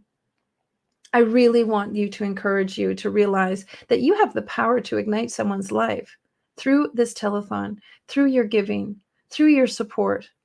And you don't have to just give in ways of monetary. You can always be a part of what we're doing. You can reach out to the team and be a part of supporting the next event and the next event and all the things. And you can give in so many ways. But just know that here today, we're asking you to give financially to support those people who need it. Now, I want to share with you, I've listened to many of the speakers today, and each and every one of them gave you a golden nugget, something you could take with you and have hope and happiness and inspiration in your life. And so if you are right now, if you're a survivor of the hurricane, I just want to share with you your bravery. Congratulations on your courage. This is going to be a monumental moment in your life that is going to define you in such a beautiful way, and you have yet to see it. And it will unfold itself beautifully and magically when the time is right. And for those of you like me who are living on the other side of the country and we're not affected by this at all, except by watching it on the news, I ask that you open up your heart to know that you can help so many people by giving in a way that has no limitations, other than the expansion and the alchemy that it can grow into even more. I want to thank the team who put this all together. And I want to encourage each and every one of you to realize that many of us have had Ignite moments in our life that have taken us to our knees. Many people around the planet guaranteed have moments that have shook their lives in ways like the people in Florida are feeling right now.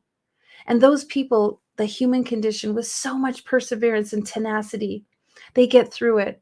And they get through it with the help of others, by locking arms and creating a community, by leaning on the people that they need, by asking for help, by putting up a hand. Be that person to support them. Because when you need it, you know someone will be there for you. It's such a joy to be here, and I just want to thank each and every one of you. Blessings to all the people on this call, on this show. Blessings to Jody and the work that she is doing. It is absolutely wonderful to know that tonight, tomorrow, and going forward, what we've done here is going to impact and ignite lives. And I just want to thank you. And from a humanitarian side, I will share just in closing, Jody, that we always have something to give. We have talents, we have wisdom, we have knowledge, we have information, we have skills. There is so much you can give. And if you're not able to open up your wallet, which we know that you are, because even the littlest makes a difference, please give a part of yourself. Say prayers and positive feelings for the people who need it. Give hope and ask inspiration to those that require it. And if you have the opportunity to be in the area that is needed, go give a helping hand. We all have a ripple effect to help one another and to ignite humanity that comes from each and every one of us reaching out to someone else and giving them a little bit of what they need. Blessings to all of you.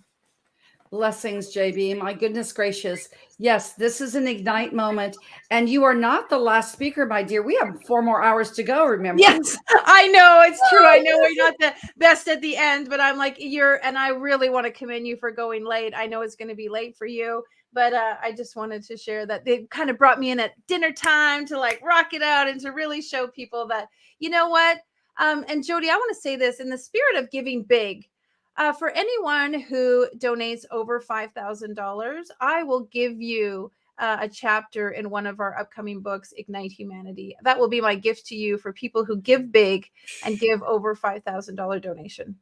So, JB, we've got your $5,000 match with free. We've got Dame Doria's $5,000 match with free. We've got, this is going to be easy. 10 people, 5 are going to take up on each one of these. This is how we're going to do this. And we'll have our $50,000 that's going to be matched and doubled. And then we've got Christopher doing the 200. We've got another 375 that's just come in just now. Fantastic. And it's just the way it goes, because this is the beginning. As I said, JB, the plane is taking off and you gain momentum, then you keep momentum. Once you've got that momentum going into sponsorships, if you're listening to this, if you're seeing it on a repeat, just know that you can go and be a sponsor. You will get free advertisements by some of our participating TV show hosts on Traverse TV. It's going to be everywhere in Florida. And keep this in mind. Keep this in mind. We're coming back on the 17th and 18th, and we're doing it again, but we will have you back, because guess what? You're going to be in India, but you're still going to be here. So thank you, JB. Thank you for your heart. I know this was a doubleheader for you as well. And I just decided the number 12, going from noon to midnight, everybody would remember. So much love. Good for you. And Jody, I just want to just pour into you, girl. You're doing a fantastic job, a fabulous hostess, just a divine sharing. It really, you are in your, in your magic. And I just want to say, for you to be giving your time and your effort and your willingness and your heart, it's just so beautiful to watch and witness you. So thank you for being you. Don't you do that. It's beautiful to be with beautiful souls. And that's who you are. Because when you said, I'm going, okay, here we go. When you give, you receive. You gave this, I receive it. Let's go. As Stack started out at 11 o'clock this morning, we're going to be hot. Let's just do this. Okay. You give Peter my love. We'll be talking in a couple of days. There's some more Ignite moments that we're going to have, and Ignite advertisements. Much love to you, as always, Pink Billionaire JB Owen. Lady Blessings, JB. everyone. Blessings to all the team in the back. Good job, everyone. And may your hearts and your lives be filled with Ignite moments. Ignite moments. That was an Ignite moment. And this is going to be an Ignite moment for you right now. Our Max Fregosa. Okay, he is an IT expert. Didn't matter now for you and I. If the computer screen was cracked, I'd be out of commission. He said, "Oh, Jody, just give me a minute here. I'm going to hook up this external monitor to blah, blah, blah, sis boom, bah, okay, whatever." But check this out. That's what he does in his day job. What he is giving to us right now, being the IT expert of this event, he is giving us his Max Flow Yoga. Yoga cleanses the body, just like we've been breathing. We've had 2 breath exercises. Now he is going to give us the flow to de-stress right here, right now. And it is absolutely with great honor, but he's going to have a 3rd title very soon, because he's writing his own chapter in Ignite Your Foundations of Health. Maximilian, there you are in your Zen moment. Take it away, Maximilian. What is up, everybody? Super grateful for all the tremendous speakers that have been out here. Yeah, I was getting a little too rough this morning with my dog walk and cracked my MacBook Pro screen, but made some audibles and was able to hook it up to the TV and, be a part of this great event today. And we need to just understand that we need to come together. We are part of the same body. So just like the war in Ukraine, we've been impacted on our border, our ecosystem. Just like if we had a wound in the body, all the cells need to come together and mend it so that we can have the same homeostasis, and life wouldn't be worth it if we're solo here. So it's about a community thing. When our cup gets to be at the point where we can pour into others, then we need to do so. So any contribution, whether it's sharing the link, whether it's donating anything you can, we need to seize that opportunity and just understand, put ourselves in the perspective of these people that have been impacted, that they're going to be under stress. I've got family that's Puerto Rican. They've been impacted by the hurricanes, and it's been, several years without power, without, a roof over their head. So the quicker we can do things to help out, our community that's been impacted down here in Florida. I'm here in Miami right now, so I'm tremendously grateful that, we weren't impacted, because there wouldn't be people out and about. There'd be mud everywhere.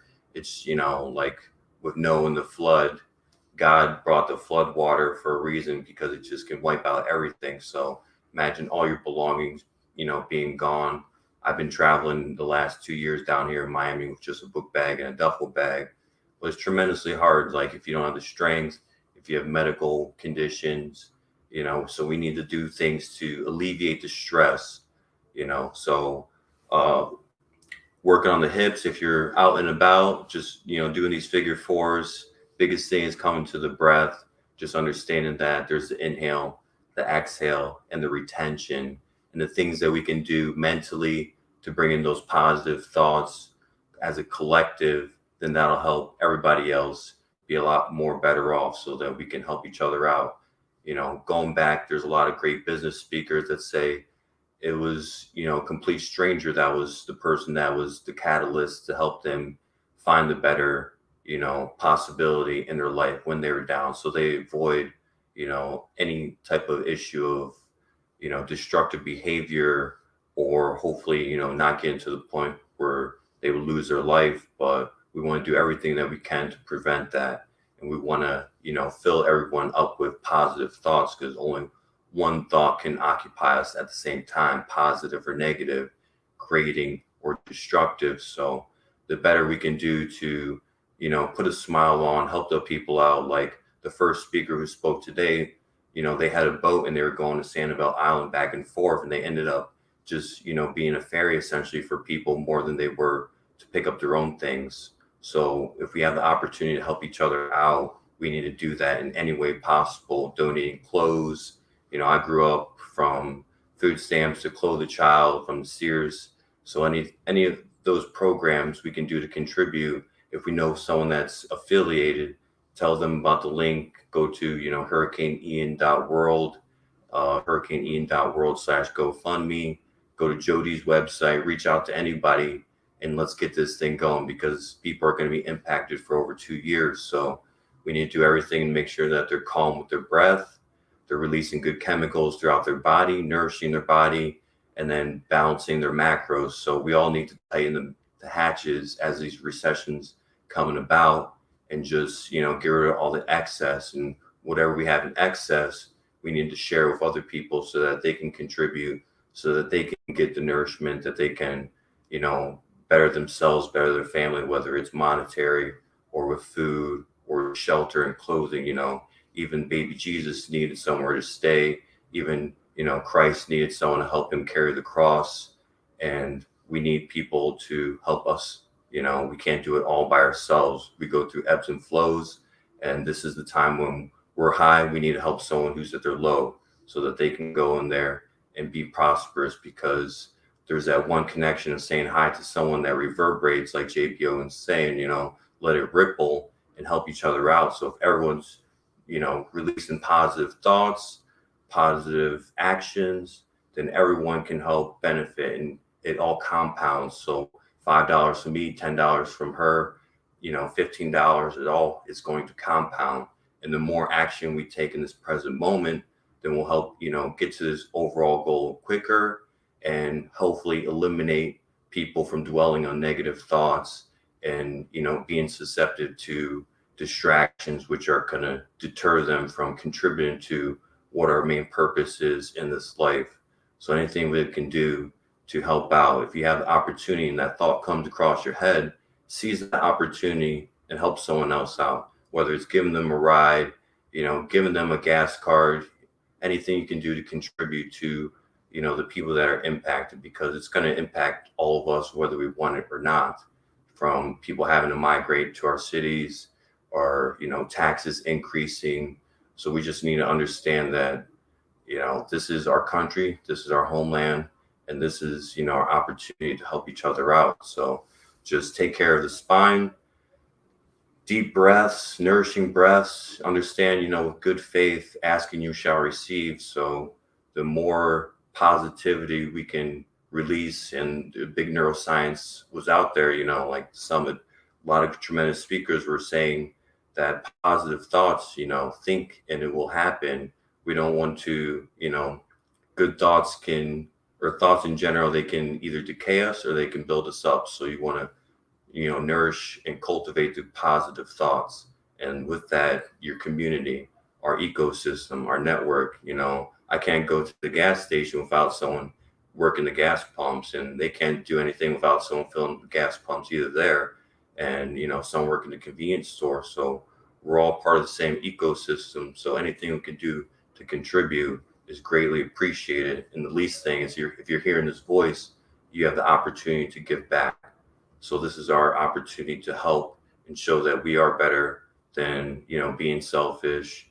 And we have the opportunity to sacrifice, going out one fearless night to contribute at least a little bit here to sort of just keep that momentum. We want to keep the momentum, even if it's a little bit, like we have the opportunity to wake up in the middle of the day, or just, in general, from any type of devastation. We need to take just that momentum and keep it going. We can't get stagnant, and it's better if you have a friend to help you out. So I appreciate all you guys.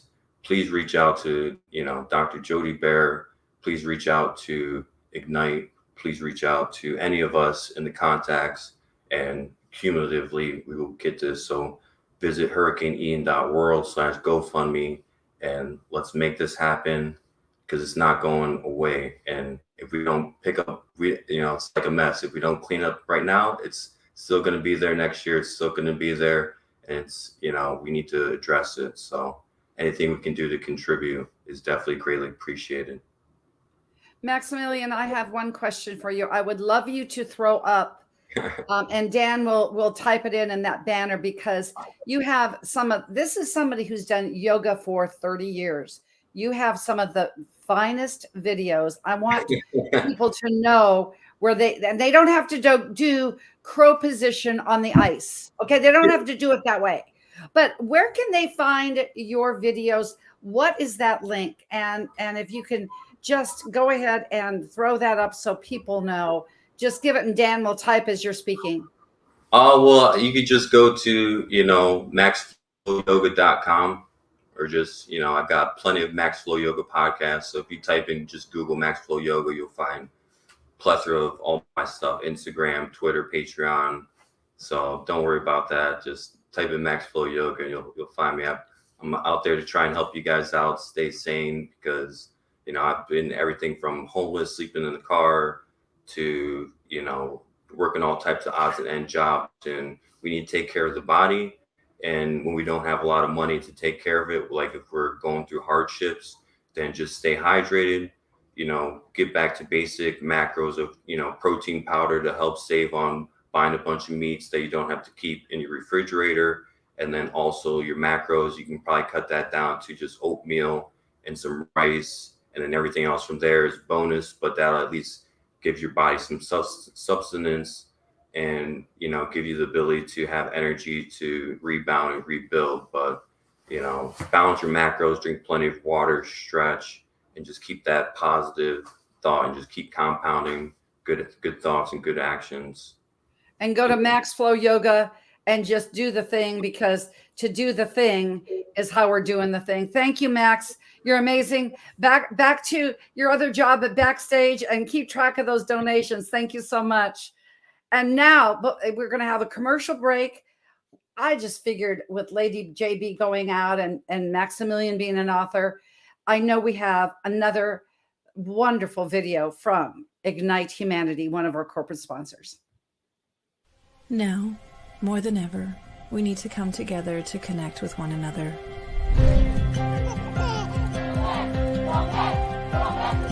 We need to feel the truth in who we are and let go of everything that's happened in the past. We need to empower every person on the planet and awaken hearts, enliven souls, come together, laugh, play, rejoice, connect, create, and love.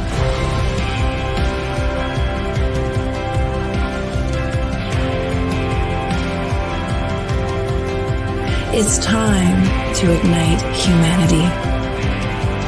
We want you to be a part of something that will impact the future for everyone. We want you to tell your story, share your Ignite moment, show people who you truly are. Be a part of igniting humanity and making a difference in the world and all of our futures.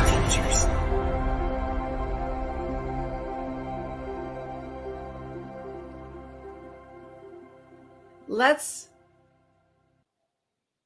just join the movement, shall we? Joining the movement. And I didn't realize how apropos this was, y'all, because Michelle McLean is now soon to be taking off her vision board, best-selling author with Ignite Publishing, as they bring out Ignite Your Forgiveness here, probably somewhere around November, 1st of December. Michelle McLean, I met through Clubhouse, but she's a woman, a professional, and a heart-centered leader that you will not soon forget, like ever, ever, ever, ever, ever. She's an intuitive coach. She is a megapreneur, mega successful, even in her young age, expert entrepreneur. She's a healer, but she has an amazing, amazing message to pour into people, because that's the only way she knows how to do. So pour into us, Michelle McLean, pour into us as only you can do, because this is the way we're going to up our level, giving great, just like J.B. Owen said. Michelle, my vision, Miss Vision Board Woman, is to say, to give that check to those people. So your big donation is part of giving that check, because all proceeds, I've been saying this all along, all proceeds go straight to the Hurricane Ian absolutely affected people that are rebuilding. I'm not going to call them the victors anymore. Michelle, you know what I'm going to call them? The rebuilders. Okay, I'm going to call them the rebuilders.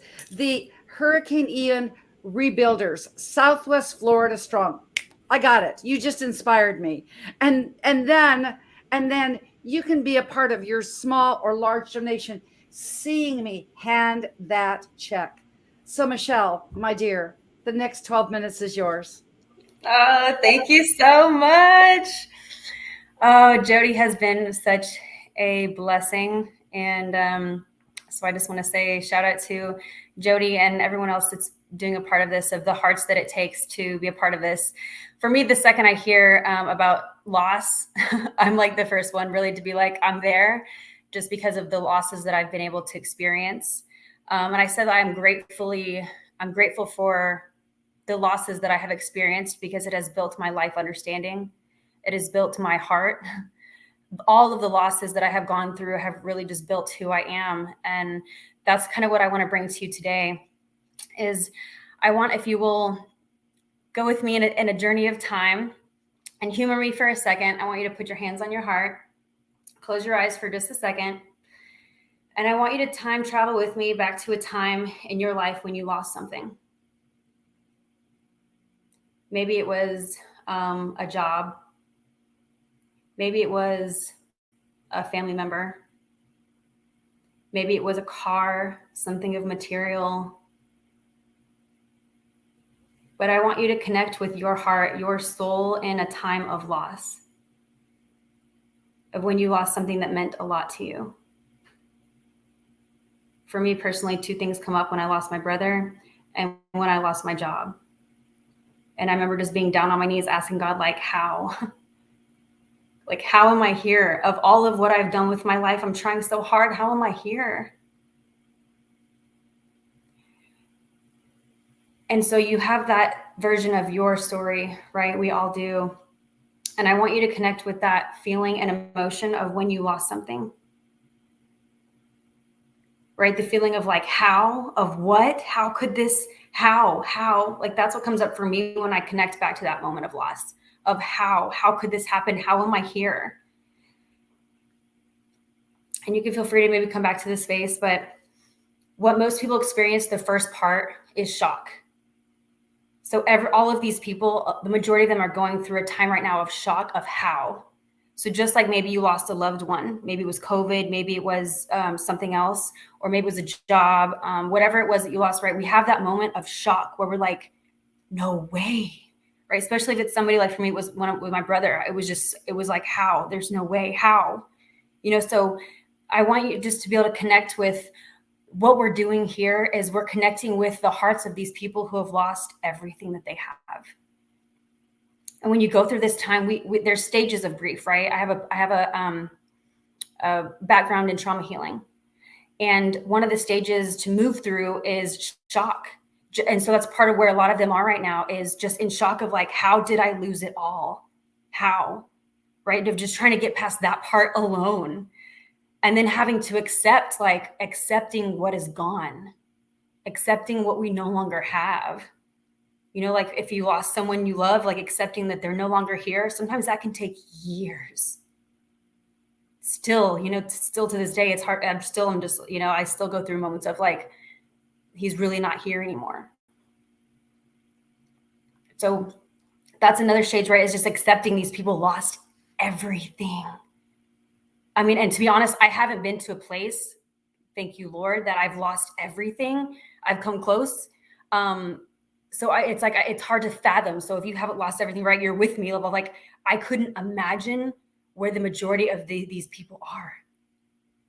Like, how terrifying, how scary to wonder, like, where do we go from here? How do you lose it all and then have to rebuild everything when you're even in the stages of grief, of shock, of like shock acceptance, right? Because a part of like the shock stage is where you're almost robotic. And especially if you've lost a loved one, if you've gone through some trauma, you can recognize that stage where you're in shock and you're almost robotic of like, how? So even decision making gets hard, right? So we're thinking of these people trying to even make decisions, life decisions. Where do we go? What do we do? How do we create a life now from nothing? Where do we go? What do we do? You know, and then going through the grief, going through the sadness of like having to accept what happened and then trying to rebuild while going through all of this process of the grieving stages. And if you've lost something, you understand too, there's also an identity piece, right? Where when you lose something major to you, something that can mean the world to you, maybe you lost a spouse, maybe you've lost, like I said, it could have been a career that will, like, your identity was rooted in your career, grounded in your career. So when we have a major loss, it can mess with our identity of like, who am I without all of this? Can you imagine losing like nearly your world? Right? Like that's where these people are, of like the identity of like, where do we go? Who am I now? Kind of thing, needing to rebuild. So that's my message of wanting to connect with that part of, for one, your heart to their heart and understanding, right, where they are. And the rebuilding stage is what, when a lot of them can get out of the shock part, is like rebuilding a life. And so this is a huge part where your heart can come in to give, literally, even if it's $1, $5, giving whatever it is possible to sow into these people's lives who are going to have to rebuild at some point. Like, it's so crazy still to me to just wrap my mind around it all, of like the idea, right? Sometimes whenever you personally, we're in our own little world, right? We're in our own little world. So to connect and get into someone else's world, because that's part of my intention, is to help you get into someone else's world while we're in our own, you know, we have our own things going on, but to like try to touch into someone else's world, into their world and what they're going through, and connect with that. It opens our hearts and helps us see that like we all need each other. We literally all need each other. And there will be a day where you need something, I need something, we need something. And what we sow, it's biblical. What we sow shall we reap. So whether you can give anything, literally giving a prayer is a huge part of this too. Sending any type of prayer that you can send. And then sending an energy exchange, like financially, things are like these, you know, like they lost everything. Sending that piece to support in the rebuilding phases. And like I said, if you can visualize this being your life and getting to rebuild a whole new, you will be a pillar for that rebuilding stage. And I invite you to sow with the idea. And like I said, even if it's $1, if it's $100, whatever it is that you can possibly give, I want you to sow with the intention of sowing comfort into someone's life. Someone who has lost it all, and visualizing one person, even sending to them with the intention from your heart to theirs, to sow love, to sow comfort, you know, because in those times of need, what you give, you will receive as well. And I'm thinking of different times when I was on my knees, you know, and it's in the, ignite forgiveness when I talk about the losses that I had, and being on my knees asking God, like, how, begging, needing someone, anything, like, send me anything. And in that asking, I received help. I received support. I always said, God doesn't close a door without opening another. There's always a way, right? And I believe it's also continuing the cycle and circulation in our lives. Like, when we give, we receive. It's law. It's a universal law. It's a universal law. It's biblical. What you sow shall you reap. So especially if you're seeing this right now, I don't think it's an accident. If you can give anything, or anything you have, literally, if it's $1, if it's $100, I just invite you to kind of tap in and just, feel into, if this was you, what would you be grateful to receive, right? Because at this point, it's like anything would be, like, when you've lost everything, anything will be like oxygen. Because I don't know if you've ever been a place where you are where you have nothing, or maybe where your checking account is in the negative, right? It's almost like, I don't have oxygen, I can't breathe. I've been at that place. When I lost my job, it was like that. I was like, I don't have oxygen to breathe right now. That anything would help me, because that's how it is when you don't have the finances. It feels like you can't breathe, right? It's like oxygen. It's like needing it. And I want you to feel into, that's where these people are. Is it a place of just anything, needing anything? So I invite you to, cheesy as it sounds, be the change, being who you need, being who you would need, and being who you might need in the future. We're all going to still be hit by the waves of life, right? Like, none of us are going to get out of this thing alive. You know what I mean? Jim Rohn says the same wind blows on us all, the same pains, the same traumas. They show up differently with different faces, different occurrences. But as humans, we go through the same pains. Like, pain doesn't look different on, like, we all go through pain. Pain doesn't, like, color, age, whatever, it doesn't matter. Pain is pain, suffering is suffering, grief is grief. So I invite you to be open-hearted, loving, unconditional, non-judgmental, and being willing to see who you can serve. Pray into it, ask into it, and I invite you to serve and to sow into other people's lives. What you give, like I said, it's biblical. What you give shall you receive. It's literally just, it's karmic, So with that, I'm going to pass it back. And I'm just grateful to be in this experience with you guys, and sending prayers, and excited to see what comes from this for everyone. Well, and Michelle McLean, since you are the fireball of Clubhouse, earlier on, I know you had a previous engagement, but somebody said, let's just promote the hell out of this on Clubhouse. I know you will mandate this everywhere you go, because you are sunshine, you are fire, you are soulful, you are true, you are a true healer. I am just so blessed to know you because of what you do. I've said this a couple of times, and kind of I feel this about this tribe. When we did that Zoom together, I was like, this is what we do, but it's who we are. So like JB Owen says, I want to end this. I want to say this again.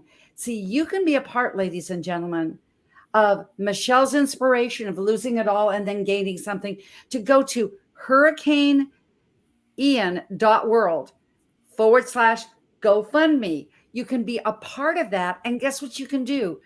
When I hand that check, as we go through Kevin, who is Kevin Rain, who we heard at the very beginning, Michelle, who is a pillar of the real estate community down there, and say, who are the most in need? You just wait. You will have a sliver of that. And when you see these videos come up on social media, you will know that you were there. And I know there are people that were inspired by you to do just that. Michelle McLean, I love you so. I love you too. Grateful for the opportunity, and just bless, ignite everything that you're doing. This is just an incredible opportunity for everyone to be a part of, and to see the magic that comes from it. So. Yes, we're just becoming the magic. You just wait. 12 days in the making. You just wait. You just wait. You just wait. 18 days, 2 weeks in. It took us a little while, but 2 weeks into we figured it out. See you soon, Michelle, as we always do. So our next speaker, Ebony Totora. I love what she has on her social media. It says, do not disturb. Well, what does that mean? Do not disturb my peace, my joy, my whole vibe. I know she is going to come alive here. She is absolutely just a real Renaissance woman, but she has a podcast called The Acoustic Chef. So I hope she's going to dish up some real good auditory vibes. I've got a feeling it's going to be one to remember. Welcome, Ebony. Hi, Jody. Hi, Jody. My podcast is actually called Soul Chat, but I love the name of that. Well, on your Clubhouse, it said Acoustic Chef Podcast. So I don't know. That's it. It's okay. It's okay. Maybe, We're rolling with maybe you're going to go and you're going to get a second one. You never know. But the next 10 minutes is yours. Take us away. Inspire us with your vibe, Ebony. Oh, absolutely. Absolutely. You know, I think there's it's so perfect that Michelle just spoke, because as I was listening to her, I was thinking, you know, God makes no mistakes. So what I'm about to say is just a follow-up on everything that she said, okay? So hi, everyone. Good evening, grand rising, wherever you are in the world today. My name is Ebony Tatora, and as a spiritual wellness coach and meditation teacher, I'd love to leave you with today some hope, wisdom, and inspiration. So, but before we begin, I'd like to start by asking you, have you ever lost anything? You know, maybe your keys, your phone. Sometimes we lose our phone while we're actually on the phone. You ever done that before? Sometimes your sunglasses, right? These are small things. Maybe you've lost something bigger, right? Money, car, a home, or even a loved one, perhaps. What I've learned in life is that sometimes the bigger losses can be harder to recover from. Sometimes the bigger losses are the hardest ones to cope through, as they have provided us at some point with a sense of security, familiarity, and comfort. The bigger losses tend to hit our minds, our hearts, and our spirits in very different ways, sometimes causing us moments where they make us really, really forget really important God-given things that you can never lose. Those God-given things can always anchor you in deeper truths that will always pull you through any loss, and I mean any loss. I'd like to share with you those deeper truths today, in hopes that I will spark a sense of remembrance within the spirit that is within you. Firstly, as I stand on the belief that we, you and I, we are spirits having a human experience, may you remember to stay grounded in the truth that the eyes can deceive us, and actually remembering the possibilities that always exist, always, when we approach life with that thing we call faith, you know, the belief in the things unseen. Next, may you stay anchored in seeking the divine order in all chaos, knowing that even in the midst of the storm, we can find peace. We can find peace in knowing that just like the sun, we can rise again with faith, belief, and persistence. Truly, anything is possible. And lastly, may we stay anchored in the words of the late Maya Angelou, one of my favorite quotes. You may not control all of the events that happen to you, but you can decide not to be reduced by them. Even through these moments, for those who are experiencing loss from Hurricane Ian or loss of any sort, may I remind you that what you have not lost is your breath. Because if you can breathe, you are watching me right now, then that's proof that you have purpose and that you have something left to give to this world. What we can do next is simply shift our perspectives to see loss as a reset button, given to you to become wiser, stronger, and better. You can use this reset as a blank canvas to create, asking yourself, what more can I give while I'm still breathing on this planet? In these moments, myself, all the other speakers, Jody, thank you so much for this. We are coming together as a community to remind each other that we can get through this, we can thrive, and we can focus on the possibilities to build a new, rising, better than before. So I'd like to again quote one of my favorite people, Maya Angelou, and she says, I'm convinced of this. Good done anywhere. Good done anywhere is good done everywhere. For change, start by speaking to people rather than walking by them like they are stones, like they don't matter. As long as you're breathing, it's never too late to do some good. So with that being said, if you are listening to me today, if you are watching this right now, there is a link right below me, www.hurricaneian.world/GoFundMe, okay? And I'd love for you to donate whatever you can. Like Michelle said, you are planting a seed. And then I want you to also send that link to 5 people and inspire them and tell them, hey, Ebony said if you're breathing, if you are breathing, then you still have purpose. We are not only sowing seeds of faith, love, and hope. It's beyond the money, right? We are sowing that for those who need it the most. And this is one of my favorite quotes from Walter Anderson. Bad things do happen. How I respond to them defines my character and the quality of my life. I can choose to sit in perpetual sadness, immobilized by the gravity of my loss. Doesn't loss have a gravity? Oh, it definitely does. Or I can choose to rise from the pain and treasure the most precious gift that I have, life itself.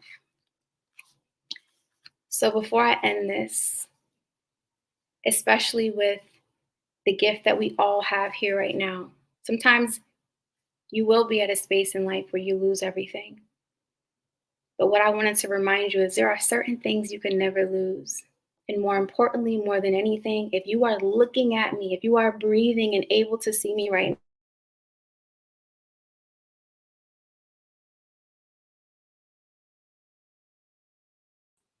Oh, maybe you're going to unfreeze up when you said, we can see you, but we can't hear you, my dear. Uh-oh. So I'm going to give Ebony a little bit of a time. And if she wants to put in the chat what she was going to give, because I'm sure it was like, I was on the cliff. We were on the cliff. Come back, Ebony. Come back, come back. I'm going to take you down and maybe put you back up and see whether that works sometimes. through your nose. Oh, there. Oh, okay, Ebony. Oh, did I cut out? Honey, you froze up. We could see you, but we couldn't hear you. So rewind. Oh. Take it back. I saw you going something. Okay, take us back. Let's do it. Absolutely. So I wanted to leave everybody with the simplicity of knowing if you are watching us here today, okay, there's a lot of times in life where we are going to reach places that we lose everything. But if you are watching us and you have breath and you can breathe in and out, we're going to kind of just put our hands over our hearts just so we can really feel it. Close your eyes, take a deep breath in through your nose and breathe out through your mouth. One more time, deep breath in through the nose and breathe out through your mouth. And truly know, no matter where you're at in life, you get to center yourself on God-given truths. That if you still have breath, you have life. One of my meditation teacher partners, she said this in one of our meditations. She said, when the breath stops, you stop. So never forget the gifts that you have. And if you can sow a seed today, and if you could share that with everyone you know, you're sowing so much more than money. You are sowing faith, love, hope, humanity. And it reminds people that we are actually truly in this together and you are not alone. One of the greatest lies ever told is that we're alone.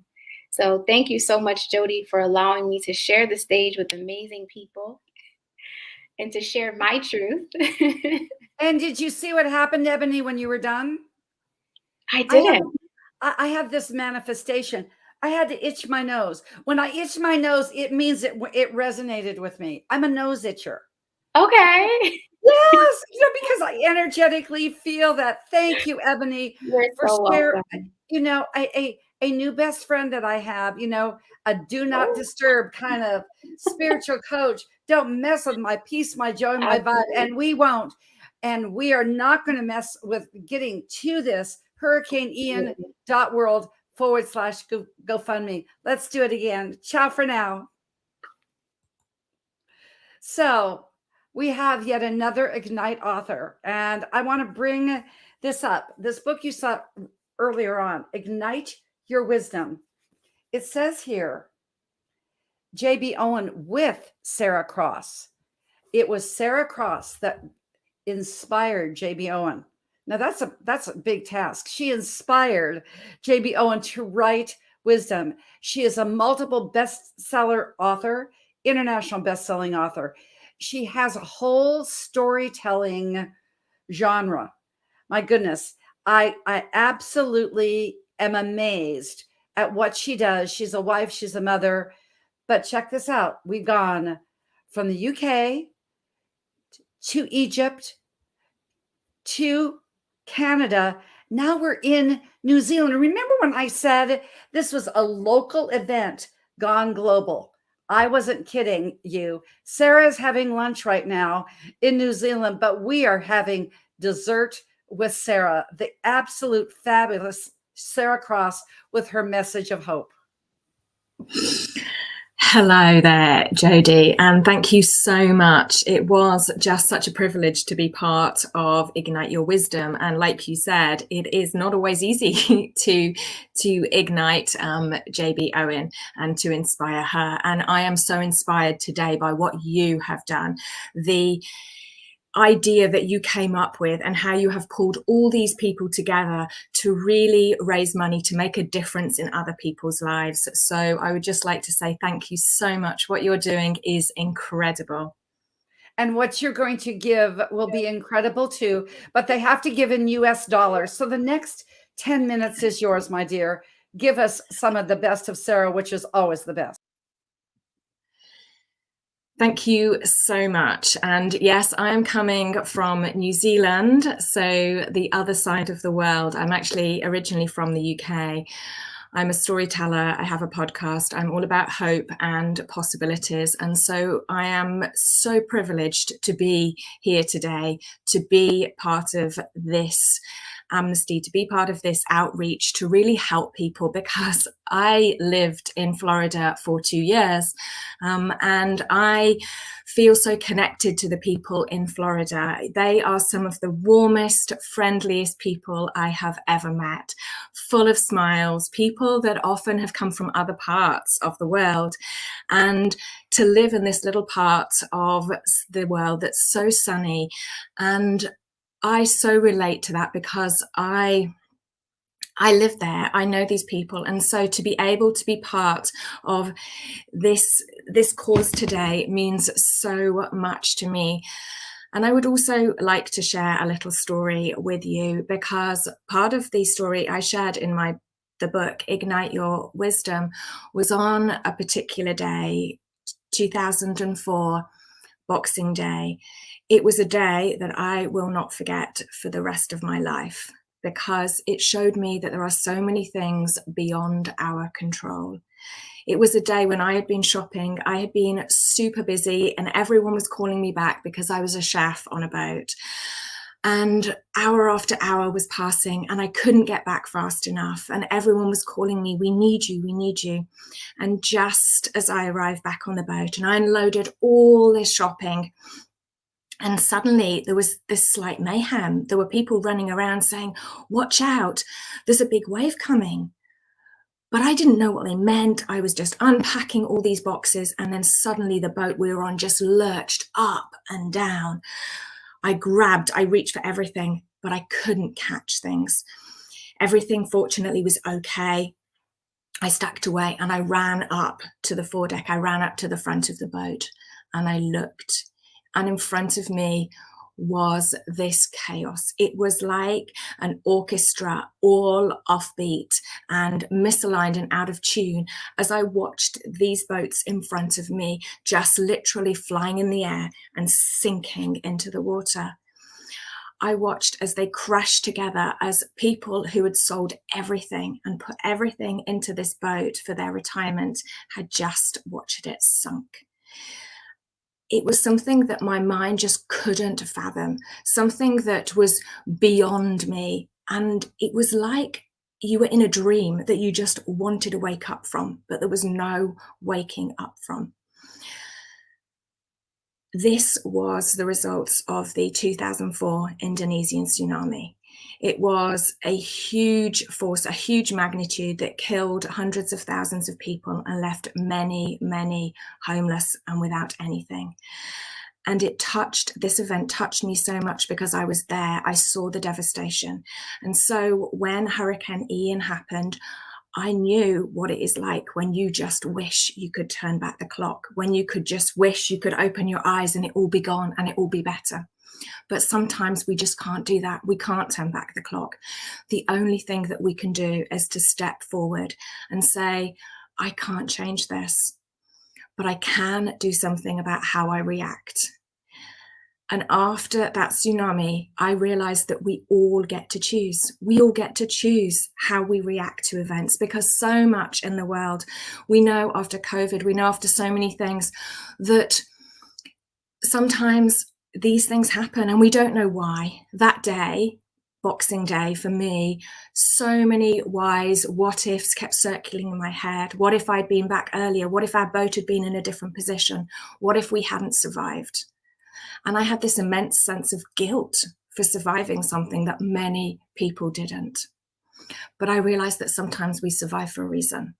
Sometimes it's so that we can help, that we can reach out our hand and help those who haven't. And so we formed this amazing relief operation afterwards. And we got together people and we sent them off to Indonesia. And what I learned is that people had literally lost everything. An entire village was wiped away so that you wouldn't know it still existed. And I thought naively at first that like everyone was getting help. It was all over the news. It was everywhere. And I thought everyone was getting help. But what I learned is that so many people a long time after the event were not getting help. There were people just down the roads because the roads were out of action. The transport, all these people that I thought were being helped were merely surviving. And so I know what it's like now in Florida. I know that there's people out there still who are merely surviving, who are just getting by, who have lost everything. And one of the greatest gifts that we can do today is to give something. The greatest gift that I was able to do then was to show those people that people still cared, that there were people out there that hadn't forgotten them. Because weeks after, it's so easy to feel like you're forgotten because the news stops portraying it and people move on in other places of the world. So I absolutely love that this opportunity today is for us to step in and say, you're not forgotten, you're still important, and we are here to help you. And we can do that today because anybody watching, I realized last night, I am a mother. And I was folding the clothes for after the laundry. And I must admit, sometimes I really don't enjoy this job. But as I was doing it, I thought, oh my goodness, what a privilege it is to fold these clothes for my children, because I have clothes for my children. There are people out there right now in Florida who don't have clothes for their children. And as I folded them, I thought, you know what, how lucky am I that I have a washing machine, that I have power for my washing machine, that all these things that sometimes I take for granted, that even seem like a bore, for other people right now, they would give anything. And I know that if we have the internet right now, if we have power, we are one of those privileged few. And so we can all do something. We can dig deep. We can give generously. And that is what I did today as well. So I know that these links are easy to use. You can just go straight to them and you can make a contribution too, because it means so much. We are standing up and we are saying, you still matter. We still care. You are still important. And I think for the people out there, they need to know that. And so for people who are looking for a little bit more inspiration, you can go, I have this podcast called Stories That Wow, and it's all about possibilities. It's all about hope. It's all about people who have been through challenges and how they've come out the other side, because we all face challenges. Some are greater than others, some smaller, but they're all challenges that we go through on a daily basis. And sometimes we just need that hope, that inspiration to know that somebody out there can hear us, somebody out there can relate to us. So thank you so much for everyone that has gone forward today. Thank you so much to everyone that has given their biggest contributions. I know from everyone that today is this immense opportunity to say that we can't control many things beyond our individual situations. So much happens to us in life, but what we do get to control is our choices. What we do get control is the way that we react. And today you get that choice. You get that choice, like me, to react and say, we're here for you. We're going to help you. We're going to help you get back on your feet, because through this tsunami effort, I got to see that. I got to see and hear the stories of the people, of the smiles on their faces when they received the groceries, when they received the foods that they'd asked for. I got to hear of the smiles on their faces as people got to have shoes because they'd lost all their shoes. And then you got to hear slowly of the recovery steps, then of people reaching out, how am I going to rebuild my life? What can I do? And we sent out sewing machines, so that people could actually, because people want to be able to provide for themselves. People want to stand up for themselves, but sometimes you just need that outstretched arm. And I know this is what we can do today. We just can help people get back on their path so they can help themselves.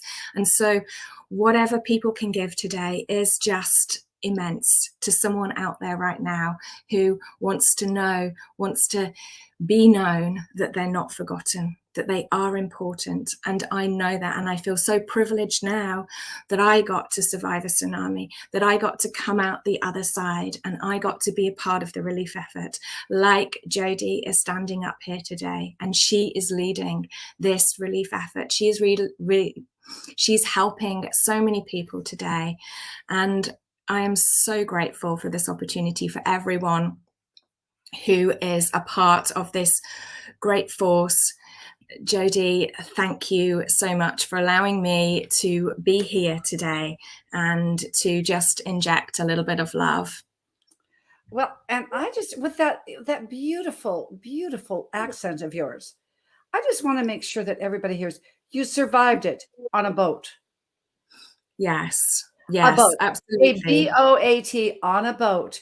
And here she is in Southwest Florida strong. She survived it on a boat, and so can you. You did. And the gratefulness and the thankfulness that we are here together. No wonder you gave wisdom. No wonder you had vision. And I'm telling you, Sarah Cross, just have a great lunch. Think of me when you have your lunch. Is it 1 o'clock there? It's nearly 2 now. So okay. So yes. I was pretty much in there close. So thank you for your heart. Thank you. You will be there with us as you were folding your laundry. You were seeing the smiles, giving that sewing machine. You're going to be there in part when we give these people this check, because all proceeds go. Thank you, Sarah. Have a wonderful afternoon. Hug those girls for Miss Jodie, okay? Absolutely. Thank you so much, Jodie. Bye-bye now. So, Sarah, and now we're going into, think about it, confidence tones. You can go to confidencetones.com, or you can check it in on my website, The Immersion, to get body, mind, and spirit all connected, not only in preventatively, But after something like Hurricane Ian has jarred everybody's, not your spiritual life, physical, emotional, mental, social, and of course, financial. Take a listen. Welcome to Confidence Tones, where we use a proprietary audio development formula called audio immersion to provide an experience that's designed to help quickly and effortlessly generate positive change in the subconscious mind when used correctly. This experience is achieved using 4 primary building blocks: brainwave modulation, invocation of positive emotions, immersive imagination stimuli, and developmental suggestion. We know of no other source in the world that provides the synergistic combination. With a good pair of headphones, you'll be able to immerse yourself into audio that's designed specifically to help you feel better, do better, and live better.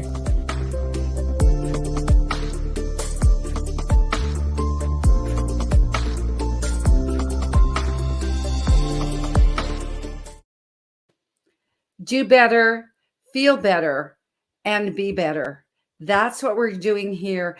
And we'll be giving a grand total. Remember, what do we have going here? We have, not only do we have a $5,000 gift, gives you free access to Dame Doria. As she said, her new world is, it's wealth gives you access. Wealth gives you access. And you're going to have a wealth access to a free Money and You seminar forever. $2,500 value. You've got JB Owen that says $5,000 donation, get a chapter in one of her books, which is a lot more than $5,000. So you're getting a bargain and you're helping others. And then you get things like Cynthia Fontaine's medium read, just for a $50 donation. For a $200 donation, you get Christopher Rausch, primo executive coach. You get an hour from him. And remember, Forbes $500 Forbes it t-shirt, a spin gym, and a bracelet. But you know what? More than that, you're giving part of these checks that we're going to be giving to Southwest Florida, Florida Strong people that are we're calling them resetters in South Florida, resetting their lives, and you can be a part. And right now, this woman that is coming up, this fabulous Camille Robb. Tom Cheshire calls me up and I say yes. He's one of these people you've got to say yes to. But he said, I've known Camille for 25 years. Now, I want you to think geographically. Sarah talked about the tsunami from country to country. In Florida, Naples, Florida, to where we live in Orlando is almost 300 miles. Camille is going to talk today, not as the CEO that she is. She is the CEO of the company, Just Fabulous Care Corp. She's been an advocate for children for over 25 years, which just warms my soul. Les Brown says, children are 40% of our population, but 100% of our future.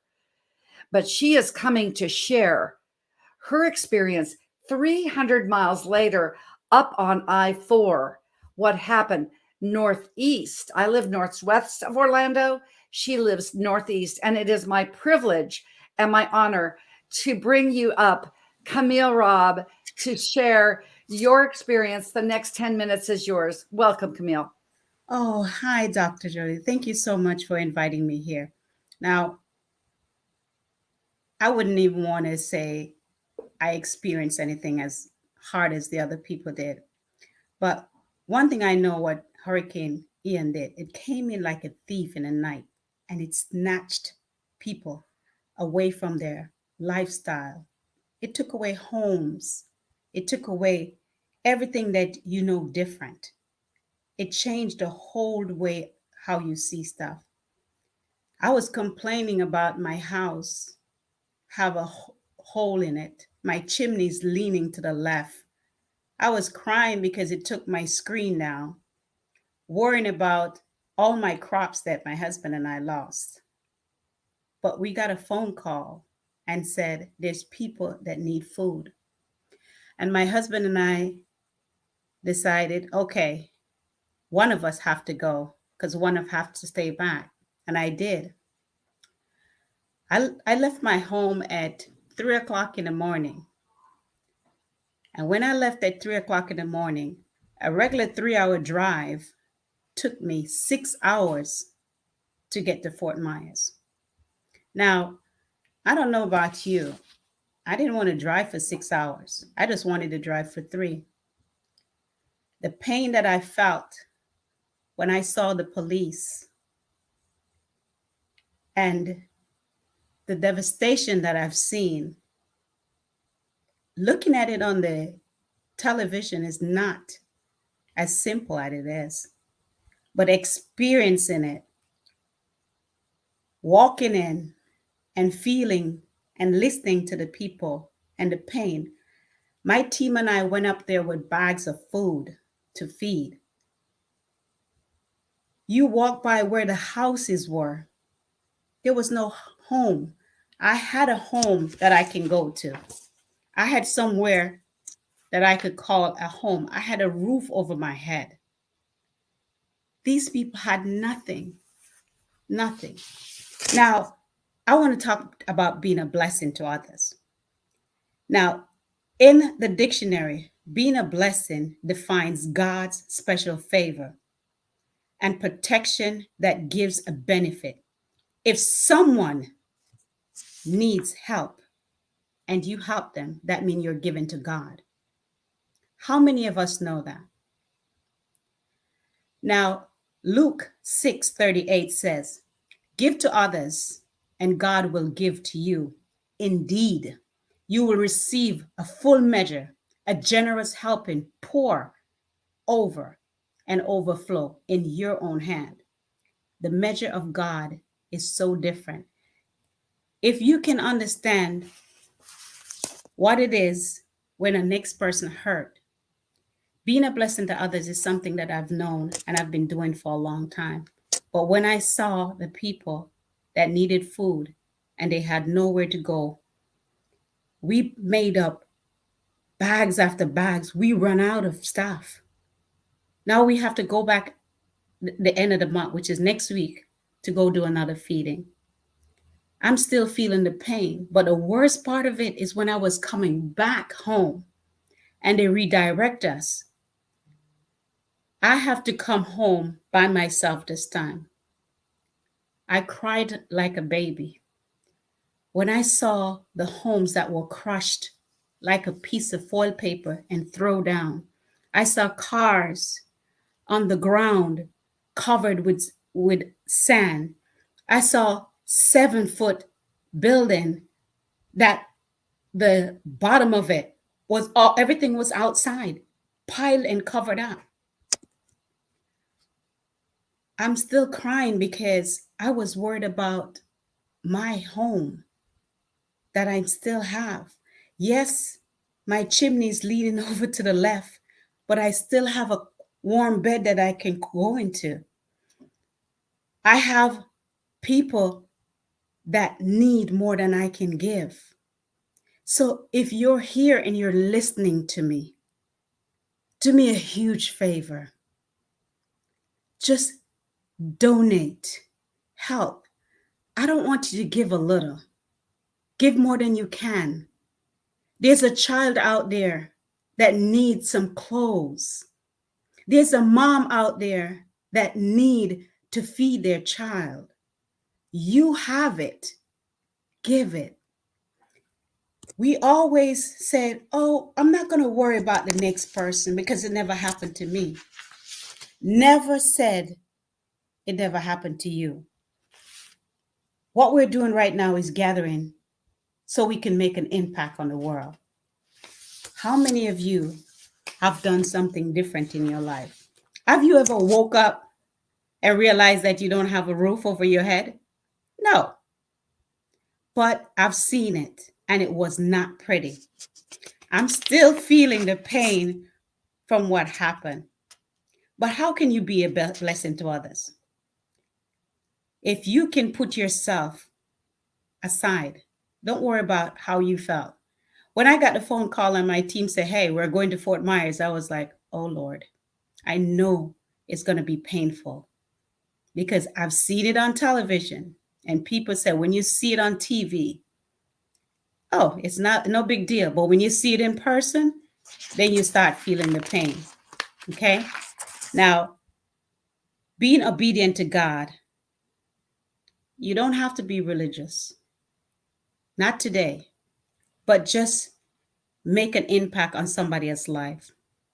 I told a girlfriend of mine, she said, how can I help? I said, I know you have a lot of clothes in your closet that you haven't worn that still have tags on it. Put them in a bag. Bring them to me, or I'll come and pick it up. Let's be a blessing to others. Let's stand up, step out, and offer some service for someone else. In order for you to feed a need, you need to listen to what I'm saying. Sometimes there's a need that we just don't know how to do it. We don't have to be wealthy, okay, to help someone else. I could have stayed home when I heard about the storm because I had my own problems. But I didn't do that because we all have a purpose. Volunteer for God's work. God equipped us with everything that we need. We have talent, we have skill, we have different stuff that we can do. But God placed human on this earth to beautify the earth and to be responsible for each other. Each one, teach one. All the speakers that are here today, they're telling you, you can make a difference. Yes. Every one of us have that little bit of something that we can do to make a difference. I can't feed everyone, but everyone can feed someone. I can't teach everyone, but each one can teach one. So let's go out there.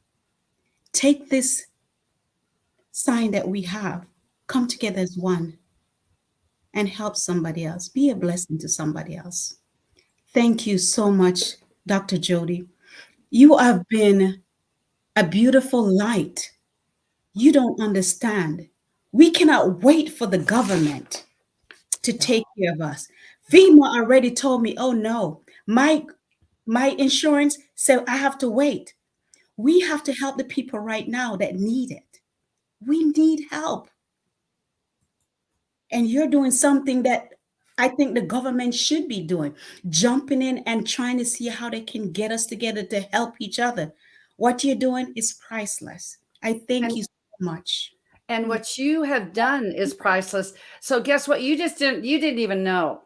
My coach and mentor, one thing he said about me when we were on our Feast of Tabernacles spiritual retreat, he goes, Jody Bear. Now you can imagine this came from an ex-professional baseball player, so it doesn't have exactly the same movement with me, Camille. But he said, when she meets somebody, she says, come on, you're not getting out of my sight.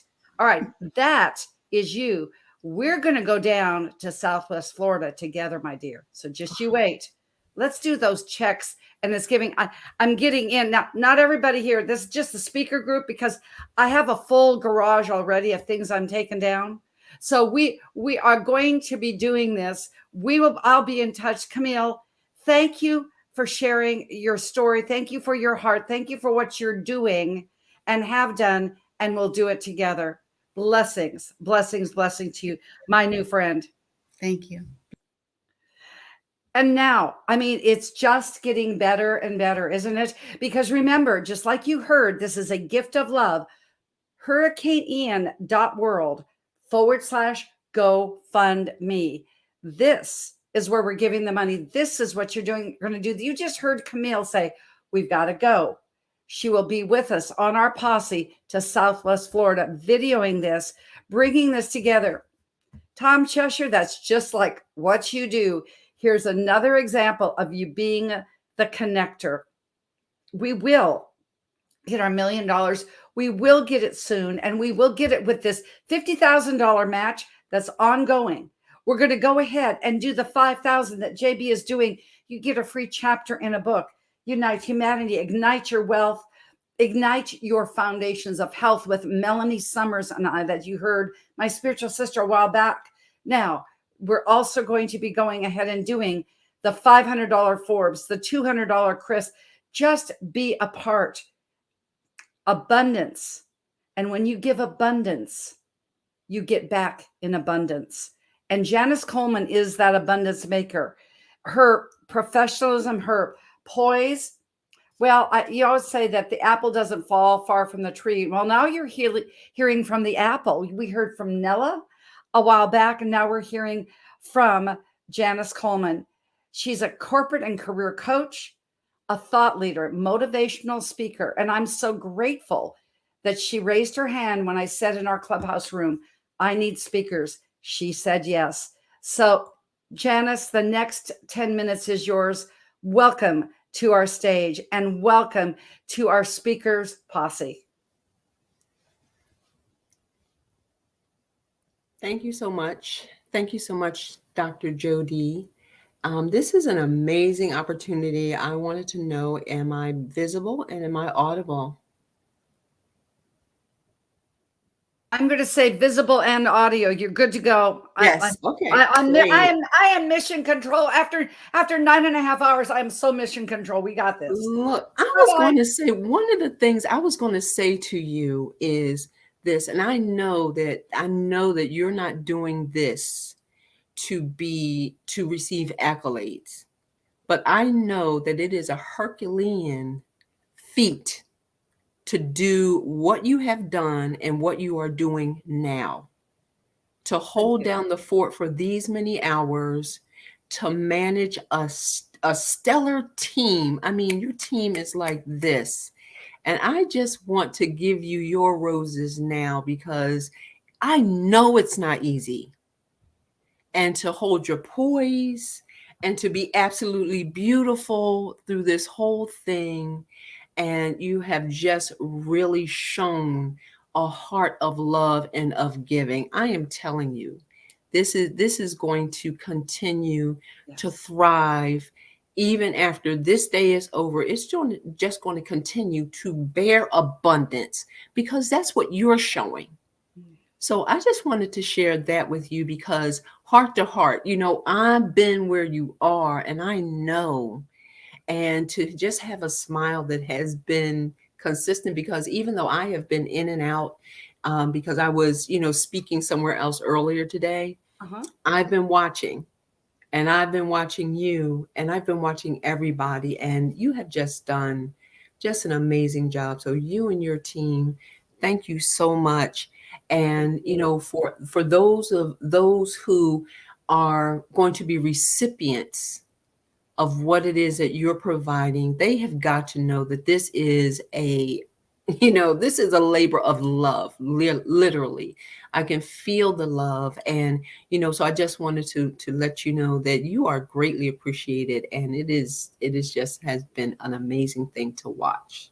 Thank you. And as we say, you're coming in loud and clear. And guess what? After that wonderful compliment, you've still got 10 minutes. Go for it, girl. Much love. Thank you. Thank you so much. This has been such an amazing thing for me to watch and to experience. Several years ago, well, I would say a lot of years ago, my family, and at that time it was my eldest son, my husband, and myself, we were on our way to my son's trumpet lesson. And what I remember of that day, and it was in 1990, what I remember of that day was getting dressed, being ready, and going out the door.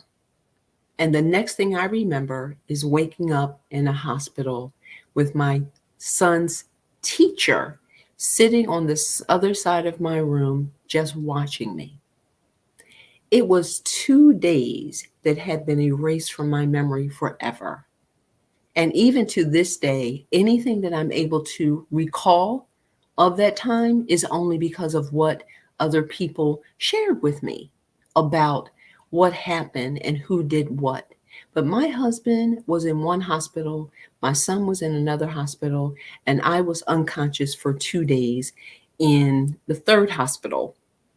And when I woke up, I found that I had a concussion, 5 broken ribs, a broken arm, contusions down the side of my body because we had been in a car accident. And that memory was totally erased from my mind. But what what made me want to share this experience is because I know what it's like to experience the unexpected and then have to recover. And as Dr. Jody said, have to be a rebuilder, or another friend of mine called it a thriver. So I submit to you that when I found myself in a situation where I could not coordinate my eyes with what I wanted to say, I would look at a window and call it a door. And yet I knew that part of my life was to instruct people and was to be able to help people to grow and to live out loud, playful out, and be invincible in their space. I knew that. And I was living a life of incongruency and cognitive dissonance. And I couldn't put two words together to make sense of it. And I was dumbfounded as to how I was going to live out my life purpose, now not being able to use the very thing that would be the instrument to help me to talk and encourage people. So I am like, oh my God, how is this going to happen? And I received a word from God, as Camille was talking about God just a moment ago. I received a word from God that said, I will restore you. And he took me to Psalm 23. Yea, though I walk through the valley of the shadow of death, I will fear no evil, for thou art with me. Thy rod and thy staff, they comfort me. You prepare a table before me in the presence of my enemy. My cup runneth over. Surely goodness and mercy shall follow me all the days of my life, and I will dwell in the house of the Lord forever. And he promised me in that psalm that he would restore me. He restores my soul. And he brought me from that place to 30 years later, being able to have this conversation with everybody here and all around the world. So he is definitely a promise keeper. But the thing that I had to do in order to move from where it was that I found myself 6 months after the accident, 9 months after the accident, a year after the accident, was to stop anchoring my life according to the accident, if that makes sense. Everything that I said 2 days before the accident, 5 days before the accident, 7 months after the accident, I had begun to anchor my life to that accident. And it was my inability to not be tethered to the accident that held me back from moving forward. And so I want to encourage everybody who has experienced a loss, and my family and my heart go out to you. And that's why we are participating in full force, my daughter and myself. That's why we're participating, because we want to encourage you. And we want to be there to support. But the thing that I want to say is, as you rebuild and as you find yourself as a thriver, do seek to disengage the anchor that can hold you back. And it's going to take something that will come from deep inside your soul, which is courage. You're going to have courage to rebuild. It is going to take a monumental effort to say, yes, here is where we are. And you're going to have support. You're going to have tools. You're going to have resources that may move you faster than you had expected, or it may move you a little bit slower than you want. But at the end of the day, you're going to need to muster up the courage to let go of the anchor that I know you're going to experience, because anytime you have a devastating situation happen, there is that mark. There is that anchor that says, here is where the pivot happened. Here is where everything changed. And even though mentally, emotionally, we know that it's happened, we have to free ourselves so that we can move forward. So courage is going to be one of those things that you're going to have to cultivate in the midst of all of this. And I know for anyone who's watching who has been impacted personally, you're watching, you may be saying, all of these things sound great and they sound good, but I just don't have it in me because I may have lost everything or so much that is just overwhelming. I heard a quote yesterday from Senator Cory Booker, and it just impacted me, and I feel that it would be encouraging to you. It was from Theodore Roosevelt. I wrote it down so that I would totally remember it. And he said, courage is not the strength to go on. Courage is going on when you have no strength. Courage is going on when you have no strength. And I know for me, when I would rush and stand up from the bed and, my head would be swirling and I could barely keep my balance, I had no strength. When, everybody had to do everything for me because one arm was in a sling and, I felt like I had been tagged in the head by Mike Tyson and my ribs were broken and I couldn't laugh and I couldn't cough and I couldn't do anything. I had no strength. But I had to have the courage to move forward, not knowing how I would be restored, but having all the hope that I would be restored because that's what I was promised. And we are in such an amazing country that is so full of loving and giving people. And I don't care what anybody says about America. We've got the best deal on the planet. I'm just saying, I would not want to be anywhere else.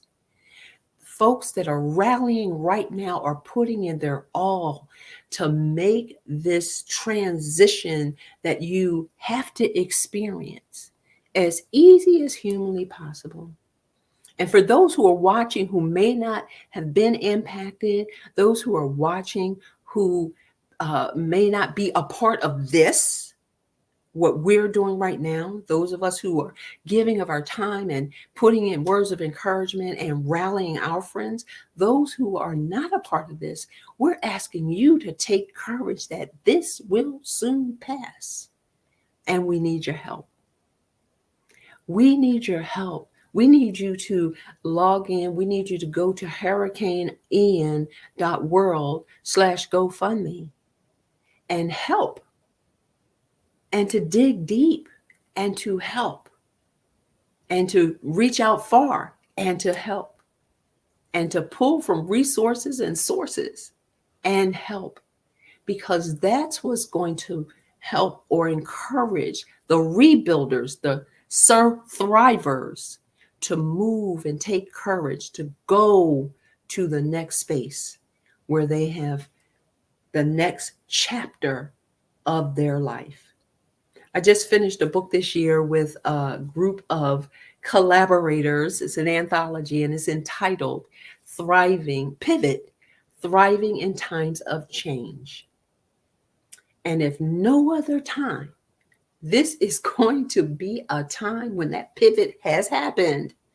And now you and everyone has to have the courage to thrive and move forward, because the change is here. And the only thing dependable on planet Earth is change.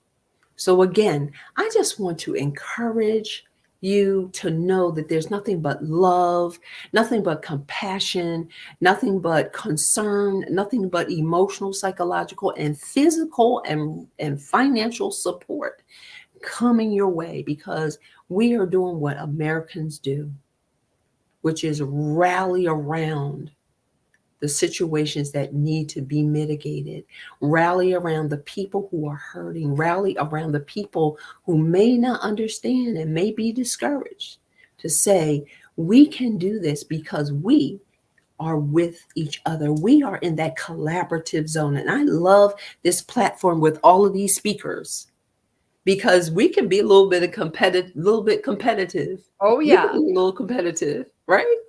Yes. But we can be in our creative zone. When we're talking about the science of getting rich, he talks Yes. about competitive zone and the creative zone. But now we're feeling the collaborative zone. So everybody give, and have courage. Courage is keep on going when you don't have any more strength. And I just want to say God bless you to everyone. Jody, thank you so much for this platform. Thank you, Janice. And I will say, remember, we'll have more of Nella and Janice Coleman because we're doing it, as they say down south, one more again. We're going to be doing it on the 17th and 18th. We are rallying the money. We're going to do it and forward thinking because we have a list of people on the waiting list to do it one more time. This is just the beginning. I want you to be a part. Thank you. Thank you for your professionalism. Thank you for your heart. Thank you for your new word, surf thriver. I love it. I love it. Blessings. Blessings. All right. Blessings. Thank you so much, my dear. God bless you. Strength, peace, health, and love to you. And God bless everybody.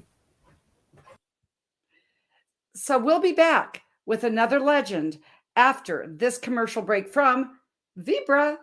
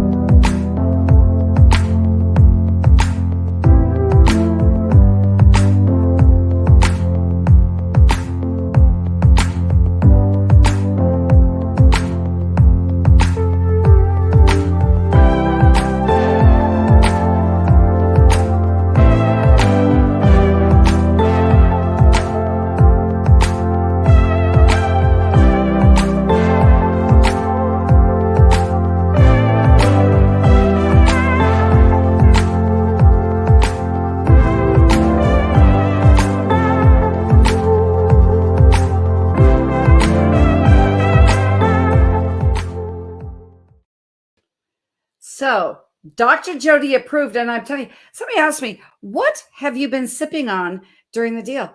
Well, I've got my Epicurean detox tea because of my liver quivers. I'm good. And yes, I did take some Balaflex to make sure that my ankles didn't turn into cankles sitting here for 12 hours. So just remember, you make it happen. You do the deal. This is a mushroom blend. The absolute ingredients in these supplements are Dr. Jody approved. And I approve very little. And what I approve of, my clients, my patient clients know is amazing. But I figured that word would be really good to come into somebody who's amazing. His email address is amazing. It's rex@amazingrex.com. He is amazing. He is a legend in his own right. He always comes through. He's an NLP expert. He is absolutely, as Dame Doria Cordova said a while ago, he's an OG, but he's an OG being a part of the Screen Actors Guild. I would go on when he was on my Mindset Mondays that I do Monday at noon on Traverse TV. My goodness gracious, it was 5 minutes if I read his entire bio. But people like that always want to give back. Like I said, he's an actor. He's a magician. He's lovingly written this book. You see, when you see a book that has turned up corners, must mean something, because that's what his book has done. It's a life manual. It's always on my desk unless my husband moves it. Get the book. life on your terms. He has created courses. As I said, he's an NLP expert, but I love what he does with the ends. And I think there are more to go with it. Make each day magnificent, magical, and marvelous. I can say he is going to do this even in the midst of hurricaneian.world/GoFundMe. You can be a part of Rex's mindset. Give so that you can go ahead and have these people that are surf thrivers or reset people can give more as well. So it is with great honor and joy and love that I bring to the stage the amazing Rex Sykes. Oh, you are muted, Rex. Go ahead and unmute yourself. Dr. Jody, it is such an honor and a pleasure to be included in this very important fundraising endeavor effort that you have spearheaded. And I think it's just really important that people look at the website there right below me and click on that and go and give generously. I've been very lucky and blessed to have spent my life mostly studying the mind and attitude and what you can do when you put your mind to it. You know, Napoleon Hill, if you've read Think and Grow Rich, said if you can believe it if you can conceive it and believe it, then you can achieve it. And I'd like to talk a little bit about that because not everything I say may somebody be ready or willing to hear. But consider this for a moment, that before humans were on the planet, there were great upheavals. There were floods and earthquakes and hurricanes and tornadoes and fires and lightning strikes and hailstorms and you name it. But there was no one to call it good or bad. You know, animals lost their lives, there was no property, but, you know, forests were burned up and things like that, but nobody to judge it as this was not good. With the rise of human consciousness in society, we became property owners and had territory, and we got things. And then if those things got lost or stolen or damaged or destroyed, that was a bad day. But maybe not, because it might be just a matter of how you look at it. And the reason I say that is because Travis Air Force Base did a study many years ago when I was starting out in the 70s with 157 cancer patients, and they determined then that the attitude toward the treatment was the greatest predictor of success of the treatment. What does that mean? That means if you believed it was going to help you, then it was likely that it would help you. And if you believed it wouldn't help you, then it was likely it wouldn't help you. In those days, there were a handful of these kinds of studies. Now there's over 45,000 of them. 45,000 studies that tell us that our attitude is the number one predictor for success in all areas of your life. That's in your health, your happiness, your relationships, your pocketbook, or whatever you want to do. So it's also really, truly important when facing crises, you know, and debilitating events or things that come along that we would judge as bad. Truly, they just are. The universe doesn't know the difference. The tornado doesn't know the difference, but we do, and we live at the effect of that. And if we're at an effect of something, it means that something else is causing us to feel a certain way or to think a certain way or to be a certain way. And I'm going to talk a little bit more about that in just a moment, but I want to point out that attitude is the number one predictor for success in all areas of your life. It's why I developed something called the Attitude Activator, because I want to help people. I want to help you to develop this attitude that you're unstoppable, and no matter what comes your way, you're resilient enough to find a way around it or through it, above it or below it, but you are capable and more than capable of making a difference. Now, I want to talk very particularly about two people that Napoleon Hill wrote about before I get into some other things. Edwin C. Barnes is introduced in the very first chapter of Think and Grow Rich, written by Napoleon Hill. And Edwin C. Barnes had this passion, this desire, this drive to become the partner of Thomas Edison, so much so that dressed as a hobo without any money, he hopped a freight train, went to New Jersey to put Thomas Edison on notice that I am going to be your partner. In fact, I am your partner. I want to be in partnership with you. And Edison looked at him and said, He's got a fire in his eye. There's something about this guy, but he gave him a job as a janitor in his warehouse. And for 5 years, Barnes was a janitor in the warehouse.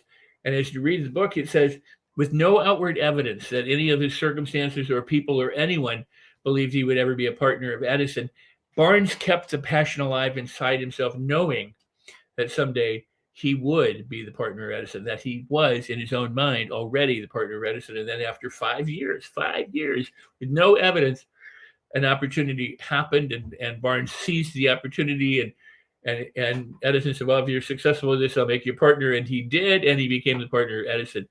Now, contrast that with another story you might have heard of. It's called 3 Feet from Gold, and it's about R.U. Darby and his uncle, who bought some mining equipment because they had heard that there's gold on this property, and they staked a claim and they started to mine, and they did. They hit gold, and they were very successful for a while. And they kept bringing the money out and kept investing the money back into the equipment to bring more out. And then all of a sudden, the gold dig went dry. There was no more gold, and they dug and they dug and they dug and they kept digging, and they couldn't find anything. And after a while, they went, there's no gold here. Screw it. Let's cut our losses. Let's sell our equipment. And they did to the landowner. And they left. And the landowner was smart enough to hire a consultant, a geologist, who said, whoa, these people stopped. Darby stopped 3 feet from the richest vein of gold on that property. So what's that point out? Well, Barnes didn't let circumstances or other people or even his own thoughts defeat him. He didn't pay attention to those, but he paid attention to what he could do inside himself, his own desire and his own passion and his resourcefulness to keep going in spite of no evidence that he would ever get what he wanted. And Darby, on the other hand, who was successful at first, when the vein seemed to have disappeared, tried and then finally gave up, going, yeah, better to cover losses. He let circumstances dictate.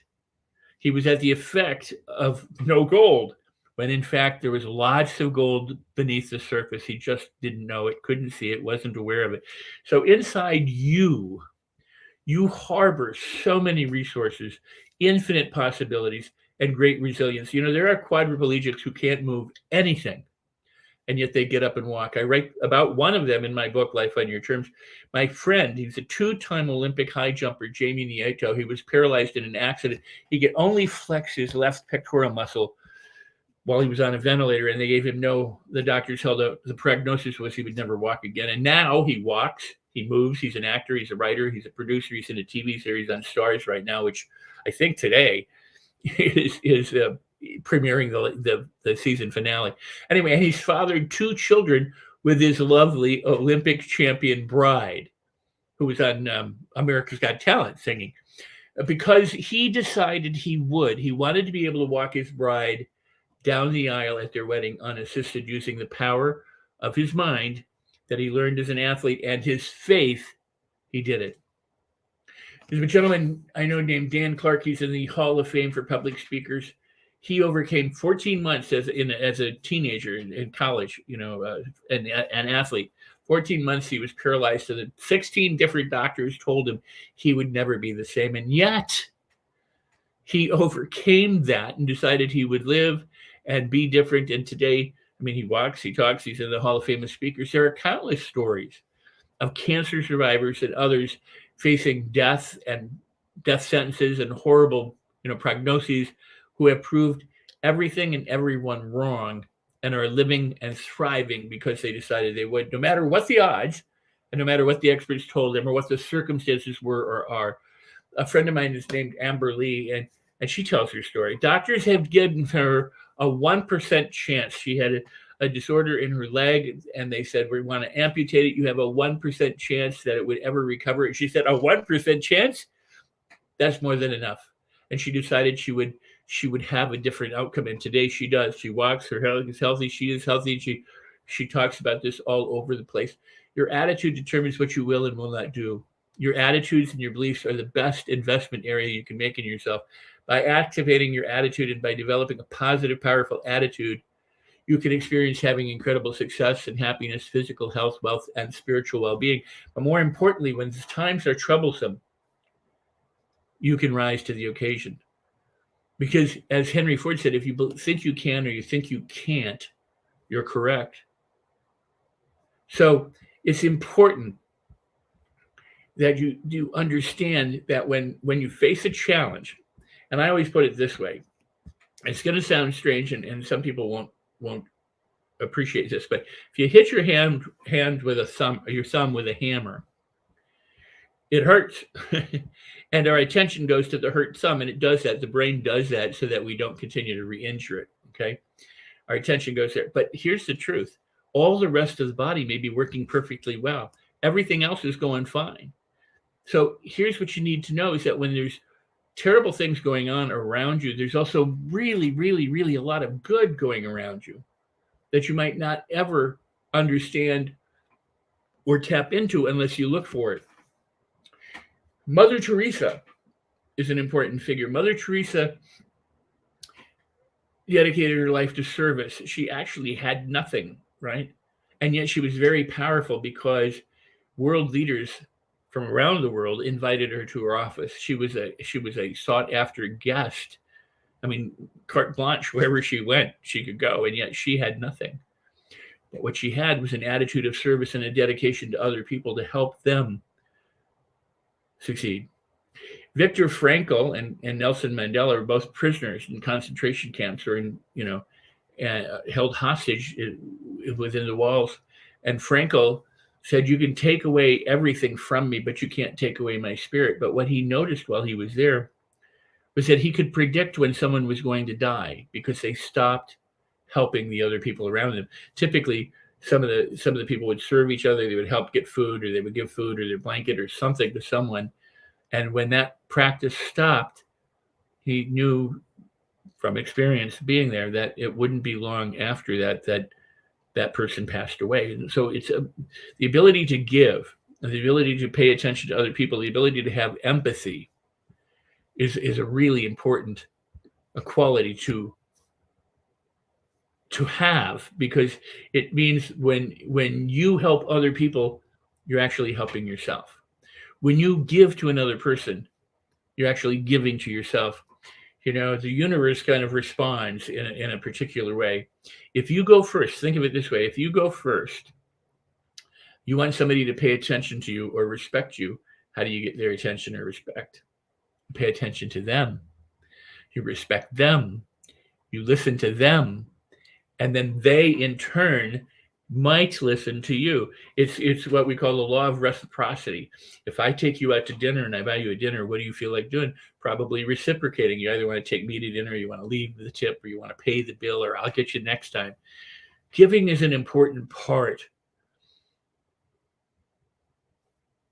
of who we are, because when we give, it means we open ourselves up to be able to receive so much more. And when there are people in need, and if you can give, like right there, Hurricanian.world GoFundMe, when you give and give generously to that, you're helping other people who might not have what you have. They may have lost everything. They may have an attitude of defeat instead of an attitude of, I can do anything. The opportunity is mine. But what you do is you can help enable them, one, to have a place to sleep or food to eat or shelter, but also that by giving, you also are letting other people know that you care. And when people know that you care, that can uplift and edify and inspire them. It can open them up to begin to understand, hey, you know what, there's good in the world. My son, when he was 16 years old, said, "Dad, you think the world's ending?" I said, "Why do you ask that?" He goes, "Well, the political climate and the stuff around the world and all these catastrophes." And I said, "Son, when 9/11 happened, a lot of people lost their life." I said, but people rushed to the towers that had collapsed or were collapsing in order to help other people. And a lot of those people lost their life. Whenever there's calamity, whenever there's trouble, whenever you see an accident on the road or someone's house is on fire, people rush. They come together in order to help, to save, because they can and they want to. So if you can give and you want to give, know that if the person doesn't know you, if you give anonymously or you give with credit, it doesn't matter, because what's happening is your energy, your being, your goodness is shining through for other people. And guess what? It also provides hope because they go, oh my God, there are good people in the world. There's a lot of good going on. You hit your thumb and all your focus is on the thumb. The people who've lost their homes, they've lost their jobs, they've lost their family, they've lost their animals or their pets. I mean, they've lost a lot of stuff. That may be where their focus is. And it may take time for them to shift their focus and to pay attention to the other goodness in the world and to recuperate. I mean, you'd see it, on the news. Somebody says, oh my God, I've lost everything. I'll never be able to face the rest of my life. Everything is gone. And another person will say, well, we'll just rebuild. So how people respond is how they respond. You can't fault them. That's how they are. But you can help them. I mean, you can really help them. And you can help them by helping them understand that there's still good in the world, that there are people who care right there.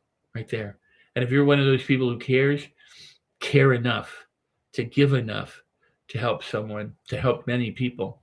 I think this GoFundMe right now is so important and so, it's necessary.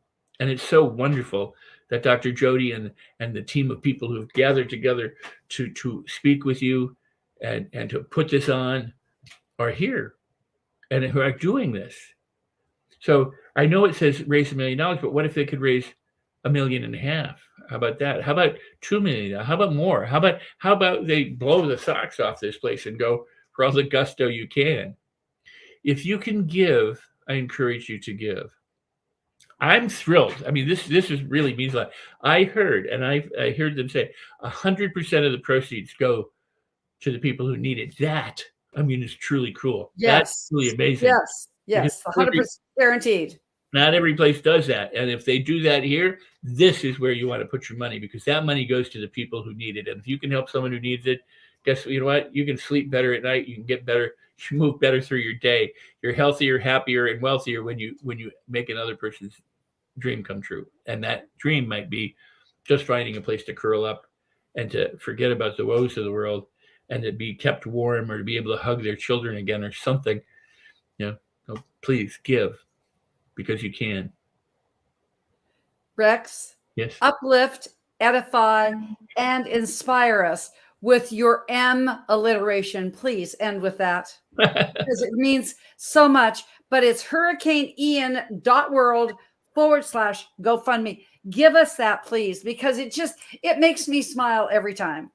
So I always say, if you consider something a problem, it is a problem. But if you consider something a blessing, then it will be a blessing. So you might as well celebrate everything. So make all of your moments magical, marvelous, miraculous, and memorable because you can. And you have taught us we can. And I'm going to say, those of you that are on Traverse TV, because this is live, go check out that Mindset Monday that Rex and I did about a month ago. It was marvelous, memorable, magical, and it will be in my life absolutely a mountain-making, magnificent Mindset Monday. Rex, as always, namaste. Namaste. I love seeing you here. This is an important event. I so appreciate you doing this for everybody. I was thrilled to be a guest on your show. Thank you. Thank you. Thank you. So, but as they say with the Ginsu knife commercial, but wait, there's more. There's more because Dr. Peggy Woods is in the house. Dr. Peggy Woods is in the house. We just connected. You know, when you connect with that person, you say, I like them. I like them. She was one of those people that I met through Manny Lopez. You heard Manny Lopez a while ago, right before JB Owens at the 8 p.m. Eastern hour. Okay. We had a breakout room. Some people you don't know that long and you say, I like that person. That was Peggy Woods. I absolutely have enjoyed meeting her. We've had so much in common. She absolutely is a part of the Manifestation Network. She and I spoke on a summit together. She spoke from the heart because that's where she comes from. I know she has a women's ministry. She is a spiritual leader, but what she does, she has a publishing company, rightnow.com. Peggy Woods is going to bring inspiration and just hope. I can feel it in my bones. I can feel it in my soul because she's just that kind of a Dr. Peggy Woods, as I just got a message from Stack the Pack from 1 o'clock hour. He goes, "What's up? What's up? What's up? What's up?" I could just hear him say, so I'm going to say, Peggy, you are on Pacific time. I am on Eastern time. No, we're not going to make you wait there for an hour. I'm going to say, "What's up? What's up? What's up? What's up?" Take it away. Give us your best 10 minutes because everything you give us is your best right now, CEO Publisher.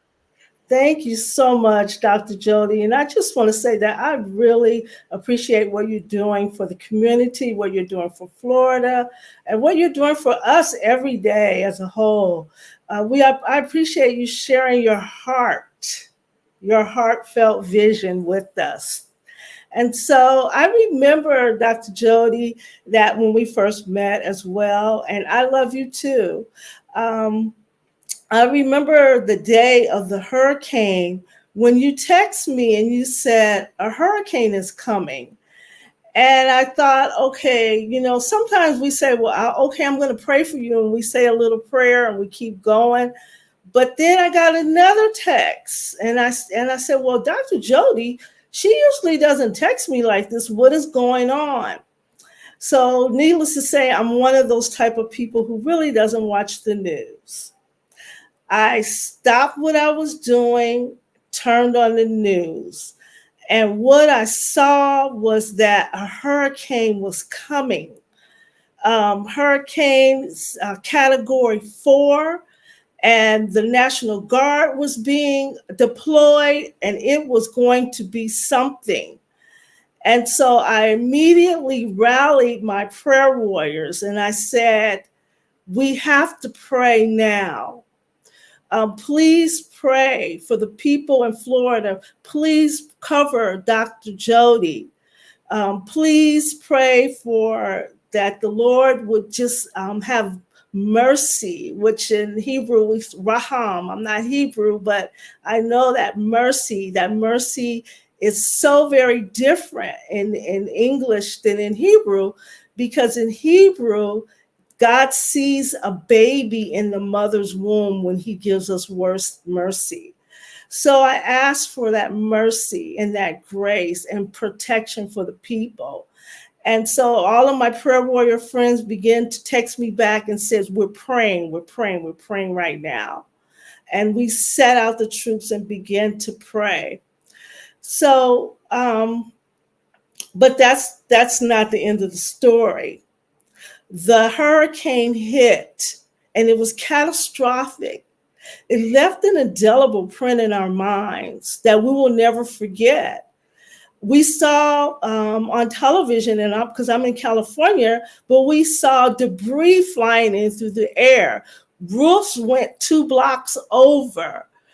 Water wasn't just 3 feet, 4 feet, 5 feet, but 14 feet in the high.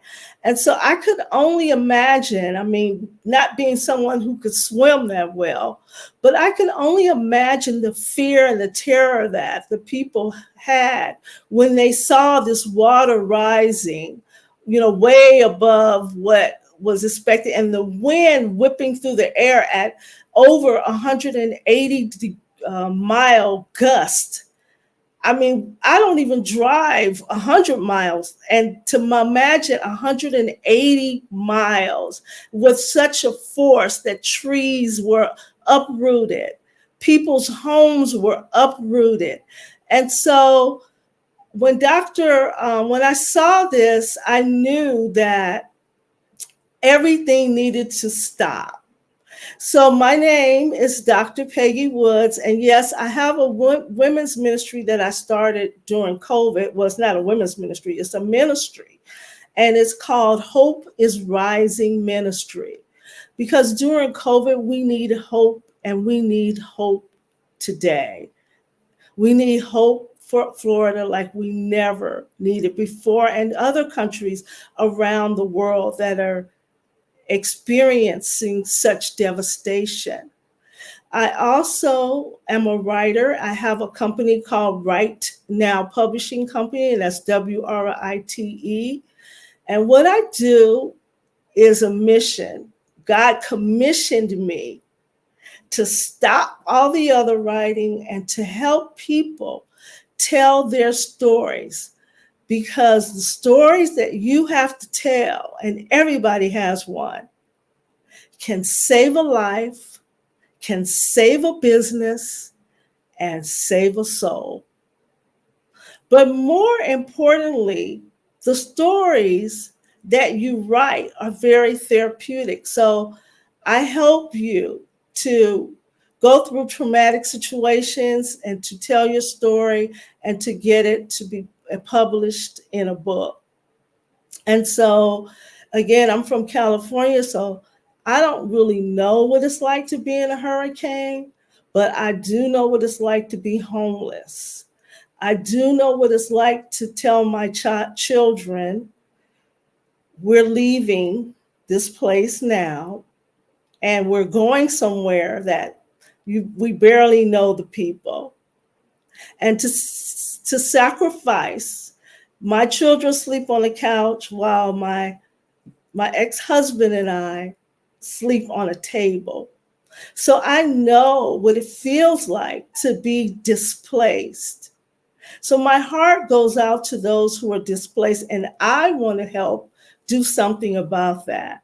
And I'm asking everyone else to do the same, to go right into www.hurricaneion.world/GoFundMe and pledge today.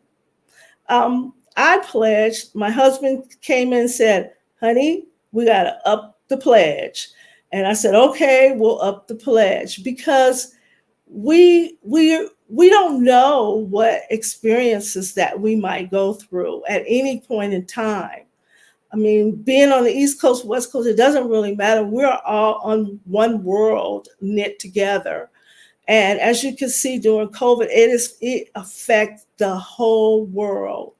And I can only imagine people in shelters, displaced, no food. I heard the governor say this morning, there are places that still don't have electricity.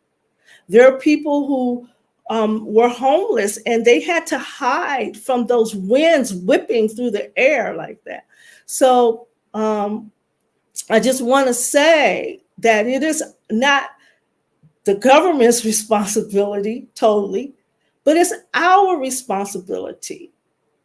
I remember my daughter and I, we took a trip to Jamaica, and we we stayed in this beautiful hotel, 5-star hotel, all expenses paid, all inclusive, I'll say, put it like that.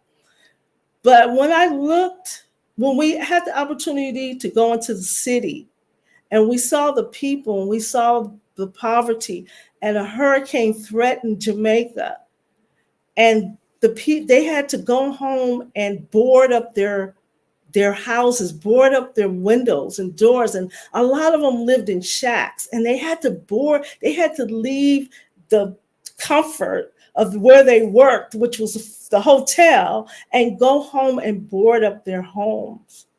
And so I thought about it, I said, well, wow, what would it take to build a home in Jamaica? And I realized that what we paid for our trip would have built 2 homes. So sometimes when to give, it's not about what we have, it's a sacrifice. But I want to leave this acronym with you: HELP. H for hope. Give hope to someone who doesn't have hope. E for encouragement. Encourage others. L for love. Love. What greater love is there to give your own life for another? And that sacrifice, or that surrender, can come in all forms and fashion.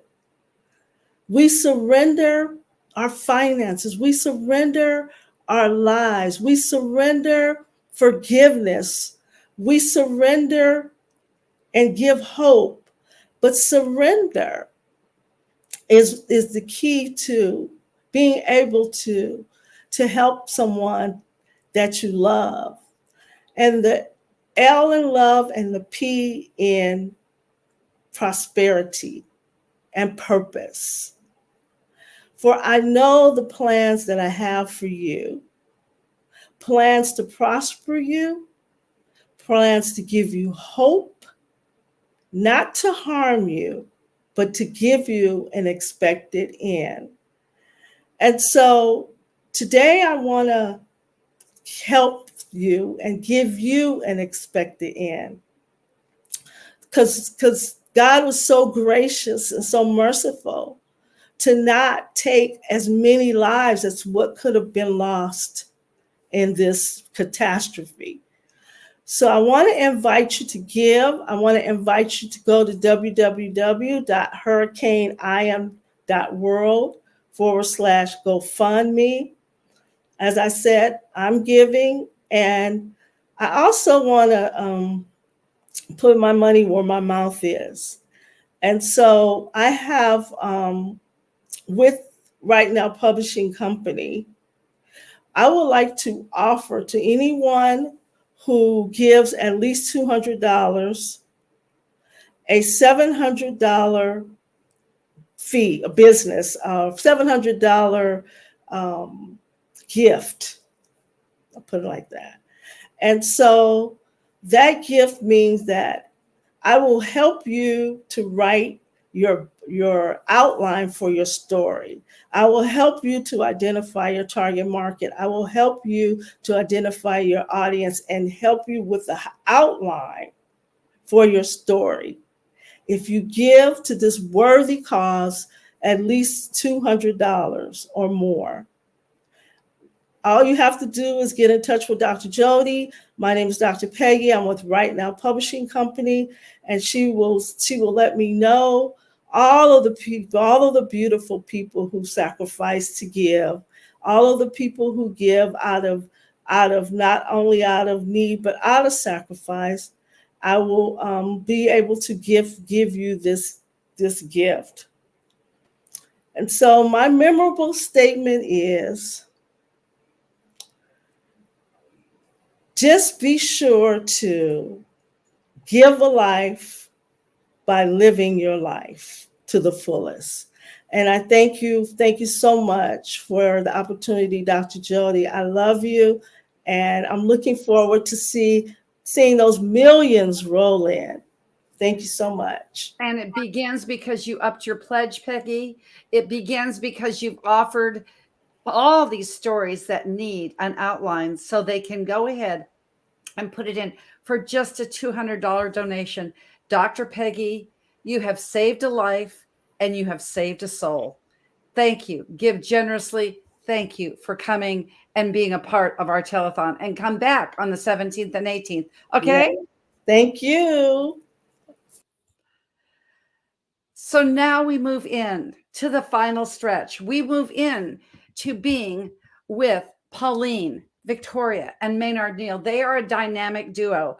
They're going to be doing something together. Pauline is going to speak, and then Maynard as well. So I'll get the privilege of introducing them actually together. I think that would be the best. They're going to speak differently at a different time, but I'm going to introduce them. They are both Les Brown speakers. Pauline, I met in New York City when we had our live event. She is a platinum speaker with Les Brown. She lives in Hawaii. Well, Maynard is like my other brother. By the way, I have two of them, Robert. I have you and Maynard, okay? And we just connected kind of like Peggy and I did, Dr. Peggy and I did. And we met in New York. And he was ripping and roaring and everywhere around. Well, didn't know that Maynard lived in Detroit. That's where my grandchildren are. And of course, their parents, who I go ahead and I'm part of their lives as well. But my grandchildren are there. So I get up and back and forth in Ann Arbor. We have connected. We have collaborated. We're part of Les Brown's inner circle. And I can say he's one of these people that if I don't talk to him for 3 months, I'll be sad. But if I don't talk to him in 3 months, you pick up right where you left off. So when I picked up the phone, I said, Maynard, I want you to speak. He said, well, I'll be out in Hawaii. I'll put you at the end of the telephone. No big deal. So we got a 2-for-1, not only with Pauline, but Maynard being together. So I present to you a platinum speaker with that. I say that is quite a feat with Les Brown's organization.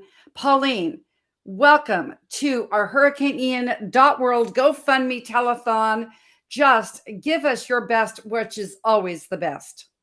Thank you, Jody. I have no idea how you're doing it hours later, and you still look amazing and fresh, and the energy is up. So I am honored to be here with all of you today and all the amazing speakers that have come before and who are coming after.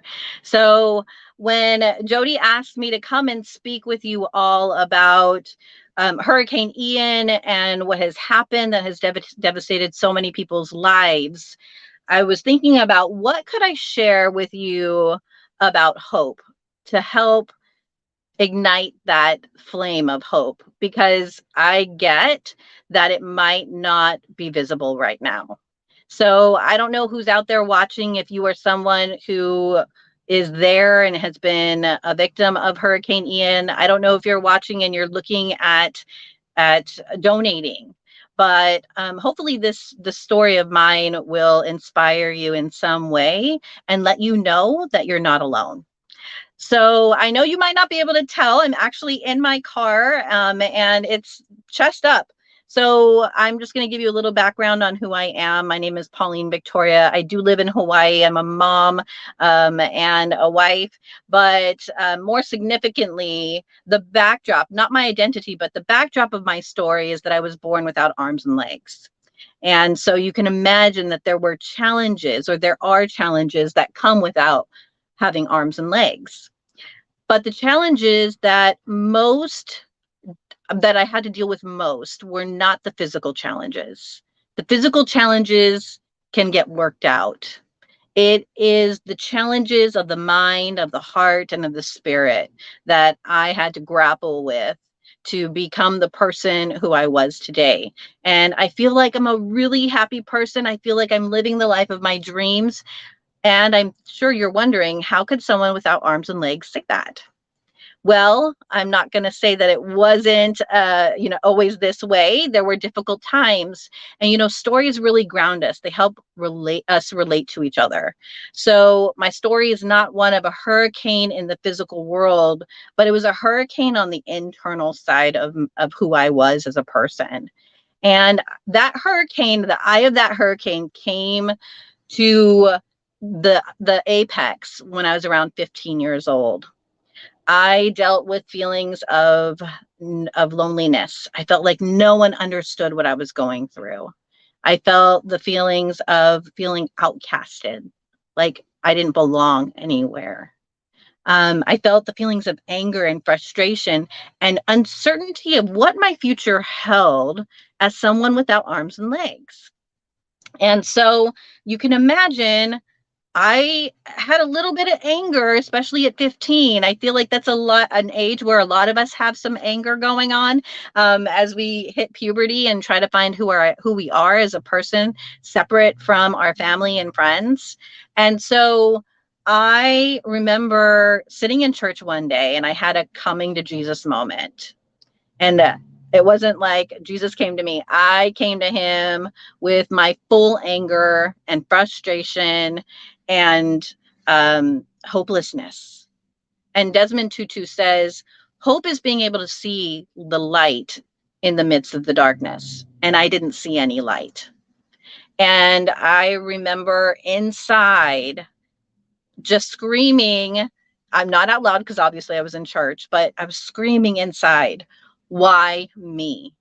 Of the billions of people on this planet, why me? Why did I have to go through this? And I was, the answer for that question came later. And perhaps if you have experienced some of this devastation in the Hurricane Ian, or maybe you can relate to it in past devastations in your life, you ask the question, why me? Why did I have to go through this hurricane and the devastation that it brought with it? And so after I was emotionally spent, you know, that feeling when you're just giving your like the biggest ugly cry and you just have nothing else to give, I sat there empty and I said, fine, I trust you, God. I'll trust you. And in that moment of stillness and quiet, of meditation, the answer came through of why me. And the message I got was, why not you? Your pain is not in vain. And when we have hope, there's power and purpose in our pain. It is when we do not have hope, then we stay in the darkness and we can't see the light at the end of the tunnel. But that hope is like a hand reaching down into the darkness and saying, grab on and follow me because I'll show you to the light. And I did that. I understood in that moment at 15 years old, sitting in that church, that there was purpose for my pain. You know, and I could say, have hope. This all too shall pass. I could share my story, but my story is not the story that matters. The story that matters is your story. And I can say that I understand because before that coming to Jesus moment, I did contemplate it ending. I felt like it would be easier for it to end. And perhaps maybe you can relate to this. And this feeling of, wouldn't it be easier if I just let it all go and not continue on another day? And I recently became more acquainted with this organization. It's a nonprofit organization called the Teen Suicide Prevention Society, founded by Jackie Simmons and her two daughters. And they have a talk there that I feel really grounds hope for not only for me, but for everybody. So if you're watching this, I'd like you to play with me for the next 5 minutes, but I want to demonstrate how this conversation will go, because in this short conversation for 5 minutes, maybe even less, maybe 3 minutes, I know we're under time constraint. I'd like to have, Jody, if it's okay to have Maynard come up. And I'd like to demonstrate, oh, Maynard, you look like you're in Hawaii. Yes, Go yes, I figure. am. He's sitting outside in the nice shade. I'm sitting in my car sweating bullets. But, you know, we're here and we want to be here together with you because it is important for us to bring hope to you in any way we can. And so, like I said, the conversation that I'm going to demonstrate with Maynard now is a conversation that will ground your hope. So if you've been through anything, if you've contemplated suicide, if you've contemplated whether or not you can go on another day, I'd like for you to play with me. Okay, so in this conversation, there's going to be four questions. That's it, 4 questions. And there's one rule. Okay, so as Maynard and I are doing this, take a piece of paper and write it down for yourself, your answers. So the one rule, Maynard, is to the first 3 questions, all you can answer is yes or no. Agreed? Agreed. Okay. Are you ready? Yes. Okay. That wasn't the question first, but okay. So question one. Question one is, have you heard that suicide is on the rise? Yes. Do you have a story or a friend who has tried or died? Yes. Have you ever thought about leaving that way? I've thought about it. Yes. Tell me your reasons for staying. You know, it's very interesting, Pauline, when you really understand and you look at the wholeness and not just the moment, however devastating that is, you understand that it's more than what meets the eye. It's absolutely more than what you may feel in that moment. I mean, to answer your question directly, even with what has happened in Florida, even what has happened in many of our lives, when we start talking about we've lost people with COVID, we've lost people with suicide, there's so many different calamities that come, but there is always a reason to hold on. And sometimes even in my life, when I felt I didn't have a reason, somebody else stepped in. someone else came and gave me a rope that they tied a knot. Somebody else came and held me up. And it is a beautiful thing, because that's what this is all about today, is life. There is no guarantees whatsoever. But the one beauty about life is life itself. So I always say, never, ever give up. And yes, it was a time that I may have felt that way. And somebody stepped forward. And I remember the story that my dad said to me. And he said, son, God puts an armor plate on the front of you. My dad's a retired pastor, not on the back of you. You are meant to keep moving forward no matter what. I was knocked to my knees. This isn't about me. I share that story in regards to what we're talking about today. So many people were hurt. So many people were devastated. Their lives were totally changed. But guys, when we look at something in this life, and before I even move forward, I hope I answered your question, Pauline. Yeah. Yeah, no, thank you for answering the question of why stay. And I really appreciate your reason of that, you know, things are temporary and things will continue moving forward. So I want to thank you for playing with me and demonstrating that conversation of hope, really what is what it is. So I want you to have the stage all by yourself, but so just to close off, if you're watching this and you were able to follow along in those questions, what are your reasons to stay? What are your reasons to go on, to continue moving forward, as Maynard said, with that armor plate on the front of you? Write them down, hold on to them, because those are your evidence and glimmers of hope that you can hold on to keep you moving forward. So Jody, thank you so much for having me here. Thank you for letting me play with Maynard and with everybody who's watching. I'm going to go ahead and turn over the stage over to Maynard alone. He's an amazing speaker, and I'm so honored to be his partner.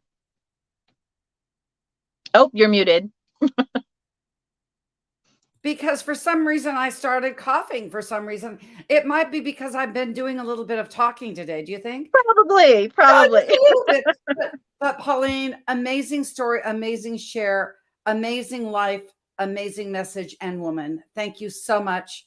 Thank you for sharing. And yes, now we're going to hear from the Maynard Neal, the man, the message, the mentor. And you know, Maynard, there's one thing that I want to give props to that I didn't mention in your introduction.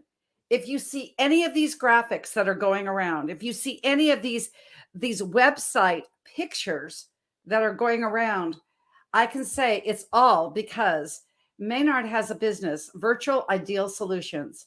If you want VAs that do it right on time, right on the money, doesn't matter what we needed for this event, my VA through Maynard made it happen, because together it's like one of these things, it's teamwork. And I really wanted to give you props and a plug, because there are going to be people in Southwest Florida, as Janice Coleman said, that are surf thrivers, and they're going to restart their business. Maybe they're going to reach out to one of our sponsors, Peter Mingles, going to go ahead and go with business from home. It's going to run a humongous ad network, and then they're going to say, I need some help.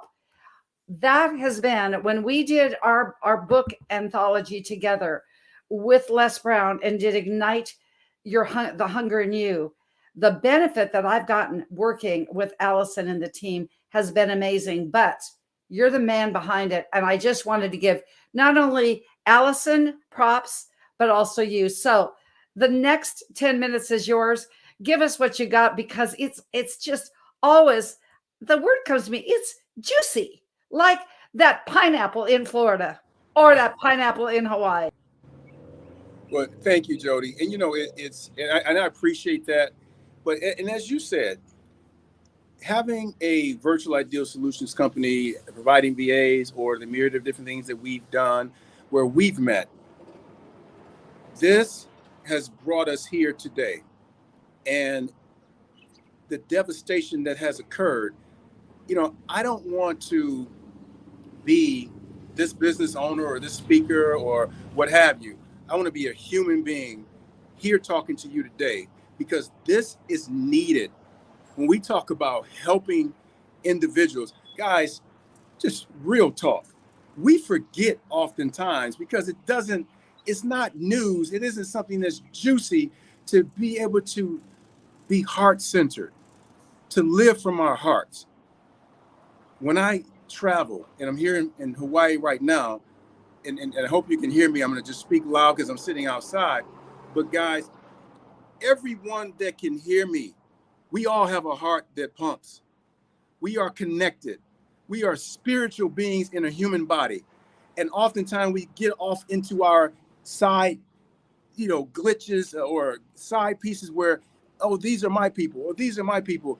We are all people with the same red blood that's going through our veins. And it is time for us to come together like this event right here. People from all over the world are coming today to just talk very real to you. It isn't about me, it isn't about Jody, but it is about people that care, that have stepped up together to say, it is time for us to help. Let's stop for a second. Even here in Hawaii, I sat back and I'm looking and I hear these beautiful sounds with birds and the trees and the grass. And the reason I share this is because this world is designed to take care of each other, to take care of itself. It rains in the morning to feed the plants, and then the sun comes out, and what do? We enjoy that. And oftentimes, if I can just speak very real to you, I think sometimes we forget, some of us, that we're brothers and we're sisters and we care for one another. And when things happen, we open up our hearts. We need to keep this going. It really, truly is in abundance. This broadcast today is showing you how people can come together. Oftentimes, we don't see them when we turn the TV on. It's about what happened in this and to bring in that fear. Guys, the biggest thing in this world is love. It is love, to help one another, to bring back humanity, to be there, to understand. If you're across the planet, it doesn't matter. Whatever you can do is enough.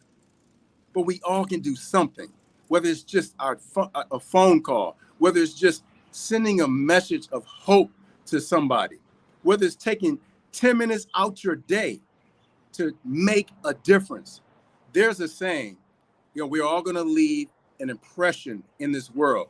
Will yours be in sand or will it be in cement? How would anybody know that you were here? What did you do to affect life? What is your legacy? Is your legacy where you helped another individual?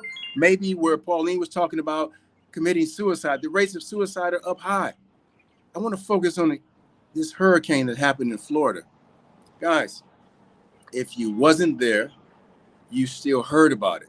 You know the devastation. Imagine if that was you. Am I my brother's keeper? Am I to do something in this world to step up and make a difference? Are you? Can we live on this planet by ourselves? We need one another. We need one another daily. We must understand that we are humans breathing the same air. That's energy. And when we realize that and start looking at that and understanding that energy flows and it grows when we are awakened to understand that we are here as species to help one another, to have each other's back, to care about each other. It is time to, if you can give $1, $10, $1,000, everybody's on different plateaus. But here's something it took some time to truly understand this. And it's so simple that it's hard, but you get to keep what you give away. And the biggest thing in this world is love. Guys, what happened in Florida? What happened with the devastation, I'm going to say there, with COVID and so many countless other things? Does it stop us? We are so resilient. We don't stop unless we allow ourselves to stop. And when a person is down on their knees, and when things happen that we cannot control, that's when we need that humanity to come together. That's when we have to come. I don't care where you're from, what's your race, what's your ethnicity, your nationality. It doesn't matter. You know, and I want to just speak for a moment. I have to speak about Pauline. Born with no arms and no legs. I've never one day heard her complain. Guys, if you are still here, if you can hear this, if you saw any portion of this broadcast, if you saw the countless individuals that gave of themselves, of their heart, that caring that goes to the soul, to say, hey, these are people that we don't know, but we're human. We are a human race. We have to start understanding that more on a collectiveness, to say we must band together. What does it hurt to give a smile to somebody? What does it hurt to stop and ask, how are you? No, how are you really? And actually listen. Guys, we're talking to you today. There's people that have come and they've talked about so many different topics, giving hope, talking about help, encouragement, just inspiring people that need it right now. Reach into your pocket, reach into your heart. Understand, guys, this air that we are breathing, God is not done with you. And I don't know what you believe. The spirit, a higher force, whatever you believe, we're breathing this air. It's keeping us alive. We share this. Guys, that energy that flows in and out of our heart to have us here today, we share that. We can't control hurricanes. We can't control an accident that happens. We can't control these things that may come. The only thing that we can control is the time that we are here and what do we do at this moment? Because that's what matters, is right now. Right now is what matters. Stop what you're doing right now. Take a deep breath, guys. Just feel that just coming inside your soul, pumping into our hearts. We must stand up for one another. We must care. We have to stop and say, no, it isn't about, oh, I'm Chinese, I'm black, I'm white. Guys, that's the beautiful colors of the rainbow. We are put on this earth not to all be the same, to be authentically who we are, but to be collectively healing the wounds, because every wound leaves a scar, whether it's seen or not. And there's people that's hurting. And for whatever plateau that we're on, you can make a difference, not just today, but every day. Every day that you have breath in you to be able to breathe, you can make a difference. And it doesn't hurt us to do so. Guys, the more we do that, the stronger we become. The more we do that, when things come our way and hit us one way or another way, sometimes somebody needs to just hear that you stood up and did something, whether it was a card, whether it's writing something on a sheet of paper and just sending it to the post office. We're just finding out what any little thing that you can do, because the little things matter.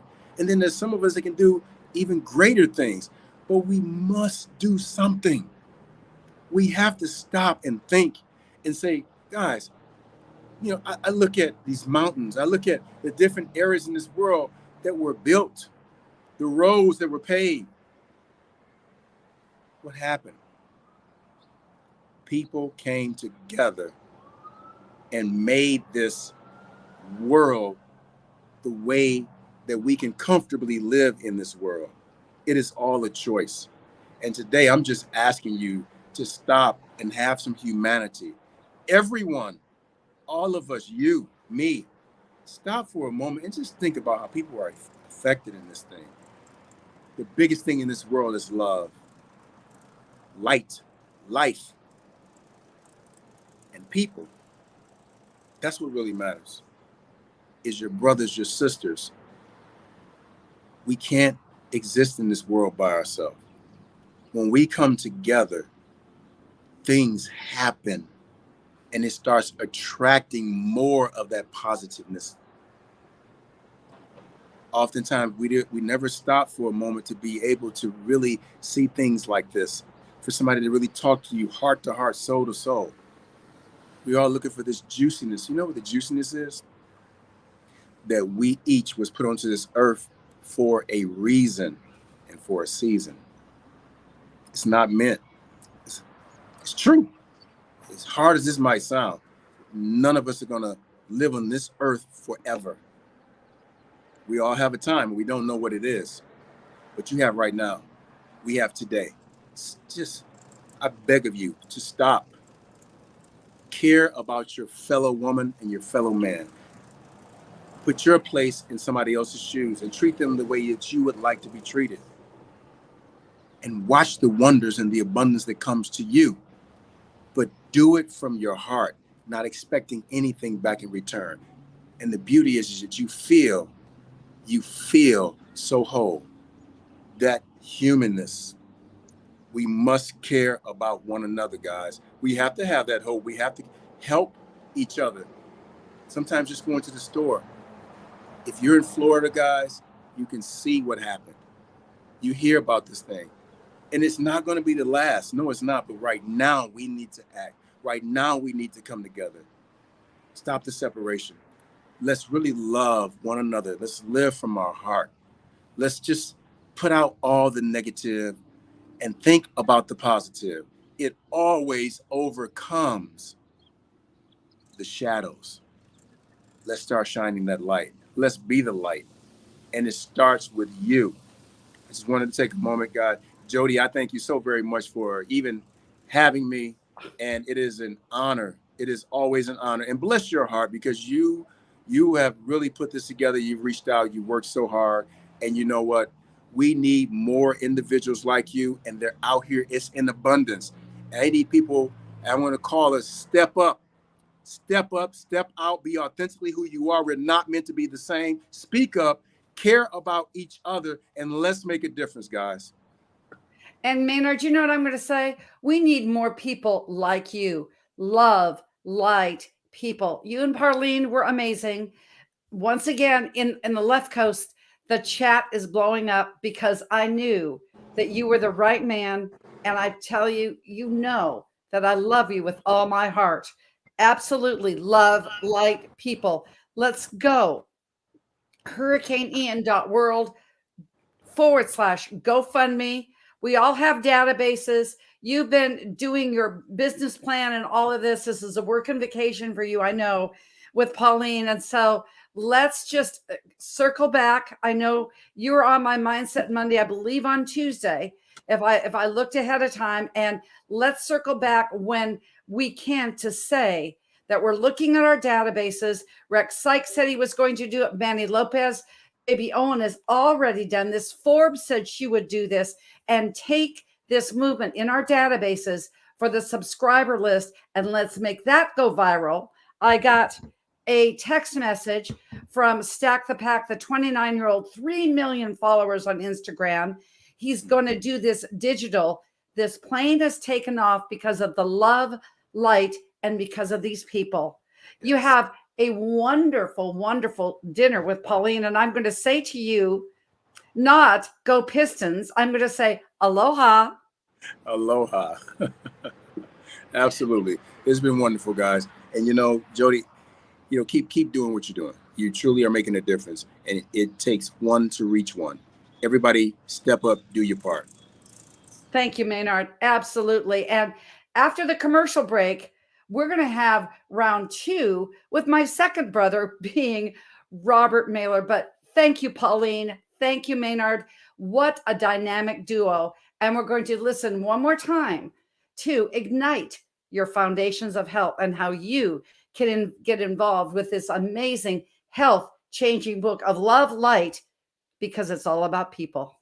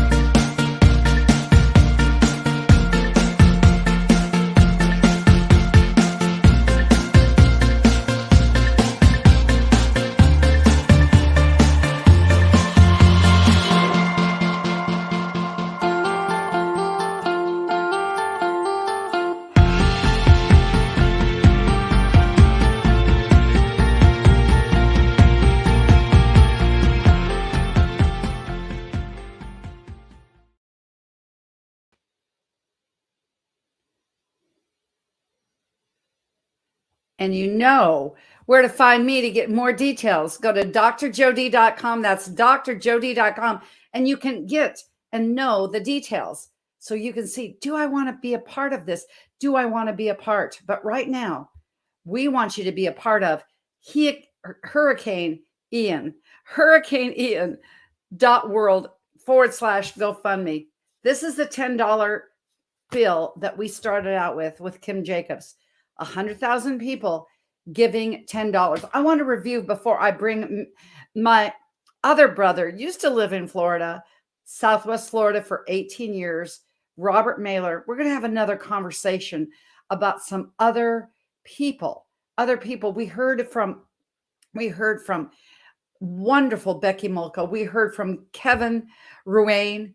We heard from Camille Robb that absolutely went and drove from Ocoee in Central Florida and saw the devastation, is collecting things in Orlando to bring down. So Robert, now I've got one more in my posse to go down for the surf thrivers, as Janice Coleman called them, for Southwest Florida. And this is what I know, as I've said probably 20 times today, all proceeds go to the surf thrivers that are resetting their lives to give them absolute strength, hope, and hope for the future. And remember, any $50 gift right now, you get a corresponding medium read from Cynthia Fontaine.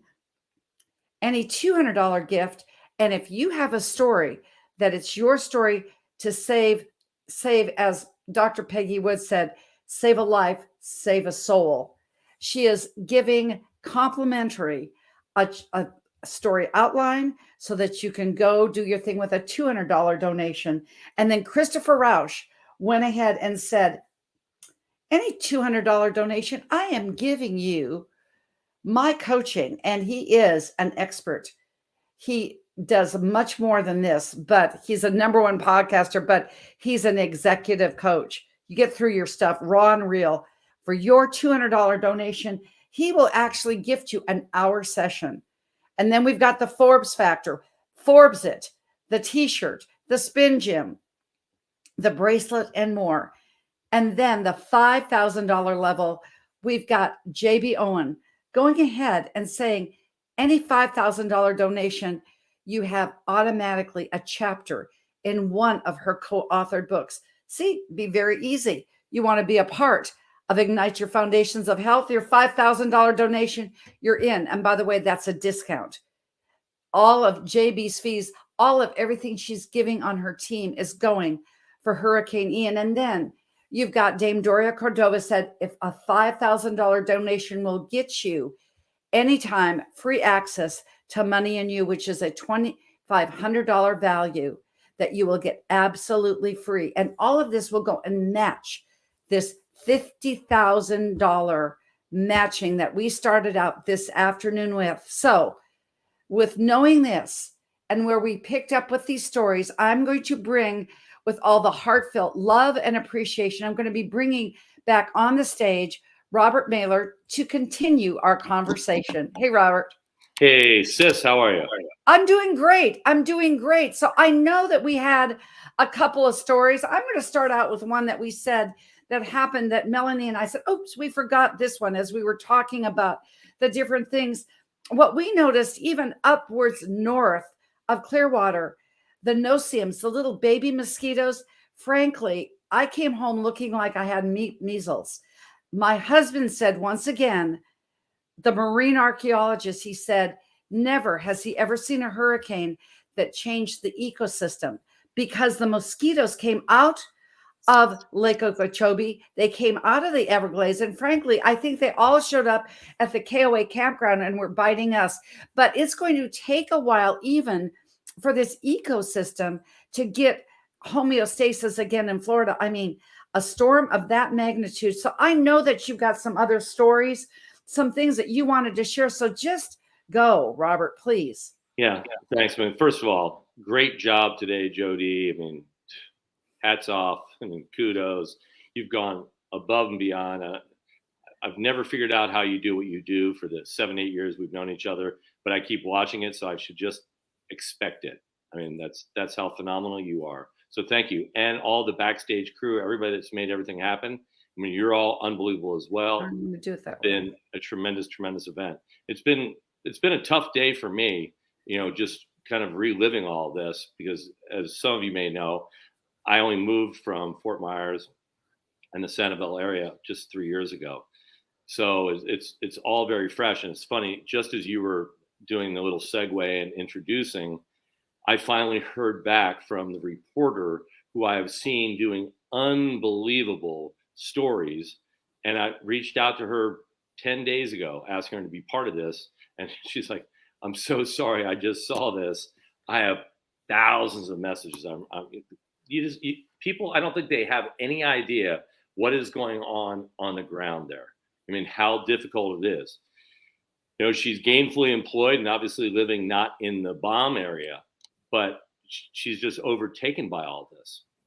And I can guarantee you she will be involved in those 2 days in November, and she'll have tremendous things to share. But it just shows you, and the gentleman that just spoke, and I said it hours and hours ago, the first thing is it's about shelter, then it's about food, then it's about clothes, and then it's about healthcare. I mean, it's that simplistic. And I'm going to share a couple stories in a second, but I think the biggest thing that all of us need to do, because we're only we, it's just us and whoever's listening. Okay, great. We now need to push this out to so many more people, because it's a little from a lot. Okay, we need more people to hear this than are actually listening today. Everybody needs to do their part. Okay, I had to go away for a couple hours today to a commitment I already had. And I spoke to everybody I saw there about this, and they also asked me for the link for the funding. Okay, that's as simple as it is, because they're like, holy hell, really? Wow. Okay, how can we help? All you have to do is just ask. Just ask. So I think that whoever's been affected by watching this today, and whoever's listening right now, this very moment, go out to, I'd love to say 5 people, but I'm asking, go out to 100 people. Go out to everybody on your contact list. Go out to 1,000 people.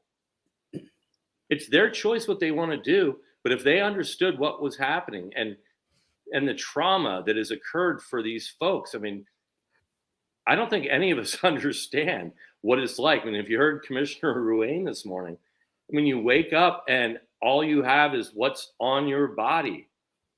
You can't go to CVS and buy a toothbrush because you don't have any money. You're trying to figure out where your food's coming from. I mean, the restaurants in Fort Myers Beach, as an example, obviously overnight, the next morning, crash, power off. Somehow, nobody was supposed to go on the island, but, people find a way. And they got in there and they opened up their freezers and their refrigerators in the restaurants. And they got the food to places that could cook it for people who needed food. I mean, that was completely subsistence living. That was giving, because it was going to go bad. But somebody risked their life to go there to get it, to take it somewhere where somebody could actually live from it. I mean, that's what we're talking about here. And it's only been 3 weeks and 4 days. So they're still in that same situation. So as much as we can do to push this out as far as we can, to just ask people for just $1, $10, $20, $100. Hey, 3,000 is great, but if we could push this out to 1 million people, a couple of bucks, that's a couple $1 million. So I think that should be our job of what we're doing right now. And I had an old neighbor, because I only moved there from there 3 years ago, but the house I owned probably 7 or 8 years ago. My old neighbor did a video, and he spoke about new neighbors by him who were elderly, probably 80 plus. The gentleman was a veteran and in a wheelchair. And as we already discussed earlier today, nobody really knew this was going to take that hard right turn. It was going to come in. So, not to mention, I'm not really sure how they were going to get out anyway. So they stayed in their house, and his wife put him up on the kitchen counter. And then she got up on the kitchen counter and the water was coming in. And then she got back down off and got a chair and brought it onto the kitchen counter. And he was sitting on that. And they were both finally standing. I'm not sure how long he was standing because I'm not sure it could be too long. They were standing on their kitchen counter with the water up to their necks. And they were sure that that was the end. And somehow the storm subsided and the surge started to go back and it started to slowly go back down. I mean, these people need our help. They need our help because not only are they left with nothing, but they've got some serious trauma issues as well. I mean, those are things that you would never want anybody you know to ever have to go through. And, you know, that's the reality of what's been occurring. You know, my friend is a pilot, and another friend of mine is signed on to be the liaison for Sanibel and Captiva Islands with a reconstruction company. So they're constantly flying. I mean, the pictures I'm seeing, and I know I can actually see these places. I know these places, and I see what is gone. I mean, I see the devastation. You know, people that are just walking around, and they need hope. They will be fine. You know, in 2 months, 3 months, they will be resilient. They will bounce back. They will be tough, and they will build back strong. But they need our help right now in what seems to be a hopeless situation. They don't know where to turn. And we're all sitting wherever we're sitting. I'm sitting in a nice home right now in Paso Robles, California. Everybody else that's been speaking, you're all sitting in some pretty nice places too. And it's just not incumbent upon us to go do it. It's our responsibility to go out to 1,000 contacts each and let them know this incredible need. Because who's going to say no? And if they do, okay, that's all right too. But if you don't ask, you can't get. And we're not getting, these people are getting. And Jody, one of the most brilliant things you did was we are going direct. We are going direct to the people affected. You know, there won't be anybody getting money that we don't know who they are. So, you know, and think about it, $1 million. $1 million is $1,000 to 1,000 people, or it's $10,000 to 100 people. I mean, $1 million is still really not that much, but it will give them hope. If I can tell you, when I watch people that I know personally, when they all saw the electrical trucks lined up, 600 trucks lined up like a cavalry, getting ready to come across to help them. That was such a small glimmer of hope. They thought it was Christmas when they were 3 years old and there was a bicycle.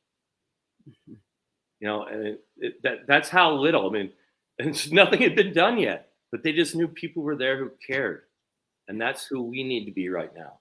They need to know that we're there and we care, and they need to hear it from everyone, because it has been rock bottom devastation for so many, and no one deserves to live like that. They don't deserve to go to sleep one night and wake up the next with nothing other than what they're wearing. And some lost their lives. So we just appreciate everything everybody's doing. Sorry, I went kind of a little crazy there. I wanted you to go crazy. That's why I put me small and you big, because that's kind of how it is in life. But frankly, Robert, when you think about it, what Governor DeSantis said about the people in their 70s, 80s, and 90s, I know that because I'm 68 and a half years old. Bob is 81. It's not like 3 years when you're a senior citizen is a lot. 3 years when you're 18 is not that much because you're starting out. These people will be resilient. It will be Southwest Florida strong. As Janice Coleman said, we're surf thrivers. But the way you surf thrive is to have money for a toothbrush. It's just, as Camille Robb said, the government should do more, but it's bogged down. The insurance claim, I tried last week for our insurance claim. Finally, the queue was, you are number 400th in line. That's the thing. When the news dies down, the work begins. And so, do you have any other thing that you would like to share? This is going to be rebroadcasted on Traverse TV. It will be there for viewing. You can do anything on Amazon TV, Roku. You can go to my Facebook page and share this link. It's in two places because we had to restart and start. You can go to Flagler TV on Facebook, but I can tell you this. You absolutely are right about something, Robert.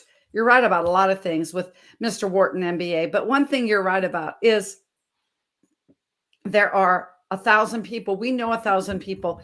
We've been trained by our coach and mentor all these years ago, way long time ago, long time, 8 years ago when I experienced him, 27 for you, where you go ahead, go into your phone, get those contacts. You can call those people and everyone.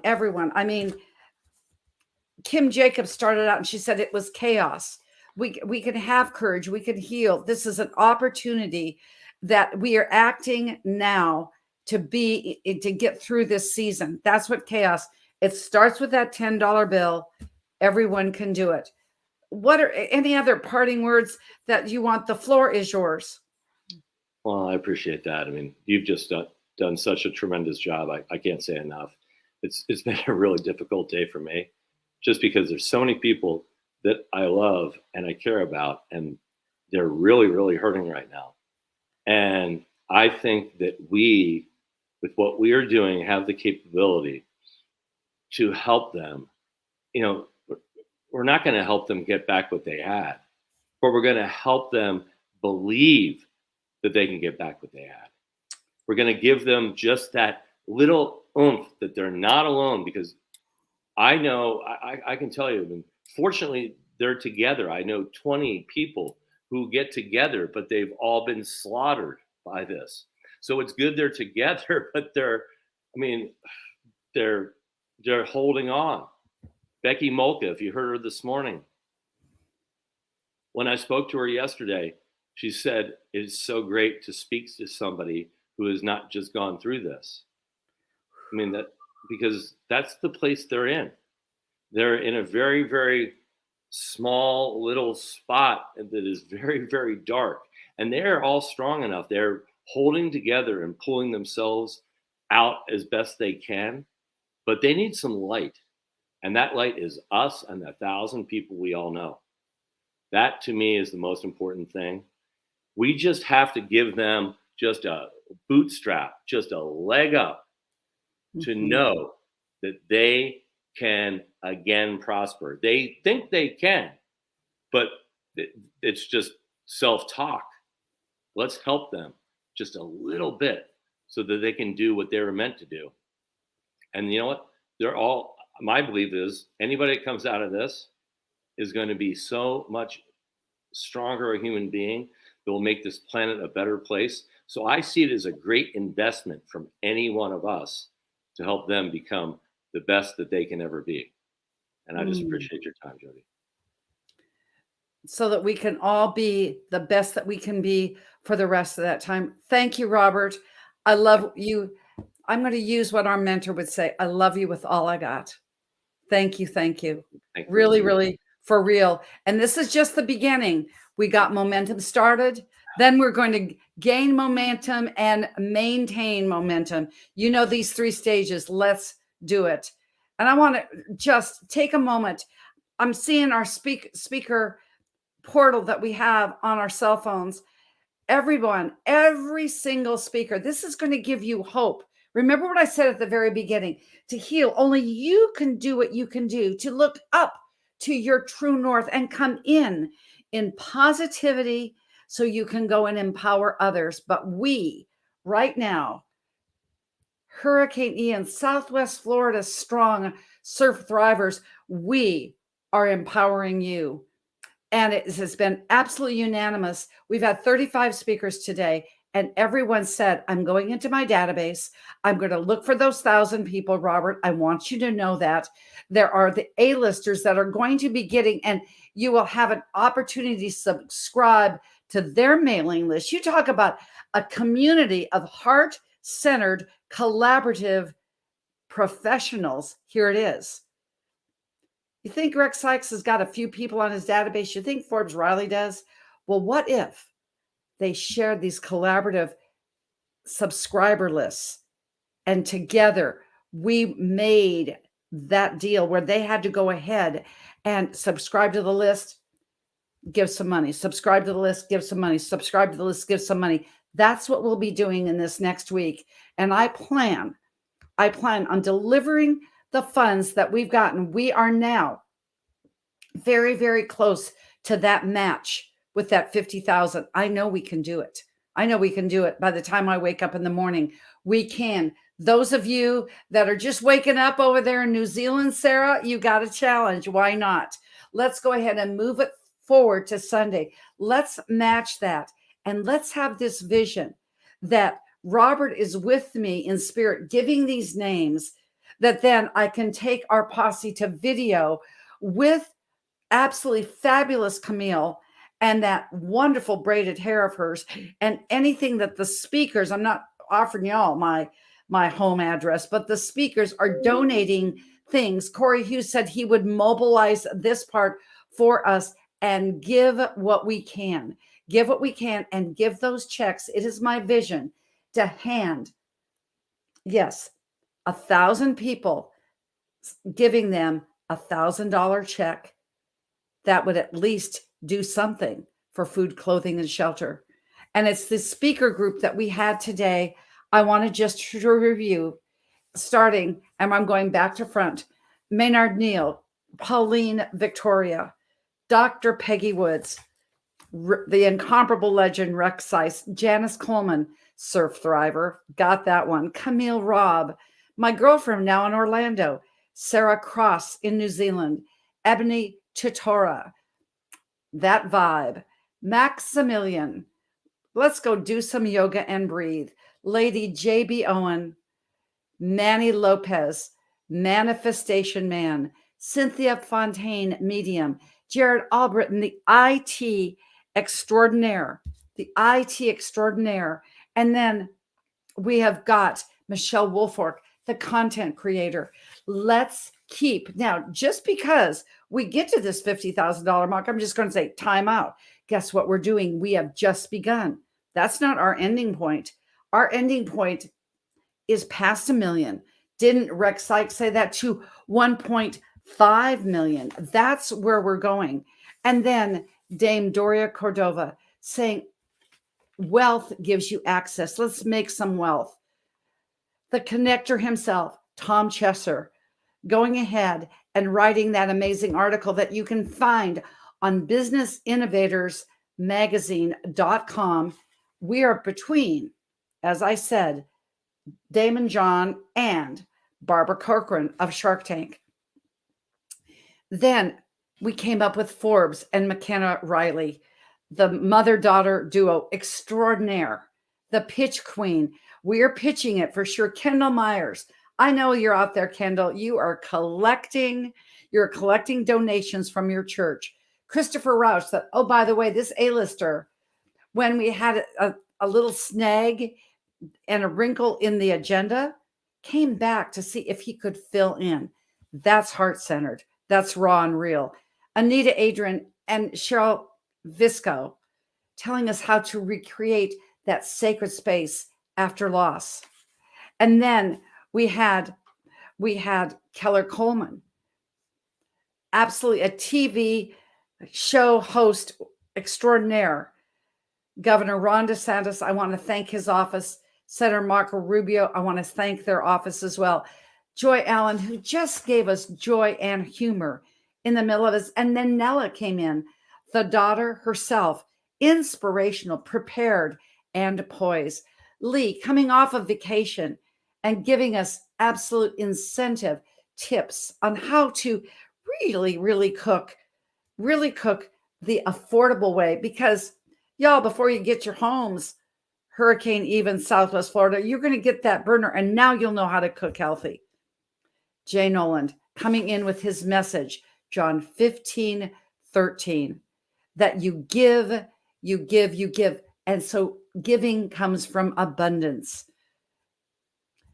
Coach Corey, the man who did it in Houston, is mobilized. I got 2 texts from him right now, and he goes, I'm ready to go. I'm fired up. We're going to mobilize it and get ready to go, just like he did in Hurricane Harvey. You have my promise.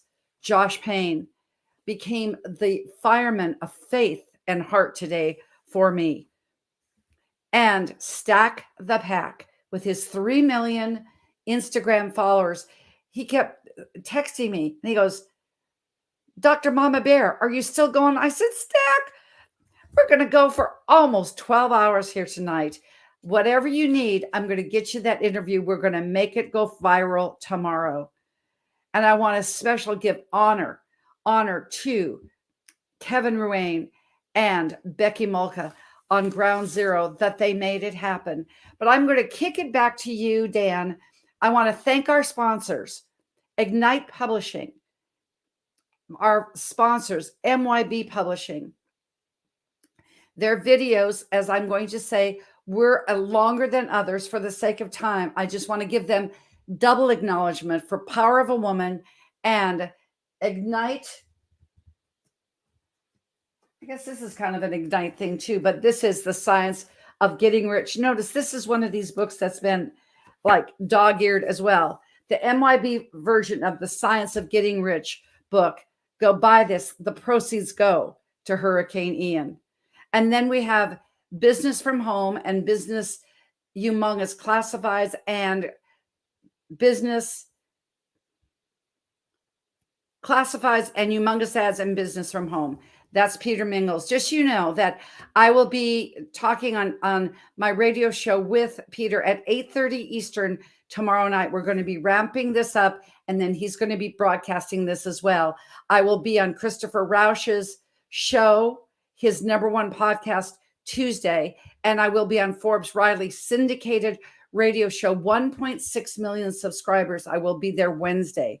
And the list keeps going on and on and on. This is how we're going to make it viral, speakers. That's what we're going to do because we're just getting started. And then we have Vibra 360, the nutrition products that, boy, don't we need immune system builders right now? Absolutely. Doesn't everybody drink coffee? I sure did today. And confidence tones. To give that, as Robert said, people are hurting emotionally, to give that homeostasis so they feel that everything is going to be all right, because it will. As Dame Doria Cordova said, it will be another all right, but you're here, you're breathing. Boy, Pauline made that point. And as both Christopher, Josh, and Maynard said, they said, but we just know we're not black, white, brown. We're just one, I'm going to use my words, human becoming. If you're breathing, if you cut, we all bleed red. And these people are bleeding red right now. And we can help, and you can help. HurricaneIan.world/GoFundMe. So Dan, take us out with our commercials, with our hurricane videos, back and front. Also, Ignite, Business from Home, Vibra 360, and then go ahead and do Confidence Tones, ending with our last hurricane video. But by the way, even those 2 videos were done and completed by Virtual Ideal Solutions and my VA through Maynard Neal. This part's yours, Dan.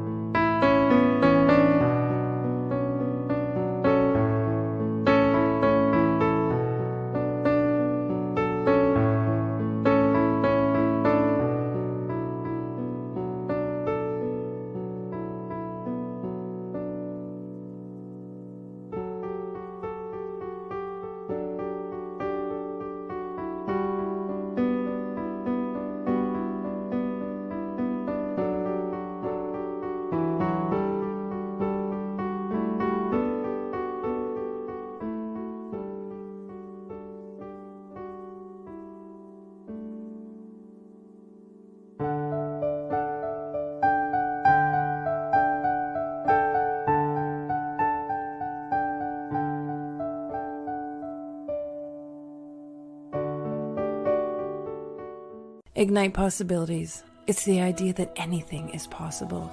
In fact, anything and everything is absolutely possible. We just need to start believing in that. There's a lot of conversations going on the planet, and one of them needs to be about possibilities. We need to inspire and ignite possibilities in all of our minds once again to believe that things are possible. We can change the planet when we step into the idea that what is possible is absolutely possible, and we can go after that. We can do that. We can dream more. We can aspire for more. We can have more. We can include more. We can create more. We just have to believe it. Start doing it. Working in that direction. Having that conversation. Understanding that what's possible is truly impossible in each of us. Igniting possibilities. That's the idea. That's what we need to start talking about. Ignite possibilities in me, in you, and everyone in humanity. When we raise ourselves up, we raise each other up. And when we start going after what's possible in our own lives, we give permission for everyone, every single person on the planet to go after what's possible for them. Ignite possibilities. Ignite a possibility in you. Ignite possibilities in someone else. And we can change the world.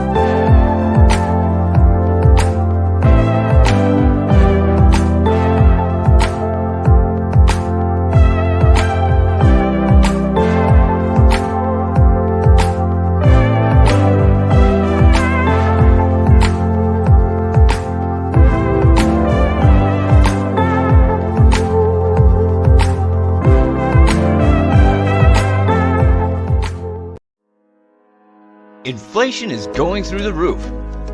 Food prices, gas prices, housing prices, insurance, everything. The average family is feeling the pinch. So what can you do? Ask your boss for a 20% cost of living wage increase? That won't end well. Fall for a get-rich-quick scheme? There are people who you can rely on to show you how to make money in a home-based business. Give us a chance to walk you through how it works. It's not really that complicated. You just have to find the right opportunity and the right people. Visit www.humongous.com/TV and submit your information. Maybe we can help. Billions of families are wondering how to work from home and earn extra income. Welcome to Confidence Tones, where we use a proprietary audio development formula called audio immersion to provide an experience that's designed to help quickly and effortlessly generate positive change in the subconscious mind when used correctly. This experience is achieved using 4 primary building blocks: brainwave modulation, invocation of positive emotions, immersive imagination stimuli, and developmental suggestion. We know of no other source in the world that provides the synergistic combination. With a good pair of headphones, you'll be able to immerse yourself into audio that's designed specifically to help you feel better, do better, and live better.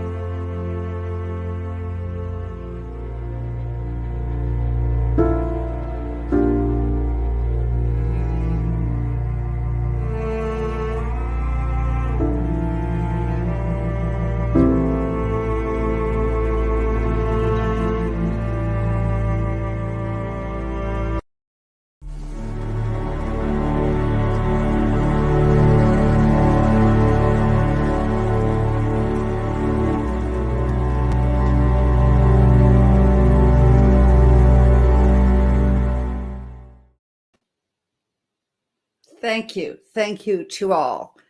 And I will say thank you to this incredible, it might be an overused word, but it really isn't when it comes to this incredible backstage crew.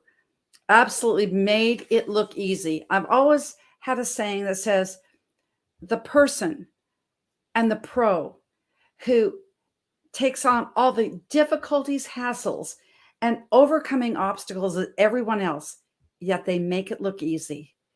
You, backstage crew, made it look easy. Easy, easy, easy. I can say, Jerry Tucker, who you're going to hear from in a minute, I'm going to omit you for right now. Maximilian with your IT work. Allison Martin in the Philippines from Virtual Ideal Solutions for all of these graphics. For real, Courtney and Carlos Mendoza for your dual help and just going back and doing it as a relay. Melanie Summers as the production manager of this, but the director of production, the graphics you're seeing here, putting the videos all in backstage and making it look easy was none other than Dan Gilman, who has his own shows on Traverse TV, and he has 3 shows. So be looking also on Sunday for Dan's and my show on the Discovery Channel talking about this hurricane. So before I bring up Jerry Tucker, who is going to be giving us one of his incomparable poems, this is just like what we talked here tonight. I have done this speech many, many times with the 7 P's of persistence. Now, because we all had this together, guess what? The 7 has gone to 10. It has gone to 10. This is the P's, and these are the P's for our 12-hour event. Perseverance. You will unto. You get there. Just persevere. Persevere. Patience. Patience with yourself. Patience with coming back. And do it with passion, because we're here for you no matter what. Be proactive. Reach out. We're coming, just like those electrical trucks from Duke Energy and all the way up to the Northeast coast. As Robert talked about, the cavalry's coming. We're proactive to help you live in this present moment. As Sarah Cross said, she rode through a tsunami on a boat. Okay, that is being present and being thankful. We're so thankful that you're still here. You have power to get through this.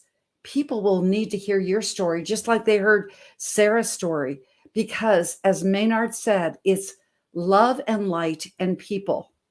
Remember, we have a plan. All proceeds, I can envision bringing those checks to you. I know it's going to be more than what we first set out. I just feel it in my bones. Those are the P's, because we have this absolute collaborative community of heart-centered, visionary people, turned leaders, turned support for the Southwest Florida Strong. And here, delivering as only Jerry Tucker, we fondly call him Crazy Jerry. He's a fabricator by trade, but he's soon to be an Ignite Forgiveness best-selling author. But he's a wordsmith with a gift that is truly amazing. Jerry, I can't wait to hear your words, my man. The stage is yours. Hey, www.hurricane.world/GoFundMe, so people of Florida can see that our donations will set us free. Dame Doria Cordova blessed us with her time. Her words let us know Florida will shine. Let's give all we can, even if it's many, many, many dimes. Jay Nolan said, give from abundance. All of us work together to fund us. So take a big step and get on the bus. These are all the people that I trust. Christopher is offering free coaching sessions. His mastermind will eliminate your depression and keep your money out of the recessions. As a team, we will build up the compression and we will keep up the progression. J.B. Owen said, give in a way that will make a change in somebody's day and really help them elevate. We look back and we forgive. Our clear mind reminds us it's how we give will affect the way others will live. Close your eyes and put your hands on your heart. Look back at something you lost as a new start. Then look around to see everyone who plays a part. The people around you will carry you like a dart. Les Brown said brick and mortar is getting replaced by the click to order. We are dropping the border. We have all the donation sorters. It's not over when we're done. That is when the journey begun. It's not over till we won. Hurricane Ion tore Florida apart. Through the telethon, we played a part in a new start.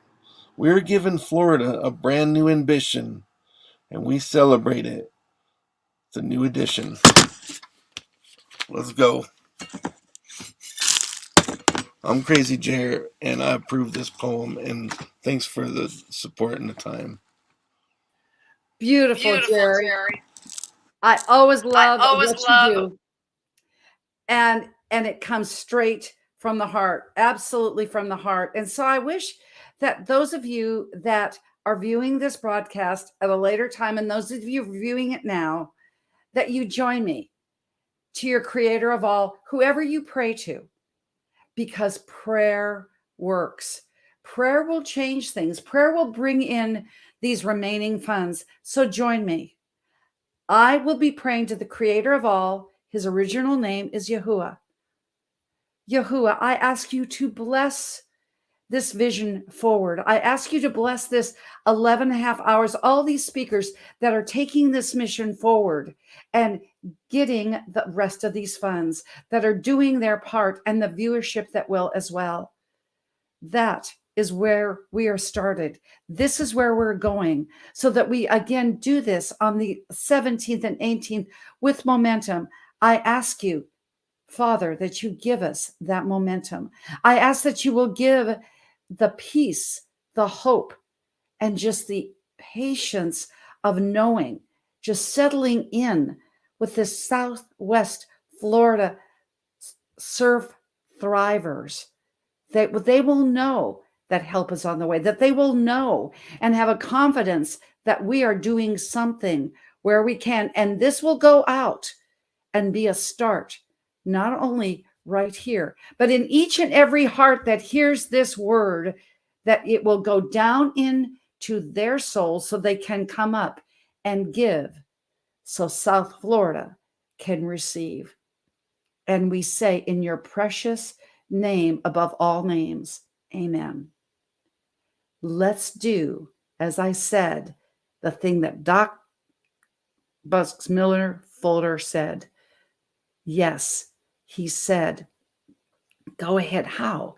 Buckminster Fuller, how can we make a difference for 100% of humanity in the shortest amount of time? This is it.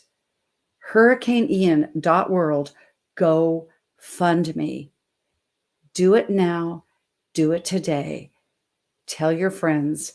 Tell another. And as I always say at the end, I will make a difference. And this is Dr. Jody Bear. And I approved this telethon message. Until next time, ciao for now.